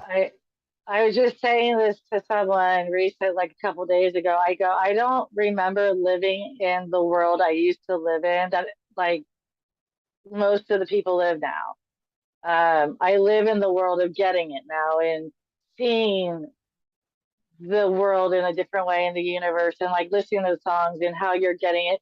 But how you say like every once in a while you stick your toe back in, I still do it too. Okay. You know what I mean? It's so hard not to. It's so hard not to question yourself and be like, was I just like overthinking these last 3 years? And then it's like, nope, there's that fear. There's that fear coming. And I go, not today. And then I'll just switch my brain like a radio, and I'll just turn on a different channel in my head, and I'll think of something else, and I'm off that fear train again. But oh my God, I used to spin with it all the time until it's really hard to train your brain, but once you do, you can actually see how those thoughts sneak in, and those aren't your thoughts. I go, I don't live there anymore. Stop it. Just like I said, I started getting fear about, oh my God, there's going to be another pandemic. And it wasn't because I'm worried about it, because I don't live there. I'm worried about like how the world's going to react, because when the majority of the conscious lives a certain way, we all tend to have to live that way. But so it's also, I believe you can't control it. So you feel, you wish you could just go, in everybody's head. Hello, don't worry about it. Don't Oh do the God, don't do the COVID-19 thing again. Wake up, it's people. so hard not to. Right. But I gotta keep telling myself I have to lead by example. So instead of trying to tell people, you get it out of your head, go on your merry way, live your life. When they see you just like living the perfect little life you wanted, they'll be like, wait, maybe she has something right. You know what? Because when the COVID-19 hit, I was in a dark place, but I still never fell into that trap. What I did was I bought a boat. I went out on the lake all the time. I got out in nature, and that's who I found my spirituality and my sense of self. I got away from that. Good for So you. if I was in a dark place then, and now I'm in such a lighter place, wow, when if this hits again, people are going to not be able not to see where I am at that point. I'll be like, follow this route. I'm not going to tell you, just lead by example. And I think everybody should start leading by example because people are going to be where they're going to be in the moment where they're in the moment. That's their journey. I can, like I said, plant the seeds and they might get it down the road, get it at the time or never get it at all. But like, I got to keep going that way. Well, I just I mean? the friend that, and they're telling us we're out of time. The friend that I referred to before, and she said to me, "Had you just seem like it's things are okay." I'm like, they're not. It's not always that way, but there is one way. You just said it. Keep moving forward. Keep moving forward. Yeah, you might look back, but you got to keep moving forward because if you don't, like think about in a stream. Just you got to keep going. But it's row your boat, son, yeah, gently down the stream. Life is just but a dream. yeah. And I do that. All of those 3 words gets me through the day several times, sometimes a day or a week. If something pops in my head, I go, keep moving forward. I did that today. Keep moving forward. And then I was like, you can see the tunnel You can the see way it. you want to go. And that just leave it behind. Like you said, you can't control it. You go that way. Yeah, And because you can. it'll follow. and You and can't control it. you can't. I want to tell everybody your website is journeytoheavenonearth.com. You are available if anybody wants to talk to you. If anybody, if this resonates, and I'm sure if we're giving people things to think about today, and they may have, song may have popped in their head. They may have had a thought, and maybe they're wondering, I wonder if it's that universe thing. You are available to talk to anybody, even a free consult, right? Of course. And remember what you always say, Steve, there are no coincidences. There aren't. And you're not that skeptical. I love talking to you. If you were skeptical all the time, it'd be so hard pulling conversations out of you. You're not. You're so open-minded. And you obviously surround yourself by such a great group of people. Are you looking for even more of the podcasts and hosts that you love? The Podcast Business News Network is proud to announce that you now have even more ways to listen live. Check out the MyTuner Radio, online radio box, and Simple Radio apps on iOS and Android, or find us online. Search for Business News Network on mytuner-radio.com, or search Podcast Business News Network on streama.com and onlineradiobox.com/US. Take your podcast on the go and don't miss a minute of the action.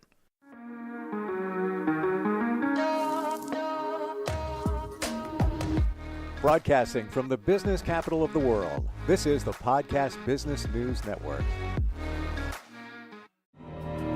For nearly 2,000 severely injured veterans, everyday life has become filled with barriers. Day-to-day simple tasks can become pretty daunting. I have to carry my chair up 2 flights of steps or have somebody do it for me. What scares me the most is just the falling. When I'm struggling with my house, I think, to have that one great barrier just knocked down, I mean, it's crucial. Home for Our Troops is a wonderful nonprofit that builds a Mortgage-free, fully adaptive, handicap-accessible house. And there's no catch. It'll be our very first home that we've ever owned. This is a game changer. This is where your life begins again.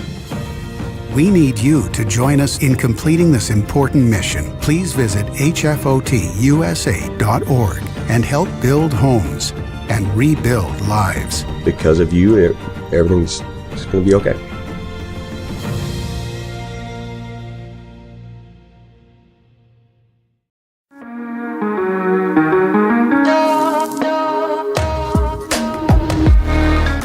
Broadcasting from the business capital of the world, this is the Podcast Business News Network. Good morning, you guys. For me, it's still morning. Good afternoon or good evening, wherever you are on the planet. I am live now recording, but I'm not live when you're going to listen to me unless you're on Instagram right now. I am live from Montreal, just on the south shore of Montreal. So Brossard, I will shout out to Brossard people. I am Mary-Eve Mongren, and this is Me Time Podcast. No, I do not have a nice introduction to introduce my show. I have not been that creative yet. I just go with the flow. I do speak fast, so I'm sorry if you're missing out some words. But actually, at the same time, hi, Mary. Knowing that everything is about energy and vibration, if you're missing out on things I'm saying, first you can go and listen to it again. You know, you can listen to my podcast more than once if you feel called to. But also, I am a fervent believer that my inner being always guides me to the right person at the right time at the right place. And whatever I need to hear, I will hear. Whatever I'm not a match to hearing, that's not useful for my own journey, I will not hear. So sometimes, like, I miss that because you were not a match to hearing it yet. So that is one of my beliefs. And so that's why I'm never late anymore. I'm like, if I'm missing something, I was not needing it for myself. Because when you need something, when something is yours to have, you cannot miss it. The universe will make sure you see it, will make sure you hear it, will make sure that you don't miss it. That is proven in my life. When it's yours, it's yours. And this weekend, because we're still May 18, this is the third podcast I'm recording today. I know, no, time does not matter. So this is why I'm letting you know.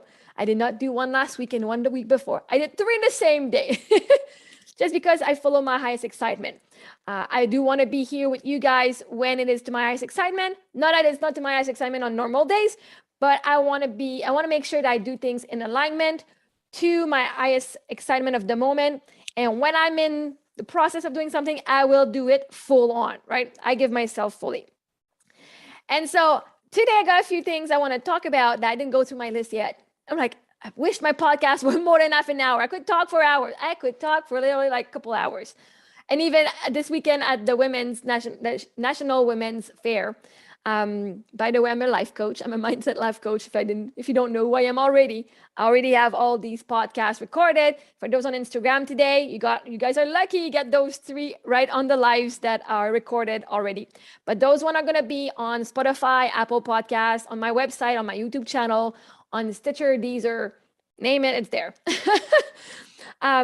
My website is maryevmongrain.com. I do offer one-on-one coaching. I offer group coaching, business coaching. If you want to bring me into your family, I can do that too. I do offer conferences about my grief journey and about love attraction, how we create our own reality.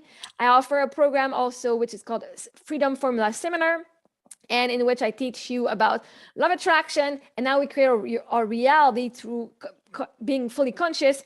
And now we deal with our negative emotion. Like, it's not negative emotions because an emotion is, right? But like to the,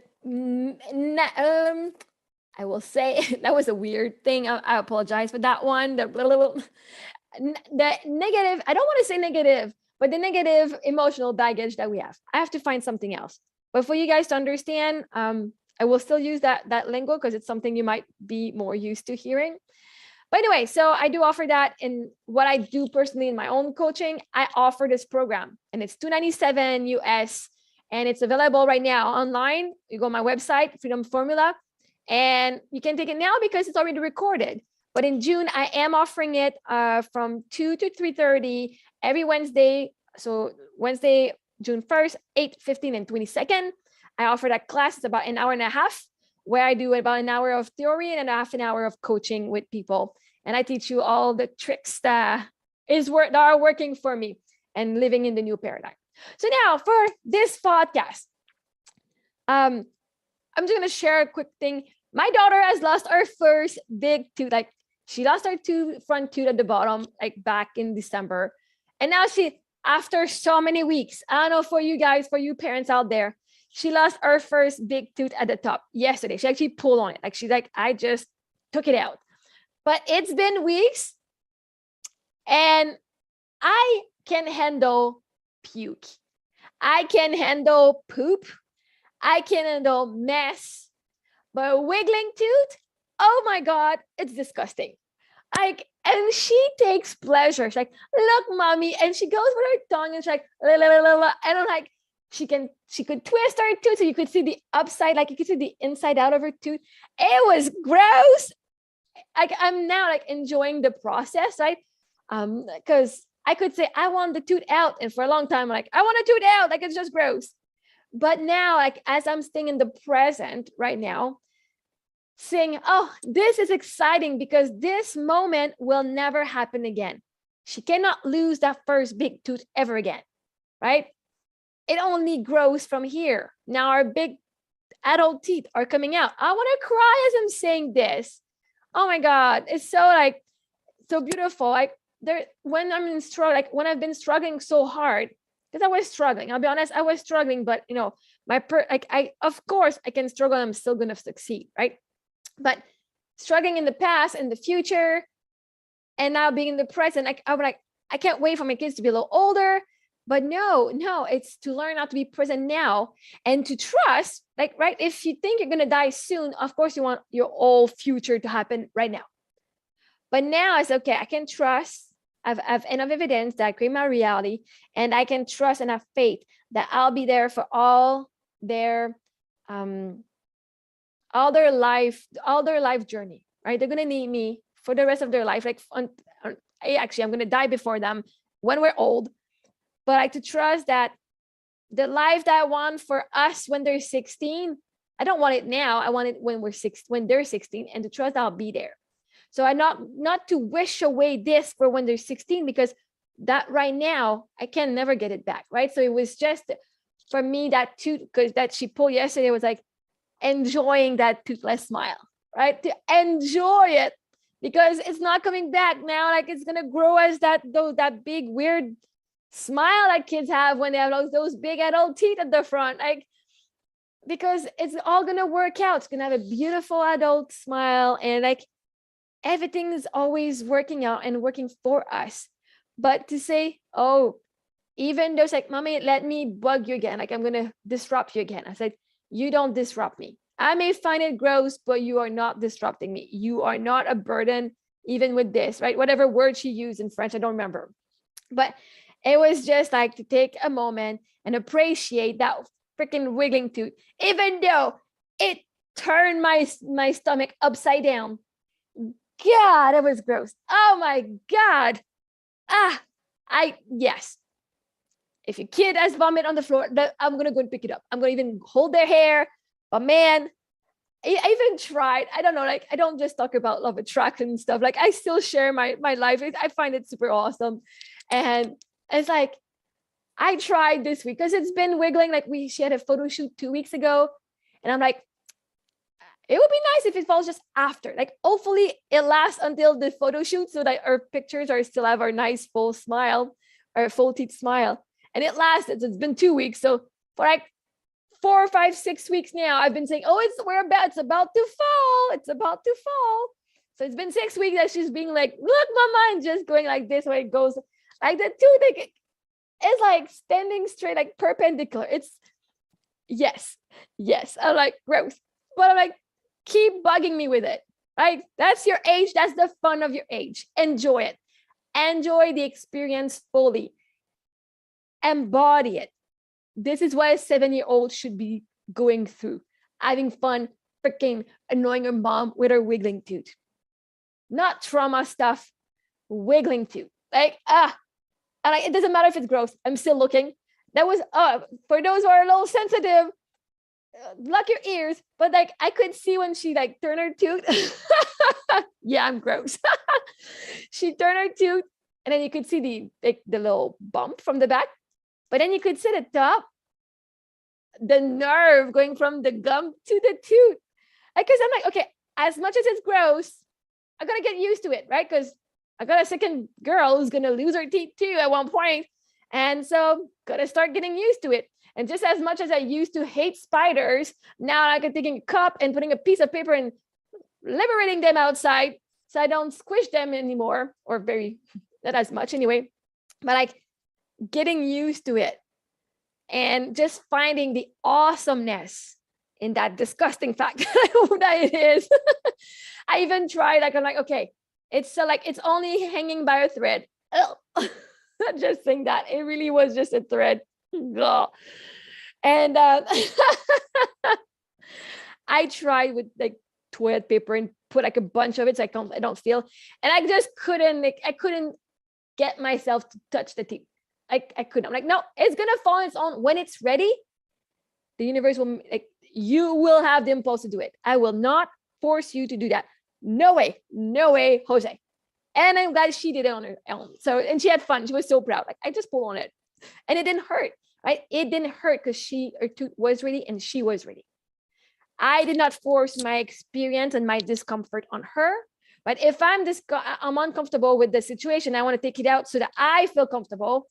I'm making her to go something that she was afraid of so that I feel comfortable. No, that's why it's like, you are the owner of your experience.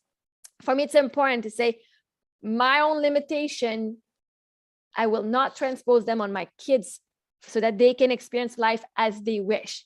So I'm not going to tell my kids, don't run because you're going to fall, because I fail or I know somebody who fail. I will let them and just say, nothing, have fun. And then she will learn her own. She might actually surprise me and not even fall, right? And oftentimes I would tell my kids, be careful, you could fall, or like, don't run or whatever. And she said, see, I didn't fall, right? I want my kids to trust me when I speak, but also I want them to trust themselves more, because I only have a limited certain amount of experience, and they have their own experience. Their vision of the world is not flawed yet. So I want them to say, when they do something, see, I don't get punished, I get love. When I do something, things happen for me.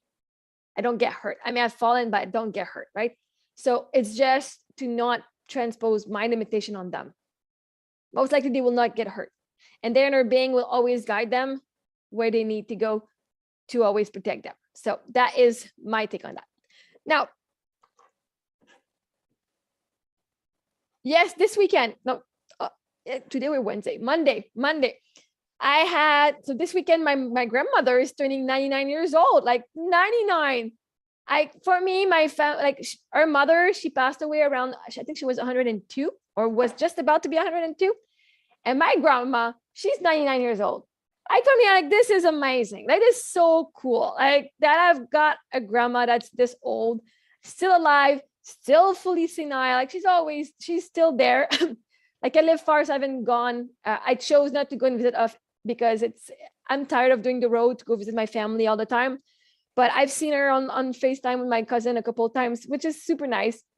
And she raised me a lot when I was really younger. She took care of us, me and my sister.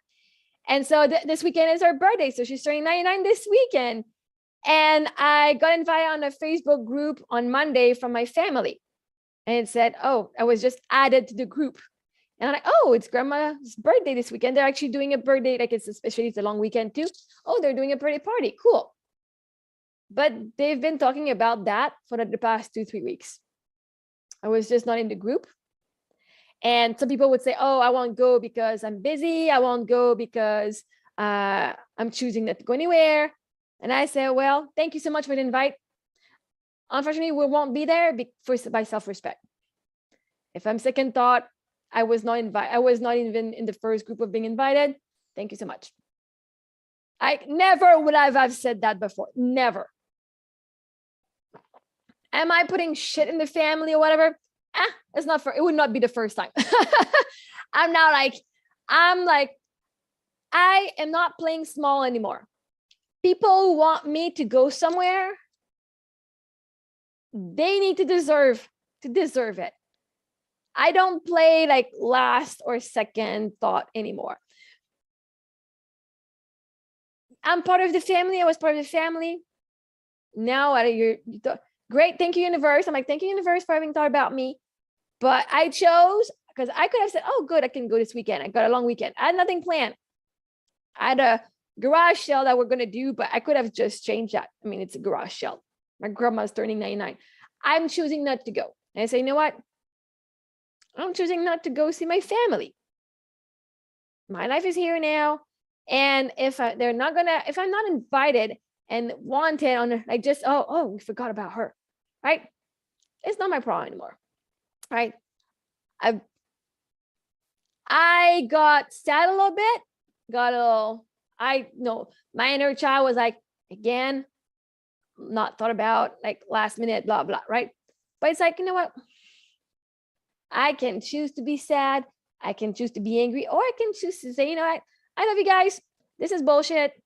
I deserve to be invited way before that, not like a couple of days before, because, you know, at last minute, oh, we forgot about her, right? No.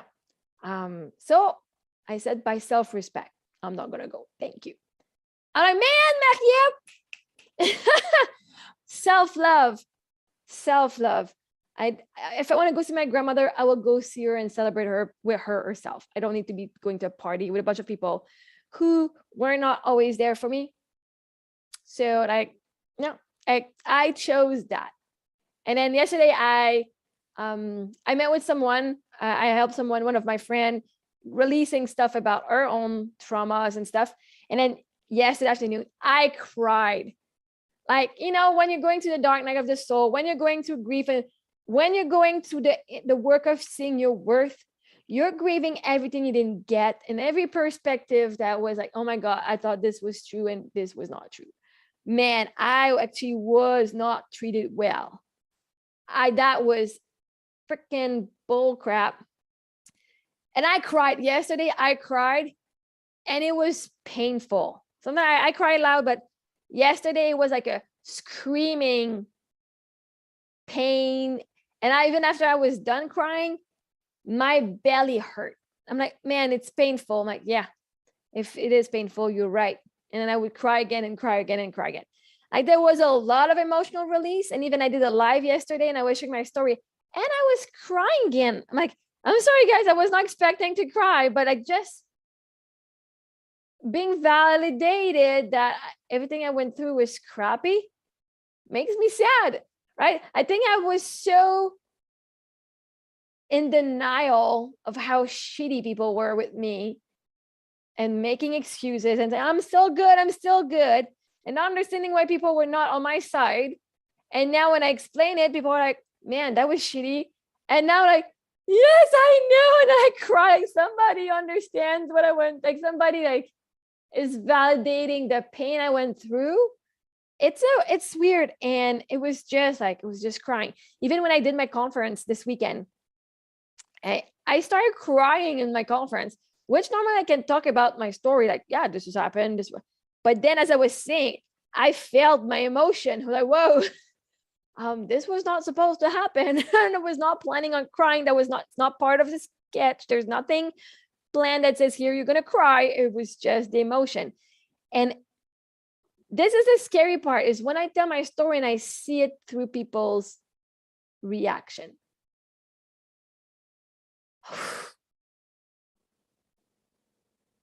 I can tell my story and say how I lived it, but getting that mirror back of seeing them in pain, hearing my story, it shows me how bad it was. You know, it was so bad.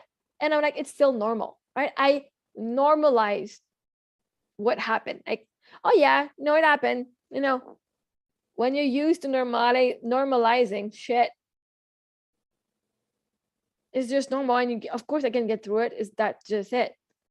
But then when you take a minute and accept that this was not right. Anyway, for me, man, that was it. It makes me cry, and it makes me feel vulnerable. Definitely feels vulnerable. And to see people connecting to my story, I mean, some other people went through something similar, but they mirrored how shitty what I went through was. I try to not think about it that way, right? Like, the positive me, everything is good anyway. And no, it's hard. So that's the hardest part, when I share my story and somebody like, oh God, right? Like that. It's not because they're sad and whatever they're going through is, they feel for me. And now I feel for me. I was not feeling for myself, but thanks to you, now I feel for me. But at least I'm supported. Like things are changing and evolving. So it's good. It's better. I do feel the love and support from people. And yes. So now I know sometimes my story make people uncomfortable. And that's why, like in my conference, I want to talk about love attraction and I can help you. But I don't want to always, I do want to share a little bit about my story, but I don't feel like people want to hear about it because I don't want to hear about it. I don't want to hear about my own story.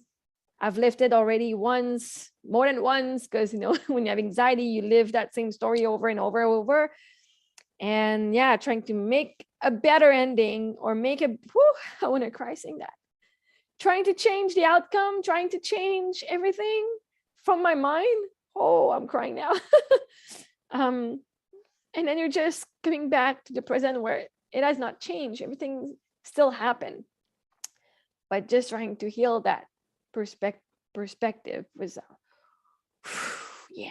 Anyway, after this weekend, it was good. One thing that was good was yesterday, I started writing emails to the winners of my draw because I did draw 3 seminars and 2 coaching calls for the people who came at my booth. And I had fun. Like I met people and I talked one-on-one with them, or like in little groups, and you can go like 2 podcasts ago where I actually share what we talked about. And so yes, I'm like, I have these coupons with all people who put their name in the draw. And so like if they were interested in one-on-one coaching or seminar or beach body coaching or whatever, I'm going to send them an email. And so yesterday I wrote that email of like, that would just copy paste. So I'm sorry, people. I know I'm not sorry because when I have a many coupon with many emails and I want to help you guys, I got to copy paste. I got to save some time somewhere because I don't have anybody working for me yet. So you're going to all get copy paste for according to what people wanted, obviously. But it was fun because one day I called and I say, well, here's my price. Like, oh my God, it's expensive. I now know my worth. I know I'm definitely worth it. But I also missed a call and I got this message on my phone. It's like, hi, I'm calling for someone else. It's not for me. Someone else is ready to take steps in psychotherapy and like they just don't want to call, but like I'm calling for them. Do you still have space for patients and all? And I was like, ooh, I'm starting to attract people who want my services. Yay, because even there's one girl at the fair, at the women's fair, who said, I'm going to call you. And I said, I'm going to take your name and I'm going to call you too. So I called her. So she still wanted to work with me, just my price was not in her budget yet, right? And I'm like, oh my God, I'm starting to attract clients.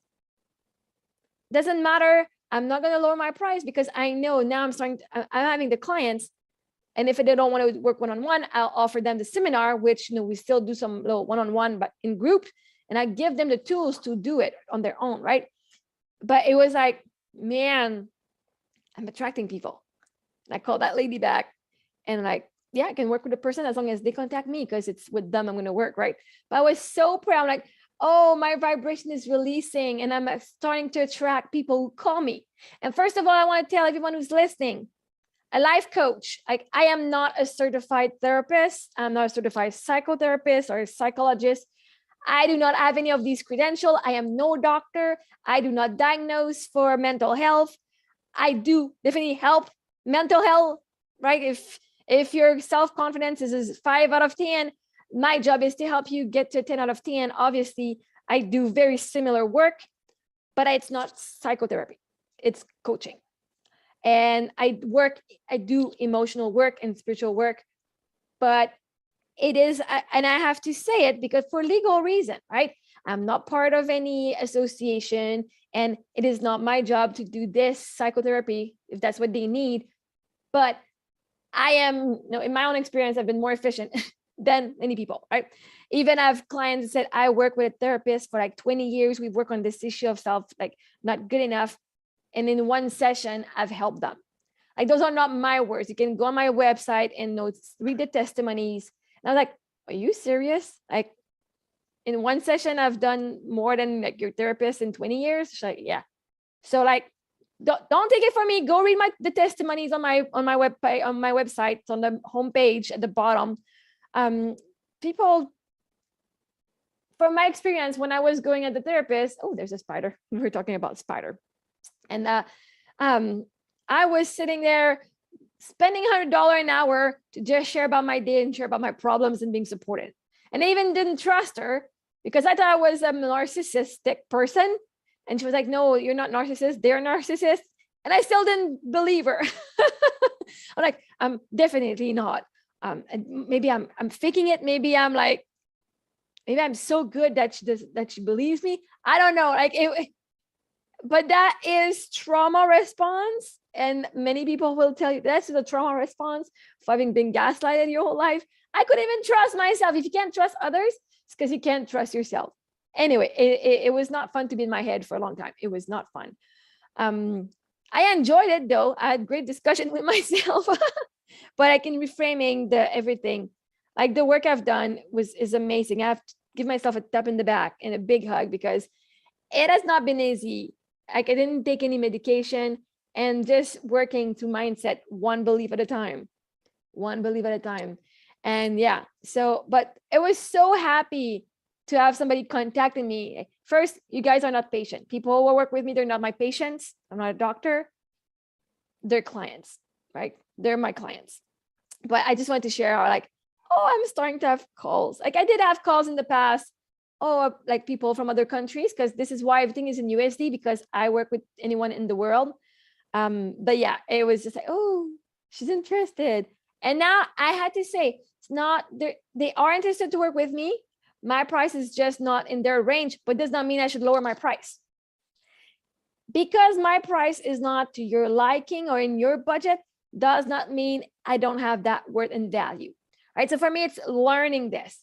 Because sometimes maybe I could just lower my price. No, I know I'm worth this. I've spent the money on coaches, that same price, and I know that there's something I could have done even better to help me. Like this is what I needed, but I know I'm going to stop thinking I need to lower my price to have more clients. It's just to own that I'm that good at what I do. But yeah, so that's something you guys can do too. Your value is not better because you lower your price, okay?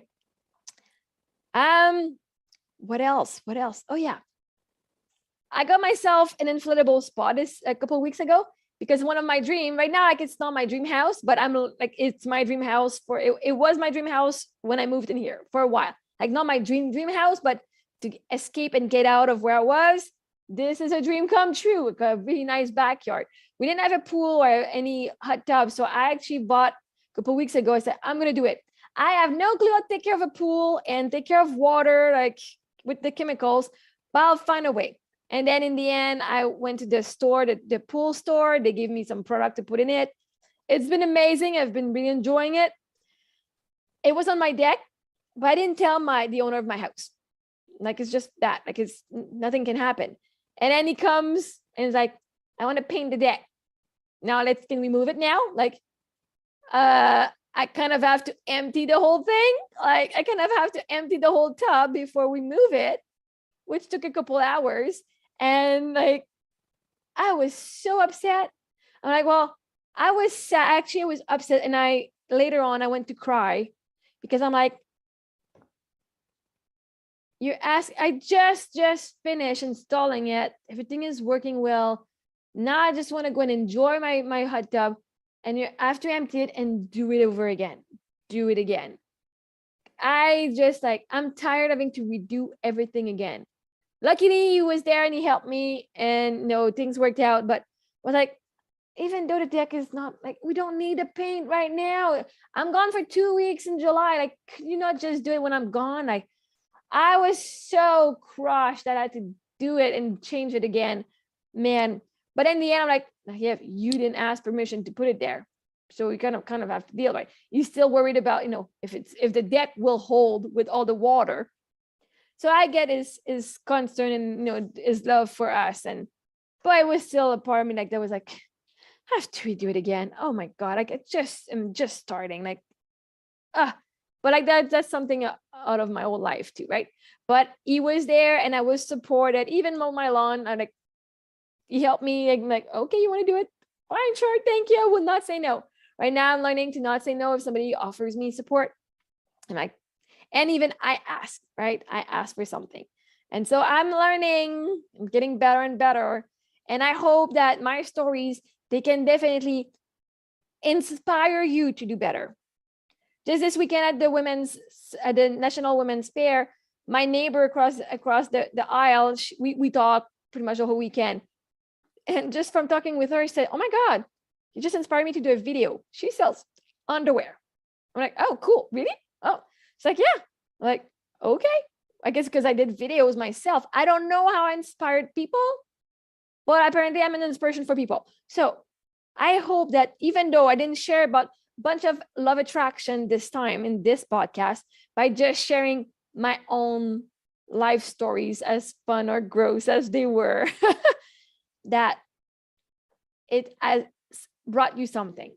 And please share in the comments, either on Instagram or like go on my website. You can come and write whatever you need to share with me. If you're in disagreement with something I say, if you agree with something I say, I love to hear from you, and I read everybody's comment. If I get them, I read them all. I don't know if you comment on Apple Podcasts and Spotify. I don't know how to get those messages. I don't know if you can actually leave comments, but whatever, if you go on my YouTube channel or wherever you can find me near, always message me. If you've been inspired to do something, I will always take the time to read you. So on this, you can find me on Mary Mongrain 90 on Instagram and TikTok. I'm also on Facebook, but I'm more Instagram and TikTok. And on maryofmongrain.com. And on this, you guys, I wish you an amazing day. It's so beautiful outside, it's sunny today. And I'm going to go and do some business networking tonight for the first time, so I can see everything's working out for me. And on this, you guys, may your day be as awesome as you are. Ciao. I'm going to say ciao, ciao.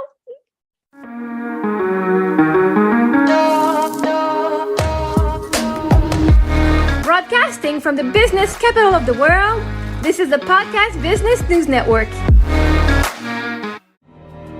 For nearly 2,000 severely injured veterans, everyday life has become filled with barriers. Day-to-day simple tasks can become pretty daunting. I have to carry my chair up 2 flights of steps or have somebody do it for me. What scares me the most is just the falling. When I'm struggling with my house, I think, to have that one great barrier just knocked down, I mean, it's crucial.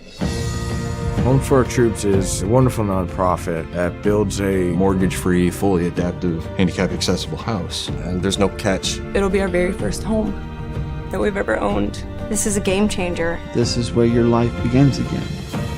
We need you to join us in completing this important mission. Please visit hfotusa.org and help build homes and rebuild lives. Because of you, everything's going to be okay.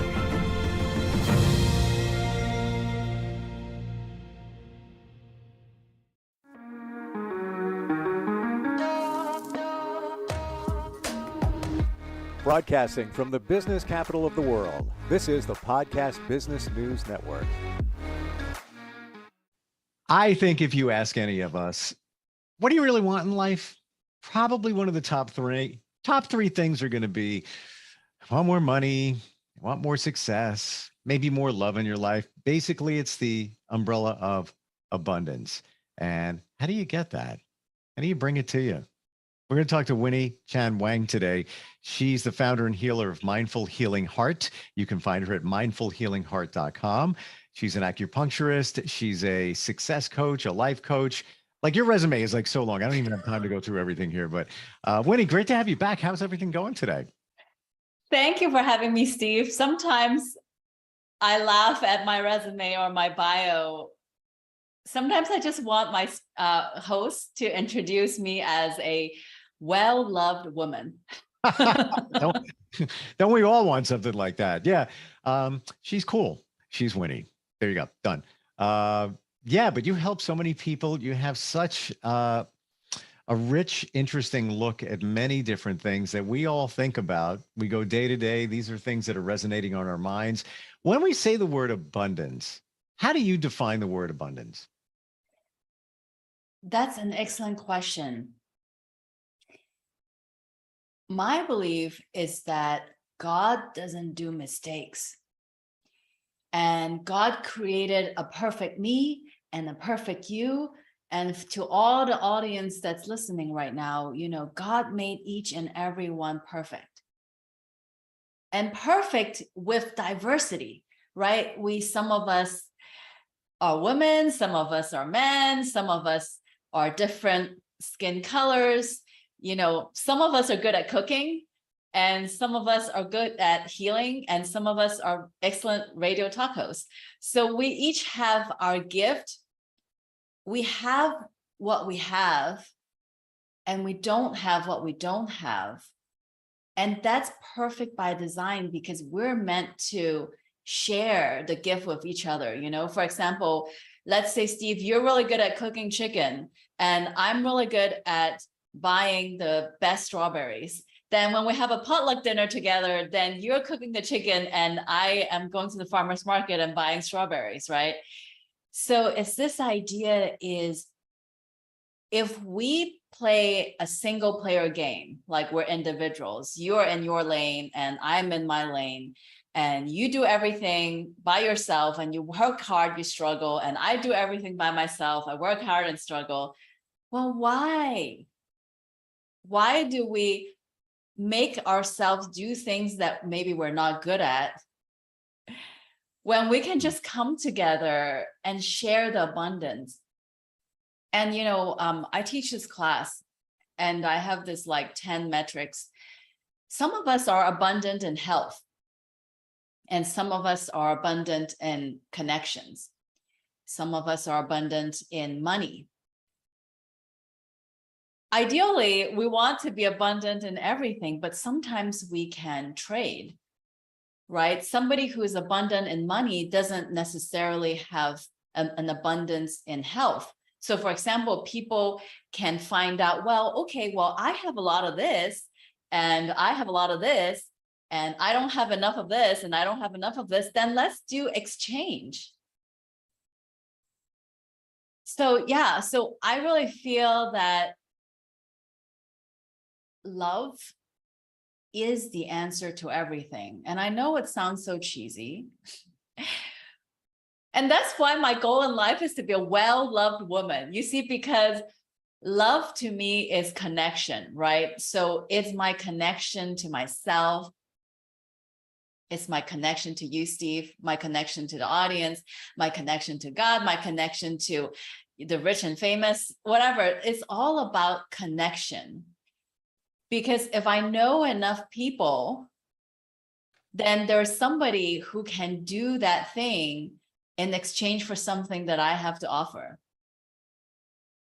I totally agree. Yeah. And I kind of live my life that way too. And, you know, I was sitting the other day in a parking lot. I have this old junky Jeep and I just use it for my kayaks and just for fun. Hardly have time to use it. Figured I'd take it out. Brake line broke. No brakes, literally driving, boop, no brakes. And now what? I'm not really a car guy. I'm a little techie, but not that far. Call up my friend Anthony. He's a car guy. And it's funny how the universe puts us where we need to be at the right time. He was available. He came by. I waited for him. It took about an hour. He came by. He's having a relationship issue. And been there, done that. And I was there to help him with that. He was there to help me with my car. And it kind of like we helped each other at that time. Yeah. Yep. And so let's talk about the shadow aspect, because, okay, of course, we all want to share and, you know, have connection and love and trust, and all that sounds great.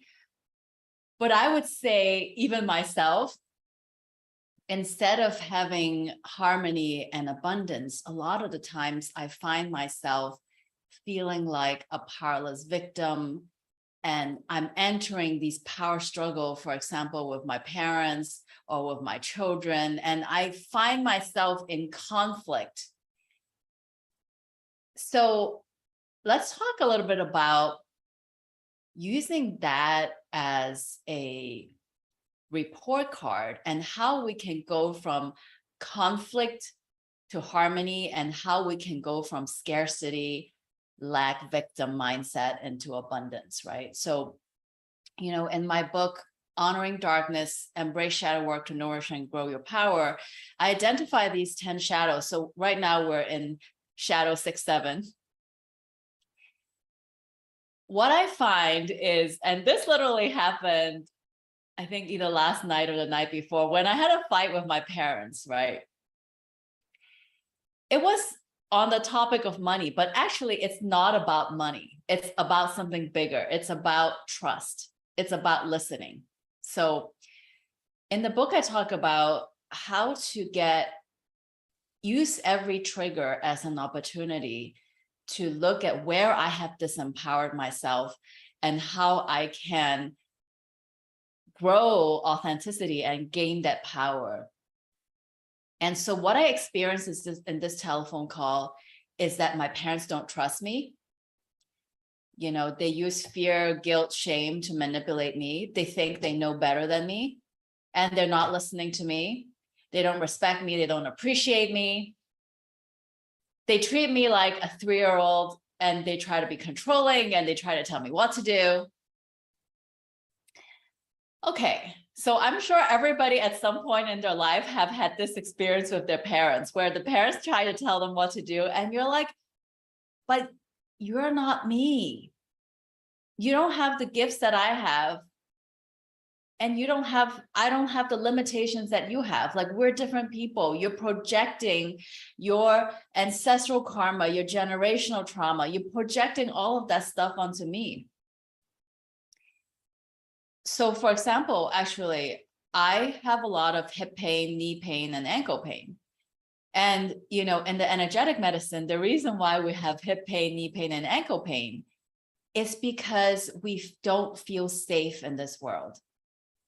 Well, gee, how am I going to feel safe in the world if my parents are always constantly bombarding me with fear, right? And we know that shame is stored in the genital areas, right? So in the bottom of our body, the root chakra, and they're always throwing shame out like candy. You know, they make me feel stupid if I don't listen to them or do what they say. And also, there is this hierarchy, like, I'm the parent, I know better. So instead of practicing humility, practicing compassion, where I listen to you and you and I are equal, right? It's just like, I am marinating in their fear, and they're handing out, you know, shame and unworthiness. And so I was like, okay, I need to do something, because if I don't do anything, I'll continue to have hip pain, knee pain, and ankle pain. You know, for example, hip pain is about feeling safe in the world, and knee pain is about feeling supported. Well, I don't feel supported because I feel, by the way my parents talk to me, their support and love is conditional. If I obey them, then they will, you know, support me. But if I don't obey them, then all that support is just gonna go. Like, you know, every time you say an if-then statement, if you don't do this, then this will happen to you. It's blackmail. It's blackmail all the time. 42 years, I received conditional love. And so instead of being a powerless victim and in a scarcity mindset where I'm like, okay, I can never get the kind of parenting that I want. I can never get unconditional love, acceptance, and support from my parents. Instead of feeling like I'm in this world, nobody understands me, I'm going to use this as an opportunity to look at how I have disempowered myself. And the way that I have disempowered myself is that I stop honoring, respecting, and appreciating and trusting the divine in me.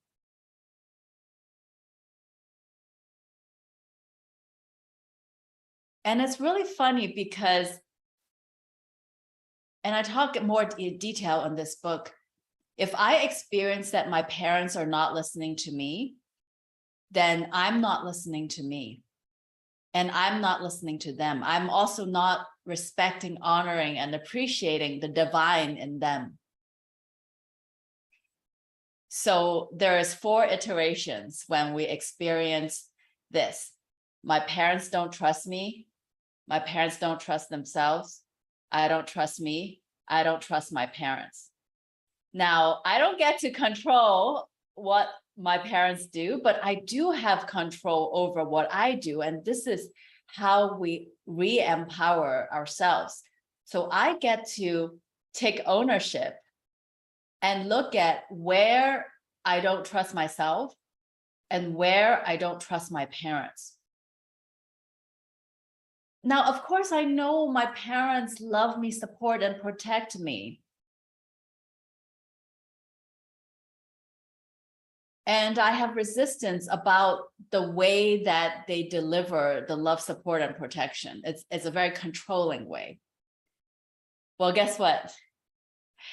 I get to trust their guidance on how I manage my money, and whatever they say, you know, God speaks through my mouth, and God speaks through Steve, your mouth, and God speaks through my parents' mouth. So if I just set boundaries and don't listen to my mom and dad and just walk away from my mom and dad, I'm basically selectively saying, okay, God, I want your love, support, and protection when it comes like this.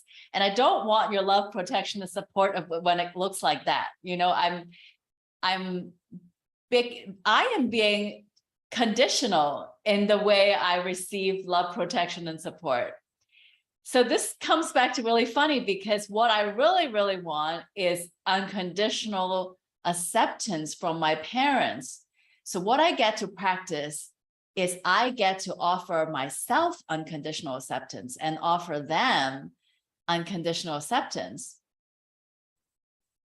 And not only will that bring harmony to our relationship, but harmony is the foundation for abundance.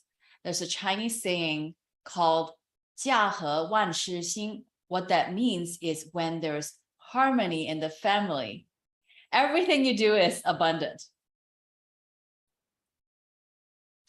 So in a way, I really feel like God didn't do a mistake by giving me this particular set of parents, or this particular set of children, or this particular set of lovers in my life, because they delivered the lesson that I get to learn. And I get to be really grateful for all the lessons, because I can see that I'm becoming more and more abundant in health, in love, and in finances. And it's not a matter of you need to, you choose to. So yeah, what's happening is being done for you as a lesson, and you can take what your parents say, filter it, and take those things that you really think work for you. You know, they might have, little nuggets of information. They might have an idea here, an idea there. You may not agree with all of their ideas culturally. That's how they were brought up, but I look at it as a filter. And then, of course, you could say that they don't serve me anymore and I'm not going to deal with them, but they are your parents. And I, quite honestly, transparently, my ex's family friend told me about a year ago, they don't serve you anymore. And I was like, wait a minute, but they're family though, in a way. I've known them for years. They don't serve you anymore. So I don't talk to them because it just doesn't work. But they're not blood relatives. That's different when it's your parents. But, I think in the filter, but, you realize that you can use whatever they say to your advantage if you pick pieces of what they say. Yeah, and something that I learned really recently, because we want to make the distinction between blood relative and not blood relative, and whether we want to create boundaries or whatnot. And for so many years, I struggled with this idea of setting boundaries with my mom, because I feel that, well, I really want unconditional love, acceptance, and forgiveness from my mother. So why wouldn't I give unconditional love, forgiveness, and acceptance to my mom? And I do, but there are still instances when I get to practice boundaries. And what I find is that boundaries is what I call temporary protection, so that I can give myself the space to come back to the divine in me. And then when I'm connected to my divine, that's when I can be unconditional in my love and acceptance. And so in the middle of this conflict, I just said, Mom, for the sake of our relationship, I'm going to hang up right now because I don't want to say things that I regret later. I don't want you to say things that you regret later. So to protect both of us from hurting each other, let's hang up right now. And I knew that kind of boundary is good and necessary. And I'm going to take as long as I take until I can come back to my divine love self when I feel abundant and connected to God. And then I can try to talk to her again. Now, then I want to tell a quick story. This is a Buddhist story. Okay, so there's a frog on one side of the pond, and then there's a Scorpio on the other side of the pond. The Scorpio says to the frog, hey, can you take me across the pond? I can't swim. The frog says, no, because you're going to, put your poison on me, and then we're going to both die in the middle of the pond. And the Scorpio says, well, why would I do that? Because if that happens, you die and I die. And the frog said, okay. And so the frog carries the Scorpio, and in the middle, the Scorpio attacks the frog, and then they both die. So the moral of that story, it really, really served me, because I used to think that, wow, if I really love my mom, my dad, my romantic partner, my daughters, I want to rescue them. I want to fix them. I want to help them. I want them to cross to the other side. I want them to see the light on the other side. And what I now realize from this story is that sometimes it is not safe for us to help other people. And we get to practice discernment as to whether that person has done enough work on their own, that they have released enough toxicity in themselves, they have enough discipline and emotional regulation and all of that for us to go on this journey together.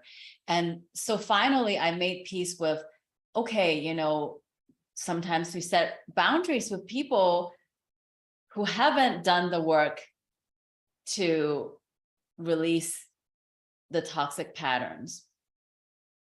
And then I take a step back and I laugh at myself, because how often have I tried when the Scorpio doesn't even want to cross in the first place? Right? How often do I try to fix the other person when the other person thinks that they're perfect? Nothing needs fixing. How often have I said, you need to go to therapy, and then the person's like, nope. And so I'm the fool if I am saying to the Scorpio, hey, do you want me to take you across the pond? And then the Scorpio's like, no, I'm happy where I am. I don't ever want to cross the pond.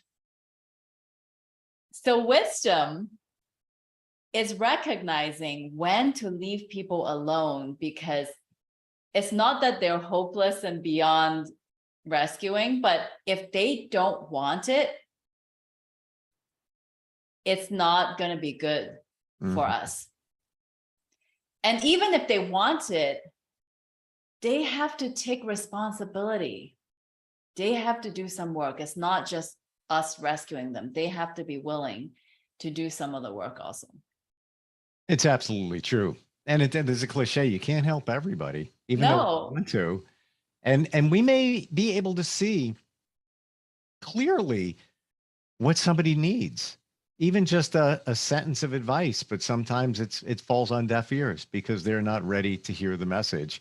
And I guess maybe we have to recognize that we can't, that they're not the person for us to help. Just got to move past it. Yeah. I actually, my friends and I have a mutual friend that always claims to be the victim. And we've come to the realization that there's nothing we can do. There's, I've done everything. Even just like 2 months ago, I was cleaning out some stuff. I was moving. I gave her a power washer for her house. She's like, "How much do I owe you?" I'm like, "Don't worry about it. It's okay. You're a friend." And she actually turned negative on a lot of us. And there's nothing you can do. It's like, that's her. She's got to fix that. That's her battles. Yeah, internally. Sometimes you got to walk away. Sometimes you got to walk away. And that's the thing is, my mother loves to play the role of the victim. And then my dad would jump in as the rescuer. And that makes me the persecutor. And I'm like the bad guy. And we have this triangle going. And this is detailed in chapter 2.7. And that it's really funny because for as long as we keep playing the role like victim or the bully or the rescuer, as long as we're attached to these roles, we're never going to get to abundance. So the question is, how do we graduate ourselves from feeling like a victim or graduate ourselves from being the rescuer? And I think that, because we've had thousands of years of patriarchy, more often women are likely to be the victim and men more likely to be the rescuer. And then we take turns being the person who dishes out pain on other people. And I know that I do that. So I talk about that in the book. The moment that we can finally give up this triangle is when we realize I have been a rescuer, a victim, and also the bully. I have played the part in all points of the triangle. And at some point you're like, no drama. No drama. Like at some point you just want to step out of that drama triangle. You're like, enough is enough. I don't want this suffering anymore. I don't want conflict. I want to just step out of this triangle and into harmony and abundance. It's funny that you're saying this, Winnie, because even with this group text of these friends, every day we talk about Kelly, that's her name, and we feel bad, but there's nothing we can do, but we recount things that she's done. And now it's at the point she's winning. I was going to send a text to everybody today in the group that just like, let's not talk about it anymore. And that's not that we don't want to be around her. We're careful about it. Sometimes it gets kind of sour. Sometimes she has a little too much to drink, and it's just like, but yeah, it's sometimes you just got to, push it aside. Because you can't feel abundance when you're allowing other people's energy to kind of weigh you down. Yeah, sometimes we have to practice discernment like the frog and understand we want to help as many people cross over as possible.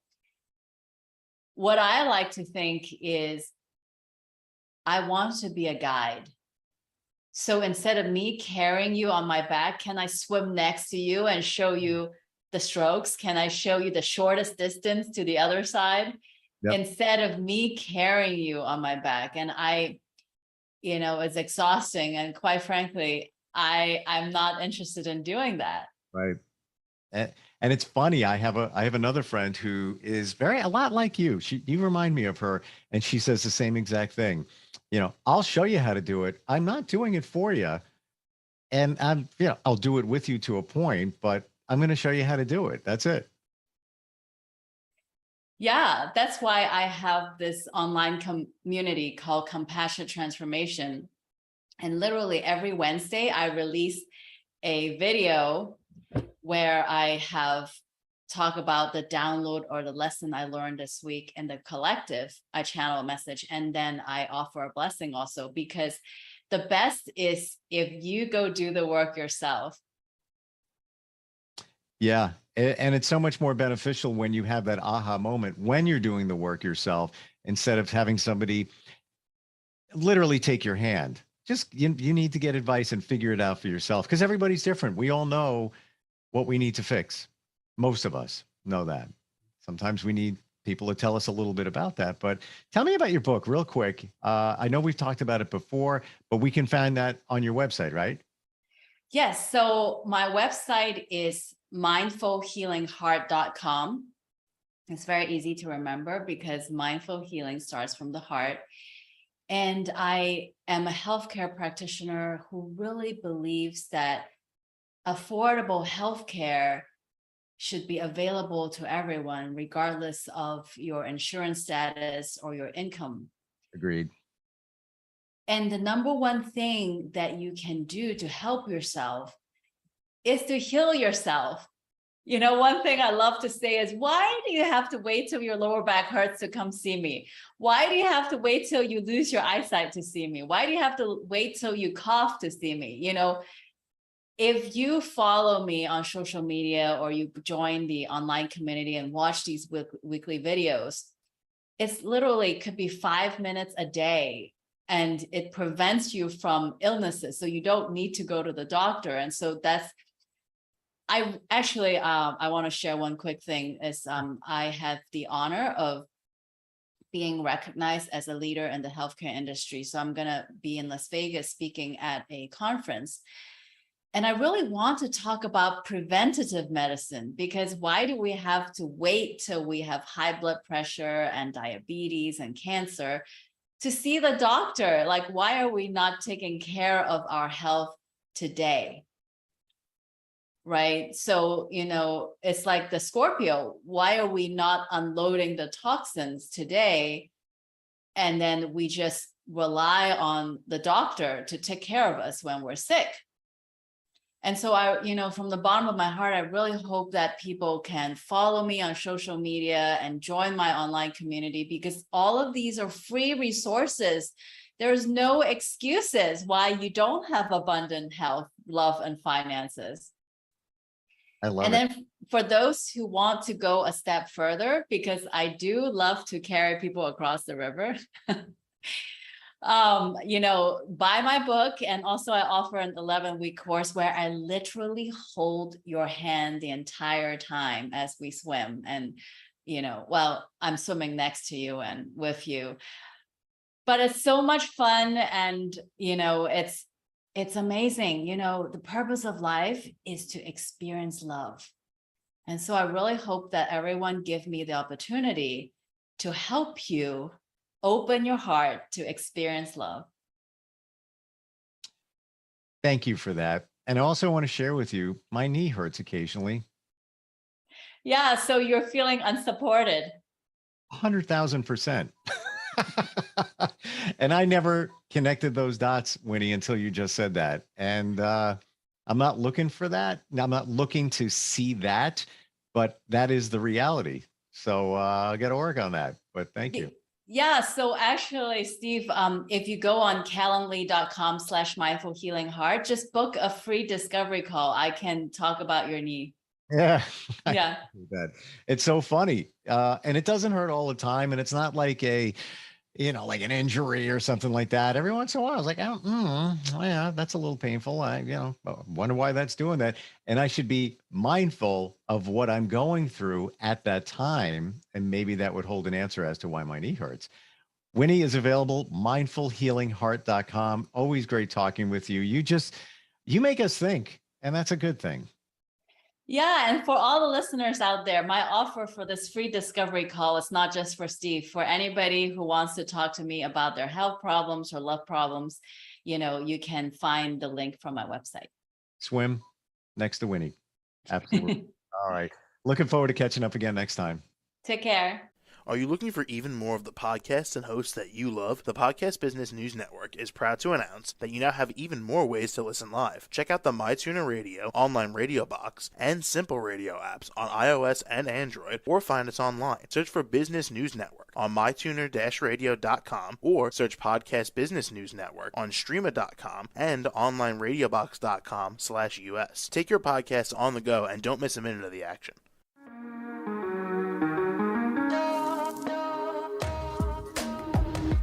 Broadcasting from the business capital of the world, this is the Podcast Business News Network. For nearly 2,000 severely injured veterans, everyday life has become filled with barriers.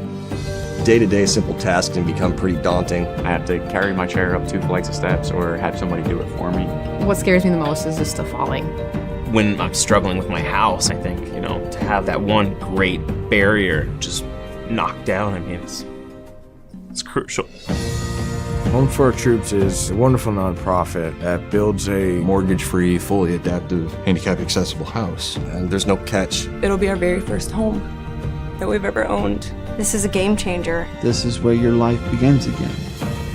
We need you to join us in completing this important mission. Please visit hfotusa.org and help build homes and rebuild lives. Because of you, everything's going to be okay.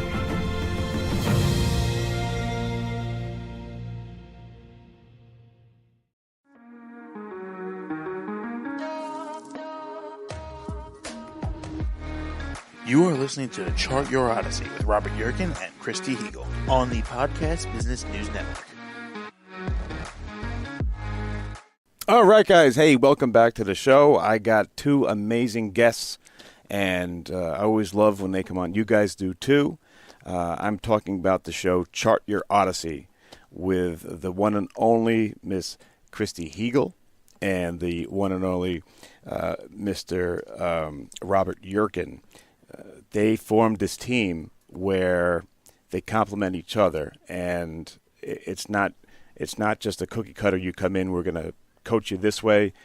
We're going to help you different ways. Robert's going to pass you off to Christy for a day, and then Christy's going to pass you back off to Robert for a day. And with that, I would assume that it makes it a lot more fun.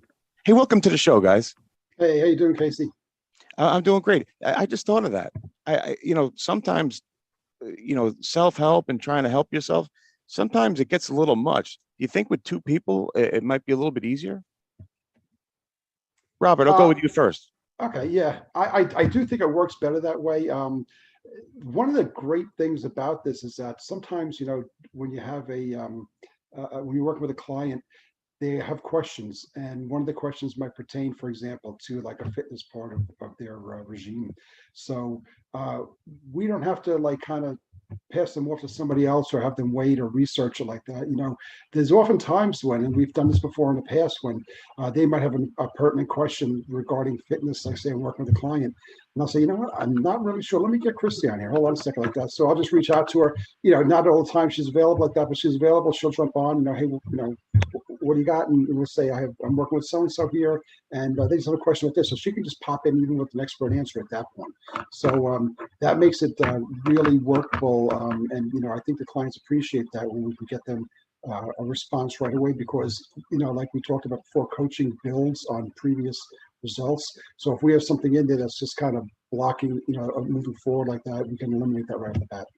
Gotcha. Christy, when you're working with a client, sometimes when you guys are training or something, and maybe the client will say something like, I don't know, my business, I don't know if it's going to make it.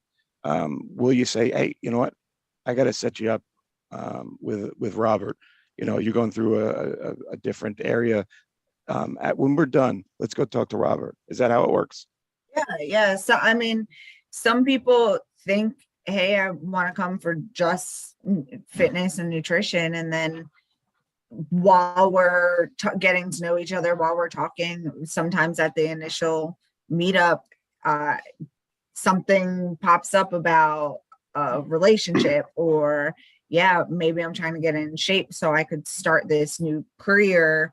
So of course, and we always ask if it's okay that we share information with each other. I ask the clients, hey, if I tell Robert a little bit about you, is this okay? That way he knows the background and he could work out, or he could work with you, and they're okay with it every time.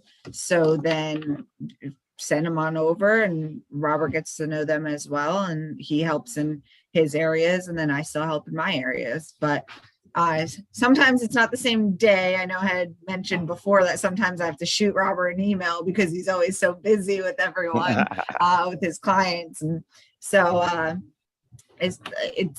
we definitely get the information needed and get the help if we see that Robert can help there, but it might not be same day, but we set up a meeting for when it is. Is there any time where you guys will both sit in on a session, or is it always individual? I'm not sure if we ever have, maybe once, but that we sat together all like that. It sometimes just gets to be overwhelming with the client, when they're going from both ends like that. So, we always like the one-on-one interaction, and what we do is work on a list of questions that come up at that time. As a matter of fact, we have one client that we're actually working with where they have sessions with both Christy and I in the same week like that. So I'll do a session one day, and then they do a session the other day, and a lot of times it interacts with each other. So we have we'll have questions there. We'll touch base afterwards. And again, like Christy said before, everything is clear with the client. As far as conversations, we have confidentiality agreements with our clients, and that includes with each other like that. So we just get the okay. Hey, sometimes it spills over. Do you mind if I pass it to Christy, and vice versa like that? So, but like she said, we've never really had an objection to it because it's always in their best interest. Yeah, so we've worked with the same client, with both of us on the same week like that, just working at different calls, so it works out well.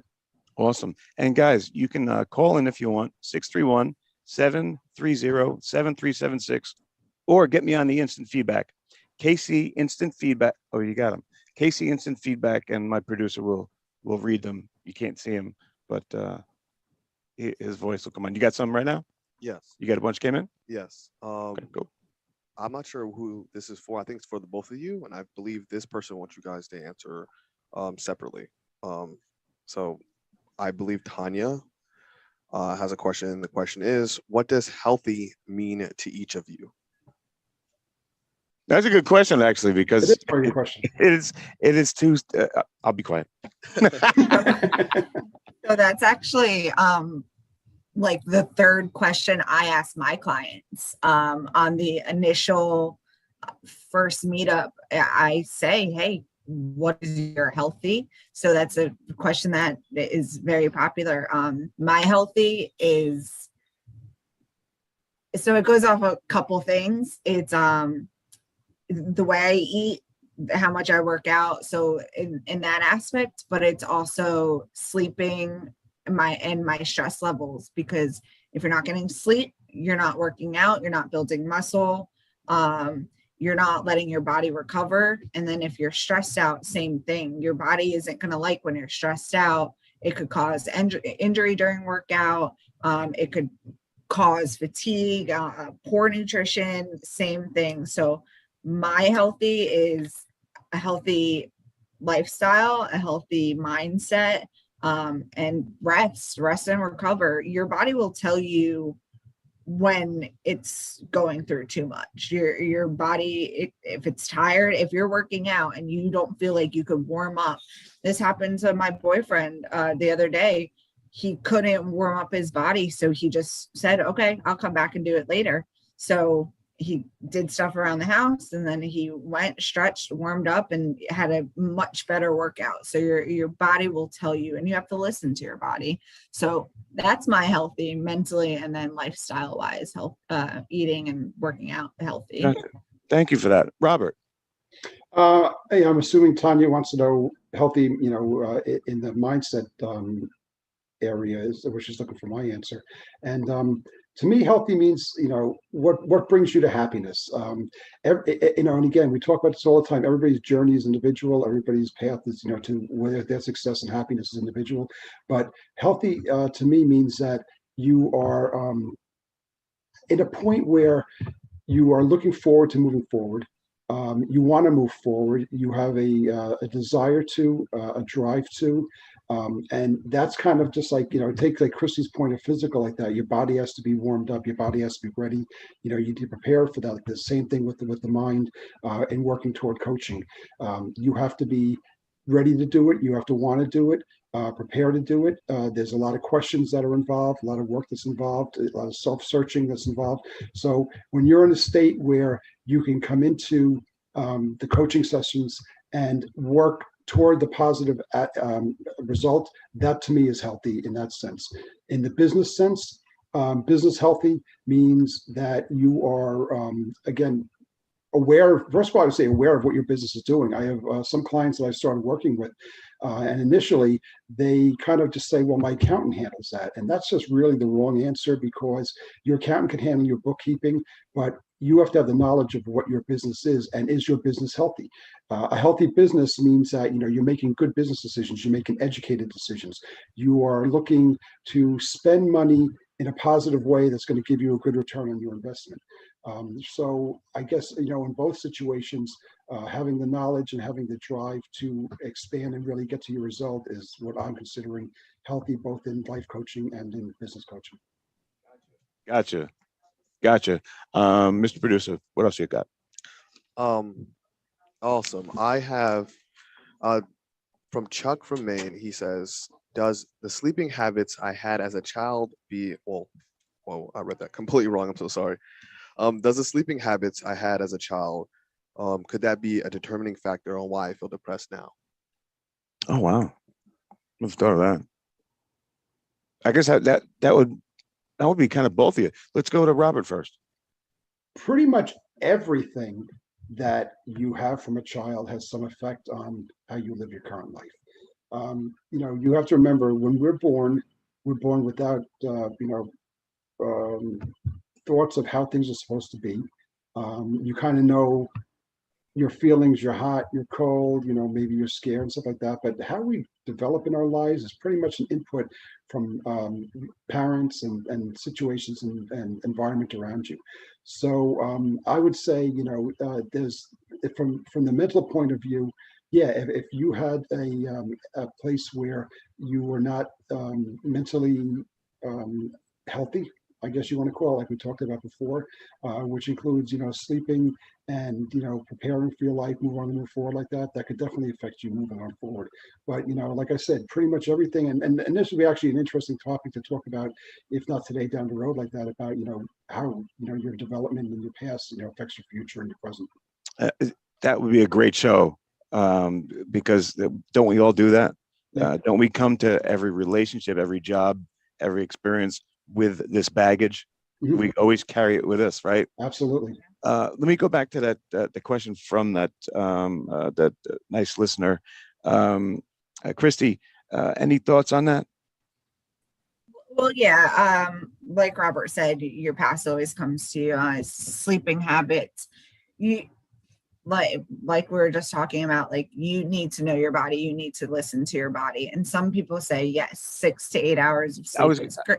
I was going to ask you how many we should be getting. I mean, you would know how many. So I sleep probably 7-8 hours a night to feel recovered, to feel great. So I would go with that, 6 to 8. Oversleeping, you're gonna wake up more tired. If you're sleeping 12 hours a night, you're gonna wake up and be tired. And it doesn't. There's science behind it. Who has time for that? Yeah, there's science behind it, and it sounds like it shouldn't make sense, but you have to know your body. Don't oversleep. Don't give yourself 2 hours and then be like, oh, I have to go to work. Right. 6 to 8 is good. And if you're living that healthy lifestyle that we're talking about, if you're staying hydrated with water, you're eating healthier, you're working out, you will sleep great during those hours and you will wake up ready to go. But most days my alarm goes off. I don't even snooze it anymore. I just pop out of bed and I feel like I've slept. I feel good. I feel energized. So if your sleeping habit, it's hard to change sleeping habits. I know Robert knows as well when he used to work through the night shift. And then, when he was a cop, you mean, right? When he was he had to work night shift. So we've talked about how he has had to change it. So it definitely it's hard work to change it, but if you keep it as a habit and you keep discipline with it, you'll be able to change your sleeping habits and be able to work something out where even if it's setting alarms. Hey, Mr. Producer, I'm gonna give you this this next instant feedback. I'm just gonna run out here for 1 second, okay? My voice is getting So we have another, it's not really a question, but a comment from Jamal from Brooklyn. He goes, I really love Chart Your Odyssey. One stop, actually, this made me giggle when I first read it. One stop shop to get your health on lock. One stop what? One stop shop to get your health on lock. Is that the new saying for Chart Your Odyssey? Okay. All right, cool. We'll take it. Thank you. We'll quote that for him. Hey, so do you guys got any specials coming up? What's going on in the summertime? Anything changed for you guys? You got any different modalities? Any different change of? Just tell me what you got going on. I think on my end, what I was seeing is some younger people, some college students that have been looking to kind of get some things together for next year.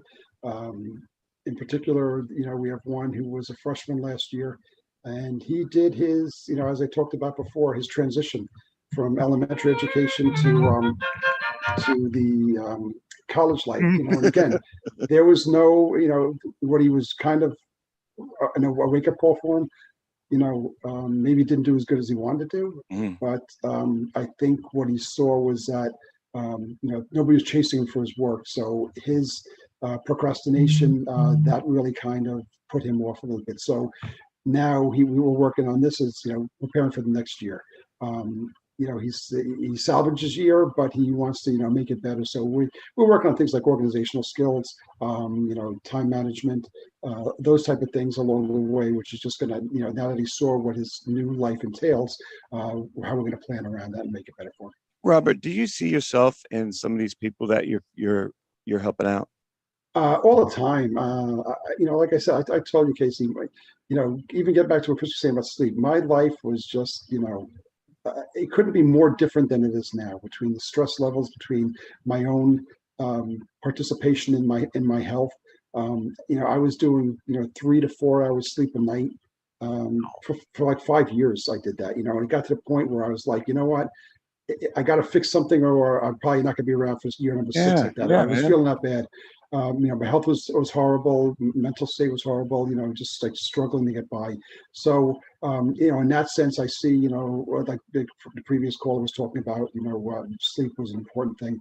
Just my stress level, the way I dealt with things, my, kind of went back to what we talked about last time, my rules of life, how they, affected what it was like that. So there's really not much that people are coming up with that we haven't seen or haven't dealt with in not just a personal level with other clients like that, but I was such a poster child for needing coaching and that's why I'm here. I just that's why you're so good at it. Probably I had to fix myself, and so I get it when people call up and have these things like that. I totally get it. Between health and mental state and work and over managing and that type of thing. So wow. So it seems like there's nothing that you guys haven't seen that or has there been someone who has a something they want to work on that you guys have been like, I don't know if I can help you, but I don't think that's ever happened, has it? On my end, just basically, the only thing that we'll kind of defer is when it comes to like a medical issue. Oh, okay, I got it. Where we would ask them to defer to their doctor or therapist first to make sure that it improves them, because the medical field will always trump what we do.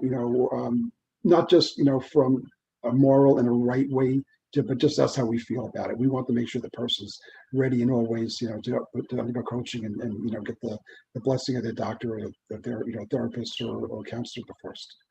And Christy, I bet what he was just saying is kind of like if someone comes in and they have some sort of knee injury that they can't jog or they can't do squats.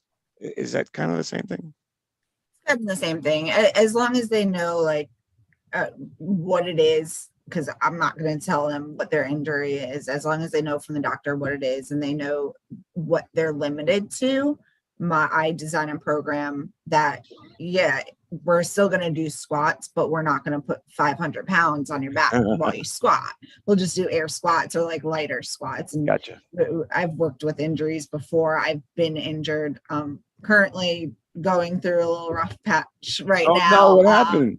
And rehabbing. I have bursitis in my back, so I've just been working on strengthening the muscles around it. So the bursitis, it's not going to go away, but it's strengthening it around it will make it more comfortable to be able to work out. And I'm doing everything the same. I'm still weight training. I'm still doing everything the same. I'm just using lighter weights.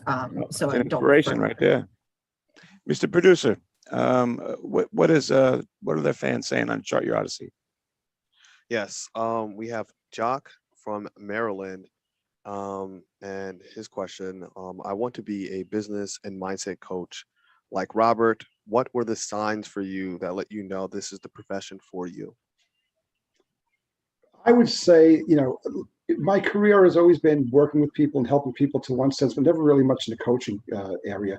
I would say formerly I was more mentoring people, especially like in law enforcement, where you would kind of work with people and you're telling them what you know and how to grow based on what I would do. So for example, I would say, okay, here's what you need to do. You need to do this, you need to do this, you need to do this. So that's really what we call mentoring, where you're passing on your knowledge to somebody else.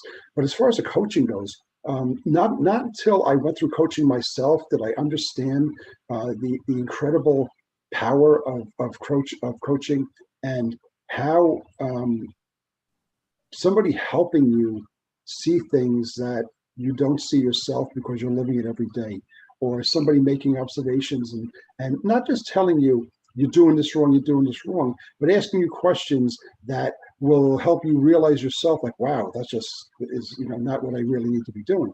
Mm-hmm. So I would say if for you really to understand and you want to get into the coaching field like that, I would say you should really go through coaching process, okay, to see what it's like, because only when you grow through coaching can you really appreciate how important and impactful it is, because then you'll understand the process.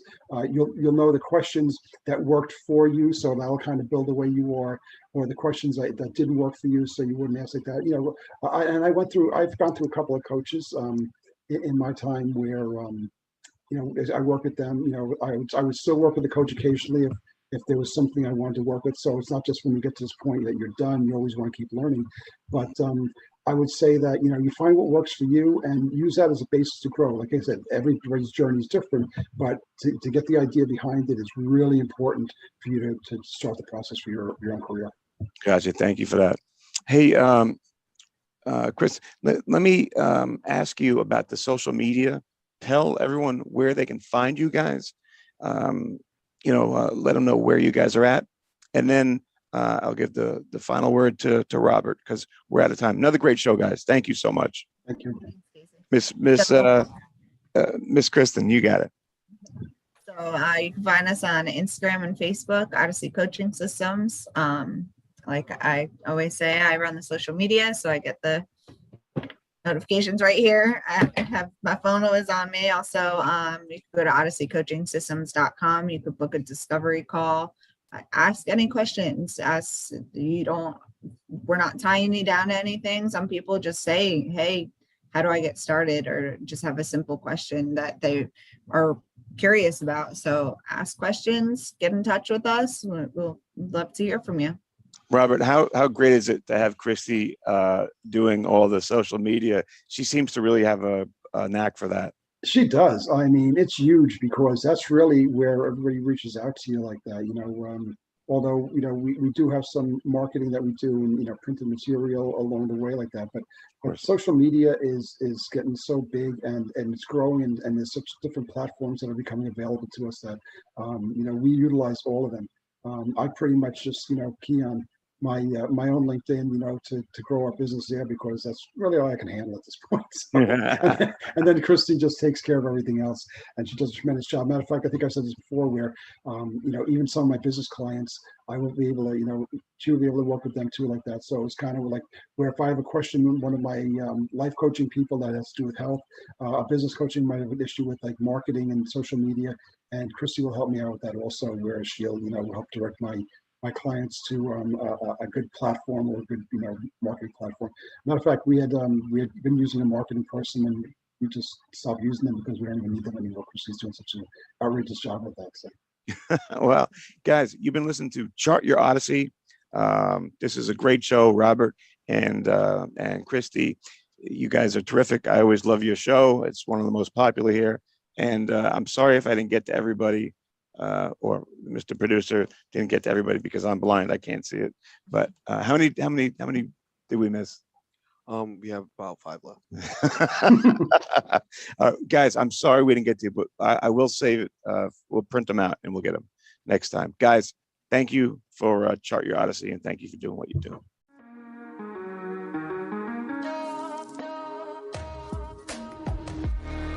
You are listening to Chart Your Odyssey with Robert Yerkin and Christy Hegel on the Podcast Business News Network. For nearly 2,000 severely injured veterans, everyday life has become filled with barriers. Day-to-day simple tasks can become pretty daunting. I have to carry my chair up 2 flights of steps or have somebody do it for me. What scares me the most is just the falling. When I'm struggling with my house, I think, to have that one great barrier just knocked down, I mean, it's crucial. Home for Our Troops is a wonderful nonprofit that builds a mortgage-free, fully adaptive, handicap-accessible house. And there's no catch. It'll be our very first home that we've ever owned. This is a game changer. This is where your life begins again. We need you to join us in completing this important mission. Please visit hfotusa.org and help build homes and rebuild lives. Because of you, everything's going to be okay.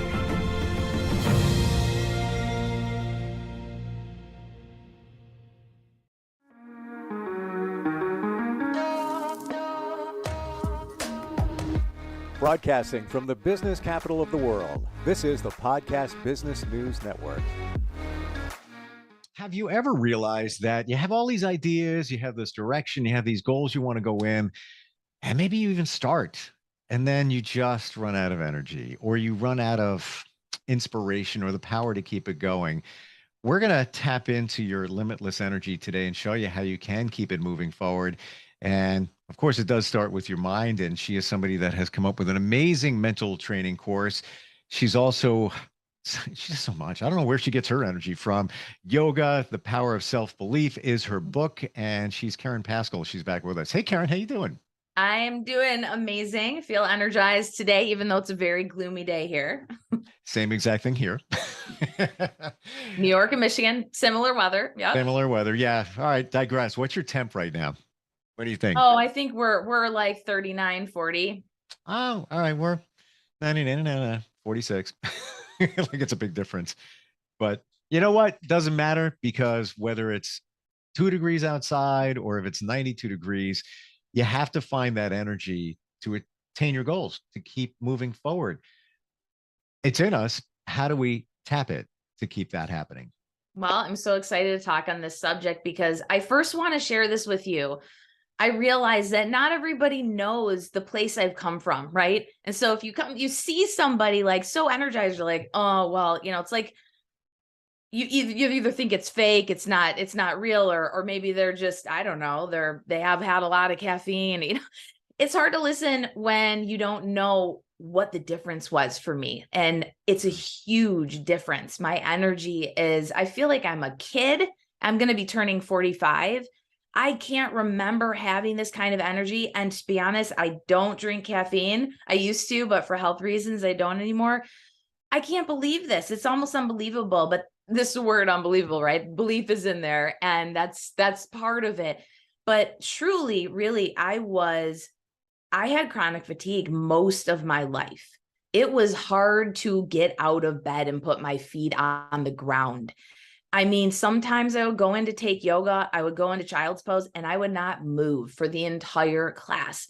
I felt like a dead weight, and I wasn't heavier than I am now. My body was inflamed. Just the lack of energy and exhaustion and stress. And I slept a lot. I slept a lot during the day. I slept at night, and it never seemed to be relieved. And most of that, there were some health issues, but mostly it was my mind that made those health issues way, way worse and worse and worse over the years. And I also was just playing so small. We've talked about this, where I was pretty much in survivor mode, and instead of thriver mode. I was protecting myself. When you hide out and you stay small, you're doing it to stay safe. I was trying to avoid conflict at all costs. I didn't want to have conflict. And so if I put myself out there, there's more conflict. And I didn't know how to face it. I didn't know how to embrace it. I didn't know how to handle life's problems. So I hid. And what happened is, because I was so inactive and I spent all my energy hiding out, I just didn't have any energy to grow. So I was really stuck. And I didn't give up though. I kept showing up, and there's got to be a way, right? And I saw all these doctors and alternative doctors and different diets. And, it was really only until I started the mental training where I was able to control my mind to the point of not pulling me all over the place and trying to protect me from what, really? Because I was hurting myself. So once I strengthened my intellect, my voice of reason, and I started to reflect on higher values every day, and I got into this rhythm. I went to India, studying under my gurus, and the laws, the spiritual education, the laws of life, right? I got exposed, and all of a sudden my energy started to come back. But in this last year, I've seen a major shift within my energy. And that is because I decided to call in and open up to the opportunity to expand. And I called that in every day. I just said, what if and I said this as a mantra. I said, I enjoy the opportunity for expansion. And I just stepped into it, because when you want to expand or live a vision of greatness or get to your goals, you have to be open to what that takes. It takes uncomfortable action. It takes a lot of rejection. It takes, let's call it failure, but it's not failure. It's the next step to success, right? And those things used to knock me down on my ASS flat, and now I just open up to embrace it. So instead of those things getting stuck in me and causing my energy to get blocked, what I do is I open my heart. I know this sounds crazy, right? But it's true. I open my heart, I smile, I feel it, and I let it move through me. I just move through it. And so then I realized, whoa, there's a lot of stuck energy from the past that I need to let come to the surface when I'm feeling resistance. So here's a starter. I know there's probably a lot you have to comment on here because I've said a lot, but that's really this idea, is that I want to share. If you believe that you are limitless energy, that's step one. To just believe that it's in you, it's just currently blocked. You've blocked it. Your limiting beliefs, we talked about that, right? Your subconscious mind. We get triggered. We go into that survivor mode. So you've blocked it. Your little self, and the higher self is just dying to come out. And that's exploding with abundance of energy and this idea of limitless energy. So once you believe that, you can't receive it until you believe it. Then you're on your way to open up to, what does this look like? You can't receive unless you believe. It's really what it is. And for you, Karen, when you said you had that chronic fatigue and felt that things were holding you back, didn't you think that it was something physical? like something's wrong with me. I gotta go to the doctor. I'm another blood test. What's going on with it? But it wasn't. I'm so glad you said that, because honestly, for me, that was the excuse. And I obsessed. I obsessed for years on getting the answer. See, I had a victim mindset and I didn't even realize it. Right.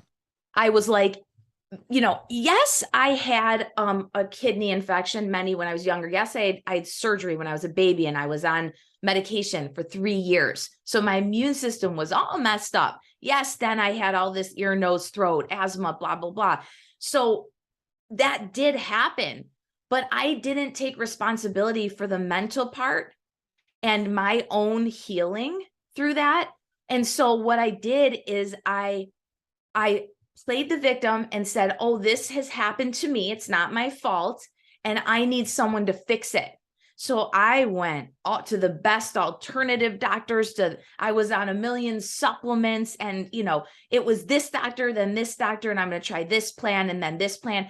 I'm so glad I'm off that roller coaster now. Yes, diet does play into it. Exercise, yes, all these things are important, but they're a means to your limited energy. They're not the end in themselves. They're a part of it. And I made my health, I made it the whole. Like this is my biggest problem and why I can't move forward. And until I took, I'm going to use these words, the radical responsibility, and said, I am not going to play victim anymore. I am responsible for my health. My original state, all of our original state is health.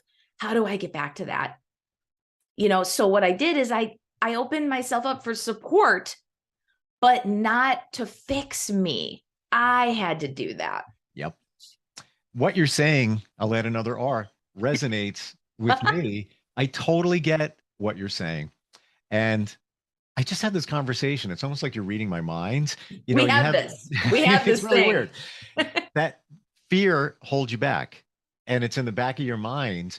But I can say this, and I feel you're probably going to agree. Once you start realizing it and opening yourself up and letting that energy come out and start moving forward, it gets easier. It does. That's the whole thing. Right. But we're so programmed to protect ourselves that the minute we feel resistance, and this is what I was debating, which one do I talk about? And I said, well, they both play into each other. So leaning into resistance, this is what you have to do to get this limitless energy. And I'm doing it every day. And it's incredible. Like the amount of, let's say, things that happen that don't go according to my plan, what I would want, my model that I think would be great to live in, that no one else lives in. This is what we do. We're confined by this so-called model, right? We want things to happen, the world to function, people to be in line with our thoughts and feelings. And that's impossible. So we have to understand that the world is not meant to cater to our whims and fancies, to our models. So when we let go of that model, which we built for safety, just because we didn't know how to function in the world, when we let go of that model and we just say, I don't need that anymore. I'm just going to be, and I'm going to have an experience. I read something today. I'm sure you've read this book, and or at least heard of it. It's called The Untethered Soul. Heard of it. Yeah. Yeah. Well, I finally, I'd heard about it years ago, and it was on my mom's dresser when I was in Florida. And I knew, I was like, I always open up to things that are in line, will show up. And I saw it. Yes. And I grabbed it and I said, Mom, you're going to be missing a book when you come to Florida because I just took your book. But it talks a lot about this energy. And I was just ready to really hear this in a different language to help my clients. It's as many languages as I can speak in, what I'm saying, different ways I can put things to help other people kind of understand what is this concept, right? So it really is just allowing yourself to open up to your own fear, open up to that trigger that you're feeling, because it happened from something in the past, something in the present happened and ignited that flame. And so we can do one or two things. We can close off or we can open up. And so every day I've been just choosing to stay open, I'm going to remain open, but I also make this choice to be happy. And happy people they experience hardships and joy, tragedies and miracles joyfully. It's just a part of life. What you just said, I'm going to take one in another direction here. Those people that you're describing, when they've figured it out, like you figured it out, it could be, this is something that trips you up, and this is something joyful. And before you figure it out, this thing over here is like, oh my God, I can't believe what's going on. But when you figure it out, it's more like this. It's not a big deal. You just, all right, let me hop over that onto this side now. It's all good. I did the same exact thing because 5 years ago, if I was doing my life right now, I would be in that corner right over there, balled up, like, oh my God, I can't believe what's going on. How could it be? Now my mantra is nothing surprises me. Yeah, we are so right. We buy into our drama and our melodrama. Right. Like we really do. And it's like, if we can just step back, this is what I want to help people with and really share. Sure. If we can just observe, it's just a slightly different viewpoint. It's you just notice, how you're reacting inside, and you just are aware of that. And is this going to help me, or is this going to hurt me? And then once you have that awareness and that little bit of objectivity, that's actually when your intellect, that voice of reason, can say, this is no big deal. Don't sweat any of this. The small or big stuff, it doesn't matter. Because what is it going to do for you if you're bothered and upset? What it's going to do, any disturbance mentally, and I know this very, very well because I went through it, is that it drains you. It drains you, paralyzes you potentially. Yeah. Right? And it creates illness. Yes, it does. And that's what was happening to me. The more I focused on not feeling good and the more stressed I got, the more closed off I got, the worse all the symptoms got. Yes. Exactly. It's almost as if, I call it the CA, the camera angle. So we look at everything through our camera, everything in our life. Try and look at it from another camera angle, like you're watching TV, a movie. Click over to that camera, click over to that camera. How is it being viewed from the outside? Then you realize sometimes that, oh, wait a minute, it really wasn't that bad. But from your camera, oh, this looks really bad because it's coming from this camera in here. Well, yeah. And if you think about that, that's becoming objective. It's like, wait, I'm perceiving the world completely different. Even you and I, we have different perceptions of what's happening. So if your viewpoint is different than mine is different from yours, and everyone has a different one, whose viewpoint are we counting on? You know what I'm saying? And the other one is that, okay, what if we took, I love this idea of the 30,000 foot perspective, like 30, if you were way up there, right, looking down, you'd hardly even see anything. Everything would be blurry. So if we realize, right, you know how we have those cameras in space? Sure. What do we look like from there, right? And we can't even see what's out there. So we're so teeny, we're so small, this little speck of dust in the universe. If we really expand back, we're just kind of floating around, and we have a very short amount of time. We're here for like maybe 100 years if we make it, right? That's not that long if you think about it. So when I start to think about life like that, with that 30,000 foot perspective, I'm like, that universal perspective, well, how do I want to spend my time? Do I want to get bothered and disturbed and take everything personally that everyone says? Do I want to take everything to heart? Absolutely not. So, this is why it's so important to think of, what is your highest vision and goal for yourself in your life? And when you align your actions with that, they're perfect actions, meaning it doesn't matter if they look perfect. They could be messy. I'm pretty messy, right? I don't say things perfectly. And, it's not about perfectionism. But what I'm saying is the perfect action it generates energy. It doesn't dissipate energy. So that's a key thing. If you're doing actions on a daily basis that are making you exhausted and tired, you have to think about why you're doing these actions. because the perfect action generates energy. You'll actually have more energy if it's aligned with what you're envisioning, that higher goal for yourself. So that's one of the steps that you would have to make if you're wanting to tap into this limitless energy, right? One, we have to believe we are that. Because if you break everything down and when we perish, our physical presence, this form, there's energy, right? We talk about the law of conservation of energy all the time. I always like to bring the science in because it's like, hey, I'm not making this up. Energy can't be destroyed, or created. So it's like, there's just energy before I was here. It's existing now, and it will be here when I go. So if you want to tap into that energy, you have to break free from the confines of your limitations. Can I ask you a personal question? Yes. Is it I'm turning the car. Okay. We're going to turn for a second. And by the way, when you said flying above, I was thinking that, and I was going to say, I didn't get to it. I was going to say flying above the bleachers because, think about the game. Now you're flying above it. So now you see everything going on, but it's the same analogy. You're just going, yes. Instead of going, 300 feet, you're 30,000 feet up. Same analogy. We've talked about before the passing of your husband. Yes. And how he was very inspirational, and you look to him for a lot. You talk about energy, right?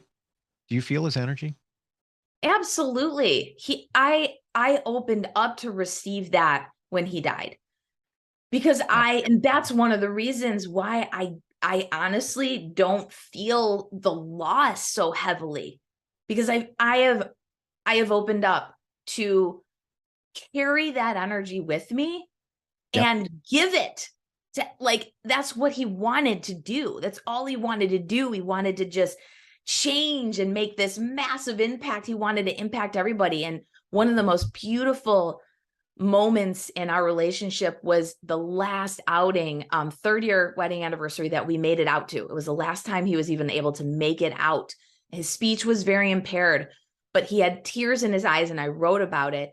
And he was just, I didn't know this was coming, because he was a very hard on the outside, and he was tough. So to get a compliment or a pat on the back is like rare, right? I never expected that.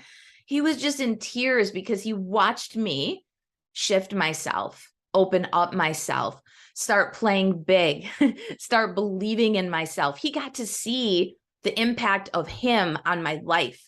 And for him, that was the greatest gift. And he told me, he said, I'm okay to die, because now you are this badass. He said, you're taking care of me. You're taking care of business. You've reinvented everything. Nothing's stopping you. And I know you're going to be okay. And he said, I fulfilled my purpose, because all I really wanted was to see this big of an impact in one person that I got to inspire. And I did. So it was like, I allowed him to let go of that resistance of keep trying to hold on, and just be at peace in his final, days, really. And so I didn't even know I was doing that for him. I just knew there wasn't even another way. I wanted him to that was like, all he could do is watch me. So I'm like, all right, here I go. Because he got to live vicariously through me toward the end. And it was enough for him. And he did know that he had something to do with it. So yes, I feel that. And he had the kind of energy that I was always envious about. He would be up at 4, and I used to wake up early too, but I was tired. I would take naps, like 2-hour naps in the day. Always wanted to be in bed like 8, 9 o'clock. Even if I wasn't going to bed, just be in bed, tucked away in my little safe place, watching my little show. And it's just the amount now of, it's not even just how productive I am. It's just the amount of actions that I'm able to take and make in conversations on a daily basis almost look like, for me years ago, in 1 week or 1 month of time, I can do in 1 day. And it's like, where has this come from? So that belief in yourself gives you tremendous energy. My husband would be gone all day, and he would come home with energy, and then he would just pass out at some point, just because you can't go anymore. The body just can't go anymore. and then wake up and do it again. And I'm like, where does this come from? And he did have a vision of greatness. He did believe in himself. And I was inspired by that. And now I have those two things. And I just don't allow anything to get in my way. I've made that choice. I said, nope, that's not gonna stop me. And that's why I asked you, because we talked about energy, and that's an example of energy that you still feel his energy. You carry on his energy. I feel it with my mom. She passed coming up on 3 years now. And I feel her energy. I'll ask for signs from her. Like she'll give me very specific. There's no doubt that I almost feel, right? I almost feel, and I had a great relationship with her. I have a better relationship even now because of the energy that is there. And that gets us back to the energy within all of us. It's all over everywhere. So use your energy. Don't be afraid to, don't hide it. You got it. You got this. We all have it. We just need to believe that. Absolutely. Yeah. It's powerful stuff. And I never realized it until the last couple of years what energy does. Yes. And when you have it, I'm so grateful every day. I honestly say that. I think sometimes we take energy for granted. Yes. And not having it for so many years, I definitely don't take it for granted. So it's like, I'm just in awe on a daily basis. And I know that I made a decision that I was worthy. And I believed that I am limitless energy. All I have to do is open up. Well, you just said you didn't have it. You always had it. Right, you just refocused it in another direction instead of marinating on, I'm tired, I'm run down, something's wrong with me. And my dialogue was always about being tired and not feeling good. And so I encourage that. I did the same. I want to share with you. I did the same thing. And I work crazy hours. I've since changed that for decades. I did, for a radio schedule early in the morning, since changed that, but it impacted my life. Like I would take naps, same thing. Like, are we the same people here? I would do the same. I did the same thing. And now I feel great because I think I did what you did. I realized it. You had the epiphany that, well, we have energy, use it. Yes. We have unlimited energy. And it's this idea of, it is there. It was always there. The reason I didn't have it was because I was shutting down to it. I was closing it off. And now that I've decided, wow, I've opened myself up, and I just believe that the only person who can hurt me is me. I can only hurt myself. So instead of trying to hide out and dodge all the dodgeballs in life, just open up. If I get a little hurt, dust myself up and try again. But the more you do it, the easier it is because you have the belief in yourself. Oh, I got this. Oh, I got that. But, rewind, a number of years, you might say to yourself, I don't know if I could handle that. I don't know if I could do that. And it's really, contagious. It's, me being around my husband.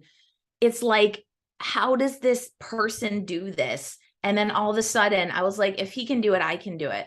I have limitless energy in me. And then all of a sudden now people who I'm working with look at me, how I looked at my husband. People comment and I just sit and I take it in because people say, how do you have this amount of energy? Are you like this all the time? And I was like, well, if you're part of my community, you'll see me showing up on Marco Polo in the Facebook group, going live every single day. Like, it's not a lie. I'm putting myself out there and I'm just taking actions that generate more energy that I truly believe in, that I'm working for. And I just open up for when there's resistance, when there's disturbance, when something upsets me, I just choose to stay open to it. I feel it, I rest and I relax into it. And I find out what it's really about and I let go. So when I let go, it moves through me. And then it's like, whoo, that feels great. If I don't, it stops and blocks, right? It gets all blocked up. And then there's the heaviness. And then that's the exhaustion, right? It's like, this may be gross, but I'm using the analogy. It's like flushing the toilet when it gets blocked up with, paper and stuff like that.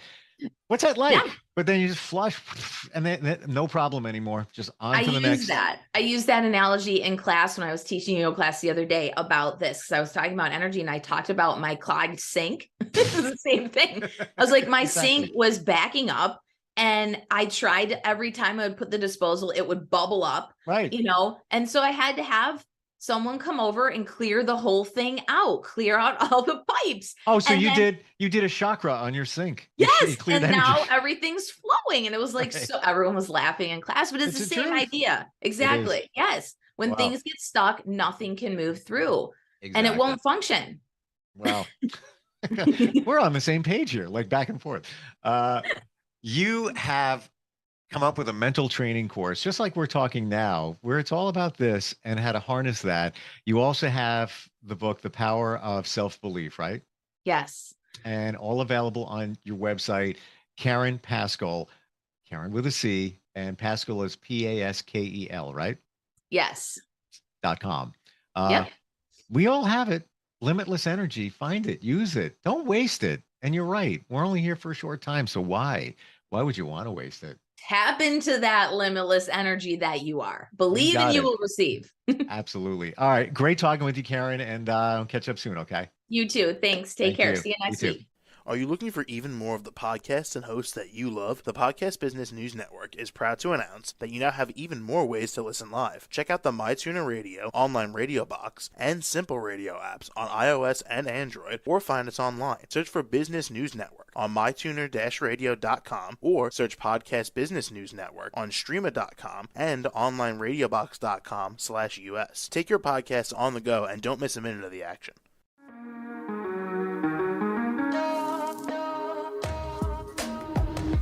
Broadcasting from the business capital of the world, this is the Podcast Business News Network.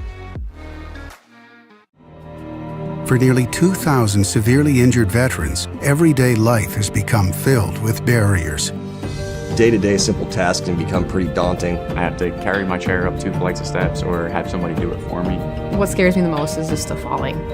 When I'm struggling with my house, I think, to have that one great barrier just knocked down, it's crucial.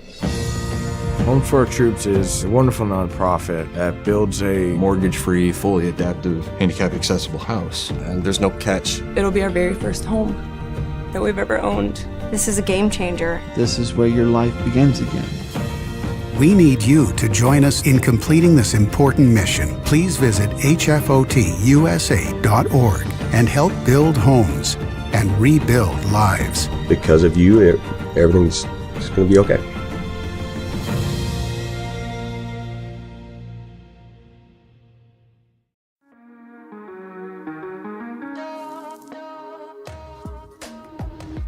Broadcasting from the business capital of the world, this is the Podcast Business News Network. Laura Schaefer here, joining us from the amazing Scattered Books bookstore from Chappaqua, New York. Pleasure to have her here live on the show and live on the Zoom. I get to see her and the bunnies in person today. How are you? We're good. Meatball had to be the first one to say hello. Look at this guy. My goodness, Meatball really lives up to his name. He's very meaty and big and so cute. Oh, he's more like a meatloaf. Meatloaf. Yeah. Oh, and if you give me a minute. Sure, take your time. And we're actually live in her bookstore. Yeah, they sell books for adults, for children, but this place is unique. As you can see, we got another bunny coming into play. Who's this? Oh, this is Moo. Hi, Moo. Oh my goodness. They are so lovingly, adorably like little babies. They are like little, very destructive babies. Okay, we got number 3 coming up, right? No, number 3 is actually a little bit ancient. So she doesn't actually do TV appearances or podcasts anymore. And she's not union and she's not union. She was before, but she's pretty assertive, matriarchal. My goodness. Well, clearly what makes them unique, it's scatteredbooks.com. Go to the website again, Chappaqua, New York. Besides all the events they have, we're going to talk about today, the books, the amazing events they have for authors. They have bunnies. Tell us about the bunnies since we started with the bunnies. Absolutely. Well, we have bookstore bunnies, and they are 3 live rabbits that hop around the store as our mascots. So it makes for a very interesting shopping experience here. For some reason, a lot of people mistake them for other animals, which we find very bizarre and humorous. People have thought they are cats. They are raccoons. someone thought Meatball was a miniature bear that I had purchased, and a couple of other really, really odd suggestions. But they are actually very friendly and cuddly. At our kids' parties, people pet them. Moo's a little bit destructive. They all like to eat their own genres of books, but Moo really goes for the most expensive possible. She yanked down a bunch of hardcovers from the YA section as her afternoon snack the other day. So we're working on it, but she's a typical third child, kind of gets away with everything. Oh my goodness. All right. For people meeting you for the first time, they're saying bookstore bunnies? Bookstore? What? Tell me a little bit about yourself and the bookstore so we can get to know you. Since the first live Zoom, it's important, I think, to reestablish everything. This is just awesome. Excellent. Yes, it's I do get that comment a lot. Books, bunnies, what's going on here? So we are a bookstore, but we do tons of stuff. We of course sell books and read books and recommend books, but it's also kind of a zany place for a bookstore. A lot of weird things happen here. I'm not sure why. It's very not boring for a bookstore. So, but we do a lot of events. We do author events here and other places. I actually just grabbed 2 posters from some of our, I'm back.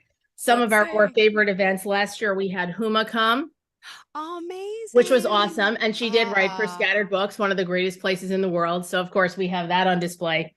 Of course. And then we do outside venues as well, like Sebastian Younger. We hosted at Pace University, which was an amazing talk. He was interviewed by Jerry McKinstry, and we had a portion of those profits going to the Oasis program that helps disabled students. And that's a program my son is a part of. So we do try to work in doing the right thing along with our craziness. All right. Well, we do parties, we make baskets. Everything is custom. We care way too much about everything we do. And we just started a whole line of scattered slime products. There you go. My goodness. These are the scattered slime products. Hold on. Space slime, mermaid slime, something for everyone. You are creative. Yes. I've made alcohol slime for adults, but I didn't mean for that to become a whole thing. It just happened. Hey, it's good for business. Now the adults are coming in, bringing the children. They're like, hey. Yes. The slime has taken off, but I am still grateful my staff hasn't abandoned me despite the emotional challenges, let's say, that go on around here. No. Okay. Well, Laura, tell us, when did you get into the bookstore business and how did it become like this? Because this is like no other. I've never met a bookstore owner. I've been to a bookstore like yours. It's definitely a different kind of place, but in a really good way. Somehow, I don't know what it is. It's like I'm the Pied Piper of weirdness. So it just happens. I don't know why, but I used to be in business, and I do have a few the books out myself, but with my son and different situations at home, I really needed something flexible. And I thought it would be fun to do something entrepreneurial, and why not try making no money for a few years just to see what that's like. And so once I got the idea, it just sort of stuck, like that book, What Do You Do with an Idea? Much like anything in your life, a thing, a concept, a cause, a person, once it kind of burrows into you, you can't let it go for whatever reason. And it just became this organic thing on its own. And I ended up looking for spaces and ended up with having a bunch of amazing moms and friends, the scattered moms that I've mentioned before, that we actually think we should have a sitcom because at least we find ourselves really amusing. I like this better than the Real Housewives of whatever. This is cool. The scattered bookstore moms. You have no idea the photos and videos we have of ourselves, like embarrassing ourselves, getting like trapped under boxes, saying embarrassing things to famous people. There's so much falling, tripping, we play funny jokes on each other. The whole thing is very amusing, but we know books, we care a lot. We make amazing baskets and our events, and we just put a lot into everything. Really, we just try to make everything as exhausting as possible, even if we're not monetizing it, which is not the typical business model. But if you have a good idea that needs a lot of effort but can't be monetized, I'm the person. You are such a personality. And oh my goodness. All right. So you established the bookstore what year? We established it 6 years ago. Okay. I think it was at the end of 2015. And but this has become like a worldwide like phenomenon. Like you mentioned, celebrities come into your store. Could you share some? I mean, Just not well, to brag, but you're well, the living in a Clintons nice obviously area. live here, so they come in all the time. That it's great. Their grandkids love the bunnies, and they order a ton of books, things like that. But we've had some other people. John Krasinski's coming, Emily Blunt. Then there's a couple of other people that I didn't recognize, but the teenagers at the store went completely berserk. But clearly, I was too old to appreciate whomever was in the store. I could tell they were a famous person by how they dressed and stuff. I mean, they were perfectly nice, but just, if I see something that's not purchased at Target, I'm like, wow, that's a famous person. So I have many pictures of our teenage staff laying on the floor in shock after a famous person has left. All of us all the scattered moms, we don't care. Nothing. You're just another, just another parent. It's all fine. Bookstores are a great equalizer. It doesn't matter, young, old, any preference, any religion, anything, any status. We're all just readers. It's all just the same when you're in here, which I kind of love. So, we try to stay chill in the presence of famousness. Got it. Oh my goodness. So what else did you want to discuss? I mean, because you do host now, besides having the books, having the bunnies, you mentioned briefly about the events. You have a party room. You're hosting birthday parties and events there too. Exactly. So we host birthday parties here and at other places, and birthday parties to go, because of course it has to be a whole over the top thematic thing. But that makes it really fun. We want kids to walk in the room and say, oh my God, or to get a present from us. And people say, wow, where did you get that? It's wrapped so nicely. Like Dina, one of the scattered moms, we call her the basket maker and the basket case. She makes like amazing with the ribbons matching the books, and it's a whole thing. And she and I sometimes kind of go a little crazy with our ideas all over the place, but we have Diane, our store mom, to kind of bring it back down. But we also do adult events. We've done adult parties here. I actually really love doing events with authors at the store, as a cocktail party, as a nicer signing for a fundraising event. We travel to and have signing authors or sell books, things like that. So that's I really enjoy that type of event planning and execution. Oh my goodness. All right. And also, I mean, at these parties, you mentioned you have these slime gift baskets, you have these unique setups. How does it work? Because like I just had like my son's 8th birthday at a trampoline place, right? But like you created we're around way the better kid. than that. Like, yeah, tell me, give me specifics. I want to hear. So, well, it depends. If he likes dinosaurs, we would have. Oh, so it's fine. So if he likes football, we could do something with football collage. We could make sports slime. They could make a whole crazy collage. They could make their own mini football board, like a little game, that kind of thing. It could be a scrapbook of favorite players, or anything like that. We tailor it all to the child, right down to the colors. We can set up the room with. Sorry, Meatball's trying to get away. Oh my gosh. Well, he gets upset because he's not very athletic. So we were talking about football, and I think it made him. It's okay. Yeah. Just don't listen, Feeling Ball. It's insecure. fine. We all have our talents, Meatball. Not everybody's good at everything. Exactly. What is Meatball good at? Meatball is very good at laying around. Ah. He is also very good at eating. Okay. He, on the positive side, he is an excellent caretaker for Acorn, whose secret nickname, Acorn's secret nickname is Cornstar, because she's very old, but she still has it going on. He takes care of her, because bunnies actually are very bonded in life, and they will, unlike society, they actually take care of their elderly.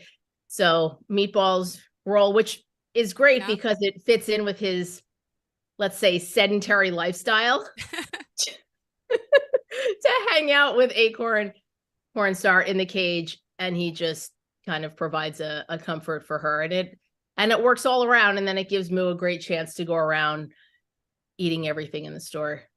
Oh my goodness, I love it. Let's remind our listeners how we can reach out to you. Tell us the website, social media pages, how we follow you and the bunnies. Yes, absolutely. So the main website is scatteredbooks.com. And we also have at Scattered Books is our Instagram. The bunnies naturally have their own Instagram, which is at Bookstore Bunnies. So you can follow us at any of those channels. And you can also write to us at info@scatteredbooks.com. I love it. All right. What To else? us or the bunnies, and they'll actually respond. I can't. This really does. You do need your own reality show.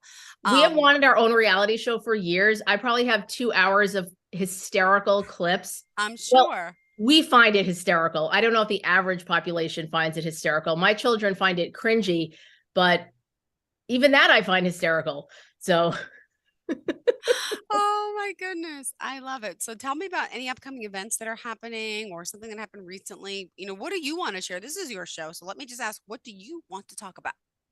I just want to share that we are a very unique place. If you need literally any gift for anything, we are the place to come. And definitely if you want to impress someone, get your gift from us. And of course, all the parties and events, but I would like to do more author events. We're a great presence at fundraising events, and pretty much the fundraiser doesn't have to do anything. We sell the books and then they just get half the money.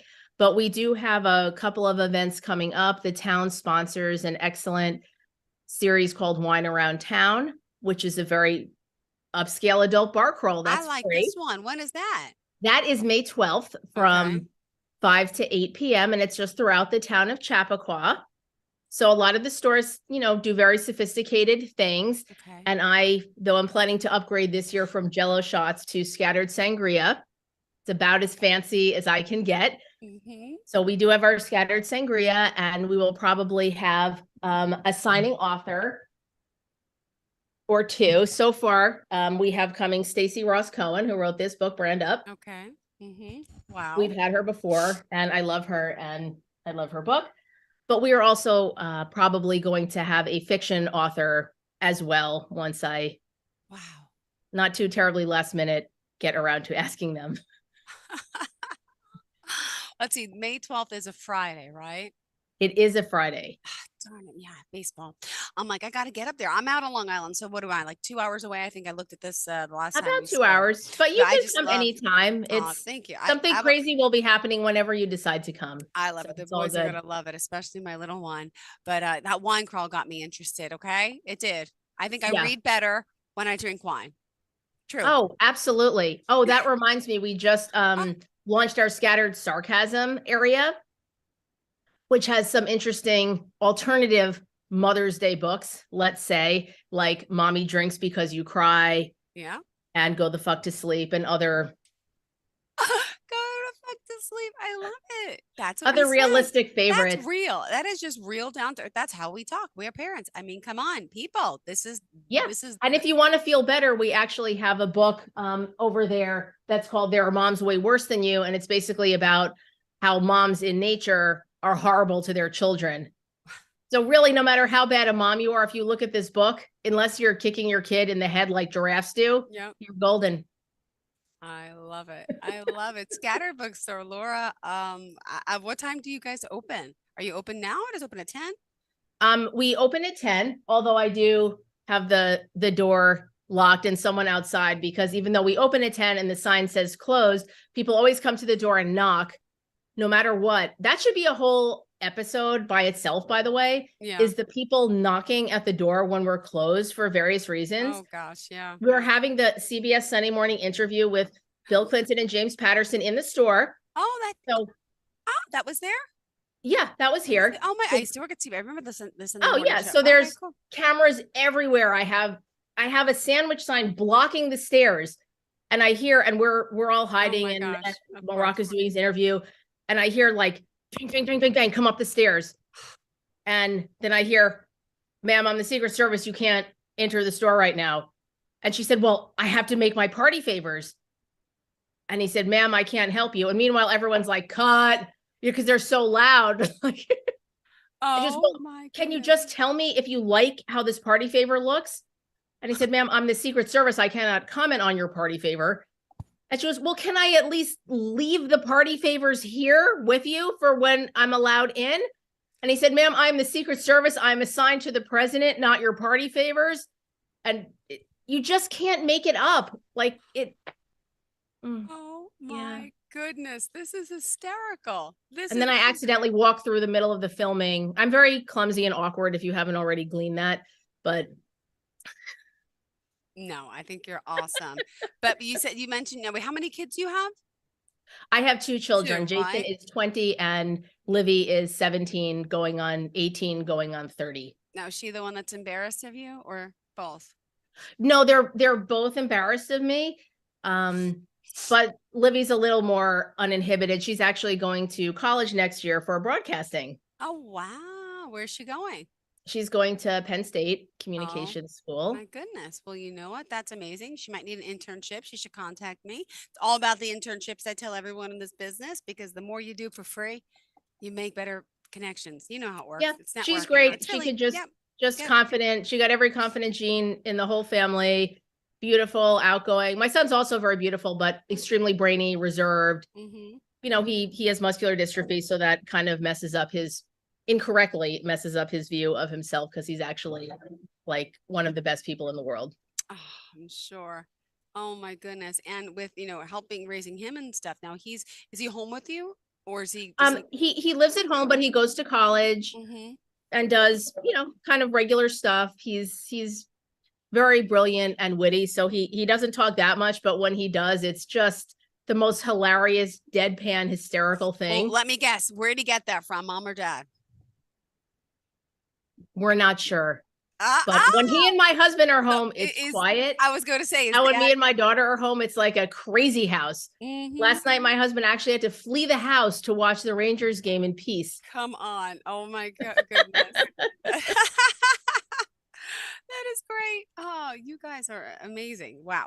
And then growing up, with the bookstore, so they were a little young. So did they have time to appreciate the bookstore? Do they work there? Do they, They definitely help if I need help. They're very cute. Neither of them will take any money from a family business, which is nice. So they definitely help me in different ways. Livy's great at events and doing stuff and anything with having her friends come in and photos and model stuff and that kind of thing. And, just being outgoing, and she'll just help with anything in the world at any moment. And my son is great. He'll be at checkout, keeping things organized, that kind of stuff. So they'll help me with whatever I need if I ask, but I try not to impose too much. Oh, that's amazing. What a family business. Well, we still have 5 minutes. Why does it go so quick? 6 I minutes don't left of know. the I show. could talk for an Tell hour. me. Should I say something about books? Yeah, let's talk about books. Yeah, sure. Okay, I guess we could talk about books. Good So idea. I have a couple of like Mother's Day kind of ideas and picks. I read an excessive amount for some reason. I think it's like my own coping mechanism, but it's definitely cheaper than drinking. So one of my favorite Mother's Day picks is The Matchmaker's Gift, which is like an amazing, like sweet dual plot lines. It's historical. It's a little romantic, but it also has a little bit of magical realism, which you don't see that much. Plus, our author, Linda Cohen-Leugman, is local and super supportive, and we just love her. More of a fun read is Counterfeit by Kristen Chen, which is kind of a cross between Ocean's 11 and Crazy Rich Asians. So it just has a very underhanded satisfaction to it. I'm in the middle of this one now, which is making me upset, but I am absolutely riveted and I love it. It's a historical fiction. It takes place in World War II. Okay. So I don't know why when I'm in an emotional, fragile place, I will select a book I know is going to be really sad, but in an amazing way. I love this author. Martha Paul Kelly is amazing. But on the lighter side, of course, Curtis Sittenfeld, you'll never guess what this is. No, what is it? It's a romantic comedy. Oh. I know. And it's called romantic comedy and the cover is pink. So go figure. And for the men in our lives, the new Don Winslow is excellent. City of Dreams is excellent. This is actually one of Dina's picks. Oh my goodness. And we are looking forward to a bunch of books that are coming out, namely The Spectacular by Fiona Davis, because we are huge fans of Fiona Davis. If you want something, well, way lighter, Love Theoretically by Ali Hazelwood, great beach read. It's not out yet. Wow, that sound was Meatball. He's getting destructive. The Only One Left by Ruth Ware. We love Ruth Ware as our thriller kind of author. And then, of course, in the fall, The Exchange is coming out, the sequel to The Firm by John Grisham. Really? So we'll see if he can enjoy a comeback on that one. Awesome. Where'd you get your passion for books from? I'm not really sure. I just grew up reading. My mom read a lot. I was an English major, so I've always loved reading. I wrote a few children's books. Don't get too excited. They're not good, but my publisher is amazing. Yeah, can you tell us about the books you wrote, please? Well, I have a few picture books that are just kind of, just sentimental kinds of things. One actually has almost no words because it's meant to serve both, all different audiences, nonverbal, different languages, things like that. That's Pug Bug, which is named after my two kids because I call them Pug and Bug. And then I also have a chapter book series called The Crumbles Chronicles, Tales of a Nervous Dog, which is actually written about my rescue dog from his perspective, because he's just a freaking wreck, man. I've had him for 11 years and he thinks everyone's out to kill him. Everyone and everything, paper bags, backpacks, cabinet doors, the pillow, everything. Wow. I'm his therapy human. I should have a vest that says therapy human. A woman. And then my husband actually should have a vest for me that says therapy human. Oh, what does your husband do? Is he in this field or he like? No, he's not. I don't even know how he deals with me, but he's amazing. He does digital advertising for a company in Connecticut. Amazing. And you guys are awesome. So, okay, hold on. To search you as an author, how do we find you? Oh, I'm not sure. I kind of forgot all about that when I opened the bookstore. So I think it's under Laura Scott Schaefer is the author stuff. Okay. I'm not very good at promoting my books. Really myself. I really like to talk about the rabbits in the store and like charitable things and other stuff like that. Although I did get my arm stuck and wedged in between two boxes last week, and that was very amusing. So we got a couple shots of that before they helped me out. Are they on Instagram? Where are we going to find those shots?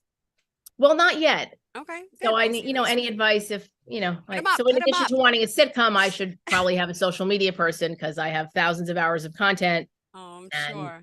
So sometimes my daughter takes pity on me and will make all the cute little captions and stuff like that for me to post on Instagram. So it looks, relevant. Got it. Well, we are out of time. Laura, pleasure talking to you as always. Would you mind sharing best form, all forms of contact, please? Yes, absolutely. If you Google or look up Scattered Books or at scatteredbooks.com, on Facebook, we're Scattered Books, on Instagram, we're Scattered Books. In real life, we're Scattered Brains, but no, that's not a real thing. Although now after the last show, 5 people emailed me and said we need to start a new hashtags called @ScatteredMoms because of all the weird things the moms and staff do, or scattered staff maybe, because we all kind of embarrass ourselves in different ways. I love it. But the bunnies are also at Bookstore Bunnies, so they have their own little side audience. They're adorable. Thank you. Great to see you today, speak to you again today, and wishing you a happy, healthy, fun weekend. And thank you. Looking forward to speaking again and to coming out again. Don't forget the wine event, May 12th. Yes, absolutely. All right. Thank you so much, Laura. Have a great day. And to all of our listeners and viewers, stay tuned. More of the show is on the way. Check out Scattered Books in Chappaqua, New York. Bye-bye. Are you looking for even more of the podcasts and hosts that you love? The Podcast Business News Network is proud to announce that you now have even more ways to listen live. Check out the MyTuner Radio, online radio box, and Simple Radio apps on iOS and Android, or find us online. Search for Business News Network on mytuner-radio.com, or search Podcast Business News Network on streama.com and onlineradiobox.com/US. Take your podcasts on the go and don't miss a minute of the action.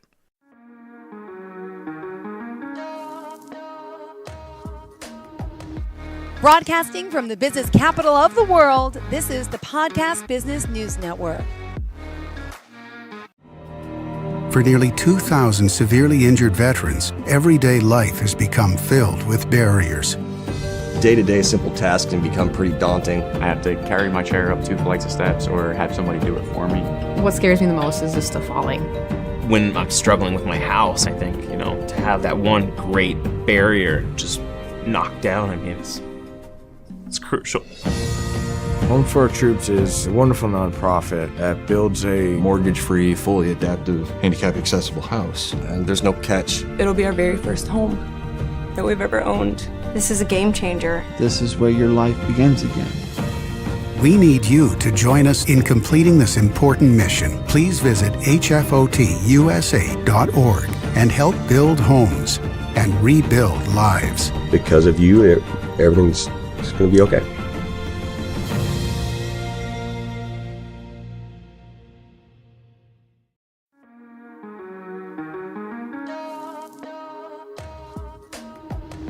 Broadcasting from the business capital of the world, this is the Podcast Business News Network. All right, guys, welcome back. And I am joined by an incredible man. I was thinking about him because I know he went out and did something really, really special. I'm talking about George Turnage. George, welcome back to the show. So nice to see you. Thank you. It's nice to see you too. So I was so happy. It was so touching last week when you were telling us you were like packing and you were talking to us and you were packing, getting ready because you're going to go up to Niagara Falls. And what were you going to do? I was going to do prayers for my wife, and because she passed in March, on March the 9th. So on the 8th of October would have been our 13th wedding anniversary. So in African faith, there are things that you need to do to honor and to release yourself from all of those different vows. You can't you aren't able to just simply walk away and drive. Well, it's over, till death did we part, and now you out there hanging out. There are things you got to do, and it has to be honorable. And so I went and did that because that was where we took our honeymoon. After we got married in Vegas, hung out there, and then honeymooned in Niagara Falls because we liked the water, and it's so powerful there. So I was able to do the ritual and the prayers and do my offerings in the water. And it was so funny because there were so many ethnic groups of people watching and trying to actually join in. You'd be surprised how our Asian friends, especially the East Indians and Chinese, love those kind of rituals. Wow. They're the best trying to join in with me. Like, what can I do? What can I do? How nice. How awesome to see that come together like that. Now, let me bring you back, because you said you did the traditions and you did the rituals. Can you expand on that? What that's like? Right. The traditions are you take your wedding rings, and you don't throw them in the water, but you dip them, and you say a prayer to God that to thank you for this joining, this union. And in thanking him for the union, you wash the rings, and you release the energy, though you will always be together, because you cannot release memory. You cannot release, the experience of touch. I mean, we've had children and things like that will always continue to be.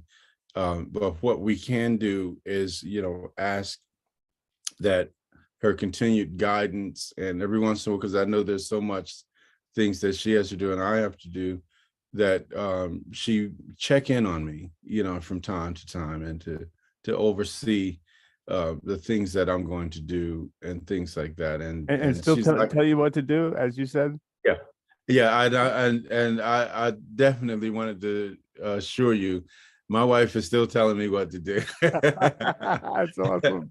So anybody who thinks that after it's all over, that you have memory, and then from memory you have dreams, and from dreams you have, when you're getting ready to make a step that's not necessarily correct, and you'll hear that says,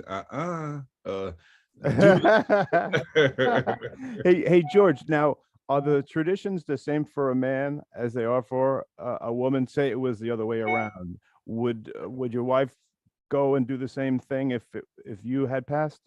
Right. They absolutely have to to release or to let go of the energy. You just, because if not, it lingers with you. You know, it carries on. So she would have to do the same thing. And so let's say that she didn't choose Niagara Falls, but she would go to Vegas, where we got married at the Venetian hotel, beautiful place, and they have a mock Riviera, you know, like in Venice. So we were able to do our vows actually on one of the gondoliers. Gondola. Oh wow, how cool! Yeah, it was really something, and people were walking along the side in witness to all of that. So cool. So now you were in the you have to get in the water. You're No, standing. No, I couldn't get in because Niagara is so powerful. You know, it would just take you along with it. Oh, okay, okay. You know, so what you do, you can dip your hand. You know, you get to a space where you're allowed, where you can dip your hands. In fact, what I was able to do, there's a passage that you can go underneath the fall, and it's very well. It hadn't been used for a while, but you can still get under there and have access to reach your hands out into the water as it comes. It's all bricked off and rock. It's made out of the bedrock, actually. Okay. That where the river flows over. So so what were you feeling, George, when this was taking place, and when did your fellow brothers and sisters come in and want to help? That's so cool that they didn't even know you. They just wanted to help, right? Yeah. Well, the thing is, you take a big guy like me. I'm like 6'2", 200 and something pounds. I cried like a child. So that's understandable. I cried like a child, but no, I kept trying my best to be, you know, like, okay, come on, let's do this. You get your voice together, you get your muscles up, you walk in there, you ah! So right, yeah, man, you're so cool. So you're doing this ritual, and what's going through your head? Are you rerunning memories? Are you saying prayers?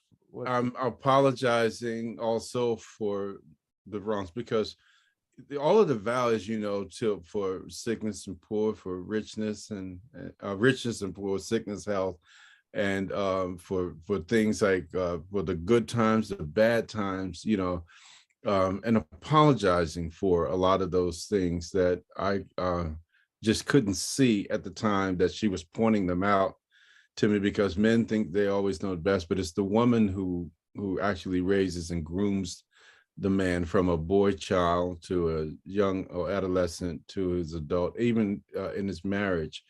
As you know, the saying goes, behind every successful man is a woman rolling her eyes. Okay. I thought you were going to say something else, but I get it. And I'm certainly not exempt from that. So I had to release a lot of that energy, because I know that she made a lot of atonement. You know, we constantly say rest in peace, but there's so much quantum physics of energy by nature in your body that the only thing that's going to lay dormant is the shell, you know, the actual body. But your spirit is released, and you're not lying down, chilled out on a comforter, waiting for somebody to bring you cocktails or whatever. It's not going to happen. You have a lot of atonements to do. You have that's what they call them, trials and tribulations. So you know, she was very busy. I got calls from around the world, literally from Africa, from Hong Kong, and from Brazil, and throughout the Caribbean and across the United States, of people saying, hey, I saw Mambo, you know, Mambo did this, Mambo said that, Mambo hugged me, Mambo took me here, you know, we went to Disney, one of the girls, and it was just so beautiful, because I know that she was doing what she was supposed to do. So it was my turn to do what I needed to do in the ritual, to also apologize for my stubbornness, apologize for the things that I couldn't hear or didn't want to hear or listen in her guidance, and the things like that. But she also taught me. I wanted to thank her for teaching me the things that I did learn, and my maturity our ability to learn things as we went around the world and so forth. So it was that kind of ritual, and people were, oh my God, I'm not going to cry now. Stop it. It's okay. It's okay, George. I mean, it sounds like you're giving a huge amount of respect where it's due. Yeah. People around me were crying. You know, they just could feel the energy. And Niagara, the river is so powerful and so ancient in its flowing, in its course, that you know, it's just incredible, the type of unity from the brothers and sisters there that came together to join in. And I hope that everybody learned from what I did, because I heard people say, well, we're going to do that. And it's funny to hear somebody say that, because I don't know whichever spouse is looking at them. Well, I don't know which one of us is gonna go first. So when you say that, I like to know what you mean by that. It was something else. Wow. Well, I was thinking about you, and it was just so touching the way you were talking about her, and to make this special trip up there. Is it traditionally, is it something a man does or a woman does themselves? Or do they ask their children to come, or do they have to do it by themselves too? It's, well, when you join in the union, it's agreement with the two of you. The help that you need, because you don't know how old you are, you won't know what physical condition of your health may be. So circumstances there would allow you or even require you to ask for help in those respects and things like that. And if there's no one else to make it, then you make the experience happen where you are. I see. Because it's just the way that life can be sometimes. So I know it must have been incredibly emotional. I can't say that I understand what you're feeling or what you were feeling, but what's it like when you are done with the ceremony, you going back to your hotel, your car? Or let me tell you this. All right. So it's a feeling of relief. You can feel a lot of the other emotions that you held on to just come up and come off of you. So I'm feeling good. I wanted to enjoy the morning, because I got there in the morning. I left from the United States side into Canada, and I wanted to catch that morning sunshine. So I took a cab, and he took me to right up to where I can just simply walk down that whole lane along the river until I got to the big fall. So after doing everything, it was great. Casey, let me tell you something, brother. I'm not so young anymore. So I had to walk, and this is what I wanted to do. I'm like, I'm going to walk back to the United States. And I don't mind telling you, I felt like a refugee. Oh my God. I'm talking about the walk is kind of on an incline, going up a hill. Elders were walking past me. No way. Like nothing. And I'm like, what in the hell? So I'm walking, and I said, I'm not going to sit down. I'm not going to take a break. I'm going to go through this. I used to be an athlete. You know what I'm saying? I'm a man. Well, you look like you're in shape. Yeah, I mean, you go figure, but until you get yourselves into some kind of thing, walking an incline up, for miles. My God. Wow. And I was going to tell my goddaughter, well, she tells me every day, come on, let's go get our 10,000 steps. I'm like, if you ever say that to me again, I will be violent. So I get there, and I got up on the Rainbow Bridge, and you have to walk across. And all I'm remembering is the concierge at my hotel at Seneca saying to me, oh, you can do this. It's just 10 minutes away. And I'm just thinking, if I can just get back there in time to put my hands around his neck, I could shake it. So I get across there, and the customs officer is looking at me funny. And I said, I'm going to jail today, Lord. I was like, Angela, please let me, don't get me in there, nothing. So I show him my card. He says, would you like water? So now he's looking at me. Oh, all right. I'm like, if you have water, he said, we're not allowed to give you anything, but if you want a bottle of water, you can go there. Oh man. So I do that and I pass through and I'm still walking. I refuse to stop. I refuse to let it go. I'm going to finish this trek, so to speak. And I go through and I start coming to where I can see my hotel. But as you know, when you get closer and other buildings come in where you can't see anything. So I'm hoping I'm going the right way. And I get to 4th Street and I make and it seems like the closer I get to the building, the further away it gets. Oh man. So by the time I get inside and that air conditioning hits me, a hostess walks around with her tray saying, would you like a drink? I think she had like 3 bottles of water, which I just said, thank you very much. Yeah. I went and sat at one of those slot machines, man. And I just like, oh my God. And so the only thing that I can say to my wife, I said, if anybody ever hear you tell them that I don't love you, they tell your butt off real good.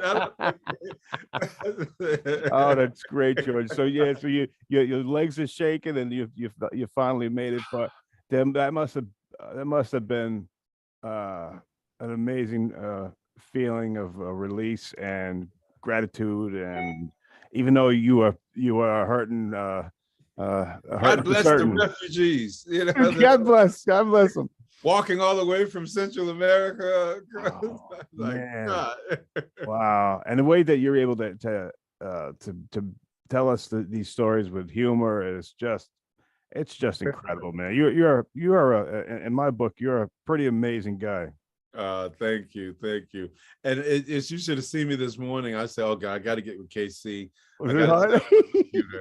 And here I am. I see the thing that says, KC is, come just waiting and get you set up.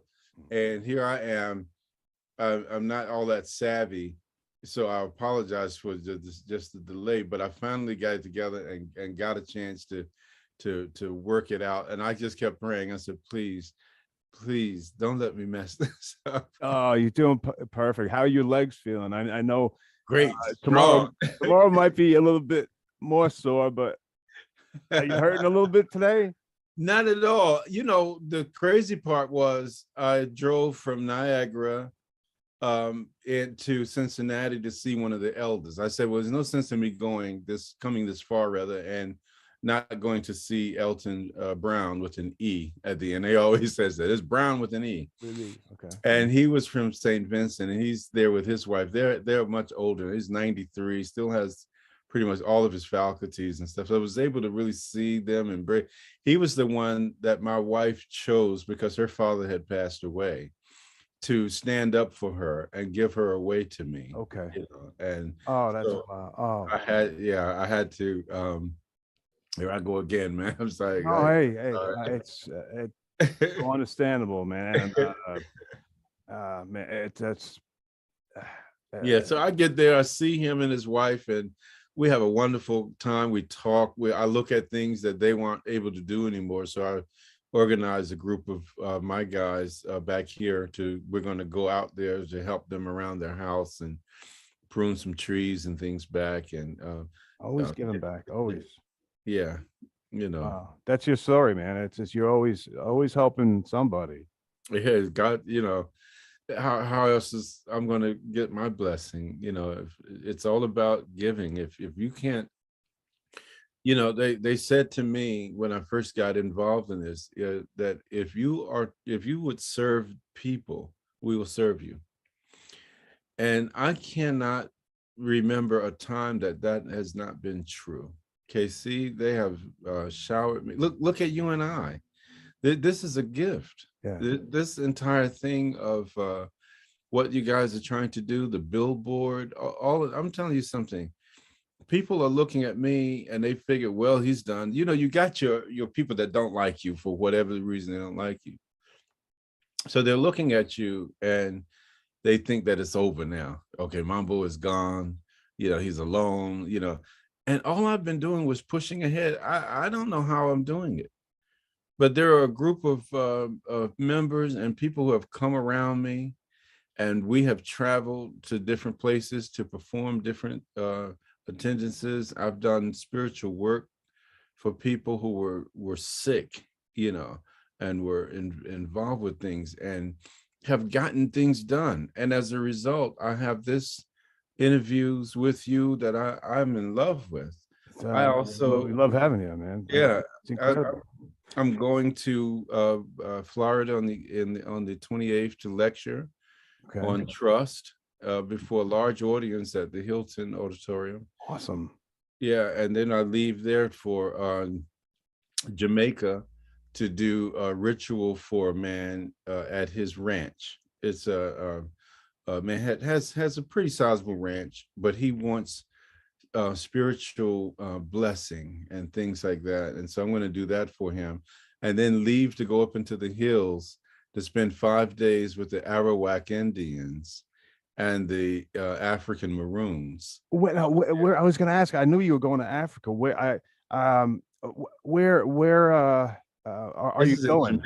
This is in Jamaica. Yeah, the Arawaks and the Maroons are the Africans that escaped from captivity and hid out in the hills and became one with the Arawak and the Carib Indians up there in the hills of Jamaica. Wow. Now they're beginning their ceremonies in January the 6th. So I will be there with them for 5 days. It's roughing it. We've done things. You gotta like go out into the bush, or yeah. Oh, it's roughing it. You got to take toilet paper. You got to take, canned meats and goods. You got to take anything it is that you think you're going to need. Oh man! And we've learned to do this in the Haiti, in the bush, in South America, and just about any of those places that we go to hang out like that. So you've done something kind of like that. But I thought you told me that you were going. You had plans to go to Africa. Yeah, I guess that's later on. Yeah, it is. So, okay. Yeah, because after I leave Florida, my goddaughter and is in Trinidad, and they're doing their celebration for her grandfather, her mom, and for herself. So I'm going to spend a couple of days there, get back to the U.S., get ready to leave for Jamaica, finish Jamaica, and then I'm preparing to speak in Bahia, Brazil, with Daniel Boaz, who's one of the top professors at the University of North Carolina, it's a beautiful thing because they were going to have the thing in North Carolina, but because of the problems in Brazil, they asked us to come there, and they're paying for it. They're paying me. It's just a beautiful thing. So when I look at what God is doing, what the Spirit is doing, what Mambo, my wife, I'm sure she has a lot to do with it. It's She's like, keeping you busy. Yeah, she's like, you ain't gonna be just laid up. Right. That's her. Like, if I could just get 2 days. Well, she knows what talent you got, and she knows where your heart is, and she knows people got to hear it. Oh God, she is something else. This woman, I'm telling you. Sounds So like it. we had a great time. Yeah, I'm having a great time, and I got to give you, and bless you, and everybody there who is making a lot of this has happened. Ashley and Whitney and all of them. They don't know I bless them all the time. Tell them I put my little voodoo juices on them.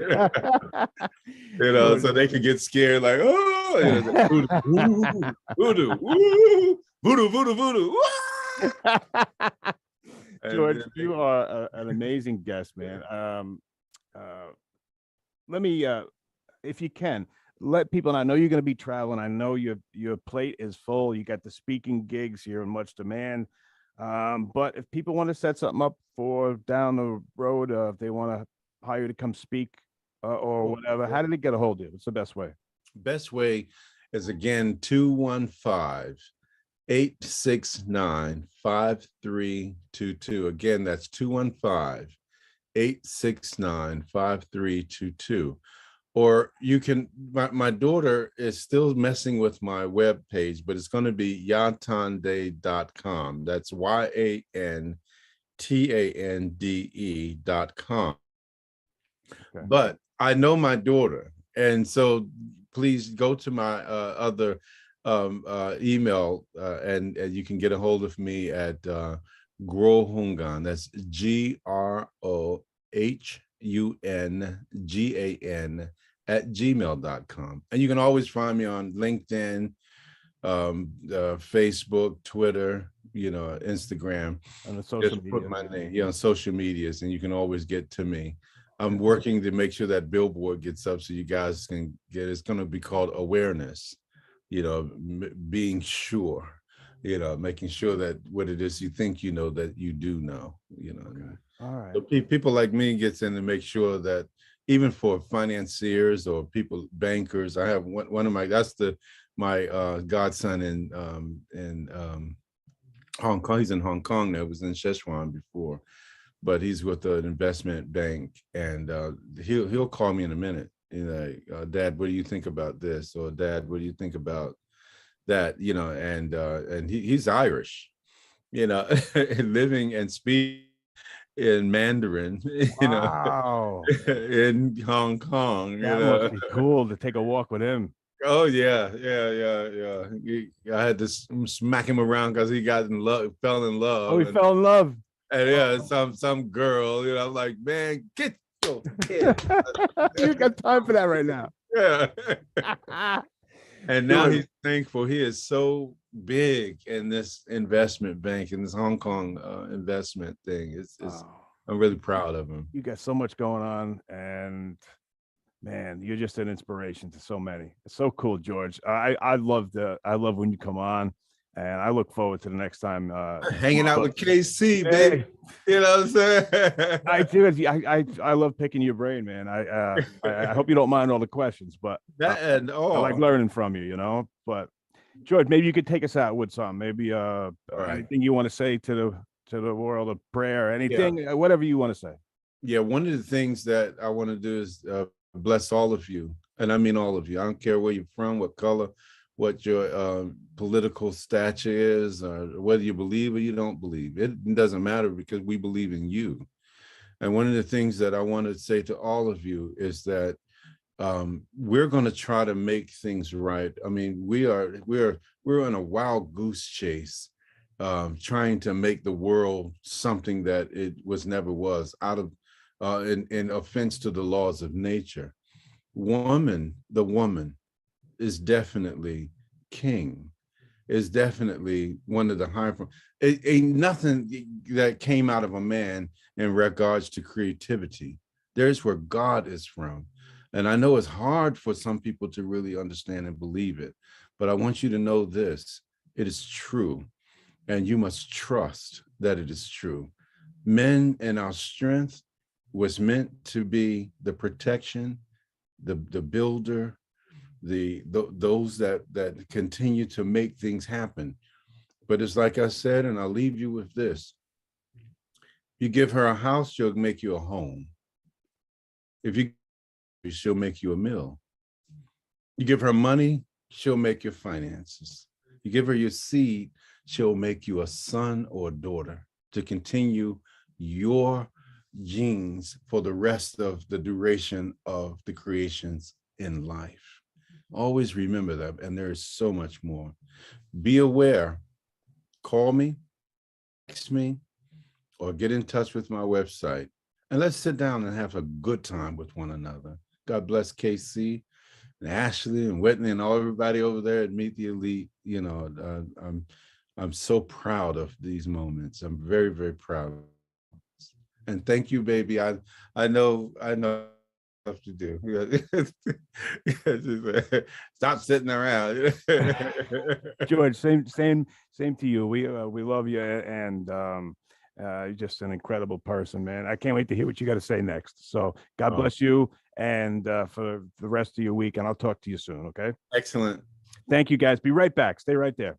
Are you looking for even more of the podcasts and hosts that you love? The Podcast Business News Network is proud to announce that you now have even more ways to listen live. Check out the MyTuner Radio, online radio box, and Simple Radio apps on iOS and Android, or find us online. Search for Business News Network on mytuner-radio.com, or search Podcast Business News Network on streama.com and onlineradiobox.com/US. Take your podcast on the go and don't miss a minute of the action.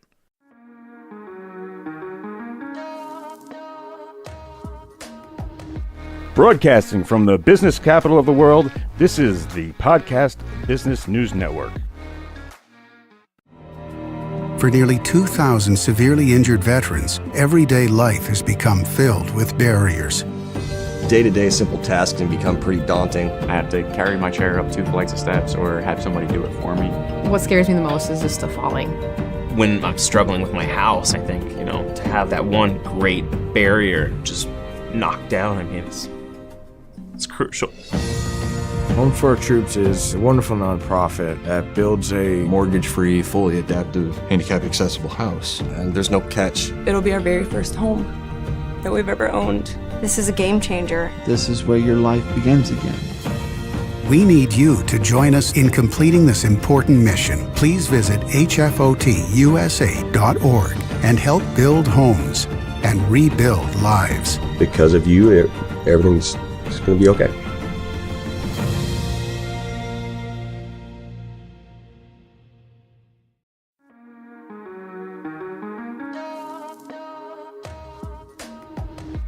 Broadcasting from the business capital of the world, this is the Podcast Business News Network. And we are back here with Jamie Breeze live on our podcast, live on Zoom as well. She is our animal communicator, our spiritual guide advisor, and she's just someone who's amazing. She's got this energy and she can tap into those that have crossed. And she's here to give us all the positive and really talk about things that matter. And she can really help you in so many different ways with your animals, with your loved ones. Jamie Breeze, how you doing? I'm good. Thanks, Jill, for having me back on. Well, thanks for being here. For those that may not know, would you mind just telling us a little bit more about yourself? Hi, everyone. I'm Jamie Breeze. As Jill mentioned, I'm a spiritual medium, psychic, and animal communicator. I work with both your loved ones and animals in this realm and in the afterlife. I can be reached at jamiebreeze.com, JAIMEBREEZE.com, and on Instagram at The Mountain Medium. And Jill, I have to say, you look so nice and fresh and spring-like today. I love that color on you. It's funny. I bought this for Macy's. I got a discount, but I never wear long sleeves because it kind of bothers me. But I'm in the mood to get a little color in today because now New York is super cold. I ran away for the weekend down to Antigua and got 80-degree weather for 2 days. So I'm feeling more vibrant inside. But yeah, I saw your post on Instagram. I was curious as to where you went. I literally went away for 2 days. I came back last night. Yeah. But it was okay. It was fun. Well, I didn't get away from the kids much, but yes. Yeah. And then I'll post next week and people think I'm still away. Yeah. I do everything I was curious if today we were going to be talking and you were on the island because you said you were going to the island. So I was kind of excited. And yeah, it's cold here. We just got new snow overnight. And I put some of my winter stuff away yesterday, and I always do it prematurely. Our ski hill's open for another 5 weeks. So I don't know what I was thinking, but I was manifesting spring. Of course. We'll get through it. It's fine. But thank you. And what do we have in store today? What are we being guided to kind of enlighten the world with? I really want to talk about animals and their infinite wisdom and knowledge that they have. So for those of you who don't know what animal communication is, it's connecting with our animals and based on telepathy. And telepathy is the transference of words, images, colors, thoughts, and feelings. It's the world's oldest form of language, Jill, but just as we grow, we are taught a verbal language. So we put our knowledge and skills of telepathy on the back burner. In a sense. Yeah. And so this is a skill that everyone has, and it's just a matter of retapping into it and growing that muscle back. And all our animals are telepathic, whether they're domesticated animals on farms or in the wilderness, they all communicate telepathically. And I love it. And it never ceases to amaze me the knowledge our animals have. And Jill, I have the most incredible story today, and I'm getting goosebumps like thinking about it already because this was just a recent communication. So a client and a friend who has now become a friend of mine contacted me. Her dog started having tremors, like mini seizures, back in January. And they took her dog Bentley to the vet numerous times, and the vets could not figure out what was going on with Bentley. And he started banging into walls, being nervous of just walking and getting up, for fear probably of hurting himself by accident.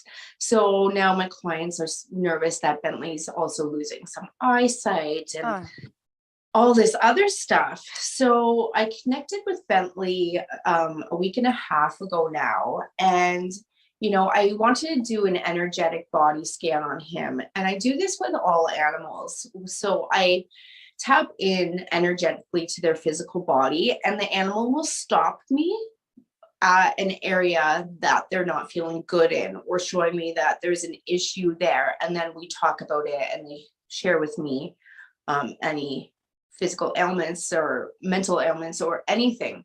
So when I was connecting with this dog, he stopped me right at his head instantly.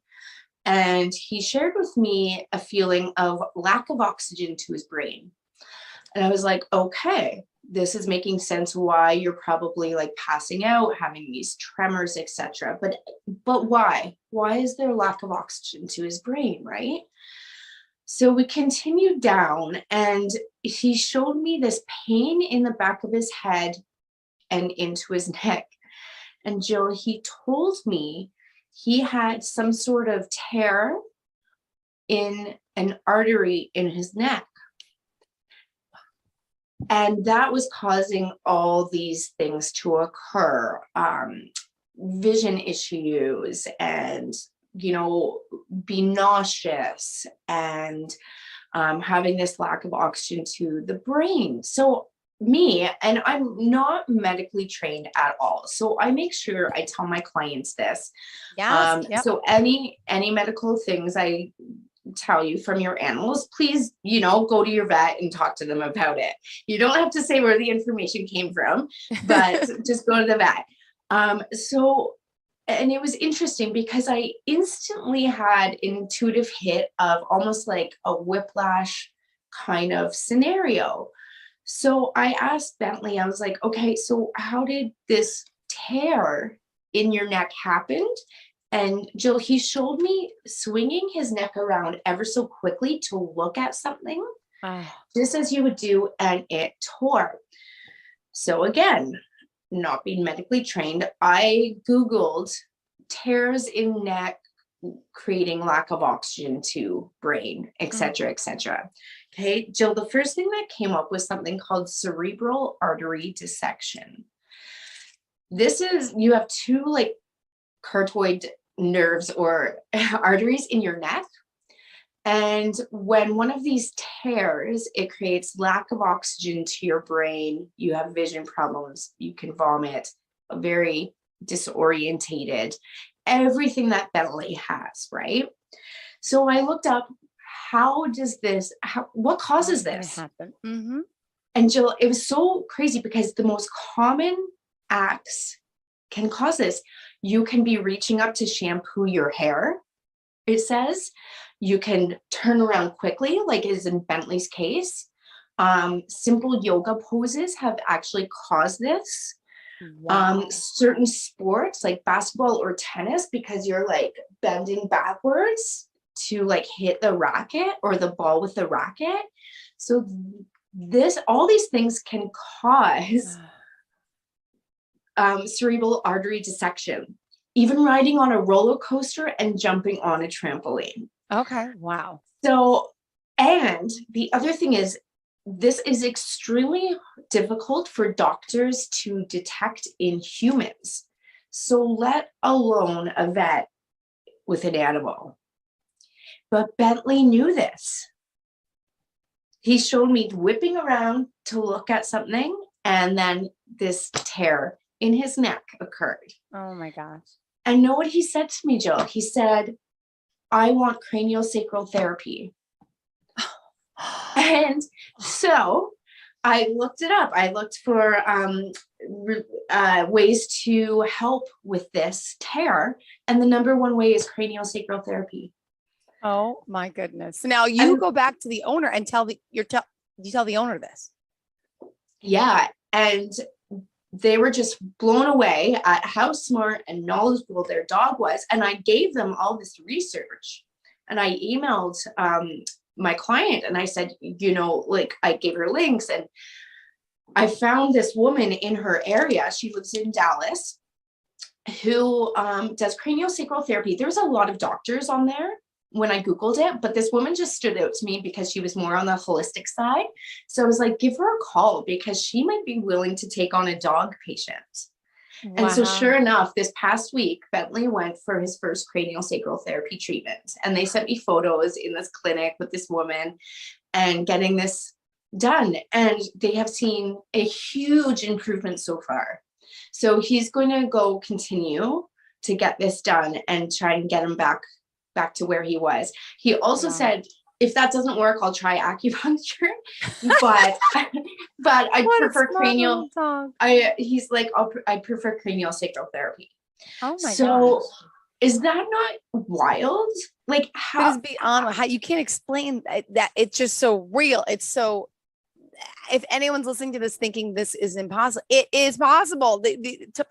Time proven over again and again. All your stories of how, and. This is a smart dog to know all these terms, and it needs craniosacral therapy. Now, did they also take the dog back to the vet yet, or there's nothing medically they could do technically for a tear like this? No, anyway? Unfortunately, they were really disappointed in their vet, so they will not be going back to him.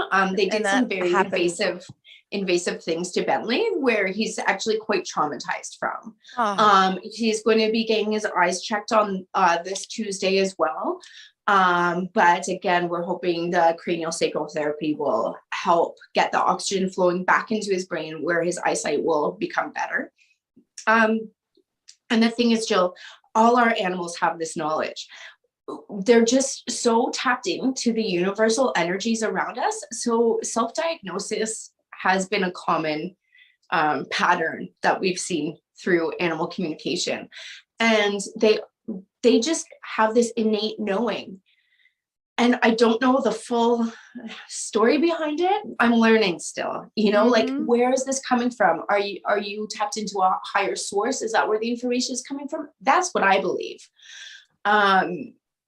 So our animals are just so wise and so smart. Wow. Like I just can't. That story is amazing. So Bentley's in Dallas, he's in Texas. Wow. I mean, we've talked quite a few times about certain times where you made these medical, even with my own cat, you told me you felt, you Googled, and you were telling me what you think is wrong with him. And he's been okay lately, just to let you know, but clearly there's an issue with him. But you said the same thing to me. You said, I'm not a doctor, I'm not this, but I'm feeling this. And Cuddles is saying this. And it's like, there's no other way. Clearly you have this knowledge, you can hear it, you can, it's amazing. Yeah. And then, so Bentley, on another note, he told me that his dad was barbecuing chicken and makes this like really amazing spicy homemade sauce. Mm-hmm. But dad hasn't been giving him the chicken with the sauce. Oh, and so he's upset. He's upset about that. So I asked, because I had both his mom and dad on my call. And his dad's like, well, yeah, I do make a homemade spicy sauce for my barbecue chicken, but I don't give it to Bentley because it's going to be too spicy for him.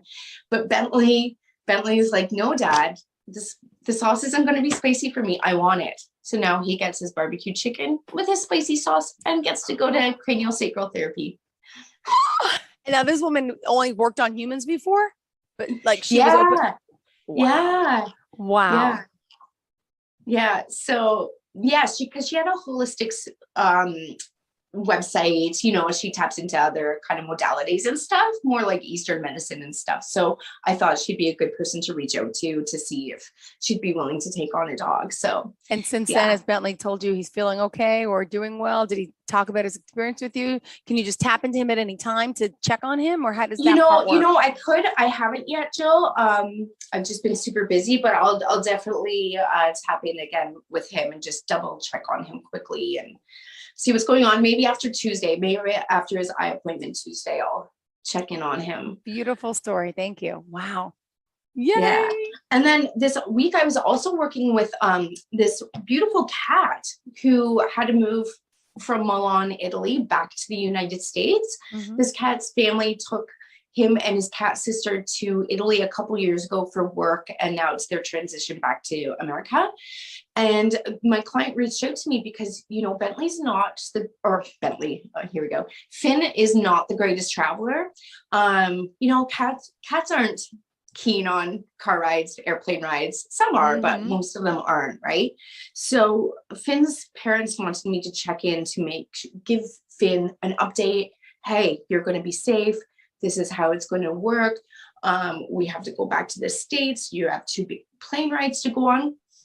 So when I tapped in with Finn this week, Finn was telling me, you know, I'm stressed. I'm not looking forward to this. I'm angry. I don't want to go. So in this case, Jill, what I did was some visualization steps with Finn and to calm Finn down. You know, okay, Finn, this is how it's going to happen. You're going to go in your cat carrier. You're going to go for the taxi ride to the airport. Then you're getting checked in and then on airplanes. So what Finn needed from me was a step-by-step process of how the day was going to look for him. And that's important for our animals. They don't want to be left in the dark. They want to know what is going on. And I've said this before, you know, let your pet know what the plan for the day is. You know, mom has to go to work. I'll be home at dinner. Then we'll go for another walk, etc. It's very important to them. So in this case, Finn needed to know the steps he was taking on this big journey. He also really needed to know he wasn't going to be left alone.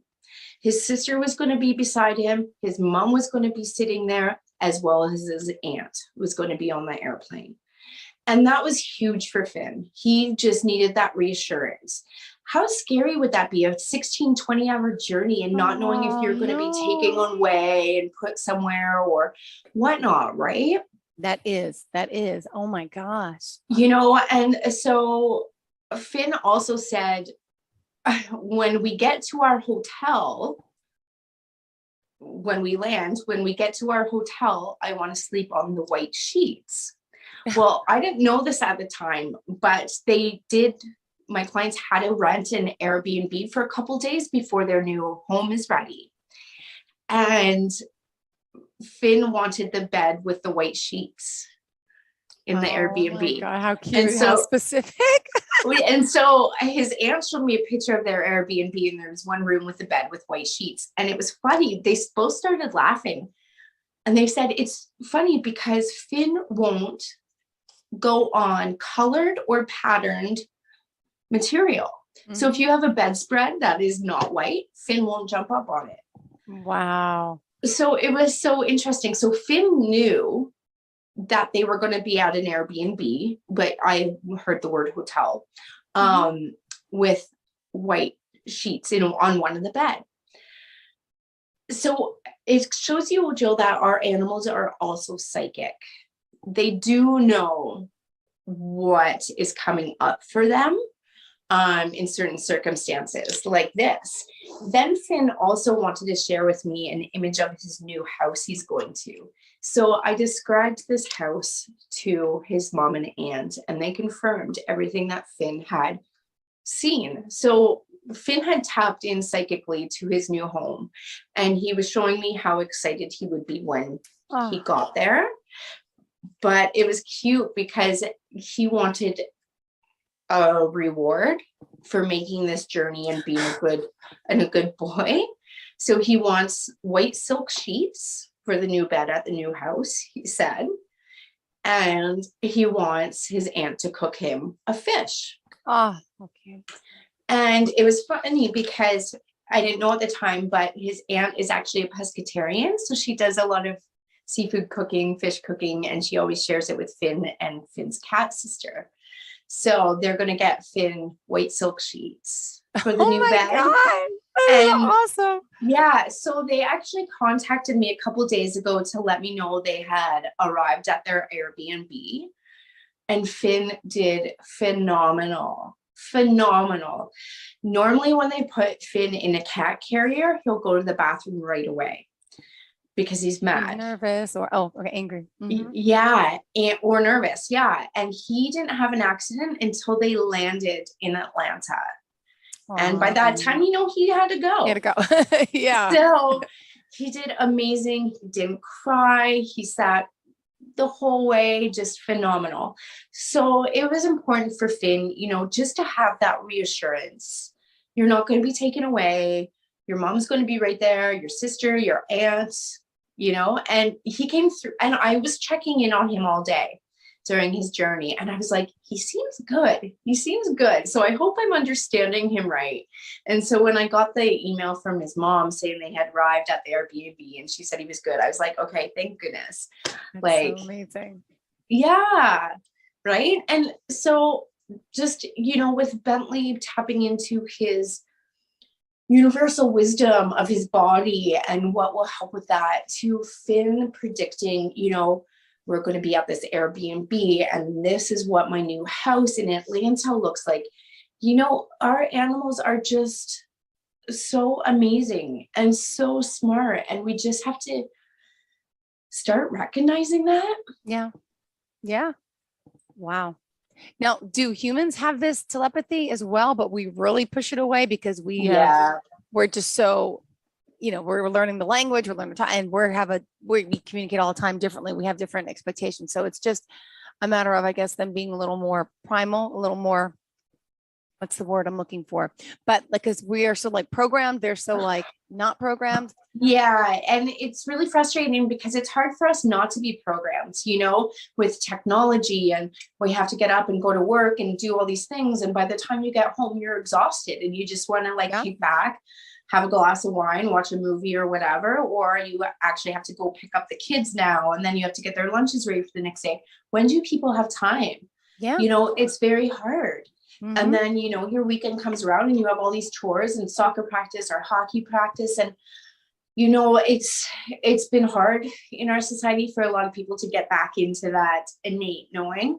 But, if everyone starts giving themselves 5 minutes every morning, just 5 minutes, wake up earlier, and just try and meditate and go within, I think it's just going to really bring out people's deep sense of knowing. Yeah, I love it. Love it, Jamie. I love all your stories. And, you clearly, you're here with us on the podcast. You also have another job besides this. And this is pretty big though. I mean, this is, I've talked to a lot of psychics, mediums, but never really someone who's focused on animal communication. You do both, but it's amazing. What a niche, how did you get chosen for this? Do you know, do they tell you why you're so special and why you're able to, what is it about you that has made them come to you and open up? Do you know that answer? Is it?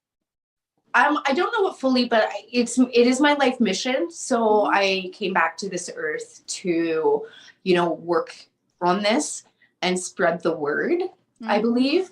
I did remember a few past lives when I was born. So I truly do believe this is my last life on earth. And so it's my duty to kind of spread this word and knowledge and try and bring other people into this realm.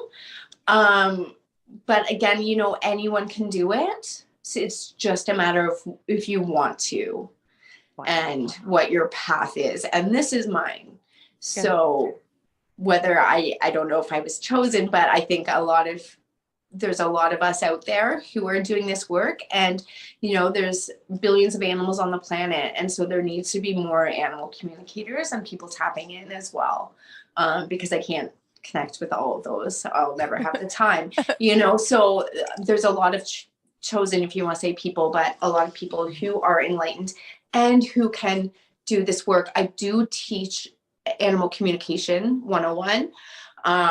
It's a 3-module program. So if anyone's listening who is interested in this line of work, whether on a professional level or just to be able to talk to their animals themselves, I have a wonderful program, and my students come out of it just so proud of themselves. You know, we work with my cat actually, and Breeze, my dog, but mainly my cat in this program. And on week 2, you're speaking to my animals. Wow. Wow. Yeah. This is awesome. I love it. So you do these classes online, or they via Zoom. Okay. Via Zoom, because as you know, Jill, I'm in Northern Canada, and so all my clients are international. So it's a one-on-one program because I want to focus on you and your needs and your growth and your strengths and weaknesses. So instead of a big class, you know, I want to focus on you solely. Aw. Yeah, so it is a one-on-one program. We work around your schedule for 3 weeks, or you can do it in a course of months, depends on what you want to do, how you want to do it. But it's a fabulous program, and people come in nervous and not thinking they have the telepathic abilities and psychic abilities, and they do. They do. I love it. Now, does anyone else in your family have this gift? Is it? Yeah, absolutely. I'm sure they do, whether they've really tap into it or not. Yeah, my brother actually won the lottery one year by dreaming of numbers, but he's a machinist and a real estate agent, so he doesn't really tap into this much, but he has the knowing. My mom does as well. My sister, she's really into holistic therapies, and yeah, so, but it's everyone's journey and how they choose to do it and utilize their powers and innate abilities. Beautiful. And what else do you want to share with our listeners today? We still have just 3 minutes left here, hon. 3 minutes. Oh boy. I do have tons of stories, but maybe I'll wait till next week so we have more time for those. But again, it's just a matter of understanding. I really want to share with the world the universal wisdom our animals have, and they all have it. And if we just take a moment to honor that, because so many animals, Jill, are suffering on this planet, and it's awful. And you know, just knowing how wise they are, and then they're put in cages or, you know, experimented on, or you know, slaughtered, it just breaks my heart. You know, about that this weekend, because the Sun Block said animal cruelty free, this and that, and then everyone's like, well, what does that mean? But who's putting sunblock on an animal? I'm like, no, isn't it like Procter and Gamble? I remember years ago they would like take Noxzema and they do tests on animals, see how it reacts on them, like put sunblock in their eye, put like, I don't understand it. So my friend didn't even know about the like, and I'm like, that's horrible. It's animal cruelty, animal testing. Like, what? Ew, why? It breaks my heart. It makes me sick. And I just really wish, I hope by spreading these messages, something will change. Yeah. You know, even if it's just for one animal, I mean, maybe it can start a ripple effect. But there's got to be something out there. We just, as humans, have turned so cruel. And again, I mentioned this before, I'm not preaching like veganism, but you know, just learning where your food comes from, I think can make a huge difference in how animals are killed for food. Like, be more cautious of that, you know, farm to table versus mass slaughterhouses, for one, could make a huge difference. We have a lot of local farms around this area, and I know a lot of people, you know, they really honor their animals before they take their lives for food and sell them in the market. And, you know, that's better than. There's a lot to be said for that. Really, it is. Yeah. I understand it's part of life as well, but I get it. Yes. And I do eat meat, but not much, but still, that just makes it a better way of life. Yeah. Yeah. And love and kindness. And yeah. So anyways, you know, that's part of my mission, is to spread the word, and hopefully it just makes people more aware and honor their pets more, and, you know, go home and, you know, tell your dog or cat how much you love them and appreciate them. And that's huge. That's huge for them. Yeah, you have such a big heart. I love it. And you're here and enlightening us as always. And you guys, I'm on the live Zoom with her as well, so I get to see her beautiful smile, but just emanates and glows when she's talking about this. Clearly, it's what she's destined to do and she loves to do. And she can help you do this and tap into your animals, whether they're sick, fearful, something's wrong. And humans too. So call Jamie Breeze, and it's spelled JAIMEBREEZ.com, and the Mountain Medium on Instagram. Yeah, you got it. Do you want to give out a phone number, hun? Yes, 778-668-0341. You can reach me at any time. Perfect. Well, great story and good luck. And I want to hear the follow-up next week about how the dog is doing with the cranial sacral therapy in Dallas. Yeah, I'll give you an update for sure. Thank you, Jamie. Have a great day. And everyone, we'll see you next week. See you soon. Are you looking for even more of the podcasts and hosts that you love? The Podcast Business News Network is proud to announce that you can now listen live on the MyTuner Radio and online Radio Box apps for iOS, Android, and the Amazon App Store. Or check us out online. Search for Business News Network on mytuner-radio.com or search Podcast Business News Network on onlineradiobox.com/US so you don't miss a minute of the action.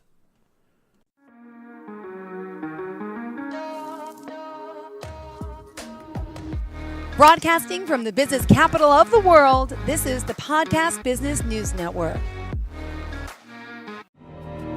For nearly 2,000 severely injured veterans, everyday life has become filled with barriers. Day-to-day simple tasks can become pretty daunting. I have to carry my chair up 2 flights of steps or have somebody do it for me. What scares me the most is just the falling. When I'm struggling with my house, I think, to have that one great barrier just knocked down, it's crucial. Home for Our Troops is a wonderful nonprofit that builds a mortgage-free, fully adaptive, handicap-accessible house. And there's no catch. It'll be our very first home that we've ever owned. This is a game changer. This is where your life begins again. We need you to join us in completing this important mission. Please visit hfotusa.org and help build homes and rebuild lives. Because of you, everything's going to be okay.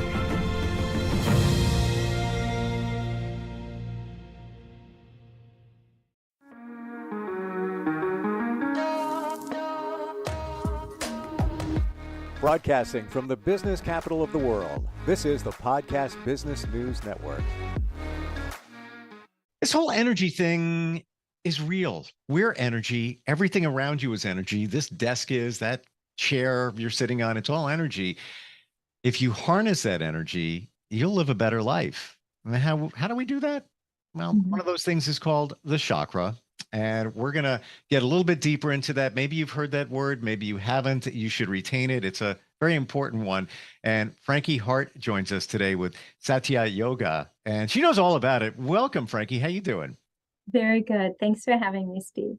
I'm so glad we're doing this. Chakras have been on my radar, I'm not kidding, for years, but I have never delved deeper into them. Yes, I've had chakra clearing, cleansing, balancing, all of that, but I get them confused. The colors, which one is this chakra? What does it do?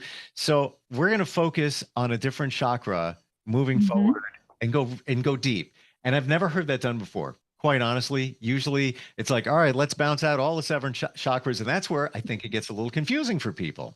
Absolutely. So I'm really excited. We're going to have a 7 podcast series. Today, we're going to just introduce that concept of a chakra, which you're already doing beautifully. And today I want to dive into the root chakra, which is called the Muladhara chakra. And I think by distinguishing the characteristics of each of these, we'll get some insights into how this vibrational medicine can help us. I love it. Before we even start with anything, Frankie, let's go back to the basics. What's a chakra? Yes, good. So chakra is often referred to as a wheel of light. And I like that term very much because I think people can imagine that. And using our imagination is really important because the chakra is a metaphysical concept, which means that we can't touch it.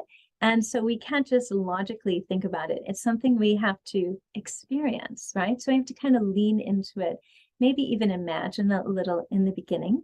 However, I find some people really, like you're saying, come to this idea really readily.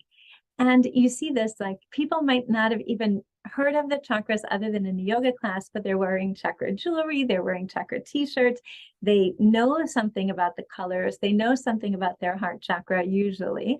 And so I thought it would be really helpful to expand on this concept for us, which actually goes back to 500 to 1500 BC.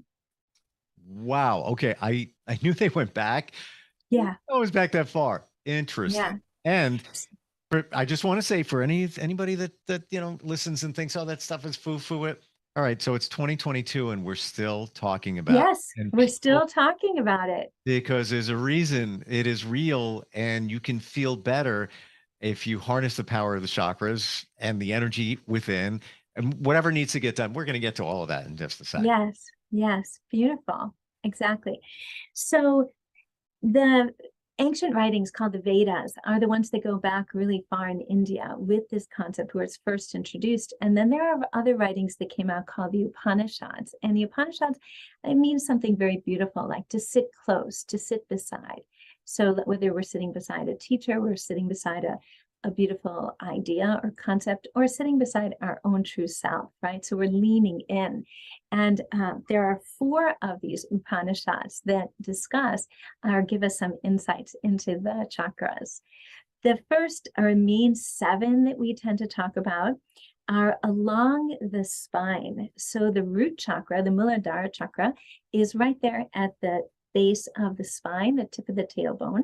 And the crown chakra is obviously at the crown of the head.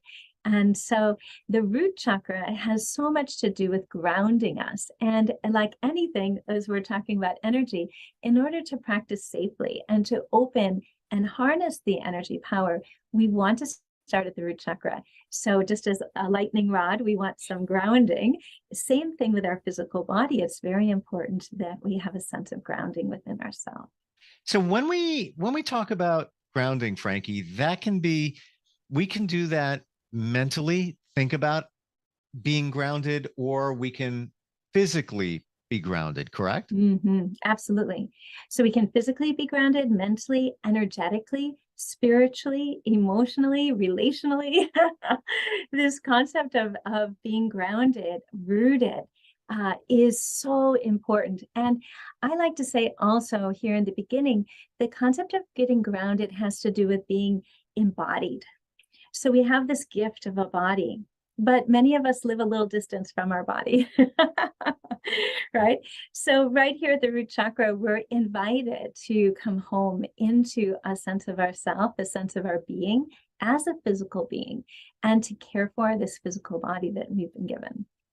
So many questions. First of all, I want to share with you that I'm literally sitting on a grounding mat.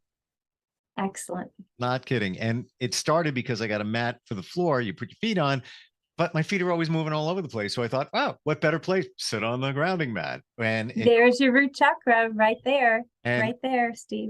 This goes into the mat. I'm not going to pick it up. Yes. Just a mat, just like a rubber mat. This goes here, snap it in. And then the other side of that goes to the grounding lug on a typical wall AC outlet. And it can only go into the one, so you're not going to get a shock or anything like that.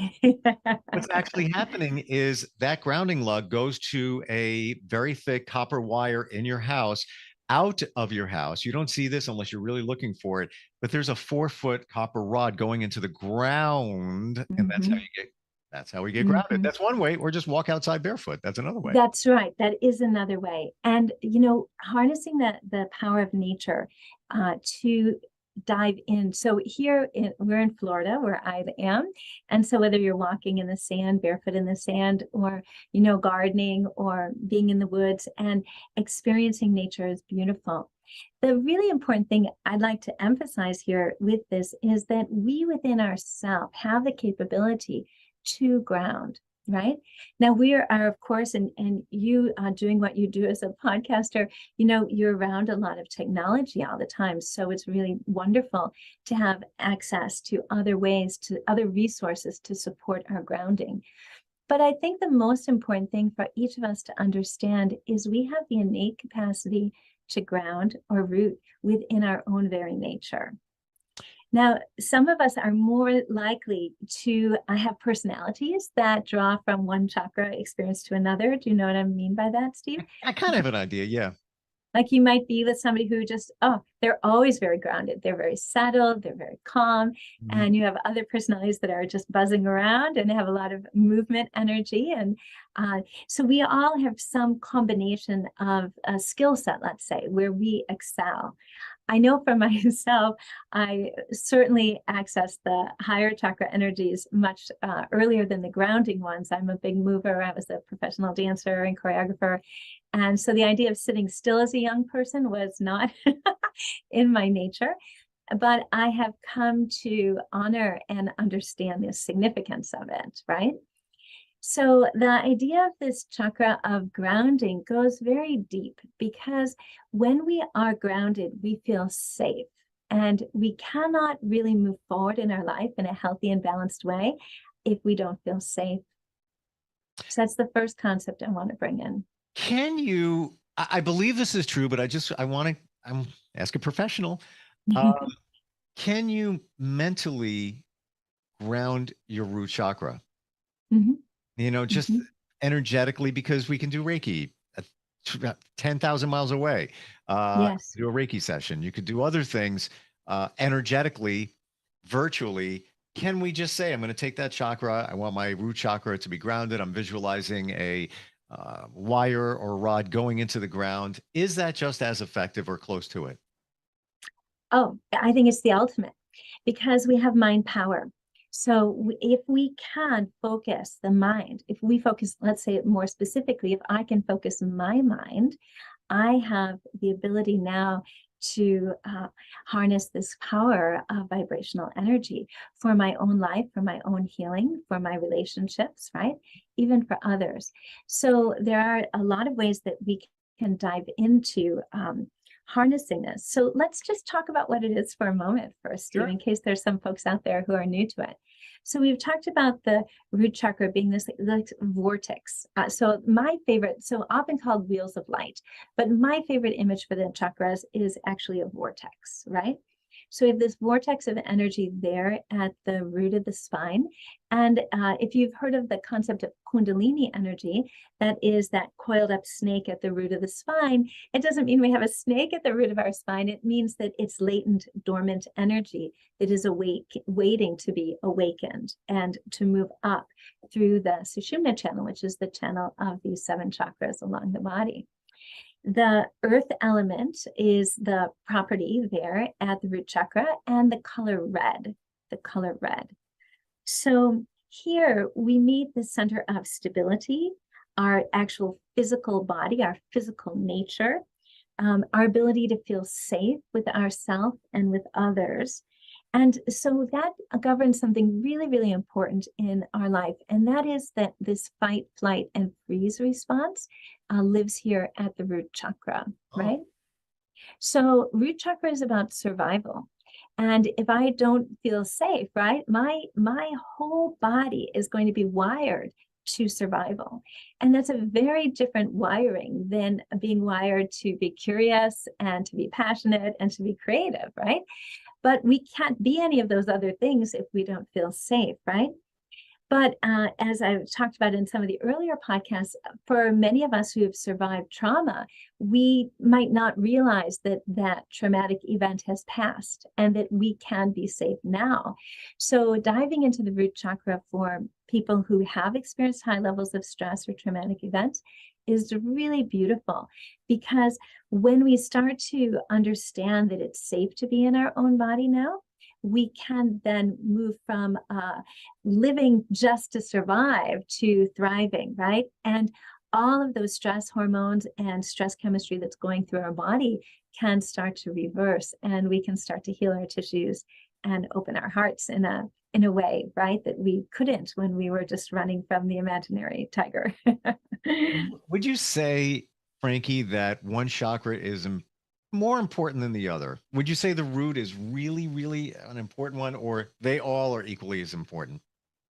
You know, they're all really important, Steve. And this is the why I say that, because for instance, if someone is psychic, maybe someone has a powerful psychic ability, they're really advanced in their understanding and able to dive in and connect with their, say, third eye chakra.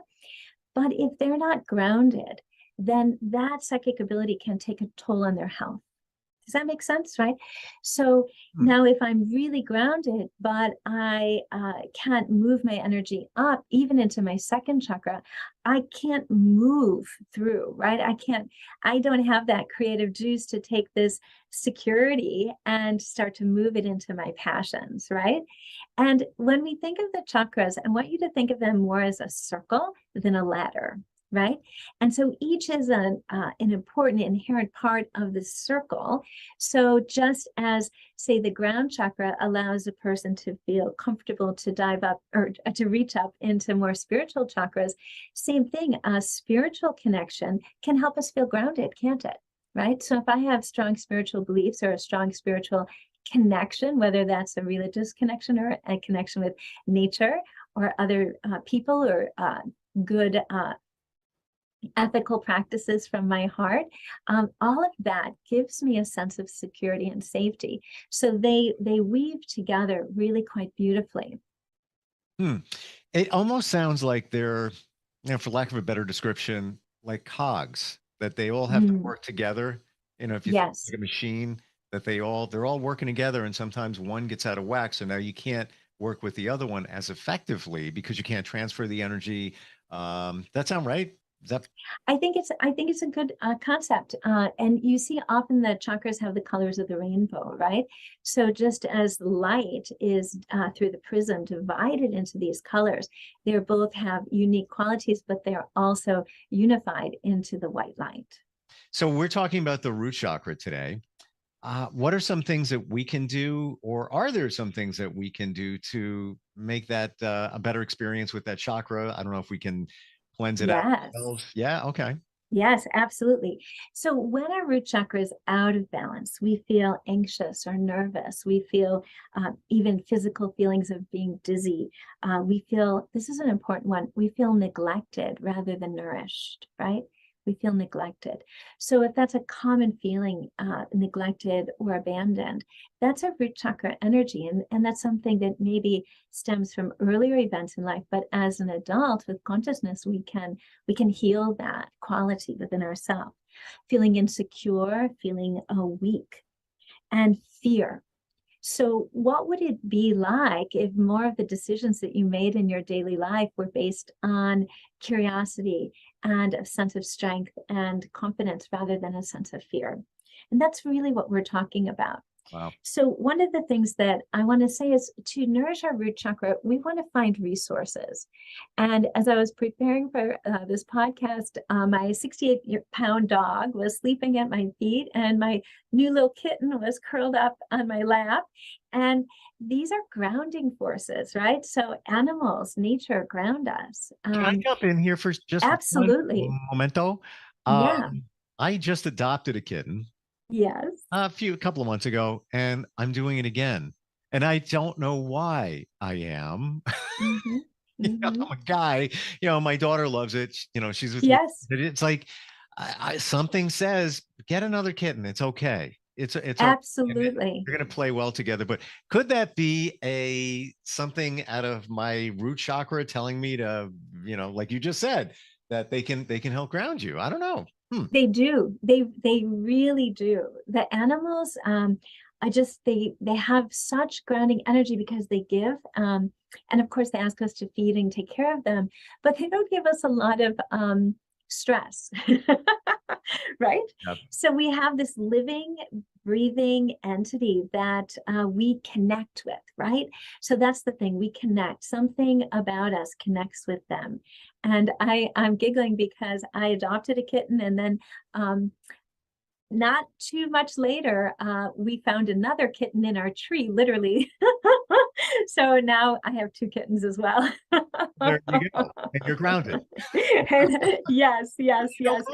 You know what? And they do play very well together. And you know what? My gut is usually right. And my gut is telling me you're going to have no problems with these 2 cats. They're going to like each other, love each other. It's all going to work. Absolutely. Could that be why we feel so much better with pets. Yes. Maybe when, you know, even if people are in a senior center and you bring Yes. a dog by. I've done that before. I brought my Yes. dog by during the holidays. Maybe that's what's going on, that they feel more grounded. Absolutely. Because, okay, so root chakra, I'm going to read a few concepts of what the root chakra is in just a moment. But first, one other thing to help us with cultivating root chakra energy is root chakra energy. It requires that we let go, right? So it's right there at the place of our body where it's very important for elimination, but metaphorically as well, energetically, if we're just holding on to things, it's not good for our health, right? So we need to be able to let go. And this isn't about letting go of our dreams or surrendering to someone else. It's about letting go of our resistances in life, right? Letting go of old thoughts and concepts about ourselves or our world that no longer serve us, right? So it's the opposite of hoarding. Gotcha. You feel connected. Yes, yes. And so the root chakra says, I am alive. I am here. I am alive. And these animals, we come home and they greet us and they say, hey, I love you just for who you am. Or, you are, right? Rather. And you say, I am, just by your presence. And the animal greets and meets you there. And they're not saying, how much money did you make today? And how much do you weigh today? And how are you happy? Right? The animals don't care if we're happy or not. They always come to greet us. They make us feel better when we're struggling emotionally. So animals really meet us in the I am here and now place, which is the place of the root chakra. And they help us to do these other things that are wonderful affirmations for the root chakra. I trust myself, right? I trust others. I love myself. I have a sense of love for just being who I am. I am at home and there's no need to seek validation outside of myself. That's a big one, right? So these I'm at home. We should be thinking these affirmations. Yes. We're saying yes. Okay. Yes. Yeah. Just kind of, I like to say, just try them on. Try them on. See how they fit. And if they ring true. I am worthy. Worthiness is very big at the root chakra. I am worthy and I'm worthy of all things wonderful. Not just I'm worthy of the basics, right? But I'm worthy of a wonderful, stimulating life, right? That I have the power to create. I have the right to exist. I have the right to take up space. A lot of people over the years, Steve, have shared with me that, they were told they were too much as a child. They were too loud. They were too much this or too much of that. And so we carried these thought concepts into adulthood. So the root chakra says, no, no, no, you have a right. You have a right to this space. You have a right to this voice. I am supported. I am supported by all that is, not just the things that I like, but I'm also supported by the things that challenge me, the things that make me grow, right? I breathe easily. I can rest. So the root chakra, the stillness of the root chakra is essential for rest, right? And if we don't feel safe, we can't rest. And I love this one. I am free to be me. I'm free to be me. So your advice, we have a few minutes left here, but I want to make sure we get to everything here because next time we're doing another chakra. So with the root chakra, aside from the affirmations that we can give ourselves, is there anything else that we should be doing to enhance the root chakra? Yes. So the root chakra is physical. So we want to be physical, and the physical poses of yoga help us very much, especially the grounding aspects of them. So reclining poses or like squats and balancing poses where I'm focusing on feeling the root, feeling the energy of your body connecting into the ground, walking in nature. All of these things are wonderful. Meditation, and this I wanted to pull from Sutra 3.2, or no, sorry, 1.34. That's the one.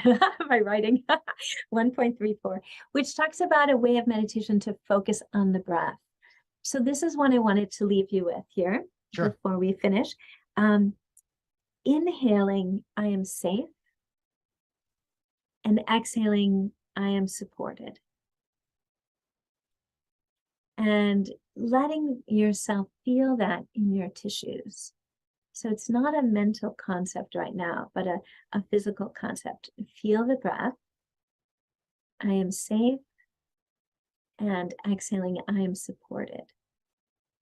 And in the beginning, a really beautiful way to find that support, Steve, is to start simple. Do you feel the chair below you? Can you feel how the chair supports you? And go into that feeling. So again, it's not a concept, but it's an experience. And then as you feel the chair supporting you, can you recognize any comfort in that support? Because if you recognize the comfort, you recognize the connection and your ability to receive that, right? To receive that. It's amazing, Frankie, how the littlest things can make such a big difference. And just even taking that concept to the chair and how you feel supported, but we take it for granted because you get in the chair, you get up. We do. You expect it just to be there. Imagine if it wasn't there, but think of that feeling that you're getting. That chair is supporting all of your weight. If you got, armrests, it's almost like it's giving you a big hug 24/7 when you're in it. That's right. That's right. And many of us, same thing with food. I appreciate this food. I taste this food, right? This food that nourishes me. I breathe this air. I notice this air. And all of these things bring us into the present moment, into our physical body. It's so important because, and what you just brought up is a key part of the root chakra, which is gratitude. When we really connect through our sensations, right? We authentically come to gratitude because we're not moving through life so full that we can't receive, right? So if we've let go with the root chakra, we're able to receive this present moment. And in these receivings, we feel a really natural gratitude, a really natural appreciation because we're open and we're tuned in. How do you purge the negativity in your root chakra? Is that even doable? Oh, it's very doable. Yeah. By the choices you make in your mind. The choices you make in your mind. So what I tell people first is ultimately important to ask yourself this question first, Steve, am I safe? Right? So if you are actually not safe in the moment, then you need to tend to that right away, right? And that's real, right? That's real. You first do that. Then if you say, I am safe, I just feel this, so you can open your eyes, you see, I am safe, I can ground, I can feel the chair if I'm lying down, I can feel my yoga mat or the floor below me. If I'm walking, I can feel my feet hit and touch the ground. And then I can start to say, what am I thinking? What is the channel of the thoughts of my mind, right? And if I feel, say, let's just go with the neglected thing. It's never about me, right? Something like that. We'll just take that for example. I'm always having to do this and it's never about me. And so we feel neglected or we feel, people always leave me. These are concepts of the root chakra, right? We could look at that thought and we could rewrite that thought a little bit. We could say, that thought, maybe I've been thinking that thought for 30 years and it really hasn't served me once. So can I deactivate that thought? Can I just take it, and deactivate it for a moment, not push it away, but just write another thought. And the important thing is then to say, how am I nourished? How am I nourished? And each of us have this support from gravity. I always tell my yoga students and my Tai Chi students, gravity is our friend, right? We are in a dance with gravity. Gravity supports us. So I can feel, how am I rooted? And then I can feel my breath. And then if I can think of, say, maybe 10 things are going on in my life, 9 of them are going great. 1 of them is tanking. And I'm just focusing on the one thing, right? But if I can turn my attention, my consciousness to any of those other 9 things, I start to feel that positivity, right? So the simplest thing in the moment, first to feel the connection and then to notice your thoughts. Wow. So really what it comes down to, Frankie, I'm getting is just take that quiet time to focus on the now, focus on that root chakra, those thoughts that are marinating, going around. I mean, I love the, I am safe with the breath. Yes. And then the I breath am out. supported. I am supported. Yeah. And to feel is the key here. So we offer the thought, Steve, but the healing is with the feeling. It really is true. Because you know why? It makes it real. Yes. Feel it's real. Yes. Wow. I wanted to end with this really beautiful quote by Audre Lorde, because we were talking about safety, but also here fear, right? And getting through fear. So she has this beautiful quote I love. When I dare to be powerful, to use my strength in the service of my vision, then it becomes less and less important whether I am afraid. Interesting. Wow. So here that's why I love this, is it kind of brings up what you were talking about earlier, the integration of the chakra energies. So if I dare to be powerful, if I dare to awaken this root chakra energy and use my strength in the service of others, which now brings me up into my heart chakra, doesn't it? I'm connecting with others and my vision, right? The service of my vision, which is of course with others. And my vision is third eye chakra. Then it becomes less and less of concern of whether I am afraid. Right. So this moves this root chakra energy, doesn't it? Because say I'm agoraphobic, right? And I have fear to leave the house. That's a root chakra issue, right? So in what way can I connect? And by connecting, even in the service of my vision, whether it's this kind of life that I want, or this kind of relationship that I want, or this kind of career that I want, but taking really small steps, right? Really small steps. So you feel not too much and not too fast, and that you're supported. And we are always supported. Even when we feel alone, we have support. Yeah, you're never alone.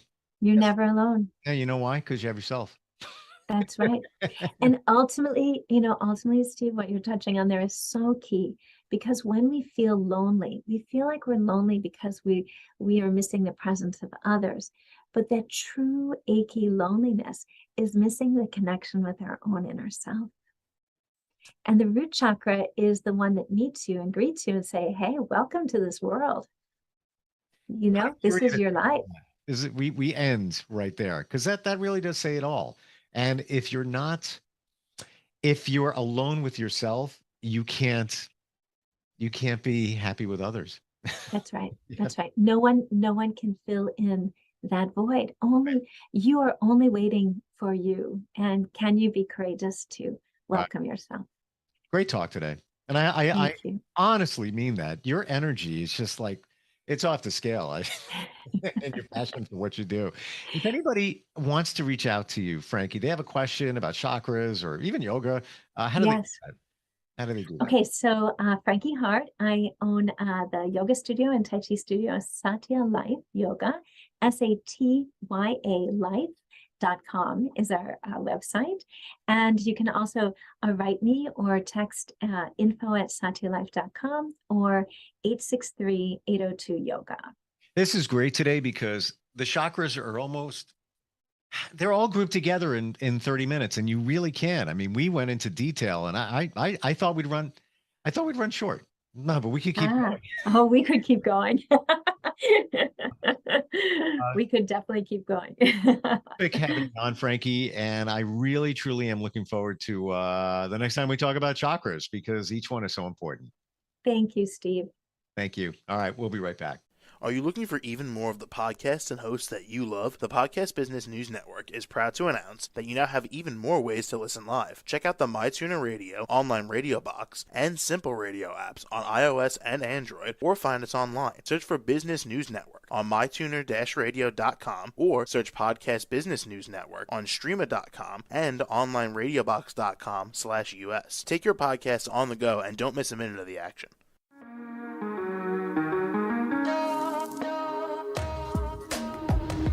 Broadcasting from the business capital of the world, this is the Podcast Business News Network. For nearly 2,000 severely injured veterans, everyday life has become filled with barriers. Day-to-day simple tasks can become pretty daunting. I have to carry my chair up 2 flights of steps or have somebody do it for me. What scares me the most is just the falling.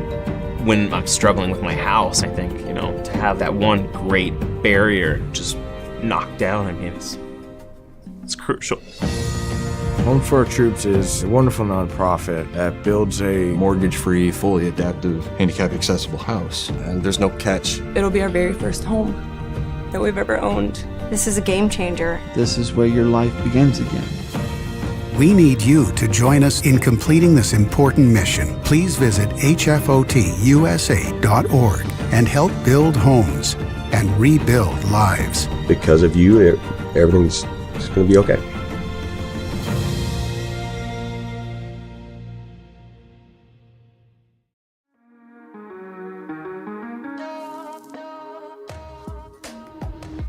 Broadcasting from the business capital of the world, this is the Podcast Business News Network. We are back here with Goddess Janice at hotmail.com. That's her address. And we're talking to Janice, Janis Reed. She is a psychic medium, intuitive healer, and so much more. And we're going to welcome her back to the show today because she's one of our favorite guests, full of energy, light, and of course, as a storyteller, full of heyoka. How are you today? Well, I'm doing pretty good, pretty good. I hope you can hear me okay. My computer end has gone quiet on me. I hear you perfectly, yes. Well, then perfectly is, I will accept perfectly. Thank you. Well, say hello to your audience. Yeah. Introducing yourself. Well, good morning, everybody. Good morning, everybody. Y'all take a warning. I might end up sounding like I'm trying to preach today, but I'm really not. I've tried to be a preacher. I got the preacher lingo down, but I'm no preacher. But today I wanted to talk a little bit about faith. I grew up having faith. I was told I had faith because I was breathing. That's my introduction to faith. I didn't realize that all those people I already knew and played with had anything to do with the church. As a kid, I had broken into the church next door and spent the whole day in there. I was about maybe 3. We lived in Galion, Ohio, and I broke out. I just left out of the front door, walked down the street, and walked into I was following my little light ball, and it took me into the church, and I played with all these way cool people and got home to be in trouble because I was gone all day. Later, I learned about faith and Jesus. Heck, I had already played with it. But it comes up special today for me because that faith can confuse people. When we have beliefs and when we have faith, those two things are really not quite the same. This is important to me because these last few days, I've been having a lot of visitors here in the house. People that come in that I've only heard about, my husband's family has been coming in to visit, to check him out. My husband is not well. He's in the other room with the window open because if he dies, I don't want his spirit trapped in the house while we're talking here, on the phone. It's just fair, my damn house. But it brings, it's poignant for me because I'd never met his mother until last night. I had met his father. The two of them hadn't really gotten along in decades, but they both came in to check on their boy. I've called the doctors and made all kind of stuff going on. It's a strange thing because in some ways, he will be so much happier if he would just go on. He'd be out of his skin. But he is afraid. And so he's pushing against it and he's causing himself pain. And this is simply because of his lack of faith. We cause a lot of problems for ourselves when we don't have faith in something greater than ourselves. So see, this really gets poignant when someone really close to you begins to transition and the people around them start to question their faith. Well, a lot of people want to save him. Well, he wants to live to be 100. That only give him about another 25 years, maybe 20, but he's not going to do it. He has not done the things required of him to ensure that his physical form will last that long. Because I am who I am, he's always been a little frightened because he doesn't have the faith that I do. He never has. He believes in science, and he's one heck of a scientist, especially because he also has his own form of unshakable faith. It's different than mine. And this is when it gets funky, when people start to transition. It isn't my faith that I get to play with here, except privately and, online with whoever many people are on the line. But for my husband, I am in the position that I am encouraging his faith. For people to be successful in their life, I feel like they need to believe in something stronger than themselves. It could be God. For a long time, it was my mom. You didn't ever want to cross my mama. But we all need to have some kind of faith in something greater. I say this aloud, hoping that my husband's mother will hear. She was a wonderful woman from everything I know, but she's got her doubts about me because she and I never met in life. And the fact that her ex-husband and I got along very well in life, well, she's suspicious. It's fair. Personalities do recombobulate for events. As people pass over, their consciousness, which is truly the only thing we have, everything else is on borrowed time. It's a temporary thing. It's a temporary gig. It's not permanent. It seems permanent because it lasts our whole lives. But this is really, this breathing and eating thing and laughing and loving is a temporary opportunity. As we get, Bonnie Raitt said that the life becomes more precious when we find there's less time for it. Faith is important when change comes. My faith says that he's not dying today. I know he's not. He thinks he is. It's a husband-wife argument kind of thing. I am also aware that I told my daddy I'd see him in the morning, and then he hauled off and died before the next morning came. As close as I am to the people who I love, I am too close to see for them correctly. My own emotions get charged up in there. And so I can not be correct in my observations. Knowing this, man, I've called the doctor's called me. I've everything but calling the police officers just to make sure I don't screw up here. As I honor my husband and his wishes and his faith. When my mother went into hospice, the hospice lady came in. She was not the right person for that job. Oh, she was so worried. Was my mother a Christian? Did she need, she freaked me out because she was just going frantic because my mama was in there trying to leave. Oh my goodness. I ended up counseling the counselor and found out that her mother was also in a bad shape. And so she was kind of bleeding one worry over to another worry.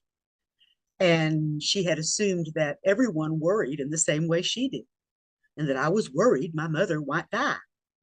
Well, at that point, I was worried if she didn't, she was going to be in a heck of a pain. And I was, kind of helping her to dream through it. The hospice nurse had never considered dreaming through death. And so I wanted to bring that up today because it's sort of what I'm doing with my husband. It worked so well with my mother. See, I work in the dream time. I work on the other side of the veil, as we call it. I see what other people don't see, and I hear what they can't quite grasp. To be able to step from one side to the other side, for me, this is simple. For other people, it's something to be wary of. I've heard someone call me a witch. Well, sticks and stones. I can call them a Republican. But when people come to their times of transition, when it gets to where it's kind of close, the person themselves gets to make a choice. Am I going to stay or am I going to leave? My husband has not made his choice yet. He's going to stay in that room and drive me nuts until I'm 100 years old. because he loves me. I want what's best for my husband, for his spirit and soul. I want him to know that he's had a good life. He's been important. He's done things that were worthwhile. These are good things to tell people, especially if you don't like them. Just because somebody's dying doesn't mean we suddenly have to like them. Just because they just died doesn't mean we suddenly have to put them on a pedestal and forget about all those times they stole our lunch money. To keep an honest relationship going, as our marriage has tried to be, is to keep that honesty going. So he says, no, I'm not going. And I'm saying, yeah, you are. He says, but I'm afraid to die. I said, no, you're not. Go ahead. And if someone was to see us on a camera, I might get locked up for abusing my husband the way I'm talking to him, but we're laughing about it. Some things you just can't do anything about except to either accept or fight against it. My mother slipped away